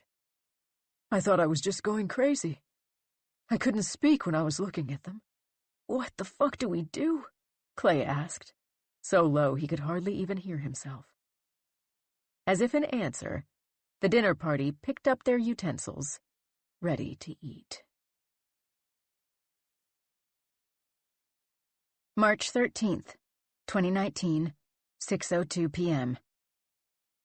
The short, clean blade shivered in Dylan's hand. In the trees, the party didn't move. Though they gripped their rusty knives and bent forks, they did not come rushing to secure their meal. Instead, they kept their yellow smiles pasted to their faces, teeth bared like cornered dogs, and stepped backward into the darkening shade of the trees, disappearing one by one. Sweat slicked across the hilt of Dylan's knife, and even if she'd had the opportunity to swipe it at one of the deadly intruders, she'd more than likely drop it.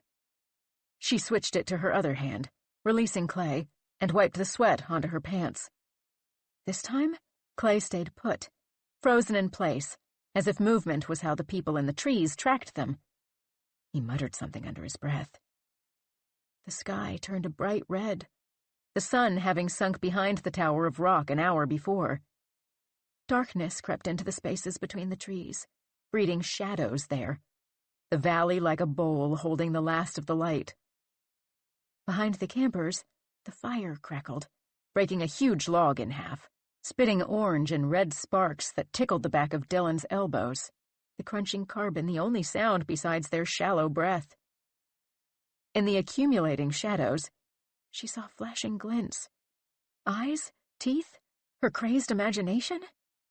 Dylan stood poised and waiting for a surprise attack of sharp nails and teeth and rusty blades digging into her flesh. Too many all at once. Her knife knocked from her hand. She switched hands again, wiping away new sweat. Her arms raised goosebumps, as if anticipating the gray hands that would clutch them and pull her backward, her feet scraping through the mud as she disappeared into the forest. Her ears perked for crunching leaves, rustling brush, growling, anything beyond her own ragged breathing. But the woods remained still. Another crack in the fire pit behind them shot a flash of heat against her back. Sweat dewed on the nape of her neck. Luke was the first to move, to pivot his head toward the fire. Dylan's and Clay's shoulders unhitched, and they too relieved their backs of the heat. Before them, the fire had spread. Around the fire pit, a ring of flames burned a clean circle on the ground. This was no random sizzle. Flames, high as their knees, licked around the ring, as if one of the people in the trees had poured kerosene beneath it. "Holy shit," Clay said. "What the fuck?" "We need to leave," Dylan whispered. The flaming ring had to be connected somehow to the people in the trees. She scanned for an exit. "We need to get away from the fire. It's going to spread. We have to go into the woods." She wasn't sure which would be worse, being burned alive or being devoured by ghosts. But the fire was more pressing. She'd deal with the ghosts when they attacked, if they were even real. "We can't fucking leave," Clay replied. "There's no way to leave. We have to try. Help me with Luke." They each took a side and lugged Luke, moving slow, toward the trees, toward the spot they remembered entering from. The sky had already shifted, too quick, to purple, and then a deep, starless, moonless navy. The tiny dot of Dylan's flashlight, a cheap thing built into the end of her pocket knife, poked a pinhole into the dark curtain behind the trees, their bark slick with sap. Reflected flames danced inside the sticky sweetness. Then flames stopped licking and started biting, the ring blurring at the edges as it began to spread. "We're going to die here," Luke said. No one responded to this truth. Dylan and Clay filled the space between the trees with grunts and curses, the party stopping every other minute to suck in oxygen and shake out their tense, knotted limbs. With every 5-legged step, their monstrous silhouette nearly toppled, thorny vines clipping boots, saplings thumping into shins, Luke's bulbous leg catching around a skinny trunk, forcing all of them to pivot and shift. The stink of the rotten meat ballooning beneath his skin pierced Dylan's nostrils, eating through the rank sweat puddling beneath their arms and their bitter dandelion breath. When Luke placed weight on his good foot, Dylan prayed to God, or Satan, or whatever force remained in this hellish place, that it would land, solid, and that ankle wouldn't bend and twist and snap, too. Dylan's stomach boiled inside her, the exertion gobbling the foraged meal, percolating up. She dropped her portion of Luke's weight and vomited. She heaved empty air and fell, her feet sliding in the barf. What the fuck were they doing? They couldn't outrun the flames. Not with Luke to carry. Even now, the growing wall of heat behind them singed the tiny hairs on her exposed skin. For a split second, she considered running into the flames, letting them consume her, put her out of her misery. "We're moving too slow," Clay said, breaking her spiral of despair. "I'll scout ahead," Dylan said, spitting into the dirt. She scraped her dirty boot against a tree, a trail marker of her own slime. "I'll see if I can find the car, or a road or something." "Or a trail," Clay whispered, just loud enough for her ears. "I don't think we should split up," Luke replied. I don't think so either, Clay said. It never helped us before. Plus, you've got the only flashlight. We'd be completely in the dark. I won't go too far, she said. I'll move just a little bit farther ahead than you guys. If I see anything, I can warn you and we can turn around. Dylan strode ahead. The flashlight on the end of her knife neared pointlessness, illuminating half of a leaf or one minuscule knot on a tree. She swung it side to side, the circle slicing through the forest. The monsters could appear at any moment, sudden and close. She cursed herself for not taking 3 extra seconds to grab the big flashlight from their tent. Behind her, Clay and Luke trudged along, 2 steps, 1 hop, repeat. Still slow as hell. If the ghostly party did track by sound, they were surely goners. While Dylan's feet landed soft, her companions crashed through the brush, grinding out curses under their breath and cracking twigs, doing everything short of shouting, "We're over here! Come and get us!" Clay and Luke kicked up so much noise and commotion that she almost missed it. The moment one swing of her flashlight caught the ghosts' hungry, dark-eyed faces, the pendulum swinging away again before the image registered, imprinting on her brain. She forgot to breathe. When she scanned back, trying to catch them in the light again, they had disappeared. "Fuck," she said, sweat pouring out of her palms again. She shook the beam wildly, trying to form a composite picture, trying to catch the path of the ghostly figures. "We need to go a different way," she yelled, her breath returning, ragged and shallow. When she turned back toward Clay and Luke, the swinging light caught on metal, a glint of a wire. Whatever it was half buried in a deep hollow. She carefully picked her way down the short incline and plucked the thing out of the mud. Her breath caught in her throat. It was a spiral notebook. Sylvia's notebook. She flipped it open. Every page was filled, the ink running, the paper stained with mud. What was it doing out here? Had Sylvia dropped it on her way out of the forest? Something wasn't right. Transfixed by the notebook in her hands, she crashed right into an obstacle, like a log, but too soft, and her feet twisted below her. She toppled over it, her feet up in the air. Her knife slipped out of her hand, the blade somehow unfolding, stabbing leaves and brush, and not her own skin, thank fuck. The barrel of light connected to it illuminated waves of leaves as it rolled away, before finally settling on a white leather shoe, the toe box sticking up, inches from her face. The heel disappeared into a low mound of loam. Everything moved in slow motion as Dylan wrapped her fingers around the still wet hilt, rolling her knees beneath her and crouching into a low, scrunched ball. Luke and Clay still toiled behind her. Clay's question hanging in the air, "Did you say something?" The light at the end of her blade snaked up the mound. With a shaking hand, Dylan pushed away the detritus. Beyond the shoe was a too-thin leg encased in denim, connecting to a T-shirt that nearly lay flat. The tiny beam could not illuminate everything at once, so Dylan patched this corpse together like a puzzle, her flashlight providing a single piece at a time. A deep bloodstain on a cotton sock, a gold rivet set into denim, a gaunt cheek caving into the skeleton, dotted with pale freckles. Wide, glassy eyes had deflated into their sockets, one still pointing up toward the bony tree canopy, the iris of the other pointing right at her. Dehydrated lips peeled back to reveal pearly teeth, even their roots exposed by receding gums, the pink, gummy, and hard like jerky. From the neck spurted blood, an endless stream of it. More than this husk of a person could possibly hold. A puddle formed beneath a neon windbreaker, too much for even the earth to swallow. "What the fuck?" she whispered. Her stomach churned. She started to stand, to gather her weight onto her feet to bolt, but her hand hit more cold skin as she reached out to steady herself. She flung her beam around to reveal another dead person, blood flowing from their thin, desiccated wrists. The little orb of light rested on the teenager's palm.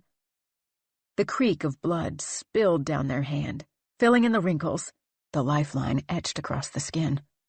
A leaf was stuck to the blood, like a little boat. Dylan stood, trying to ignore the hot wetness soaking into the knees of her pants. Her bottom, her hands, every part of her that had touched ground. An aborted scream caught in her throat. The light jumped around on the ground, revealing more and more bodies, 5 in total at the edges of the hollow, circling her like a barrier. Each one poured blood from their wrists or neck, or the backs of their knees, or the insides of their thighs, anywhere arteries ran close to the surface. Too much blood, like a waterfall.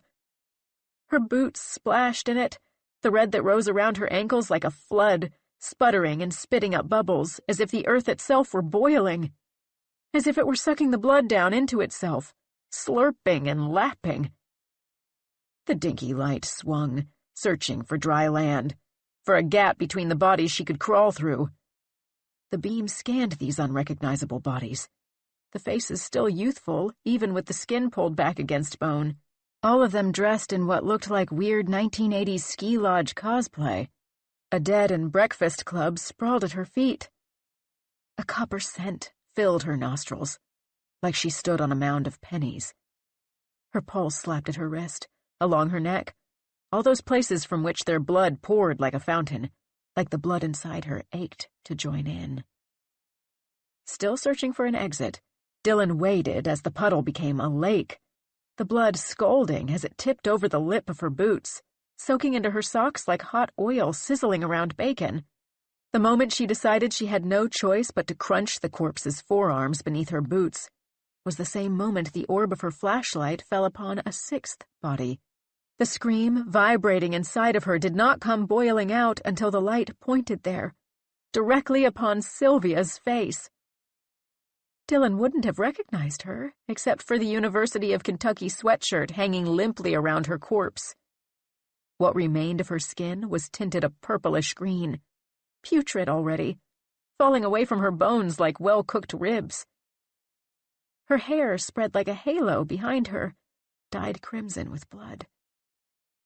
Dylan scanned the flashlight beam down, stopping at the spot where her own shoe had knocked loose the flesh on Sylvia's calf as she fell, leaving a clear indentation beneath her friend's jeans.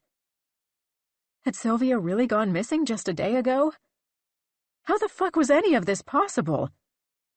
A rotting stench, stark and acrid like 1,000 overboiled eggs, rose from the bodies with sudden force, stirred into the bitter metallic scent of the lake of blood. Dylan retched, spitting clear bile into the still-rising pool. Now it reached halfway up her calf, wicking into the fibers of her pants, little tendrils of it climbing toward her knee. Her boots were like buckets, her socks like sponges. Blisters grew on the delicate skin of her feet, little welts filling with fluid as the hot blood cooked her. Even as the blood rushed in a fast current, threatening to topple her again, Dylan stayed frozen, her synapses firing blanks. How could Sylvia's flesh have melted from her bones overnight? Who were the other bodies? What was this place? Dylan kept her flashlight pointed at Sylvia, passing it over the length of what was left of her body. The underside had melted away from her skeleton, revealing a rib cage full of swelling, rotten organs before her body, too, was drowning in the blood that rose like a filling bathtub. The remaining green flesh on her front, floating like an Ophelia who'd languished for months. Only when the red covered the tip of Sylvia's freckled nose, only when it crested her own knees, did Dylan move. She waded through the roiling liquid, hot and thick. It was impossible to determine whether the snapping beneath her boots was stick or bone. She reached the shore, her feet angled upward, and fought to escape. One foot bit into a chunk of soaked mud, sliding down and pulling her entire left leg with it. The blood lapped at her thigh, as if fighting to pull her under, to do to her whatever it had done to Sylvia. She yelped, a shrill, piercing noise. With one final heave, her hands squishing wet earth, she pushed herself up and out and rolled onto semi-hard ground. The lake ebbed, receded out of the beam of her flashlight. "What's going on?" Luke yelled, a faceless voice in the dark. Dylan pivoted the light behind her, unable to stand. Clay and Luke shuffled toward her, breath extinguished from their lungs, legs and limbs fighting against the forest. A sob snaked up her throat, sweat mixed with tears. Suddenly her entire body ached. The blood in her clothes was already congealing, sticky like molasses. "Are you okay?" Clay asked. "What happened? Did you get hurt? Is that your blood?" "I'm okay," she said, her throat sore, her voice husky, her tears flowing as freely as the blood had behind her. In her struggle, the blisters on her feet had popped, and the blood still sloshing in her boot stuck sharp teeth into the raw polka dots of skin. At the end of her blade, the flashlight faltered, flickered out. Darkness surrounded them. Not even light from the fire burning through their campsite reached them any longer. Had she pressed the button while shifting her grip, while trying to find a single dry patch of calloused skin to hold on to it? She clicked it again and again. It stayed dead. The darkness pressed against her chest like a vice. "What did you see?" Luke asked. "Are they ahead of us?" "I saw," she began. Sylvia's face floated before her again, hot blood collecting in the lashes of her wide-open eyes. She opened her blade and pointed it to where she thought Clay might be. "What the fuck did you do to her?" "What are you talking about?" he replied. She shifted her aim toward his voice. "You know what the fuck I'm talking about! Sylvia!" She clicked the button once more, pointing it toward the blood sauna.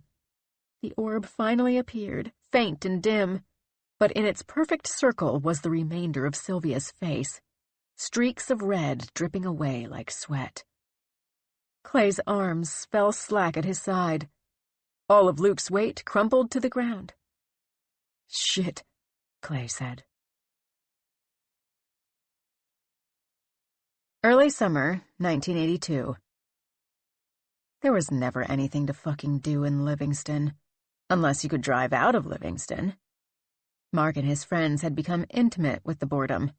They'd been kicked out of the tiny grocery store for loitering, followed around the hardware store too closely to achieve mischief, and had never been let in the small mom-and-pop boutique stores that lined Main Street. Not that they'd want to peruse dusty racks of felt hats and moth-scented vintage clothes anyway. They were tired of watching MTV in dusty basements on corduroy-lined couches. But there was one pocket of Livingston they hadn't explored. One place whose mention sent tickles across their skin, even now at age 15.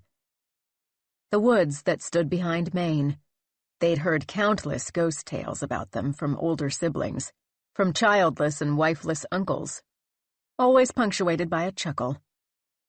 But there must be some kernel of truth in them. Why else would their parents seem to squirm and change the subject if they asked about camping or hiking back there? The same vague stories rattled around in their heads as they wrapped a case of beer in a blanket and strapped it to the back of Tom's bike, as they dropped their metal frames in a heap just inside the trees and hiked away from town. You know the woods behind the post office? They're filled with ghosts. Ones that want to eat little kids. You go in there, and you'll never come back the same. If you come back at all. One of my old high school buddies went in there, trying to catch a deer, thought it'd be a good place for hunting. When he came out, he'd lost his gun, and his hair had turned white, and he never talked about what happened in there. But they were so fucking bored. So fuck it. They trekked into the haunted woods to get drunk. Being scared would be better than being bored. It was the first weekend of summer vacation, and their moms were already tearing their hair out at their constant presence, shooing them outside and telling them to find something to do. They were just following directions. They found a cozy little hollow among the trees and sat against trunks and on rotten logs. Sipping the bitter bud, they exchanged ghost tales, as many as they knew until they ran out. "This sucks," Mark said. He drained his can, crumpling it beneath his shoe like a squashed beetle. and kicked it into the trees to rust. The early June sun had finally set behind the trees, the air a humid fog. "There's nothing in these woods but bugs." "Maybe the ghosts need to be called," Jimmy said, tossing his empty onto the ground. "Like a seance. Maybe they don't just show up all the time." "A seance?" Susie asked. She and Tom exchanged looks in the same obvious way they'd exchanged saliva behind the school during homeroom. They hadn't signed up for actually conjuring ghosts. They just wanted to drink and sneak away to make out in the dark, carve their initials into a tree. Tom's knife had become sticky with dark sap. "Hell yeah," Julia said. "Let's do it." "We don't have anything to do it with," Mark said. "Don't you need a Ouija board or something?" "We have this," Jimmy said, clicking on the gas lantern. "You just need fire, right?" "Come on, guys," Susie said. "Let's not." "It's not like it's real or anything," Jimmy said. Then, in a spooky voice, he intoned, "We call upon the spirits that reside in the forest. If you can hear us, give us a sign." The group tensed, tuning their ears to any sudden noise, any hushed whispers that might float through the trees. Clouds descended, obscuring the sky, and a deep darkness pervaded every recess, every gap between the trunks. Everything disappeared except what remained inside the circle of light from the lantern. The light seemed to glimmer, to catch some sort of metal, little flecks in the dirt. But nothing happened. They sipped their beers, dropped the cans, released their shoulders. How could they have been stupid enough to believe in ghosts? Disappointed, Jimmy plucked up the handle of the lantern. The metal seared into his skin, flaming heat raising a stiff welt across his palm, and his fingers released. The glass shattered, spilling shards across dirt, the now released flames licking up any organic matter. Neat tendrils of fire followed a clean circle as if drawn with lighter fluid. "What the fuck?" Mark said, tipping over the edge of the rotten log he'd been sitting on. The darkness inside the trees grew eyes. Susie screamed first, her nearly full can of Budweiser plopping onto the ground, a little geyser of beer spurting from the top. The eyes grew faces, grew bodies, until they stepped into the firelight, forming a circle around the buzzed teenagers. Before any of them could speak, before they could ask who the fuck all these people were, before they could catch all the little ghostly details, the darkened eyes of the men, the hatchet so oversized it seemed ready to chop an ancient tree down, the unmoving bundle in the woman's arms, and the gleaming, dripping smile on the man with the coat with charred edges. The ghosts went to work. They stabbed their nails into the empties, ripping them into shards, which they used to slice against the skin of the teenagers, wrists and necks, and any other exposed arteries gushing into the dirt, filling it, blood pouring out of their bodies until it swam to the edges of the flame-lined ring. The town would call it a suicide pact, would block off the woods with yellow tape, and parents would keep close tabs on their remaining children, letting them go nowhere without a grown-up in sight. All crazed summer adventures halted immediately. They would not have guessed that as these 5 teenagers lost consciousness, as their blood spilled into the hungry earth, the ghosts had licked the bloodied edges of the shards, disappearing only once the lake of blood had extinguished the flames in the circle, one by one. March 13th, 2019, 7:54 p.m. "Fuck," Clay said. "I thought you said she went to get help," Dylan said. "She did," Clay insisted.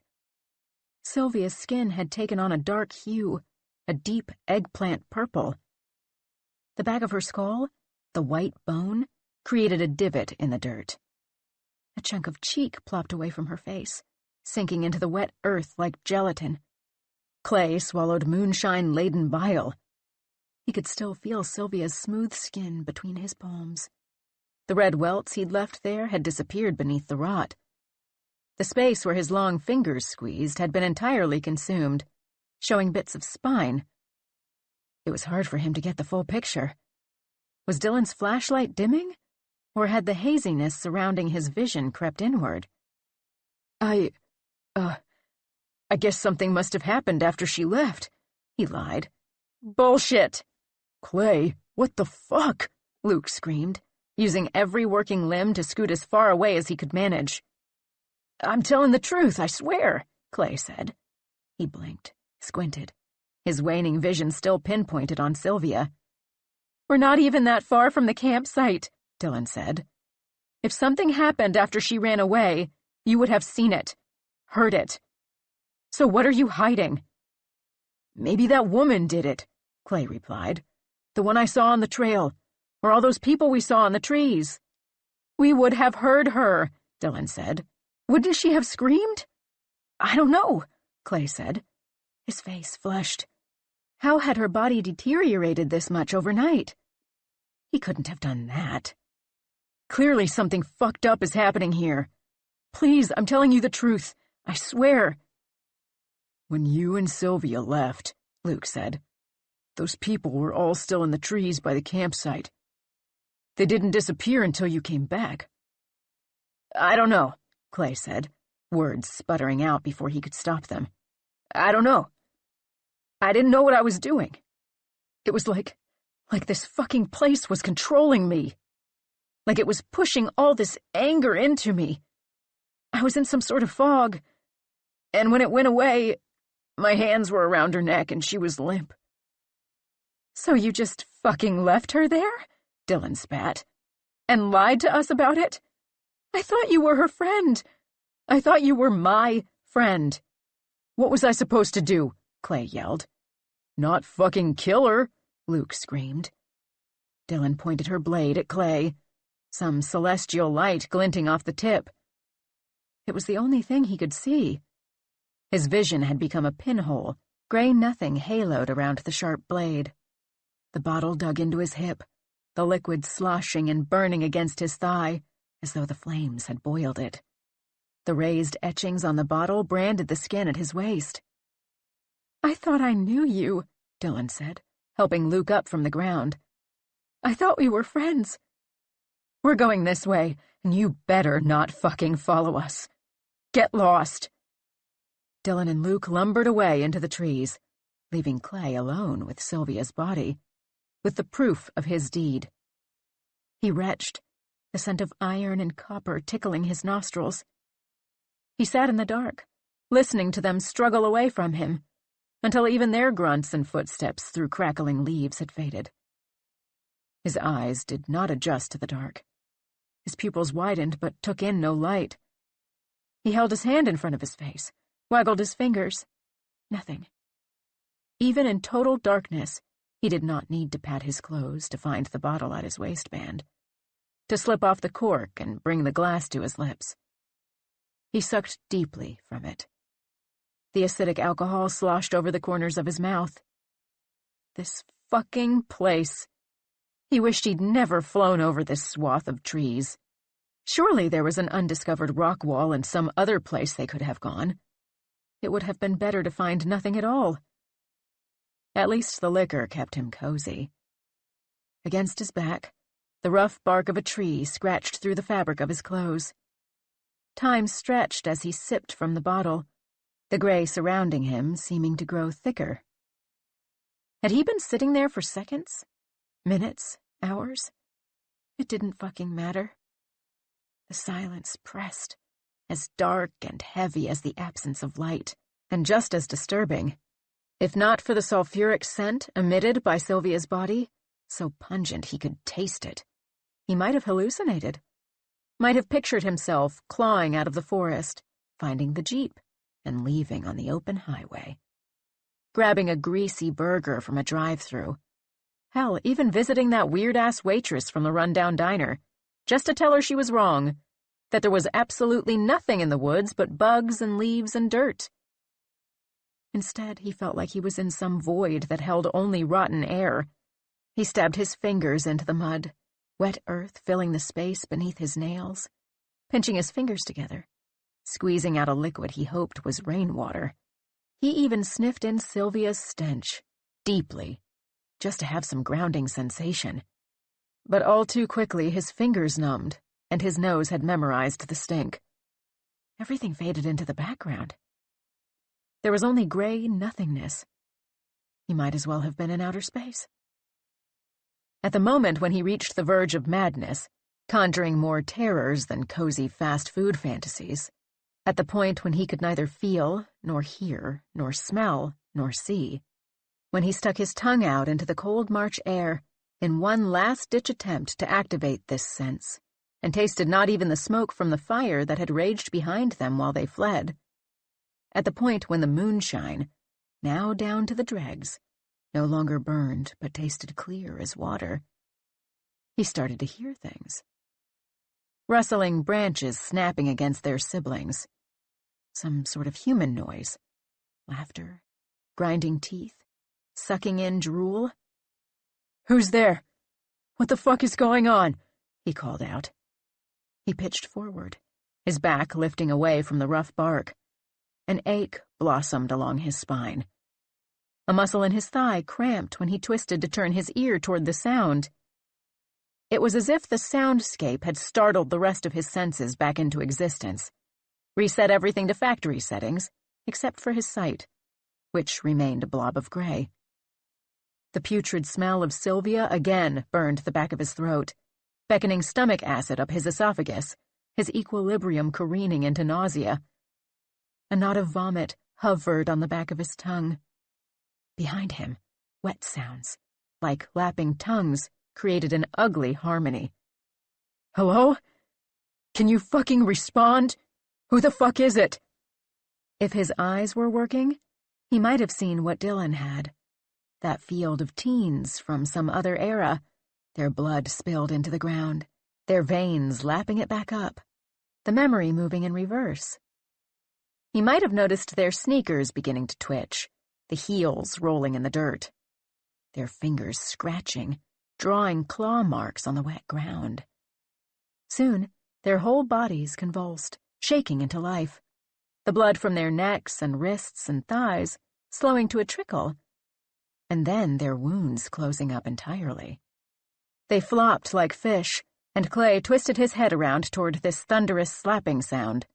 "What the fuck?" he screamed. He rubbed his eyes like they were clogged with debris, like he simply needed to remove some sort of darkening lens. He pitched the bottle to his lips. If he was going to die here, he refused to be sober. But it was empty at last. The slapping noise grew to a crescendo and then stopped, abruptly, as if an invisible conductor had pinched the sound off with his hands. Clay sat still, his fingers fisted into the soil, his eyes glazed. It was not until the teens' mouths opened and emitted a shrill noise that sounded more like a train whistle than a human scream that he scrambled into motion. He pulled himself upright against the tree, his feet gathering his weight, and ran. The young teenagers opened their eyes. They pushed themselves up from the puddle of their own making, turning their eyes to the fleeing man. They zipped up their jackets, the zippers flowing through dirty triangles of magenta, lime, and cyan.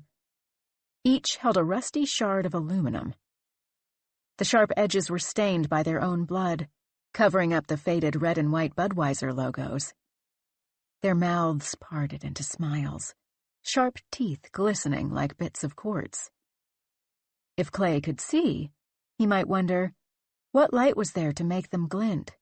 "Fuck this place," Clay muttered, stumbling. His foot found a gnarled root, and his knee crashed into a too-close trunk. He pushed himself upright again and continued lurching away from where he'd heard those horrible sounds, his arm in front of him like a shield to catch incoming trees. Though every atom in his body urged him forward, he could only creep slowly through the forest. His arms, swinging ahead of him, grazed a tree trunk. "This isn't real," he whispered. "It can't be real."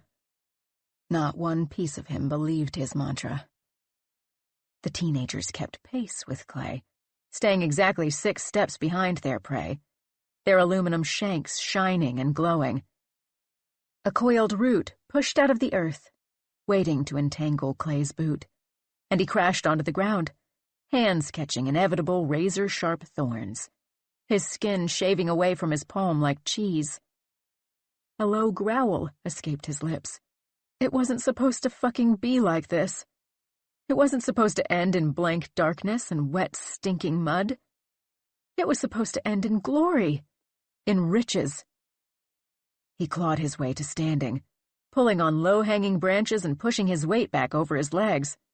His clothes hung heavy, drenched in the iron-scented wetness that plugged his nostrils. Little flakes of it dried on the palms of his hands. They chipped away when he smacked against trunks. No, it wouldn't end like this. There had to be a way out. The kids stalked behind him, the distance between them closing only in those moments when Clay fell and righted himself. Once more his foot caught a root or a vine, and he toppled head over heels, his arms pinwheeling in front of him. His knees cracked against rock, his rib cage emitting a loud slap as it landed, his hands and elbows touching down last. He pushed himself up onto aching, screaming knees, felt around in front of him with bruised and bloodied palms. He felt solid ground. No mud, no leaves. Little pebbles rolled beneath his hands. A level patch of them like gravel, like the tiny smooth gray rocks that lined the shoulders of rural highways. He patted his palms farther ahead, darts of pain shooting through his knees. Let them ache. Smooth stone lay ahead. Something flat and warm and just rough enough. Asphalt, he thought. Paved road. I've made it out. I'm going to be okay. He leaned his head down as if to kiss the road. His lips hovered inches above it, and he inhaled deeply, seeking the scent of tar or rubber. It did not cross his mind, as he crouched there, feeling, but not seeing, that he could meet his end splattered on the grill of an 18-wheeler. A laugh bubbled from deep within him, rocketing out of his mouth. He'd fucking done it. He made it out. A snarl interrupted his laughter. Behind him, the teenagers had caught up. They hovered at the edge of the tree line, considering him. In front of him stood the woman from the trail and her dog, her overloaded horse behind her. Long sheets of bedding snapped in the wind, and little trinkets, a child's doll and a rattle, had fallen out of the basket. The woman nodded at the teens. A minute motion Clay could not discern with his gummed-up eyesight. As if this had all been planned. As if the teenagers had driven him to this spot where the woman and her hellhound waited. "Hello? Dylan? Luke," he said, perking his ears. "Is someone there? I need help." The figures surrounding him, closing in, did not respond. The dog growled. "Please," he called. "I can't fucking see anything. I think I fractured my knees and I'm lost." The others moved nearer, their footsteps silent and precise. "Are we at the road? You have to get me to the fucking hospital." "You can't leave." The thought whispered between his ears, and he rolled onto his side, hands covering his face, as a slimy toe knocked against his tailbone. Bony fingers reached into his hair, contracted like a claw machine, and pulled. He reached up, scratching at the deadly grip, trying to yank the fingers out from the tangle of his hair. But they only gripped harder and dragged him down until he lay flat on his back. He screamed into the gray void. The heavy fabric of his shirt pulled taut, rising like a tent between the dog's slimy teeth, ripping with a wet squeal. The dog's sharp nails pressed into his stomach like daggers, the beast's weight heavier than he'd anticipated. The paws squeezed the air from his lungs like a tube of toothpaste. His throat raw, he whispered his useless pleas. Gnarly, curled fingernails poked through the rest of his clothing, sharp as seam rippers. They peeled his pants from his legs, ripped through the laces on his boots, and unraveled his socks in their haste. The feathers from his down jacket tickled his nose as they fell back down like soft snow. Soon the cold night air pockmarked every inch of his skin. His ass rubbed raw against the rough road, and goosebumps populated his crotch. The dog hopped back onto him, and a hot glob of drool dropped onto Clay's naked stomach, searing like lava. His mind reached back to the trail, projecting a little film against the gray for him.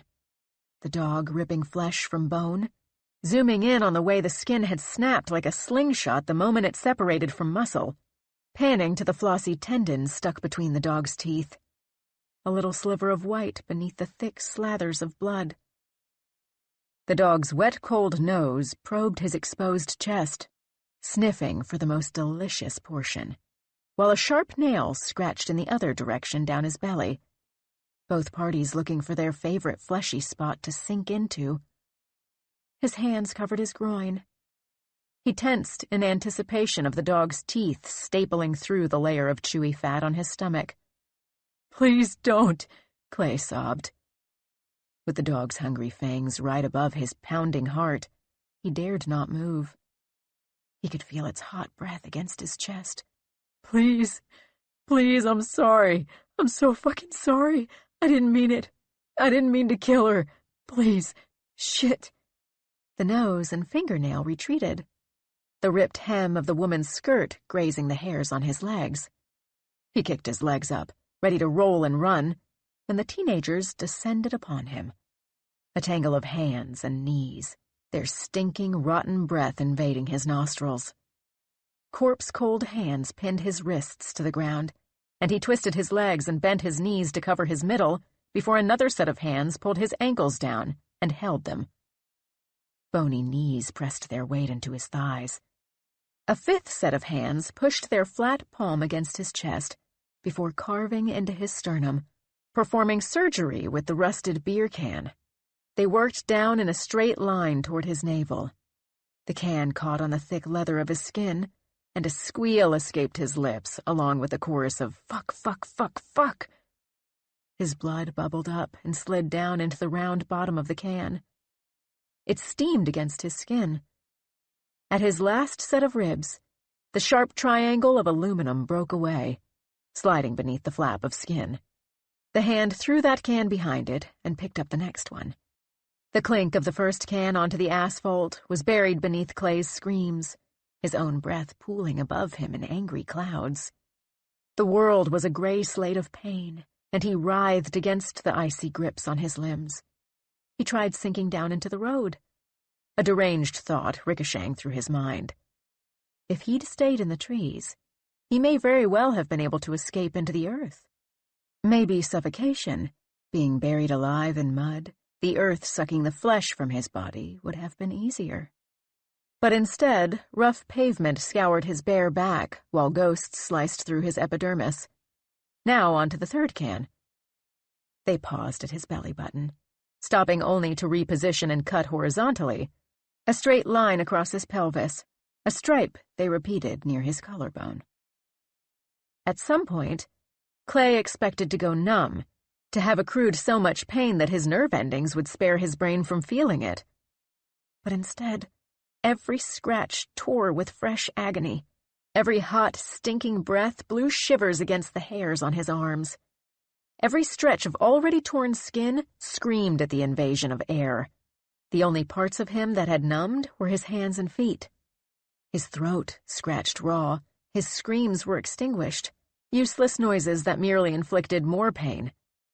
He wished it would be over. Surely it must be soon. The line across his collarbone now completed, the final can clattered to the ground. Clay inhaled a single breath before hands pushed into the gap, unfolding his skin and muscles like a picnic basket. The hands at his wrists and ankles shuddered. The 5 stomachs surrounding him growled. His tormentors seemed to puzzle at his exposed rib cage, tapping it with their nails and then licking the blood from their fingers with a slurp. Despite his destroyed, dry throat, Clay tried to scream when they dipped all 10 of their hands between his ribs. Then, in matching pairs, the hands pulled in opposite directions, cracking each rib at the same junctures along the sternum and spine, as if the set had been connected to rusted-shut hinges. No longer shielded by skin or bone, his organs lay exposed to the air. Then they feasted. The woman and dog joined them, knees scooting along Clay's twitching, roiling body as the others made space. They stained their hands with his blood, scooping his slippery insides, slurping his intestines like spaghetti. His torso was a buffet, and as their knees trampled his arms and trapped his legs, as their sloppy chewing continued through the thick gray nothing that clouded his eyes, his last wild thoughts were of zombie movies, of campy screen tricks, chocolate syrup as a stand-in for blood, and peeled fruits for organs. Right before the dog dove in, squeezing its teeth around his heart. March 13th, 2019, 8:49 p.m. At one point, Dylan had thought herself strong. She could do 10 pull-ups, one right after the other. Hell, just a few days ago, she'd sent 6 brand-new routes in a row and barely felt it. But dragging an awkward 200-pound body through a forest with spongy, uneven ground wore her out quick. She had no destination or sense of direction other than away from Clay. They were just going.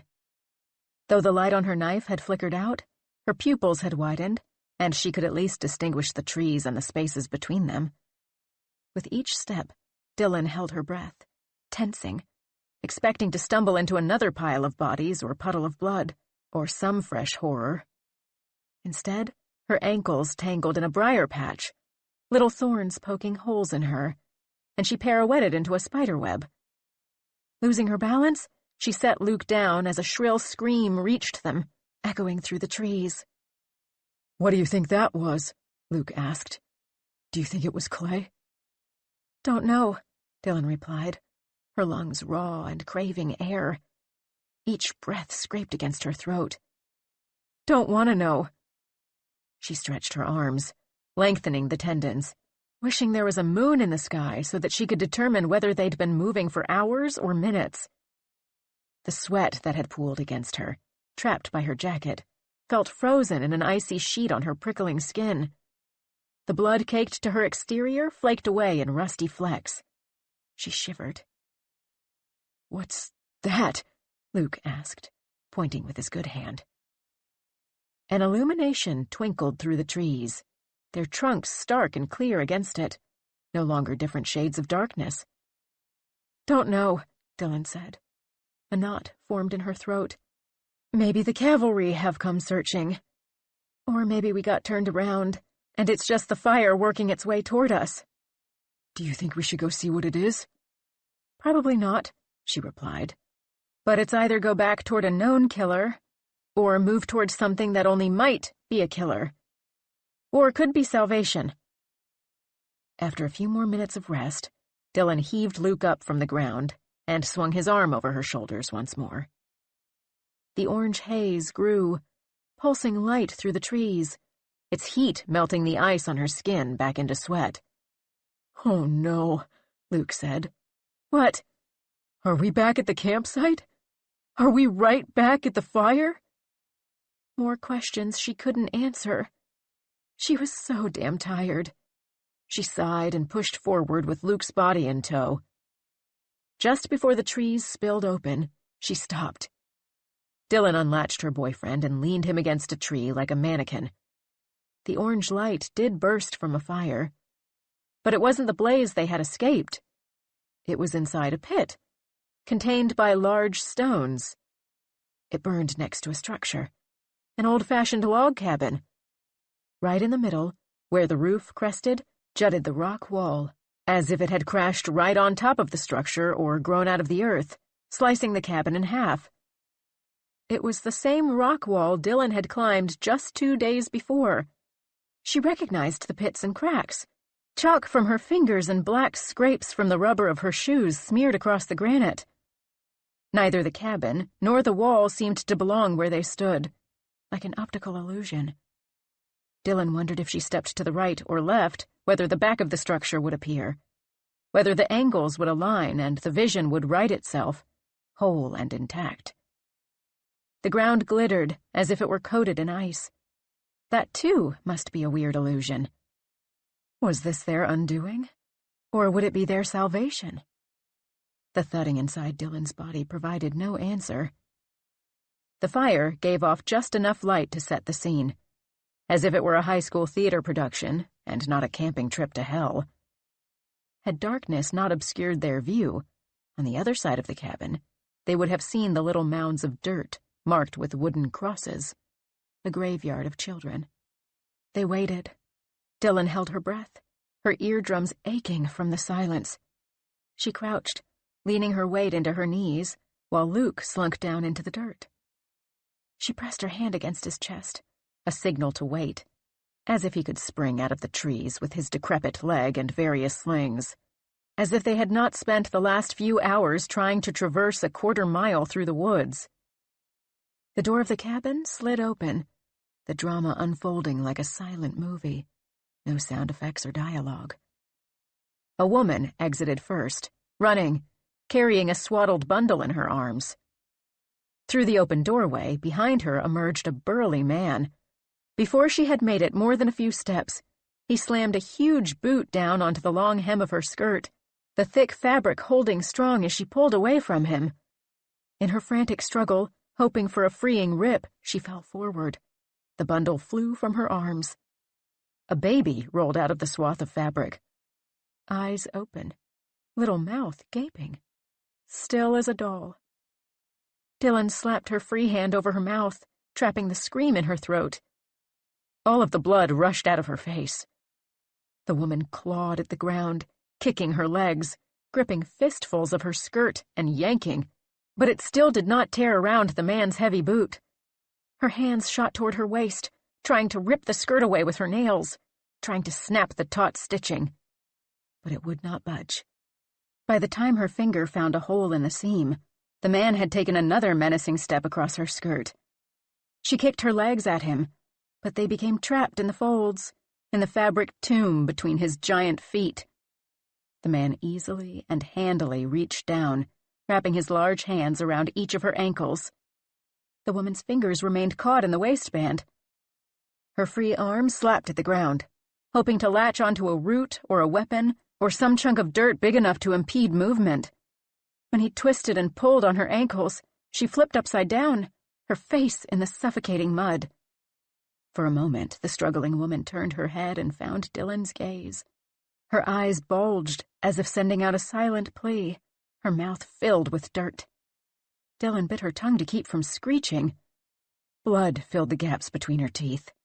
The man dragged the woman, pulling her in an arc back toward the cabin and then toward the fire. The woman's free hand sank into mud up to her knuckles, leaving 5 identical trails in her wake. The claw marks raked through the scorched remnants of the circle that had burned across the grass before Dylan and Luke had left camp, blurring the outline. The ash smeared onto the woman's arms and face and hair. Dylan's legs tingled beneath her.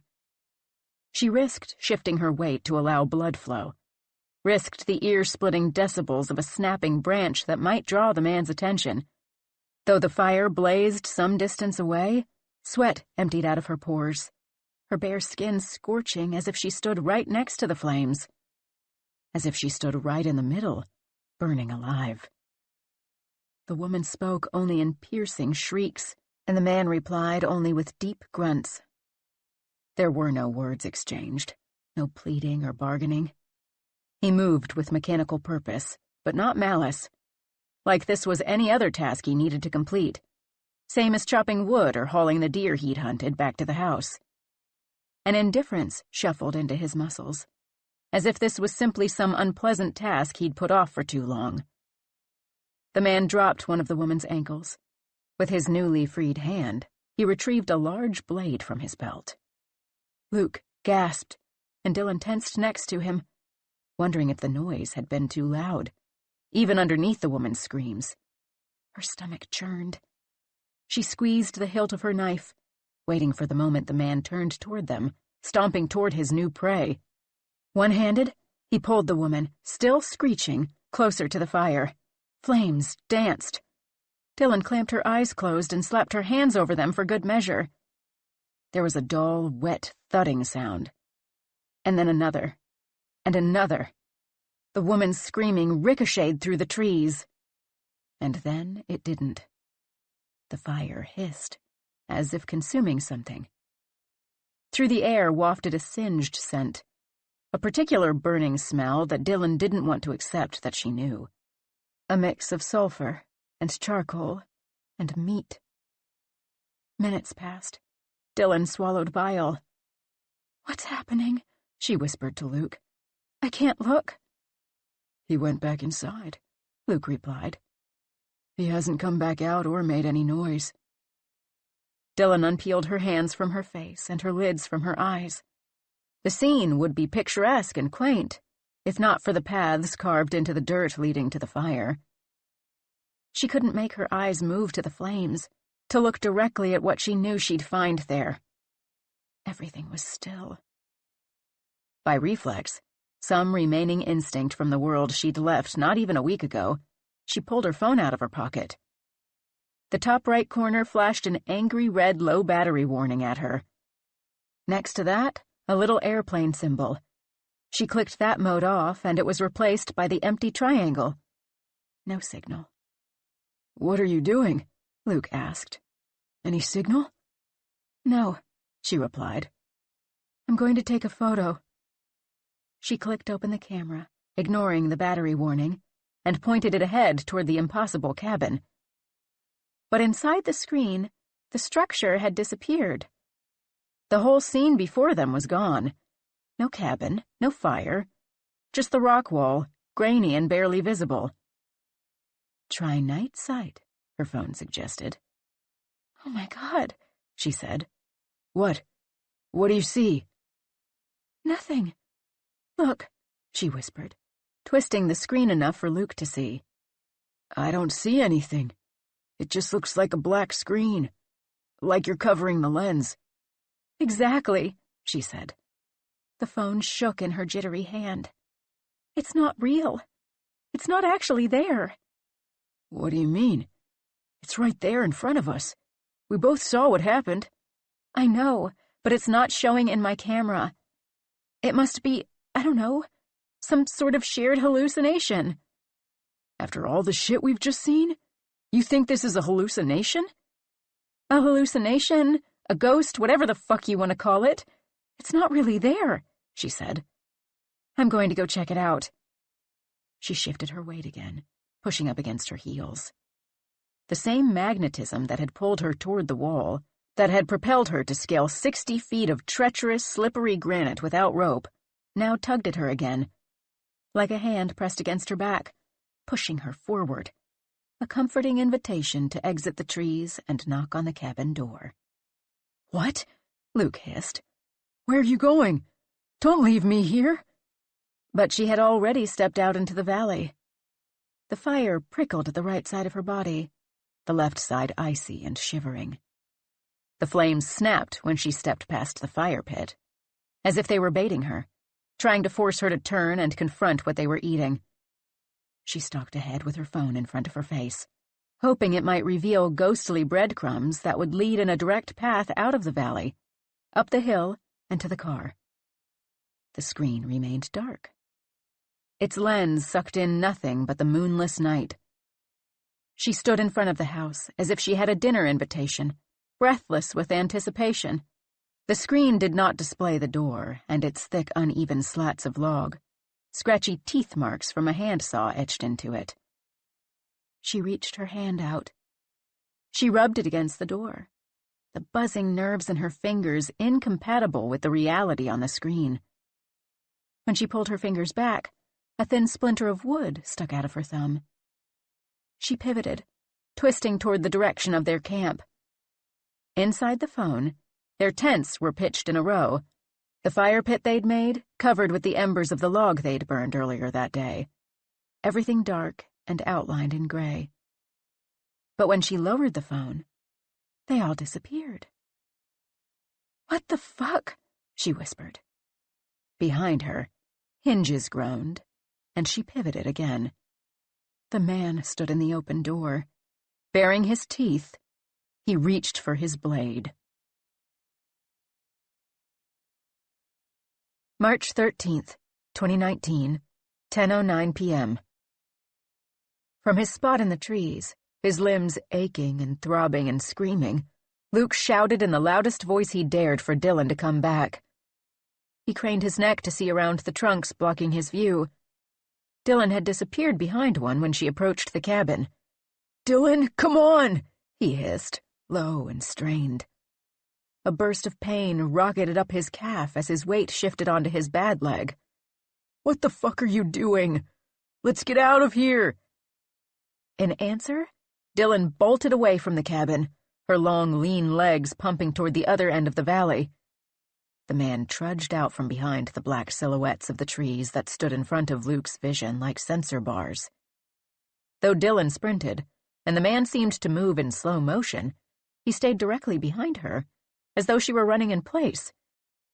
Somehow his huge stride cut the distance between them easily. But she remained persistently out of reach.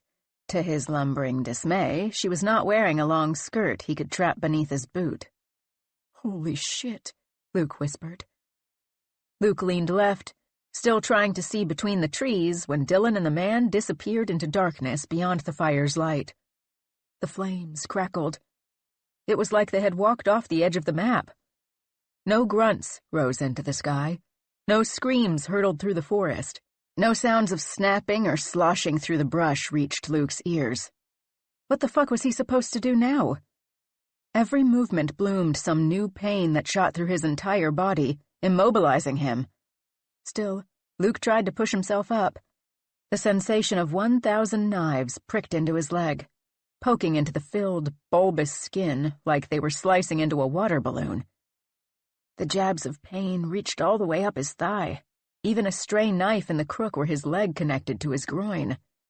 The sensation was still crawling upward.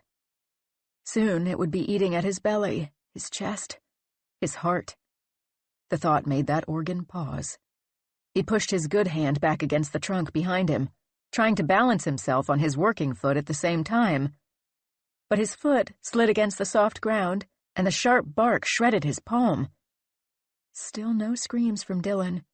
No indication that the pair hadn't simply been swallowed whole by the earth when they moved out of the light of the fire. Luke pitched forward, rolling onto his stomach with a grunt of pain, and crawled.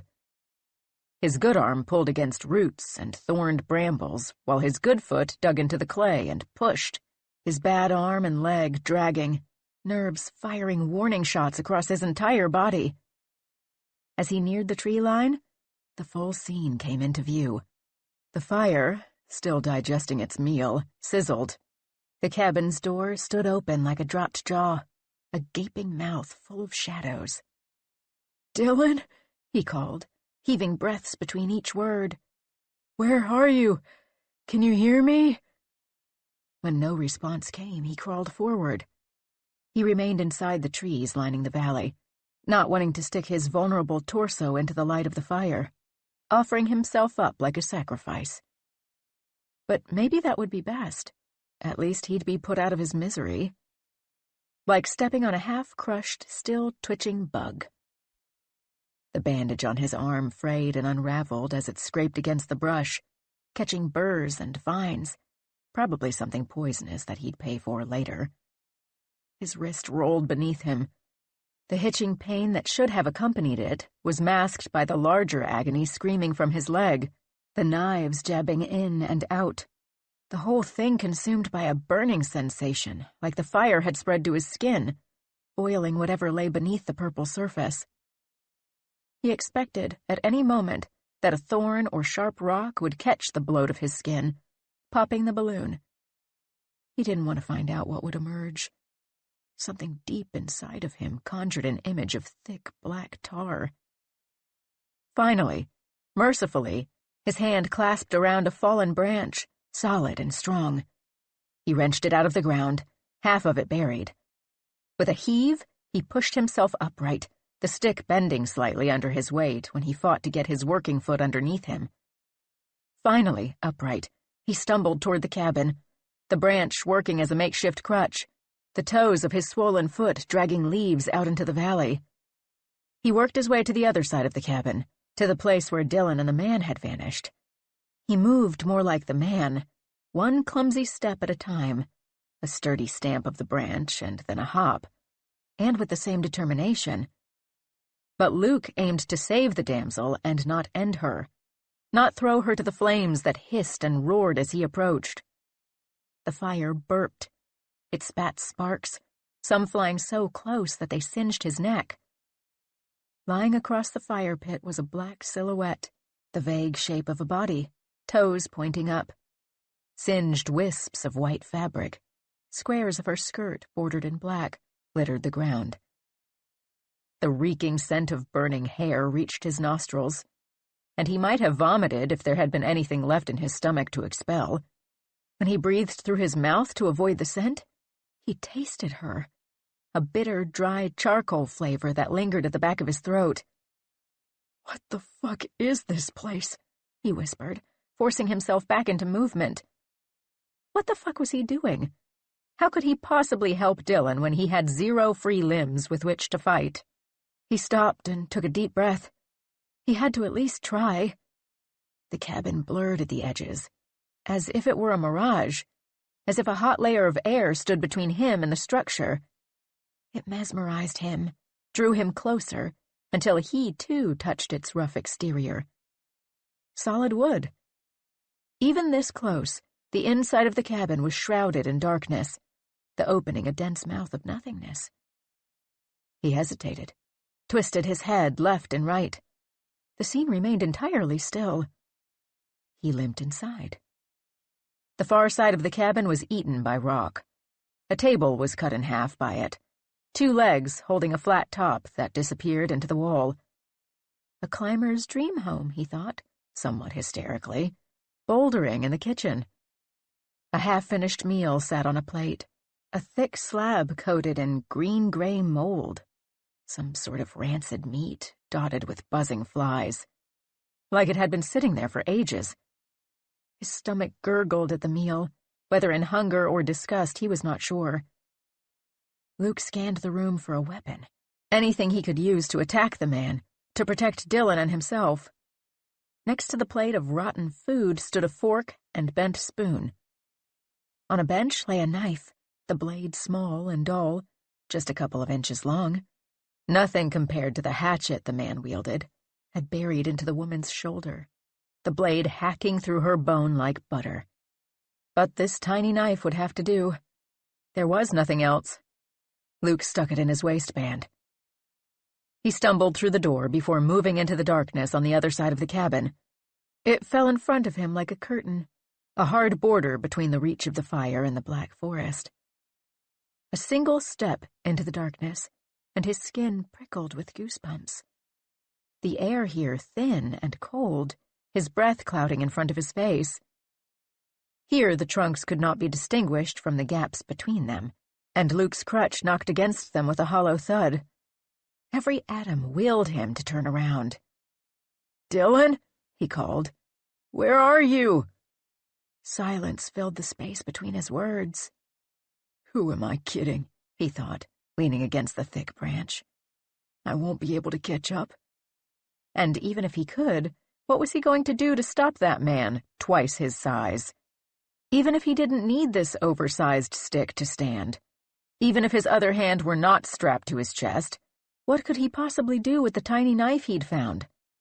Still, he thought, what else am I going to do? He had to try, he decided. He couldn't just let Dylan be butchered. So he plunged farther into the darkness, deeper into the trees. His pupils widened, adjusted, and eventually he could see the trunks and where to move between them. With every step he scanned for signs of Dylan or the man, for some ripped piece of fabric from Dylan's pants or jacket, small footprints engulfed by massive ones. But there was no sign of them, no sound from their chase, no movement in any direction that passed in his periphery. Behind him the fire continued to digest its meal, the eerie snapping sound somehow reaching him still. He shimmied through the forest, each step more unbalanced, teetering over gnarled branches and the sticky, rotten pulp of poisonous fruit. The knives shooting into his swollen leg had penetrated to his bones, and each step brought a new fear that his swollen ankle would shatter, that he'd be left with nothing more than a sack of blood and pus and pain. "Dylan!" he yelled, Where the fuck did you go? Farther ahead, something glinted through the darkness. A little speck of light reflecting off of something shiny. He supposed it must be catching the farthest reaches of the fire somehow. No moon or stars hung in the sky. Maybe it was capturing Dylan's flashlight? He pushed ahead, following the shimmer. When he'd nearly reached the thing, the mysterious object set in the dark like bait, he hopped his good foot right into the curve of a root. He pitched forward, crashing into the mud. The tip of the little dull knife in his waistband nipped at his flesh. He lay in the dirt, more mud than fabric covering his body now, his teeth clamped shut, shuddering in adrenaline and agony. He wiped muck from his eyes. They adjusted again, pupils dilating into big round orbs. In front of him lay a tiny paw edged with gray-black fur. Slade. His breath hitched inside of him. His hand brushed through the fur, stiff and ice-cold. His fingers lingered against the dog's belly. His own breath paused while he waited for that reassuring expansion of Slade's chest. But the body was still, limp. The tears welled up, steaming against his cheeks. In that moment, Dylan and the man pursuing her disappeared, truly, into the darkness of the forest. Not even a blip in his memory. Now he thought only of his dog, his precious Slade, the pup he'd rescued 3 years ago from a shelter. The dog who'd followed him from his campus-adjacent apartment back to his parents' house, and then to a rental with Dylan. Slade had never missed a crag trip. He'd snooze in the sun, dirt penetrating his undercoat, dusting his wet nose. But Luke had abandoned him, left him to wander into the maws of these woods, this fucked-up forest that conjured ghosts with blood-eating grins, that pushed you in maddening circles until you collapsed into a heap of muscles stretched like taffy, too tired to run anymore. What had it done to Slade? What terrors had he seen in his last moments? Luke wailed, the noise slicing through the silence, rising into the muddled sky. He nuzzled his nose into the thing's neck. He rocked back and forth with it, sobbing. Had he pulled himself away? Had he studied the face, the patterns of the fur? Had his brain not been scrambled with a concussion? He might have noticed that the nose was slightly longer than Slade's. Its hair was shorter, its ears not as perky. He might have realized that the edges of each hair were curiously blurred. He might have puzzled together that this was simply another trick, some clone for him to find. But in that moment, he only knew grief and howling pain. And so he held his not dog in his arms, pressing his face against the not ears, his fingers following the familiar instinct to rub little flecks of sleep out of the not eyes, an action he'd performed countless times before. Then something jabbed him, poked against his arm, just below the collar that hung around the thing's neck. Something blunt and hard and cold. Something meant for fingers to wrap around. A hilt. He screamed, his cry like a slaughtered goat, and squeezed the body against him. Someone killed Slade, he thought. Someone stabbed him. It had not been a dumb bear or coyote in need of a meal, or a mama deer kicking out to protect her young. It had been something with motive, something with intent, something that knew what it was doing, and did it anyway. He squeezed the hilt in his fist. It felt familiar in his hand. Then his fingers found the evidence. Along the side, an engraving sunk into the hilt. Letters he'd watched being carved into it with his own Dremel tool. Dylan Prescott. A fire bubbled inside him. It pulsed through Luke's stomach and up through his chest. How could she have killed his dog? She knew how much he loved Slade. Had he been thinking straight? He might have wondered when Dylan would have had the time to plunge her knife into Slade's neck. After all, it had been in her hand when she'd exited stage left, pursued by a bear of a man into darkness. Had she really sprinted so far ahead of this ghost man, his stride the length of 10 steps, that she was able to not only find Slade, but lure him to her and stab? These thoughts were tiny specks at the bottom of his grief. If he had tried pulling the blade out, examined it, he would have discovered the lie. But his face flushed, his teeth chattered. Hot and blurring, tears flowed down his face, sending up tiny tendrils of steam into the cold night. Snot bubbled in his nostrils. For a moment, the heat of rage overrode the sting of the open wound on his arm, gathering dirt as the bandage unraveled. Even his leg had numbed, and he forgot that the purple was practically tickling his balls now. He squeezed the dog tight, kissing the top of its skull. "I'm so sorry, Slade," he whispered. "I should have looked for you. I shouldn't have listened to her. I should have done everything I could to find you."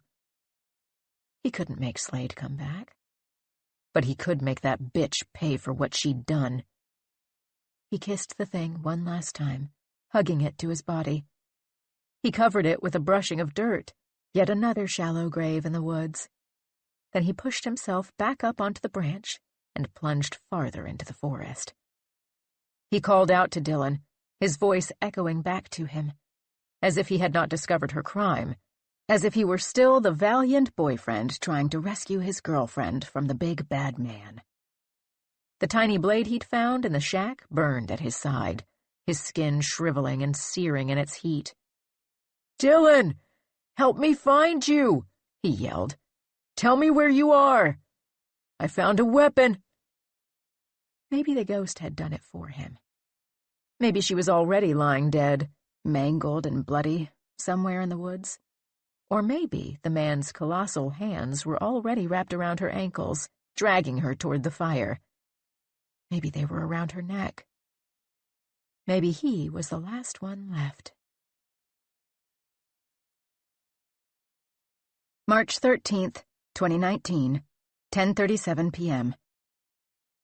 Dylan's legs pounded beneath her, striking damp footprints into the ground.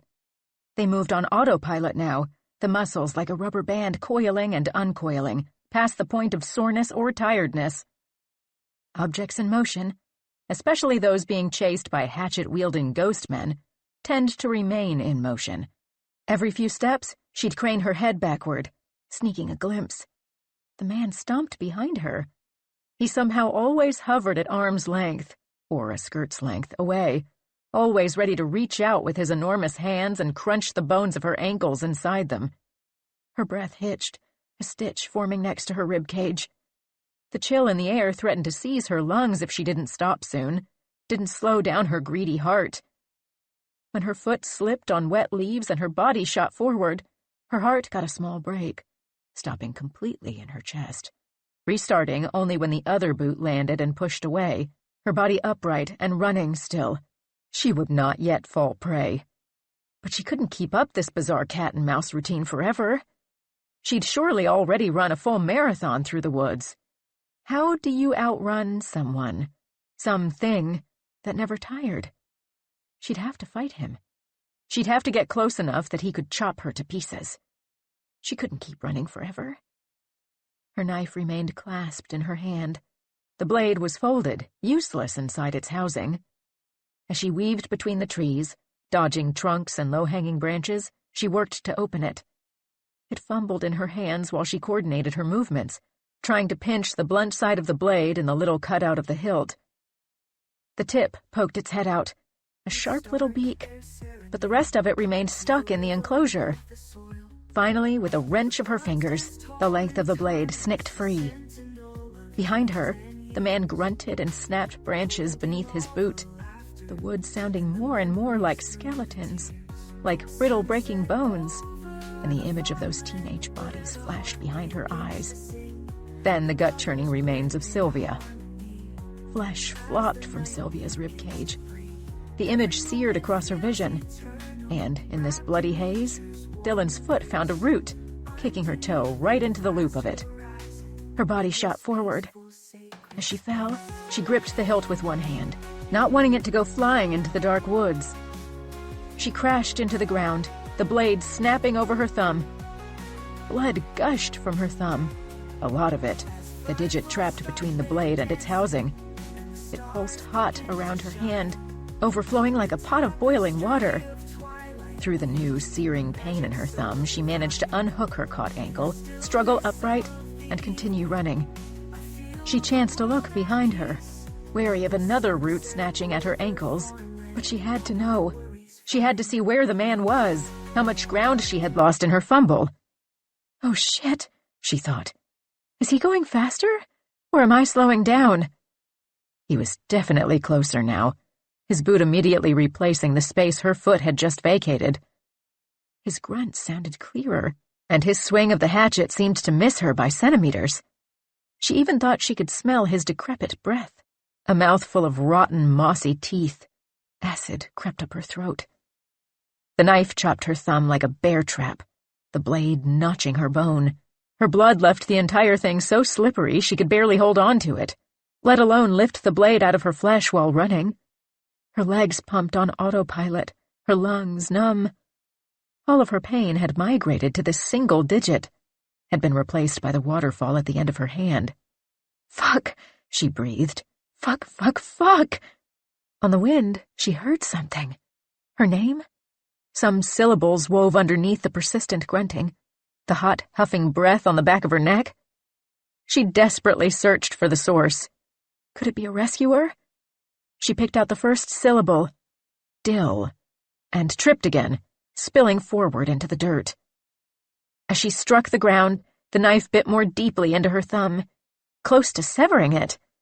She scrambled on hands and knees, her legs twitching beneath her, but her foot remained hooked into the loop of the root, which seemed to be constricting around her toes, receding into the earth. Still, the pain migrated, split itself between her thumb and twisted ankle. She could do nothing more than scream. With 2 oversized steps, the man straddled her. She finally unhooked her foot and tried to dart out from beneath him, but his fingers wrapped around her ankle, clamping tight, unyielding even as she flailed. With her free foot, she kicked at his hand, but he did not even grunt, as if he felt nothing at all. Her kicking foot was a mere annoyance, like a mosquito nibbling at his thigh. This was it. She'd be murdered by a hatchet-wielding ghost and thrown into a non-existent fire. Nobody would find her ashes. They'd disappear with everything else. No one would ever know what had happened here, what she'd accomplished before it all went to shit. Her name would disappear. At least she'd spare her family the expense of a funeral with nothing to bury. No, fuck that. She began working at the knife eating her thumb, ignoring the rocks and debris clawing at her back, tangling in her hair as the man dragged her through the woods. She pinpointed all of her attention on freeing the blade, sticky and slick with her blood. Her fingers slid away from it. Sharp, stabbing pain rocketed up her arm each time she got close to pinching the blade, to removing its teeth from her thumb. A glint of orange glowed through the trees. He was dragging her back to the fire. Then her own name rang through the trees, clear and close, louder. "Luke?" she yelled in response. "I'm over here! Help!" "Dylan, I'm coming as fast as I can," the voice replied. "I have a weapon." A voice spoke in her head. What if it's a trick? What if it's another trap? "Fuck it," she responded out loud. "I'm dead either way." With a roaring scream and a spurt of blood, she finally wrenched the steel blade from her thumb. The gash spat out buckets. She bent at the waist, climbing up her own leg, leaving a trail of wet, red splotches across her pants. Folded in half, her chin banging against her kneecap with each bounce of her bottom across the forest floor, she hacked away at the enormous hunk of flesh that was the man's hand. A line of dark, viscous fluid spilled down her arm, hot and thick as tar. How many times would she have to stab him for the fingers to release? She kept at it, unsure if any number of cuts would make a difference. He didn't seem to feel pain. Maybe she needed to saw them off, digit by digit. With each slice of her knife, more of the putrid pus emerged, and Dylan gagged, holding her breath against the foul, musty odor that stung the back of her throat. The fluid soaked into her pants, seeming to melt the acrylic fibers. When it found its way to her nearly decapitated thumb, it burned inside the wound, the pain so intense she nearly dropped her weapon. She swallowed bile and plunged the knife into his hand one last time and yanked it back out again. He roared, an inhuman wail like a wounded bear, and released her. She convinced her twisted ankle to bear weight and hobbled toward the sound of her name. "Where are you?" she yelled. "Over here." She pivoted toward the sound. Behind her, the apparition followed, stomping in the same steady cadence, both slowed by their respective wounds. "Luke," she called, "keep talking so I can find you." After following the auditory breadcrumbs, she nearly crashed elbows first into Luke, who limped along with the help of a large branch. Even broken, resembling a scarecrow more than the man she'd entered the woods with just days ago, the sight of him warmed her, ebbed her pain. She was no longer alone. What the fuck was she thinking, going to explore a ghost cabin with a ghost murderer? She reached for an embrace, arms spread wide, but Luke brushed them away. "No time," he said, pulling a minuscule carving knife from his waistband, somehow still balanced upright. Together, they turned on the man bumbling in their direction, his eyes focused on Dylan, whether because she was a woman, or because she was the one who'd sliced open his hand, she wasn't sure. They stood, ready, each of them shivering, their tiny blades against his hatchet large enough to fell a tree with 4 swings. "Stand by with your knife," Dylan whispered. "I'll distract him." Dylan stepped gingerly to the side. Luke shaded in darkness. The man shuffled to her, all eyes on her. Luke might as well have been invisible. When he reached Dylan, he towered over her small frame, somehow as wide and tall as 3 grown men. She jabbed her blade, all 3 inches of it, into his abdomen. The little wound dribbled more tar, inconsequential as a knee scraped against concrete. With his uninjured hand, he strangled Dylan. His hand was so huge his fingers touched at the back of her neck as he hoisted her into the air. The knife dropped from her hand, stabbing the dirt. Her feet dangled, kicking, while carbon dioxide became trapped in her lungs. She had to be 10 feet in the air. Her hands scratched at the green, rotten skin, trying to unpeel it from her larynx. "Luke!" she spat, a gravely hoarse noise. The edges of her vision blurred, spawned fuzzy darkness. This couldn't be the end. Luke would save her. Seconds later, her body dropped heavily to the dirt, landing on top of her injured ankle, twisting it further. A long, thin mark had appeared across the ghost's neck. Luke had somehow climbed onto the man's back and reached around with his knife. A cascade of thick, steaming tar poured from the wound, splashing onto their shoes. The stench adhered to the hairs in her nostrils, and she struggled to contain her vomit. The impossible man tipped forward, his knees buckling beneath him. The impact of his body shook the trees. Their branches rattled overhead, raining down bits of dried bark and dead twigs. Even in the darkness, Dylan's wide pupils couldn't mistake the image of his body dissolving into the muck. March 13th, 2019, 11:57 p.m. Luke tightened his grip around his knife. The edge somehow already rusted and corroded from the impossible man's tar blood. He sucked in fresh, cold air, his heart pounding inside his skeleton, pumping around the last dregs of adrenaline. The spot where the man had melted held a dark puddle that they both kept their distance from.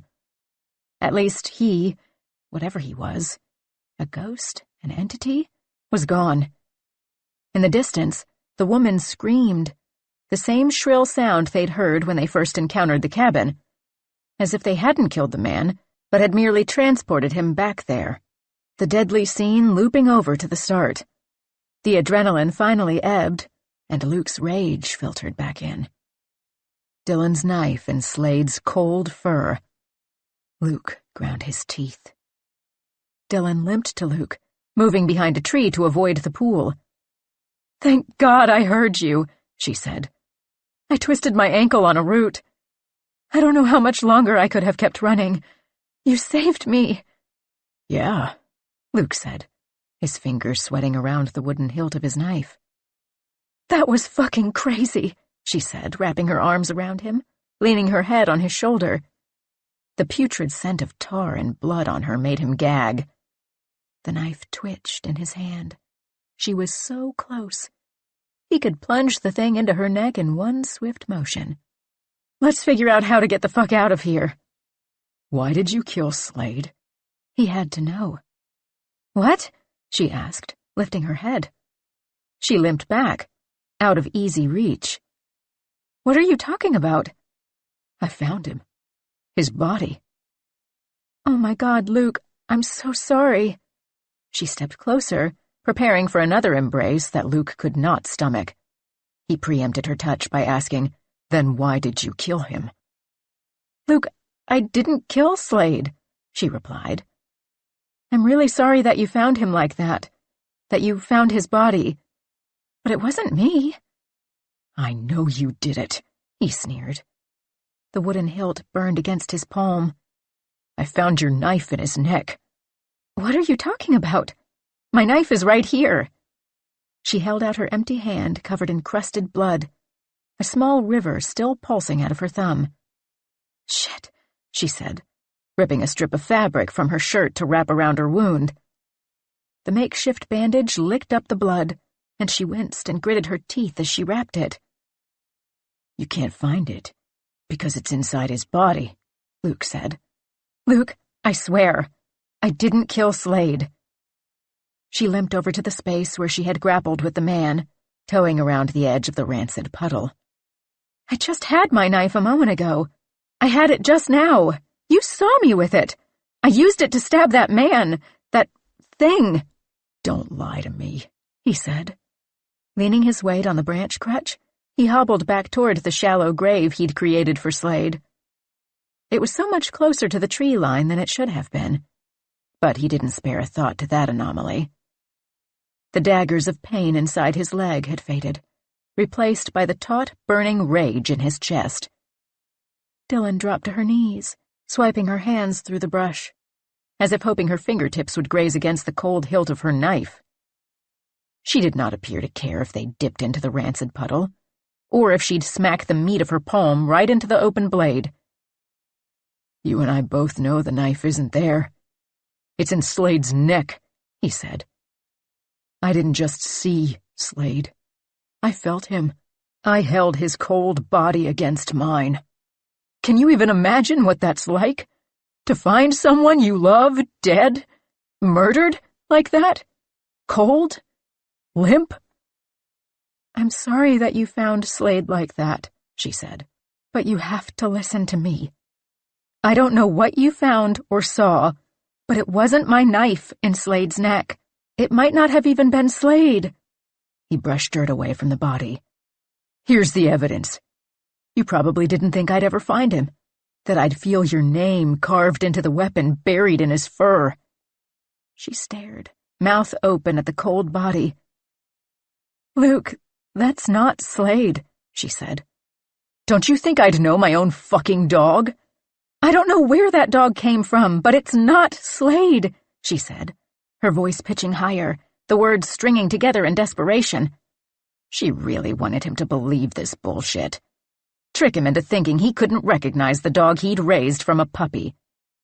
Don't lie to me, he said. Luke, look.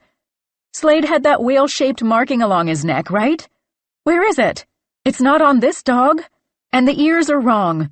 Slade's were pointy and these are floppy. It's not him.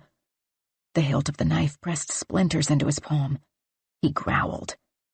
Luke, please, she said. Whatever that is, there's something wrong with this place. It's making us see things. It could be another one of those things for all we know. Another ghost or something? Didn't Clay say he saw a weird dog on the trail? Didn't you see one yourself that first night? She backed away from him, from the evidence of her deed, shuffling farther into the trees. He pushed toward her, not even bothering to skirt around the puddle. The foul substance kicked up, soaking into his pants, into the makeshift gauze hugging his ankle. He barely even felt the burn of it. With one quick slash of his knife, he destroyed the sling holding his other arm hostage. He no longer cared whether it ached, The steel glinted in some ghostly light when he transferred it to this newly freed hand.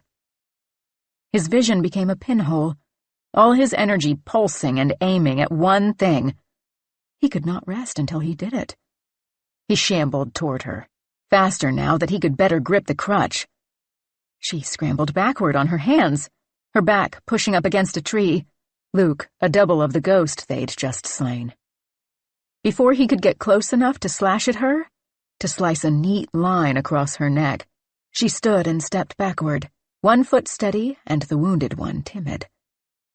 He sliced the knife across thin air, still too fucking far away, even at the edge of his reach. He was moving too slowly. He placed the slightest bit of weight on his bad leg, the one now completely swollen and purple and rotting, the one that should have incapacitated him with the pain of 1,000 knives at the slightest touch. But it had numbed beneath the waves of rage. He sliced its sling away, too. "I held him in my arms," he roared. "I thought you loved him, too. I never thought you'd hurt him. You killed him that first night, didn't you? You let him out of the tent on purpose." "Luke, please," she said. He lunged at her, the knife swiping inches from her nose. Hot, burning rage rose up through the ground, into his feet with each step, boiling his insides. Dylan's mouth moved, but a sharp buzzing filled his ears, like the swarm of flies had returned and filled the space inside his skull. His entire body thrummed with red tension, each muscle and tendon taut, his breath slow and loud and grunting. His heart beat as if locked inside a vice, and release would only come after he avenged Slade. Luke moved slowly, but Dylan's ankle was wounded. She bobbed through the trees, favoring her left side. But she could pivot and make sudden turns, zigzagging through the trees while he scraped behind on his makeshift crutch. He couldn't lose her. Ahead, the trees opened. The fire blazed beyond them, the orange flicking wild behind the silhouette of the cabin. She turned in front of him, a hard right into denser woods. Luke grunted and changed his trajectory. "You can't run forever," he growled. Her feet did not stop pedaling away, just out of reach, until she reached another clearing in the trees, the trunks thinning like hair. She paused at the sight of those ghoulish teens, the ones that had surrounded Sylvia's corpse, now huddled in a circle, their heads down and bobbing. Each one on their knees, fighting over something, slurping. A scream boiled out of Dylan's throat, and their heads rose, their eyes beady and yellow above their maws matted with muck. They smiled at Luke, their teeth full of sinew. He smiled back. He'd give them another meal soon enough. Another orange glow erupted ahead, more flames, spreading in a line as if following a path of gasoline. Luke grinned. A trap waiting, wide enough that Dylan could not change course to avoid it, could not switch directions before it encircled them, leaving her unable to do anything but face him, without a weapon. "Fuck," she said. For a moment, Luke thought she might try to cross through the ring of fire, leaving her scalded, but not dead. Luke needed her dead. She pressed forward, closer to the flames, considering. The air grew thick as honey, steam rising from the mud, from the ground that had just been frozen. Every pore on his body evaporated sweat, expelling the little water he'd swallowed in the last 24 hours. It felt like swimming, drowning. His blood seemed to boil, bubbling against his reddening skin, until he felt he was actually cooking, his muscles browning and stiffening like a flank steak on a grill. Luke squinted through the smoke, his retinas dry in their sockets. A sulphurous cloud shrouded the face of a figure behind the flames. Light winked against his chest, shimmering gold pinned against slate felt. The figure, the man in the slate-gray uniform, nodded at him, motioned for him to proceed. When the man opened his mouth in a pleasured snarl, the red-orange light reflected off his saliva, his teeth glowing. Dylan coughed in the smoke, now backing away from the flames. Luke laughed, the sound thick and distorted. He had her. "Fuck me," Dylan said, twisting around, following the ring of flames to its inevitable conclusion. To Luke. Luke grinned. Everything inside of him, every atom of his being compelled him, urged him with screaming fury to complete the task, to avenge his beloved dog. He could not rest until it was done. Everything vibrated, hovered in the margins of his vision. The flames, the dark forest around them, the ringleader standing on the other side of the fire, somehow putting messages inside his head. Keep moving. Do it. He'd been given a clear chance. Dylan stood, clutching her ruined thumb to her chest, wobbling on her feet. He laughed at this easy target. Even with his bad leg and sore wrist, this should be quick. He held the only weapon. "Luke, please," she said. He growled and lunged the blade at her, but it sliced only through the smoke. She'd jumped out of the way. The pair danced, an unbalanced interpretive cat and mouse, as if they were performing ballet with weights and chains strapped to their feet. Even in this small arena, she evaded his blade, hopping out of reach. "Stop running, you bitch!" Luke snarled. The walls of flame pushed inward, licking up the grass and brush in their path. The fire burned their backs, and they both stepped closer, their dance becoming more intimate. Beneath the smoke, he could smell her, the rank scent of blood and sweat and grime and ghostly pus. He stabbed at her once more, the blade catching skin, leaving a dark line of blood at her shoulder. "I've got you," he said. More glistening teeth appeared behind the flames, urging him on. Make her bleed. The fiery ring grew smaller still. No more wiggle room for her to dodge. Above the shrinking ring stood a knobby branch, and Dylan abandoned the dance and threw her arms at the bark, doing what she did best, climbing. "That's cute," Luke said, grinning. In one crooked step, he stood under her, wrapping his fingers around her ankle, squeezing and dragging her back down. She kicked at him with her other leg, and he plunged the blade into her calf as far as it would go. She wailed, sharp like the last bleat of a slaughtered goat. Her hands unclenched from the branch, her body flopping into the dirt. Now she lay prone beneath him, her face against the wet leaves. He could end it quickly, if he picked the right spot for the tiny knife. If he did it before she twisted or fought, then he could release the tension that choked his breath, that pulled at his tendons like marionette strings. He needed her to die. Only then would everything inside of him relax. Her neck glistened with sweat, the skin soft and thin. An artery pulsed there, a big one, and he dropped her ankle and bent over her neck, the faint purple beneath.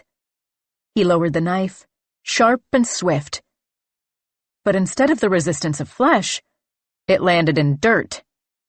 She had somehow twisted beneath him, that little bitch, had dodged the blade. Now, her face, smeared with mud, stared at his, teeth gritted and brows clenched. He lowered his weight on her, his forearm against her collar, and plucked the knife out of the ground, poised again to plunge it into her neck.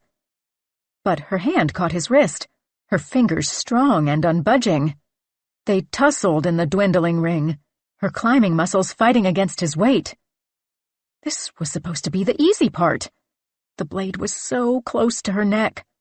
But she had always been the stronger of the two, always pushed harder in the gym and on the walls. Could do 10 pull-ups for every 3 he completed. He pressed all of his weight into his hand, into pushing the blade down, but her arm locked in place. Her hand gripped so tight around his wrist that blood pooled on either end. His fingers tingled with numbness. Now she grinned. March 14th, 2019, 1:13 a.m. Dylan squeezed Luke's wrist until her knuckles went pale, until the pain of it wrinkled her forehead, until she could feel the cracking of the little cylindrical bones beneath his skin. He still strained to lower the blade. While she crushed the bones in his wrist, she bent her knee, working to wedge her leg between their bodies. All of his focus stayed on his plunging, wilting wrist, and he didn't notice what she'd done until her knee jabbed into the bottom of his rib cage. Maintaining her killer grip on his wrist, she dug her knee into his chest and lifted him away, enough for her to plant her foot on the middle of his chest. The tendons in her fingers tingled. Every inch of her sagged with exhaustion, her eyelids heavy, her skin sticky and gritty with sweat and dirt. She inhaled, pushing every little bit of energy she had left into her foot, still clenching his wrist, pushing up until her knee locked out, her leg forming a straight line. A distinct pop rang into the air. It was the sound of tendons tearing and joints misaligning, loud even over the crackling of the fire. Luke released the knife with a cry of pain, and it sliced a fine line across her cheek as it fell. The rusty steel, tacky with tar blood, burned as it cut, leaving an irritated splotchy welt. The sting pulsed down her face into her nose and lips, as if it had already infected her. Now, he lay on the ground, trying to push himself upright on broken wrists, one swollen and one limp, his hands flopping like grounded fish. The knife lay next to Dylan. She didn't want to get up. Even if she made it past this trial, if she got away from Luke, she knew this meant killing him. But she couldn't bring herself to imagine that she could plunge this knife into his flesh enough times and in the right places. Even if she made it out of here, she'd still have the fire and the ghosts to contend with. And even after that, the fucked-up looping forest, and now probably some unknown bacteria in her wound cheek that would kill her anyway. But what could she fucking do? Give up this close to the end? Luke nearly to his feet, she grabbed the knife and held it in front of her. A warning. She didn't intend to return his favor. "Luke, please," she said, struggling upright. The fire pulsed at her back. "Don't come closer. I don't want to hurt you, but I will if I have to." His ankle bones cracking and swollen skin darkening, he stumbled toward her, still intending to finish the deed, even without his weapon, even with his mangled hands. She could only stand in the center of the ring, the blade between her and her boyfriend who wanted to kill her, while he lumbered like a zombie in her direction. The flames licked at her back, and she felt herself shrinking inside her coat. Her knees wobbled under her body barely able to stand from dehydration and exertion. Tears welled in her eyes, the last speck of water in her, blurring her vision, painting her possessed boyfriend in watercolor. But somehow it still wasn't over. Not yet. He still moved toward her, propelled not by the fire but by his own rage, his face sweltering in both. "How is this supposed to work, Luke?" she asked, her voice cracking. The blade shook in her fingers. "How are you going to win this? I've got the knife. What's your plan? Your hands are too fucked up to strangle me. You might as well just wait for the fire to take us both." He showed no signs of recognition, of having heard even a single word of her plea. He moved like something out of control. The tears that poured from her eyes when she was forced to plunge the blade into him left a hard, cold pain in her chest. A pain that grew when she plunged again, left with no choice but to shed his blood into the hungry earth. The knife dropped to Dylan's side, dripping with her boyfriend's blood. Below her, Luke lay still, eyes wide and bulging, mouth agape. "Dylan," he said. His wide eyes found her. No longer possessed, still bleeding out, he reached up toward her, and she took his useless hand. "I'm sorry, Luke," she whispered. "I'm so sorry. I should have never agreed to come here. We should have gone to look for Slade." His hand squeezed hers. Then his eyes became orbs of glass, nothing more. The ring of fire dwindled around her, the flames extinguishing into a smoky haze that left her coughing, left her huddled close to the ground, soaking in her boyfriend's hot blood and holding his cold hand, waiting for the smoke to rise up into the trees. She folded into herself, pulling her knees to her chest. The tears that emerged dissolved into steam. What had happened? How had she become the final one left here, in this despicable place? How had it come to a point that she had to murder her own boyfriend? Could she have saved him? Would one single stab have broken the trance? She considered the knife next to her. That maybe it would be better to end it now than to fight anymore, than to outrun more ghosts or fire or poison, or whatever else this fucked-up valley might hold. Blood and tar gummed the short blade. She knew it would hurt. It would not be quick. She couldn't do it, she decided. She couldn't let this fucking place win. Not in that way. It had had enough victories. It would have to work harder for this last one. The smoke finally cleared, leaving a ring of scorched earth around her. A charcoal scent lingered, something she'd always associated with friends and climbing, with good times and marshmallows and stars and hot dogs. But she would, for the rest of her life, associate this scent with this place, with Luke's death. The carbon burned the back of her throat like a cigarette. The air hung quiet. No sound at all. No birds, no wind, no crunching of leaves. No more screams. The dark cold of mid-March returned, seeped into the ground, into her clothes, and she shivered, all of the sweat and fear and blood hardening into pellets of ice along her skin. Her base layer, a thin polyester shirt, fused to her back. She wondered if she would fare better if she stripped down to nothing, if the chill of the night air would be less painful than the trapped ice beneath her jacket. In little clouds, her breath pooled in front of her.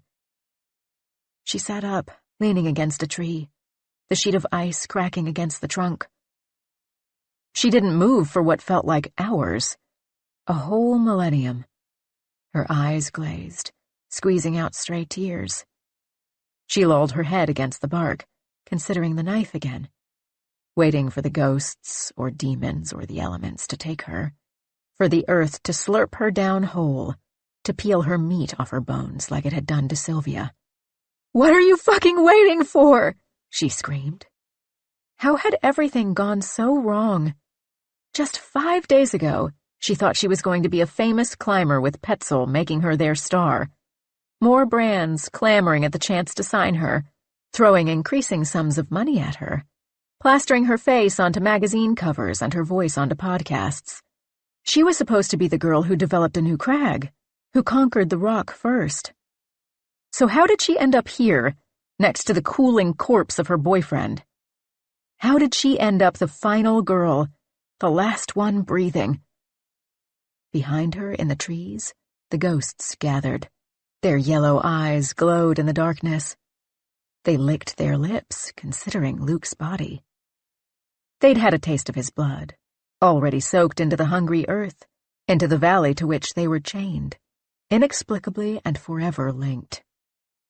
Now they waited for his flesh. After picnicking on Clay's innards, they were nearly full. Something jittered at her hip, a familiar buzzing that sang a sharp melody. She mistook it for a shiver, barely registering the noise as anything but her own clattering teeth, until it happened again. Inside her clothing, her phone screeched. She patted her pocket and pulled it out. She hadn't remembered still having it, let alone shutting off the mode that should have blocked any battery-draining notifications. The thing continued to vibrate in her hand, text messages and notifications from Instagram stacking up on her screen. But beyond the stylized square icon in the corner, the text was a garbled mess of overlapping letters, dots, and symbols she didn't recognize. Everything a bunch of nonsense. The phone must be glitching. Maybe the fire had warped it somehow, or her sweat had snaked its way inside to corrode the computer chips. She cautiously checked the top corner, holding her breath. One single bar. She clicked one of the distorted notifications, opening the app. Her heart beat a drum line in her chest. Her hands trembled, and she worried that the movement would shift the receptors out of place, just enough to lose the signal. When the app opened, the screen displayed more of the same. Text stacked so many times it created a black bar of babble. Pixelated images that would not load further, that were so blurry the colors bled together. More strange symbols, like an alien language. But it didn't matter. By this point, everything was simple muscle memory for Dylan. She clicked around, knowing exactly which part of the screen would create a new post, would make a story that would disappear within 24 hours. She wasn't sure she had even that much time. Her final cry for help would surely outlive her. Even the clock in the corner of the screen was broken, displaying a time that did not exist, 65:67. But it must be night or early morning. The sun hadn't risen yet, at least not here. Maybe outside of this cursed valley, the sun shone, and it was a glorious afternoon for the rest of the population in Livingston, Kentucky. She started a live video. She wasn't sure anyone would be online, would log on to watch her stream, but something began to populate on the screen where usernames of viewers usually appeared, where comments would pop up. But it was just more of those symbols. "If there's anyone out there seeing this," she said, "please contact the authorities in Livingston, Kentucky. Something bad has happened. I'm the only one left." More tears welled, hot in the corners of her eyes. In the screen, everything was bathed in blurry gray.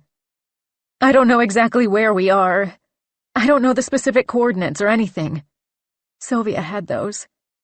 We had a GPS thing, but it broke. We're back in the woods, down a hill.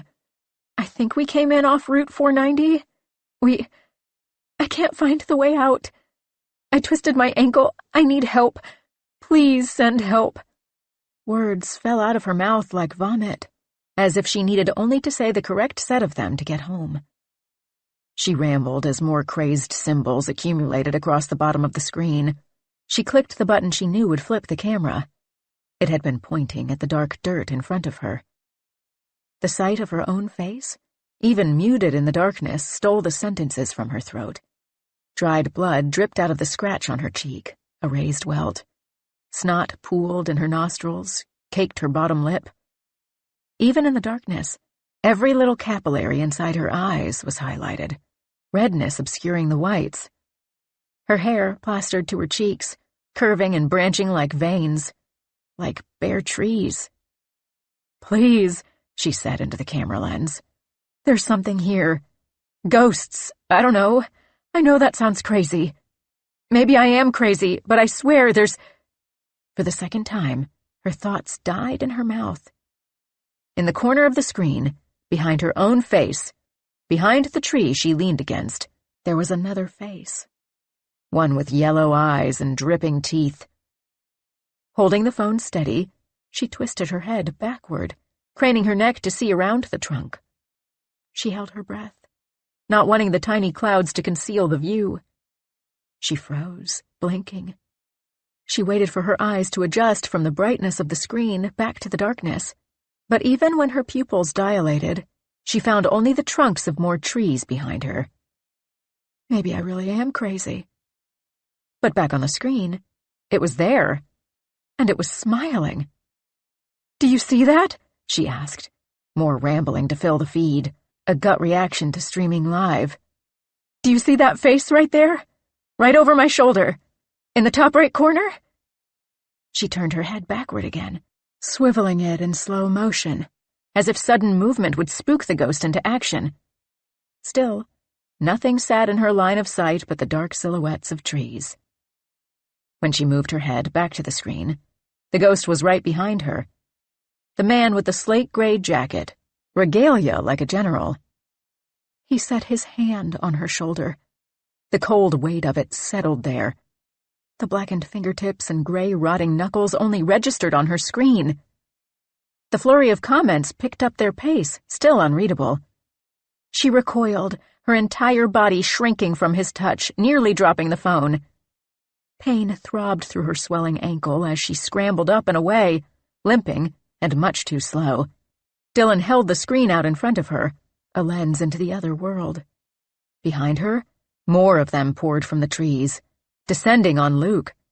The men with rough cotton shirts and twin voids in the center of their faces plucked out her boyfriend's eyes and popped them into their mouths like gumballs. One of the teens in the windbreakers picked the knife out of the dirt and chopped off his toes, passing each one around the circle. The man in the slate gray remained behind her, too close, though it looked like his feet were stationary, as if he were floating toward her. In the top corner of the phone, signal bars stacked on top of each other, the jumbled text resolved itself, and at last she could read the comments. "Is this for real? What's going on? Where are you?" She should have expected what happened next. At the moment her phone lit up with full signal, the screen went black. The battery died. March 14th, 2019, 7:29 a.m. Hours later, Dylan still gripped the dead phone in her hand. She'd kept running after it had shut off, slowing to a walk only once she'd spun around and discovered she was alone. Her ankle throbbed beneath her, and the layer of ice at her back had melted, again, into stinking sweat and coppery blood.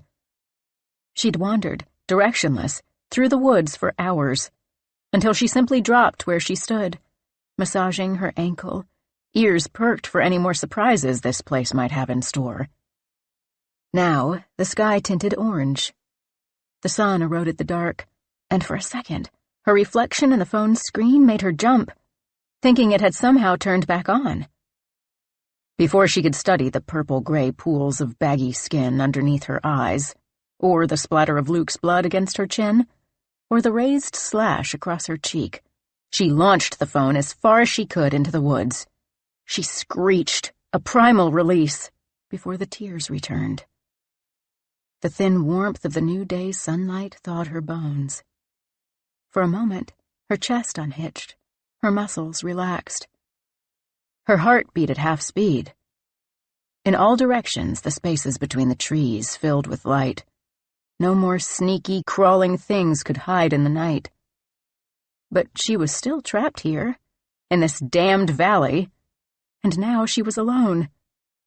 She had done that to herself. In this moment of stillness, an image of Sylvia surfaced. Something Dylan had seen the night before, but not processed until now. The back of Sylvia's body, the part that touched the ground, had been gone. The flesh had dissolved somehow. And then the image moved. A chunk of flesh from Sylvia's midsection plopped into the dirt and sank down as if the ground were quicksand. Her ankle twitched, little needles poking the swollen muscle. And then Luke replaced Sylvia in her head, lumbering toward her, dead-eyed like a zombie wanting her brains. Again she felt the little blade plunging into his soft flesh until it hit some tendon or bone that the rusty dull blade could not counter. Again she saw the recognition return to his face, the Luke she had known and lived with for 2 years come back. His body fell to the ground again, a slow-mo replay, left there to harden into rigor mortis. Or he would have, perhaps, if the ghosts hadn't come to eat their dessert. She vomited, spitting up acid that eroded her esophagus. No more foraged food left to expel. Her hands were stained with his blood. Her blood. The blood of countless strangers. She didn't dare look at what lay beyond her waist, what stain remained from that blood pond. She held her hands up to the light, the first time in hours that they were clearly visible. Blood coated them like she'd dipped her hand into a bucket of paint, so complete that only an imprint of the knife's hilt remained unblemished. The red cracked along her knuckles, around her destroyed thumb that burst with pain when she rediscovered it. Her entire body yearned for sleep, her limbs sore and her head heavy. Her mind ached to rid itself of intrusive thoughts. The brush beneath her seemed soft, and she gave serious consideration to lying down, closing her eyes and leaving herself to her fate. But the bitter scent of her vomit stung in her nostrils, miming the metallic taste in her mouth. Her stomach grumbled. She wished she had some water, a corner of a granola bar, anything to quiet her body. Where had the creek been? Where was their campsite? Trees stretched in every direction, their limbs carrying spring buds. Through their branches, she spotted the rock face. She exhaled a sharp breath and pushed herself to her feet. The cylinder of granite burst out of the ground like a geyser, trees surrounding it like a halo. It seemed to be the same distance from her now as when she had first caught a glimpse of it on their way in. She considered turning around, heading away from the wall in a straight line, hoping for the road, making sure the rock always stayed right behind her. But opposite the rock wall was a line of endless trees with pink sky poking through their veiny branches.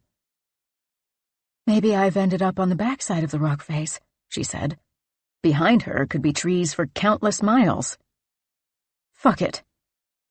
She chose the rock. Chose to move toward the familiar terror rather than the unknowable one. She'd had enough of the unknowable for the time being. At least at the rock, she'd be at home. She knew what to do with the wall, knew herself when she climbed it. She had full control. She plodded toward it, her ankle throbbing more and more with each step, the adrenaline waning inside her veins. She wished she would stumble upon the thick branch Luke had been using as a crutch, the thought of his name sending pangs rippling through her chest. The silence pressed against her ears. Even her boots stamping through the leaves did not create a crunch. Twigs split in half, but did not snap. Instead, her boots pressed plant matter into the wet ground like moldy slush, like she was walking across a sponge. "That's odd," she said, breaking the silence. A horrified giggle gurgled from her lips with sudden realization. "There hasn't been any rain since we've been here. Why is the ground muddy?" Still, she refused to look down, not wanting to determine whether it was truly simply wet ground or whether it was another puddle of blood. If she had looked beyond the dark red stains that reached her thighs, she would have discovered only plain forest floor. The wet came from beneath. The earth was nearly full, but it still salivated. Instead, she kept her eyes up, always pointed at the wall ahead, as if it would disappear from view and pop up behind her if she so much as blinked. She honed in on every pain, every minuscule twinge in her ankle, the stream of blood still pumping from her thumb, the twitch at the corner of her eye, the burning gash along her face. It meant she was still here, and it erased the images, the corpses, that wormed their way into her head. Each time Sylvia's white ribcage or Luke's chewy eyeball presented itself in her mind's eye, she stamped hard with her swollen ankle, and one type of pain ate away at the other. After what seemed like hours, the sun pushing up into the sky all the while, she reached the wall. The electricity of it hummed in her ears, a high frequency she imagined was just for her. She reached toward it, knowing it would consume her. It would demolish all other thoughts. It would be her body and the wall.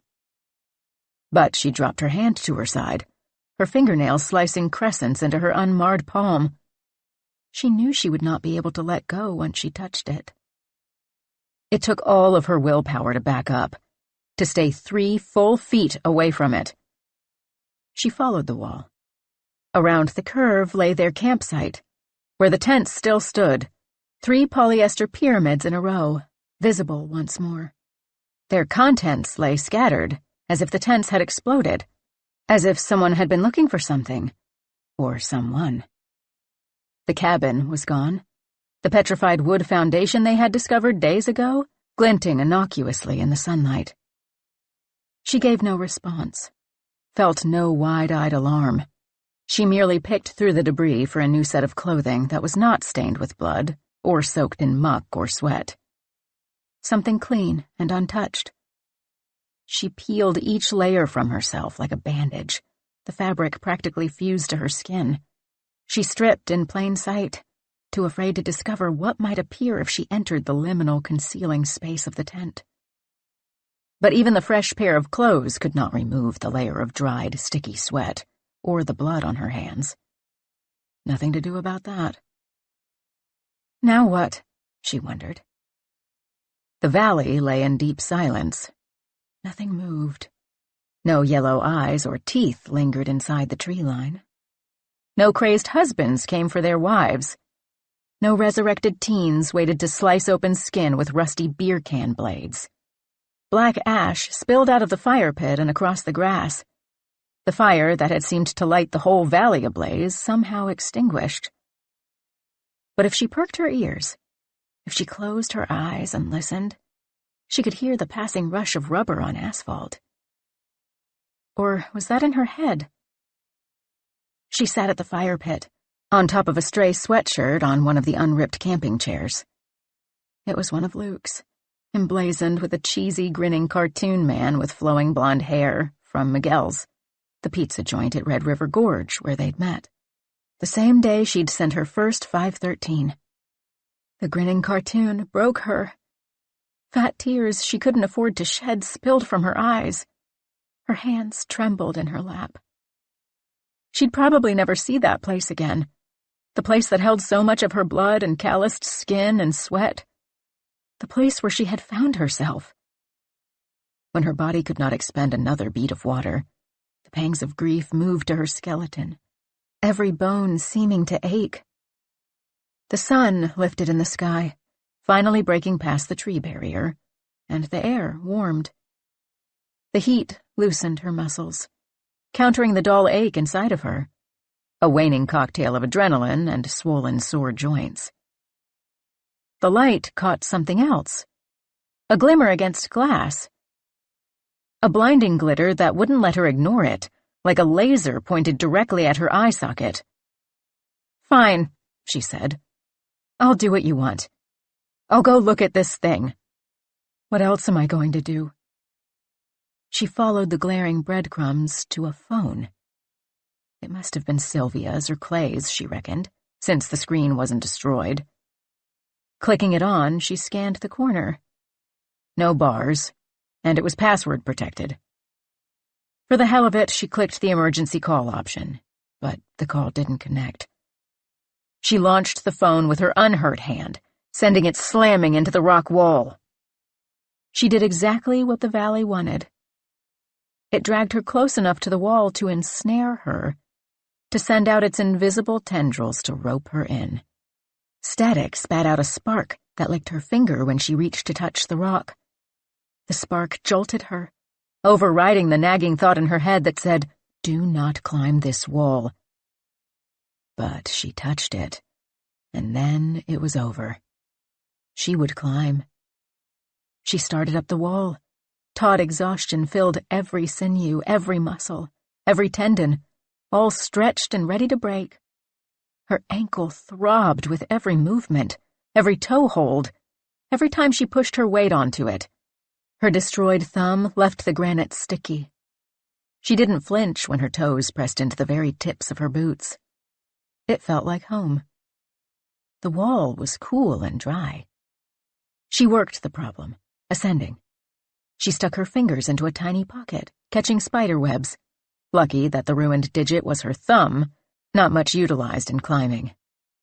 Her feet slipped away from the wall, and she clung with the skin of her fingertips. She would not fall. She would not let herself. She would not let this place win. At least, she would fight it like hell. She'd go out on her terms. The heat from the sun seared her forehead as she neared the top, now within reach. 5 inches from topping out, from her body spilling over the lip of the root, she reached up, hooking onto the ledge. An easy jug, a wide, curved handle. No effort at all. She grinned. It was almost over. She threw her other hand on the hold, rounded like a ladder rung. She readied her feet. One more high foot hook, and she'd be over the top. She would live. Surely no ghosts would be able to reach her up here. Surely she could signal someone, a passing helicopter. There must be people looking for them by now.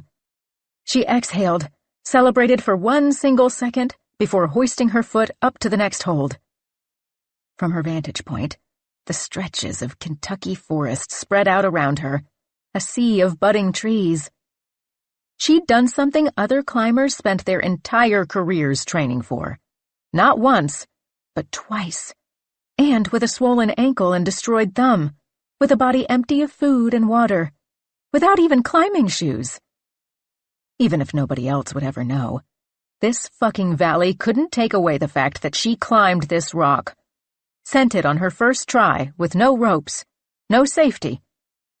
This fucking place took everything from her. Her career, her friends, her boyfriend.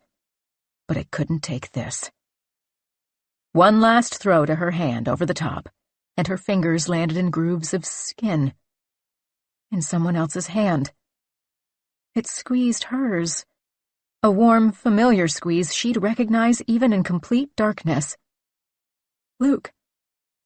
Haloed by the morning sunlight, he somehow stood at the top of the rock, pulling her up and over the edge. How could he be here? Was this another hallucination? "Let me help you," he said, the voice soft and angelic. "It's almost over."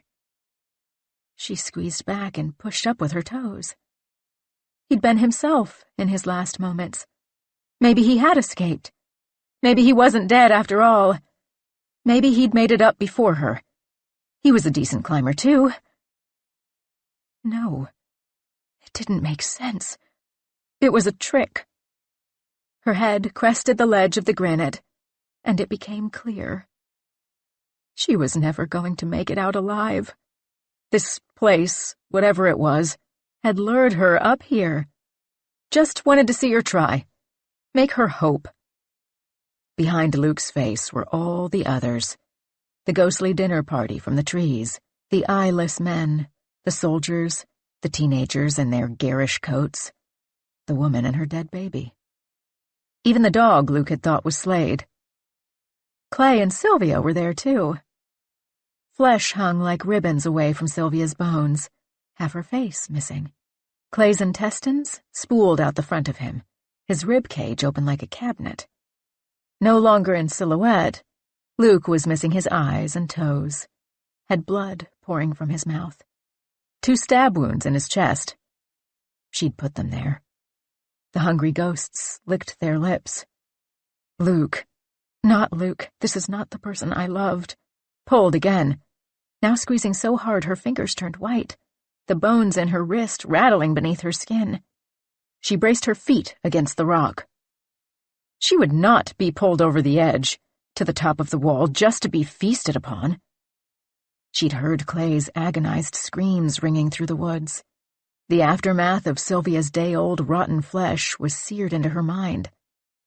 She'd seen Luke's eyes and toes eaten like candies, like delicacies. Fuck that. When she pushed against the rock with her feet, it cracked. A chunk slid away, broke off the wall entirely, falling with her. Her hand slipped out of Luke's, out of whatever he had become. There was nothing for her to reach out for, no last-minute deus ex machina thing to grab onto. She would fall to her death. At least it would be on her terms. Maybe she'd escape the fate of her fellow campers. Maybe not. But she refused to let this fucking place win. For a moment, she glimpsed the spot where the chunk had broken away, a moment that stretched and extended. The rock bled.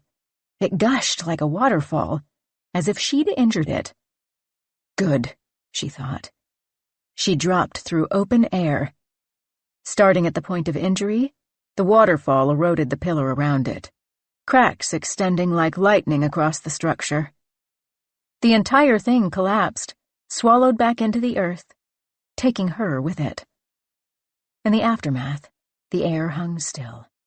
Dust settled. No more rock, only Kentucky sky.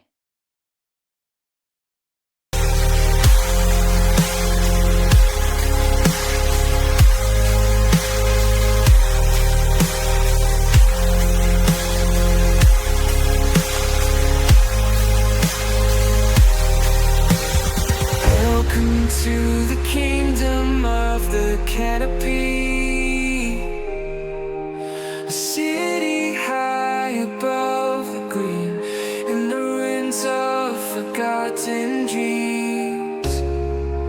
find a light unseen.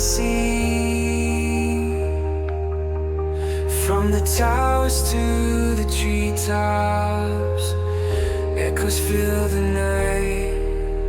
Silent guardians watching as the stars begin to light. Welcome to the kingdom of the can't be. A city high above the green, in ruins of forgotten dreams, we find the light unseen.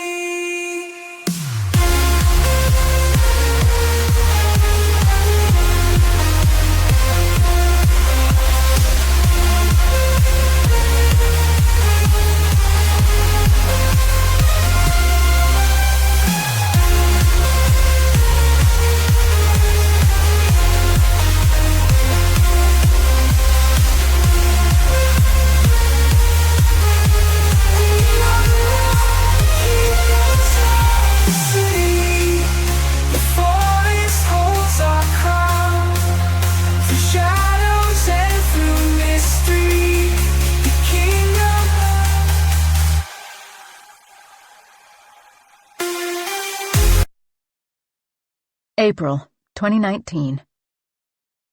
Tabitha hadn't heard an update from Clay since he left. No social media posts, no emails, no texts. He'd promised to send word about their findings when they ventured back into town to resupply. But it had been weeks, and he'd ghosted.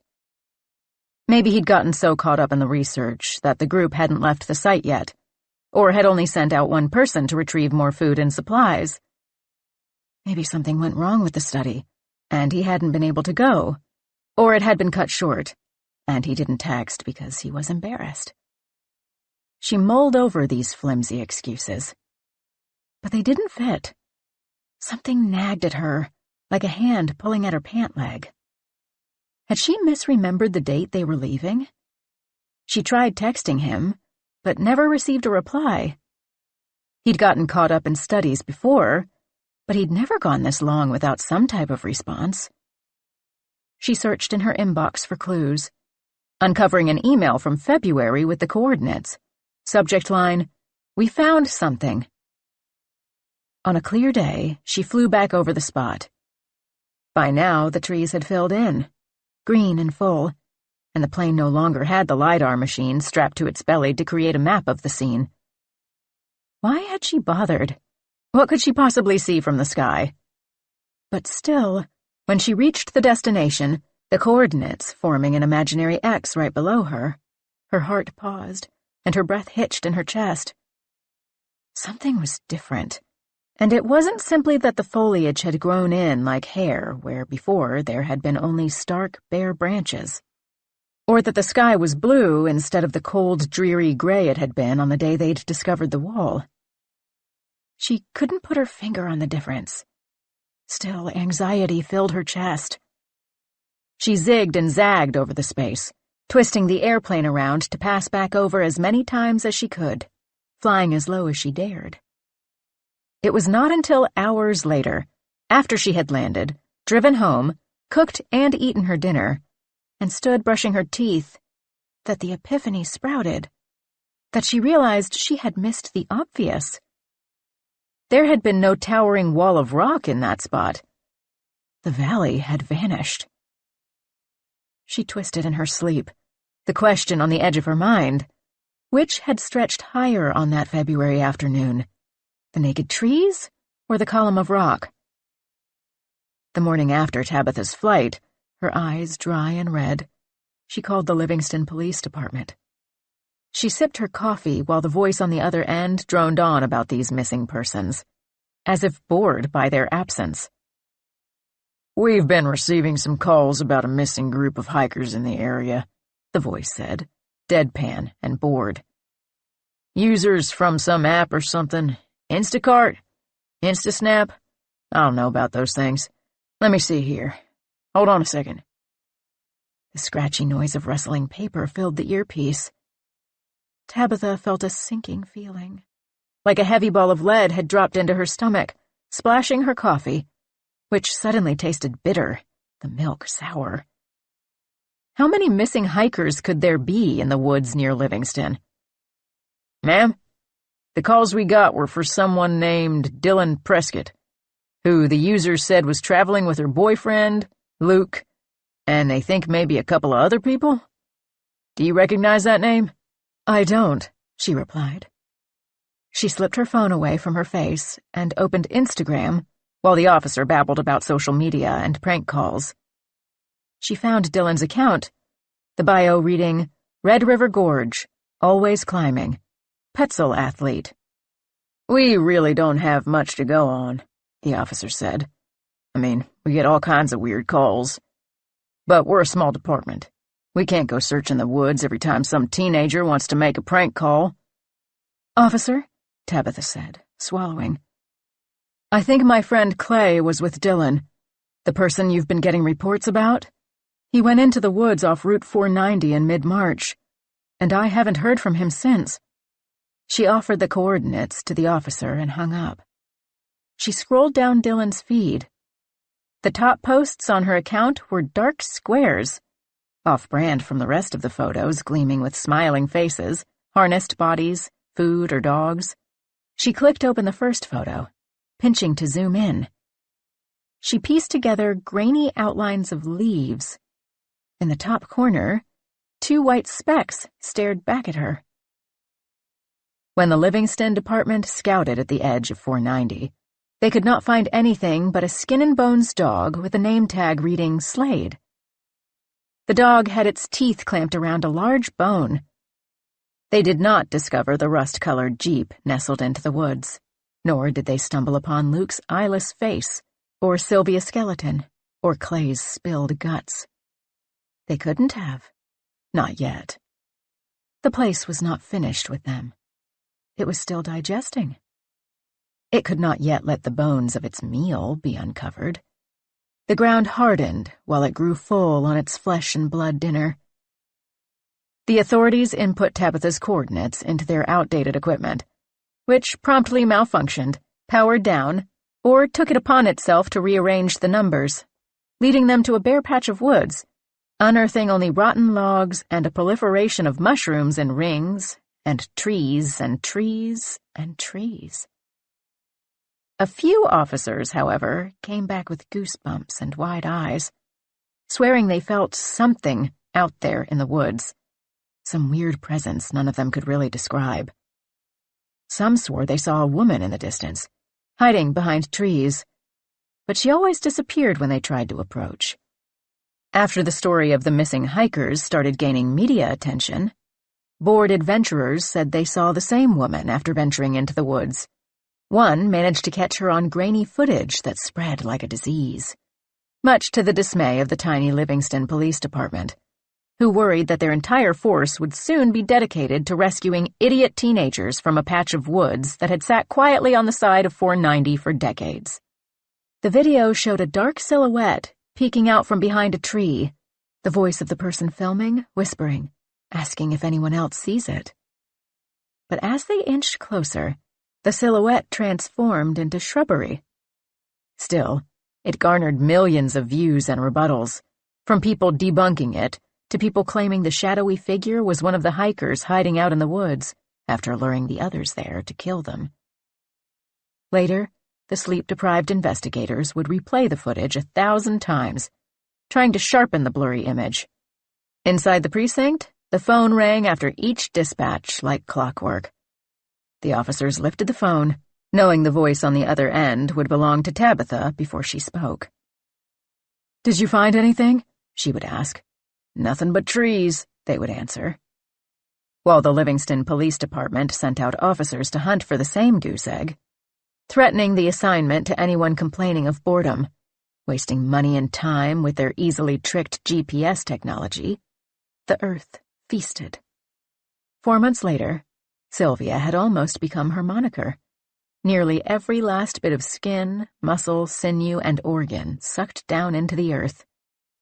Chunks of flesh slid away from her, flopping onto the mud like a slow-roasted rack of ribs. Any trace bruising along her neck became irrelevant. Clay's handiwork would become impossible to discover. His bony hands had not even squeezed hard enough to crack the delicate bones of her larynx or hyoid. By summer, the humid Kentucky heat worked in tandem with the greedy earth, melting away the last few bits of epidermis left on the top ridges of her body, across the bridge of her nose, on her forehead, letting them slide away like an avalanche. The ghosts tied to that valley had long since had their fill of Clay. His sternum opened like a picnic basket, their first full meal in a long time. Not since they'd sucked the blood from their next newest companions, forever clad in loud 80s jackets.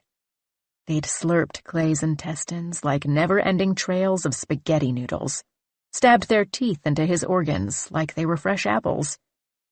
They licked their fingers clean, their ghostly bellies full and satiated, before they found Luke, his body still warm after being murdered by his own girlfriend. Next to him lay a little gleam of steel, the tiny blade sticking out of the dirt. The perfect instrument for their delicate dessert, for all those little morsels sticking out at the edges. While his girlfriend ran into the night, they carved off his toes and fingers, crunching them like carrots. They divvied the exotic offerings, the ones too good to share. The chewy ears, the juicy eyes. The most coveted they fought over before the general returned and claimed it for his own, taking the knife to carefully carve the tongue away, leaving a straight, precise line by Luke's back molars. Full to bursting, they merely sighed when Dylan pushed away from the wall. Let the earth take her. Had she pressed farther into the woods instead of returning to the heart of the valley, to her one true home on the wall, she might have escaped. The site and its residents too engorged to notice one more body at the margins. As the fruitless search wore on, articles about the missing climbers trickled in. A few paragraphs appearing in the local news in Lexington, but spreading once Petzel released a statement about Dylan Prescott, about how saddened they were to hear of her disappearance, how they hoped their brand-new, sparkly client would resurface. Months passed, and the story reached the national stage, with the AP releasing updates, with countless podcasts theorizing where the missing campers could be. Even NPR and the New York Times had published articles about the disappearance, dubbing the area Prescott Pass after Dylan. But it wasn't until fans somehow got a hold of leaked crime scene photos months later that anyone latched on to the biggest quirk, something the investigators hadn't even noticed, distracted by skeletons and missing organs and missing persons. There was no wall. They'd never encountered any type of wall, nothing like the structures in Clay's scans at any point in the investigation. They went there to climb, right? So why hadn't anyone found a wall? Weirder still, a giant gaping hole in the puzzle was that fans were adamant they'd seen the wall in Dylan's few live streams. Tabitha followed the news relentlessly, flew over the site continually. She couldn't believe no one had found the wall yet. She had seen it with her own eyes. Hadn't she? Tabitha continued to call the precinct, but now her calls ended in a voicemail, a pre-recorded cheery voice promising to return the favor and directing news agencies to their new and harried publicist. By now, the campers' parents and family had pressed the department for answers, and the case had spawned, enfolded more detectives from the Kentucky State Police, who streamed bi-weekly updates on the case, likewise uncovering nothing but thousands of trees. Maybe they should chop them all down. Confusing the search was the fact that Dylan's account continued to livestream, sending out grainy and dark clips, soundless and lasting only seconds, yet more pieces of evidence on the heap that added no clarity. Did that mean she was still in the woods?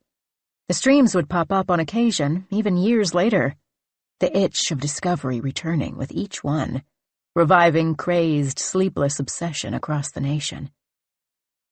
The police would discover nothing until the place slept, until it was satiated. With a full belly and a new group of ghostly victims, it no longer cared if a motorist with a full bladder uncovered the rust-colored Jeep in the trees, if he stumbled and stared at the dirt-streaked sole of Luke's toeless foot, The Earth didn't bother to hide Sylvia Skeleton's bones. Didn't mind when investigators plucked up each one and placed them into plastic bags. It had had its fill. Let the authorities and morticians ruminate over Luke and Clay and Sylvia. Dylan's body had already been digested beneath it, already set in a grave. That wretched place wanted the rest of them discovered, so the authorities would clean up, returning the spot to pristine wilderness, leaving no trace.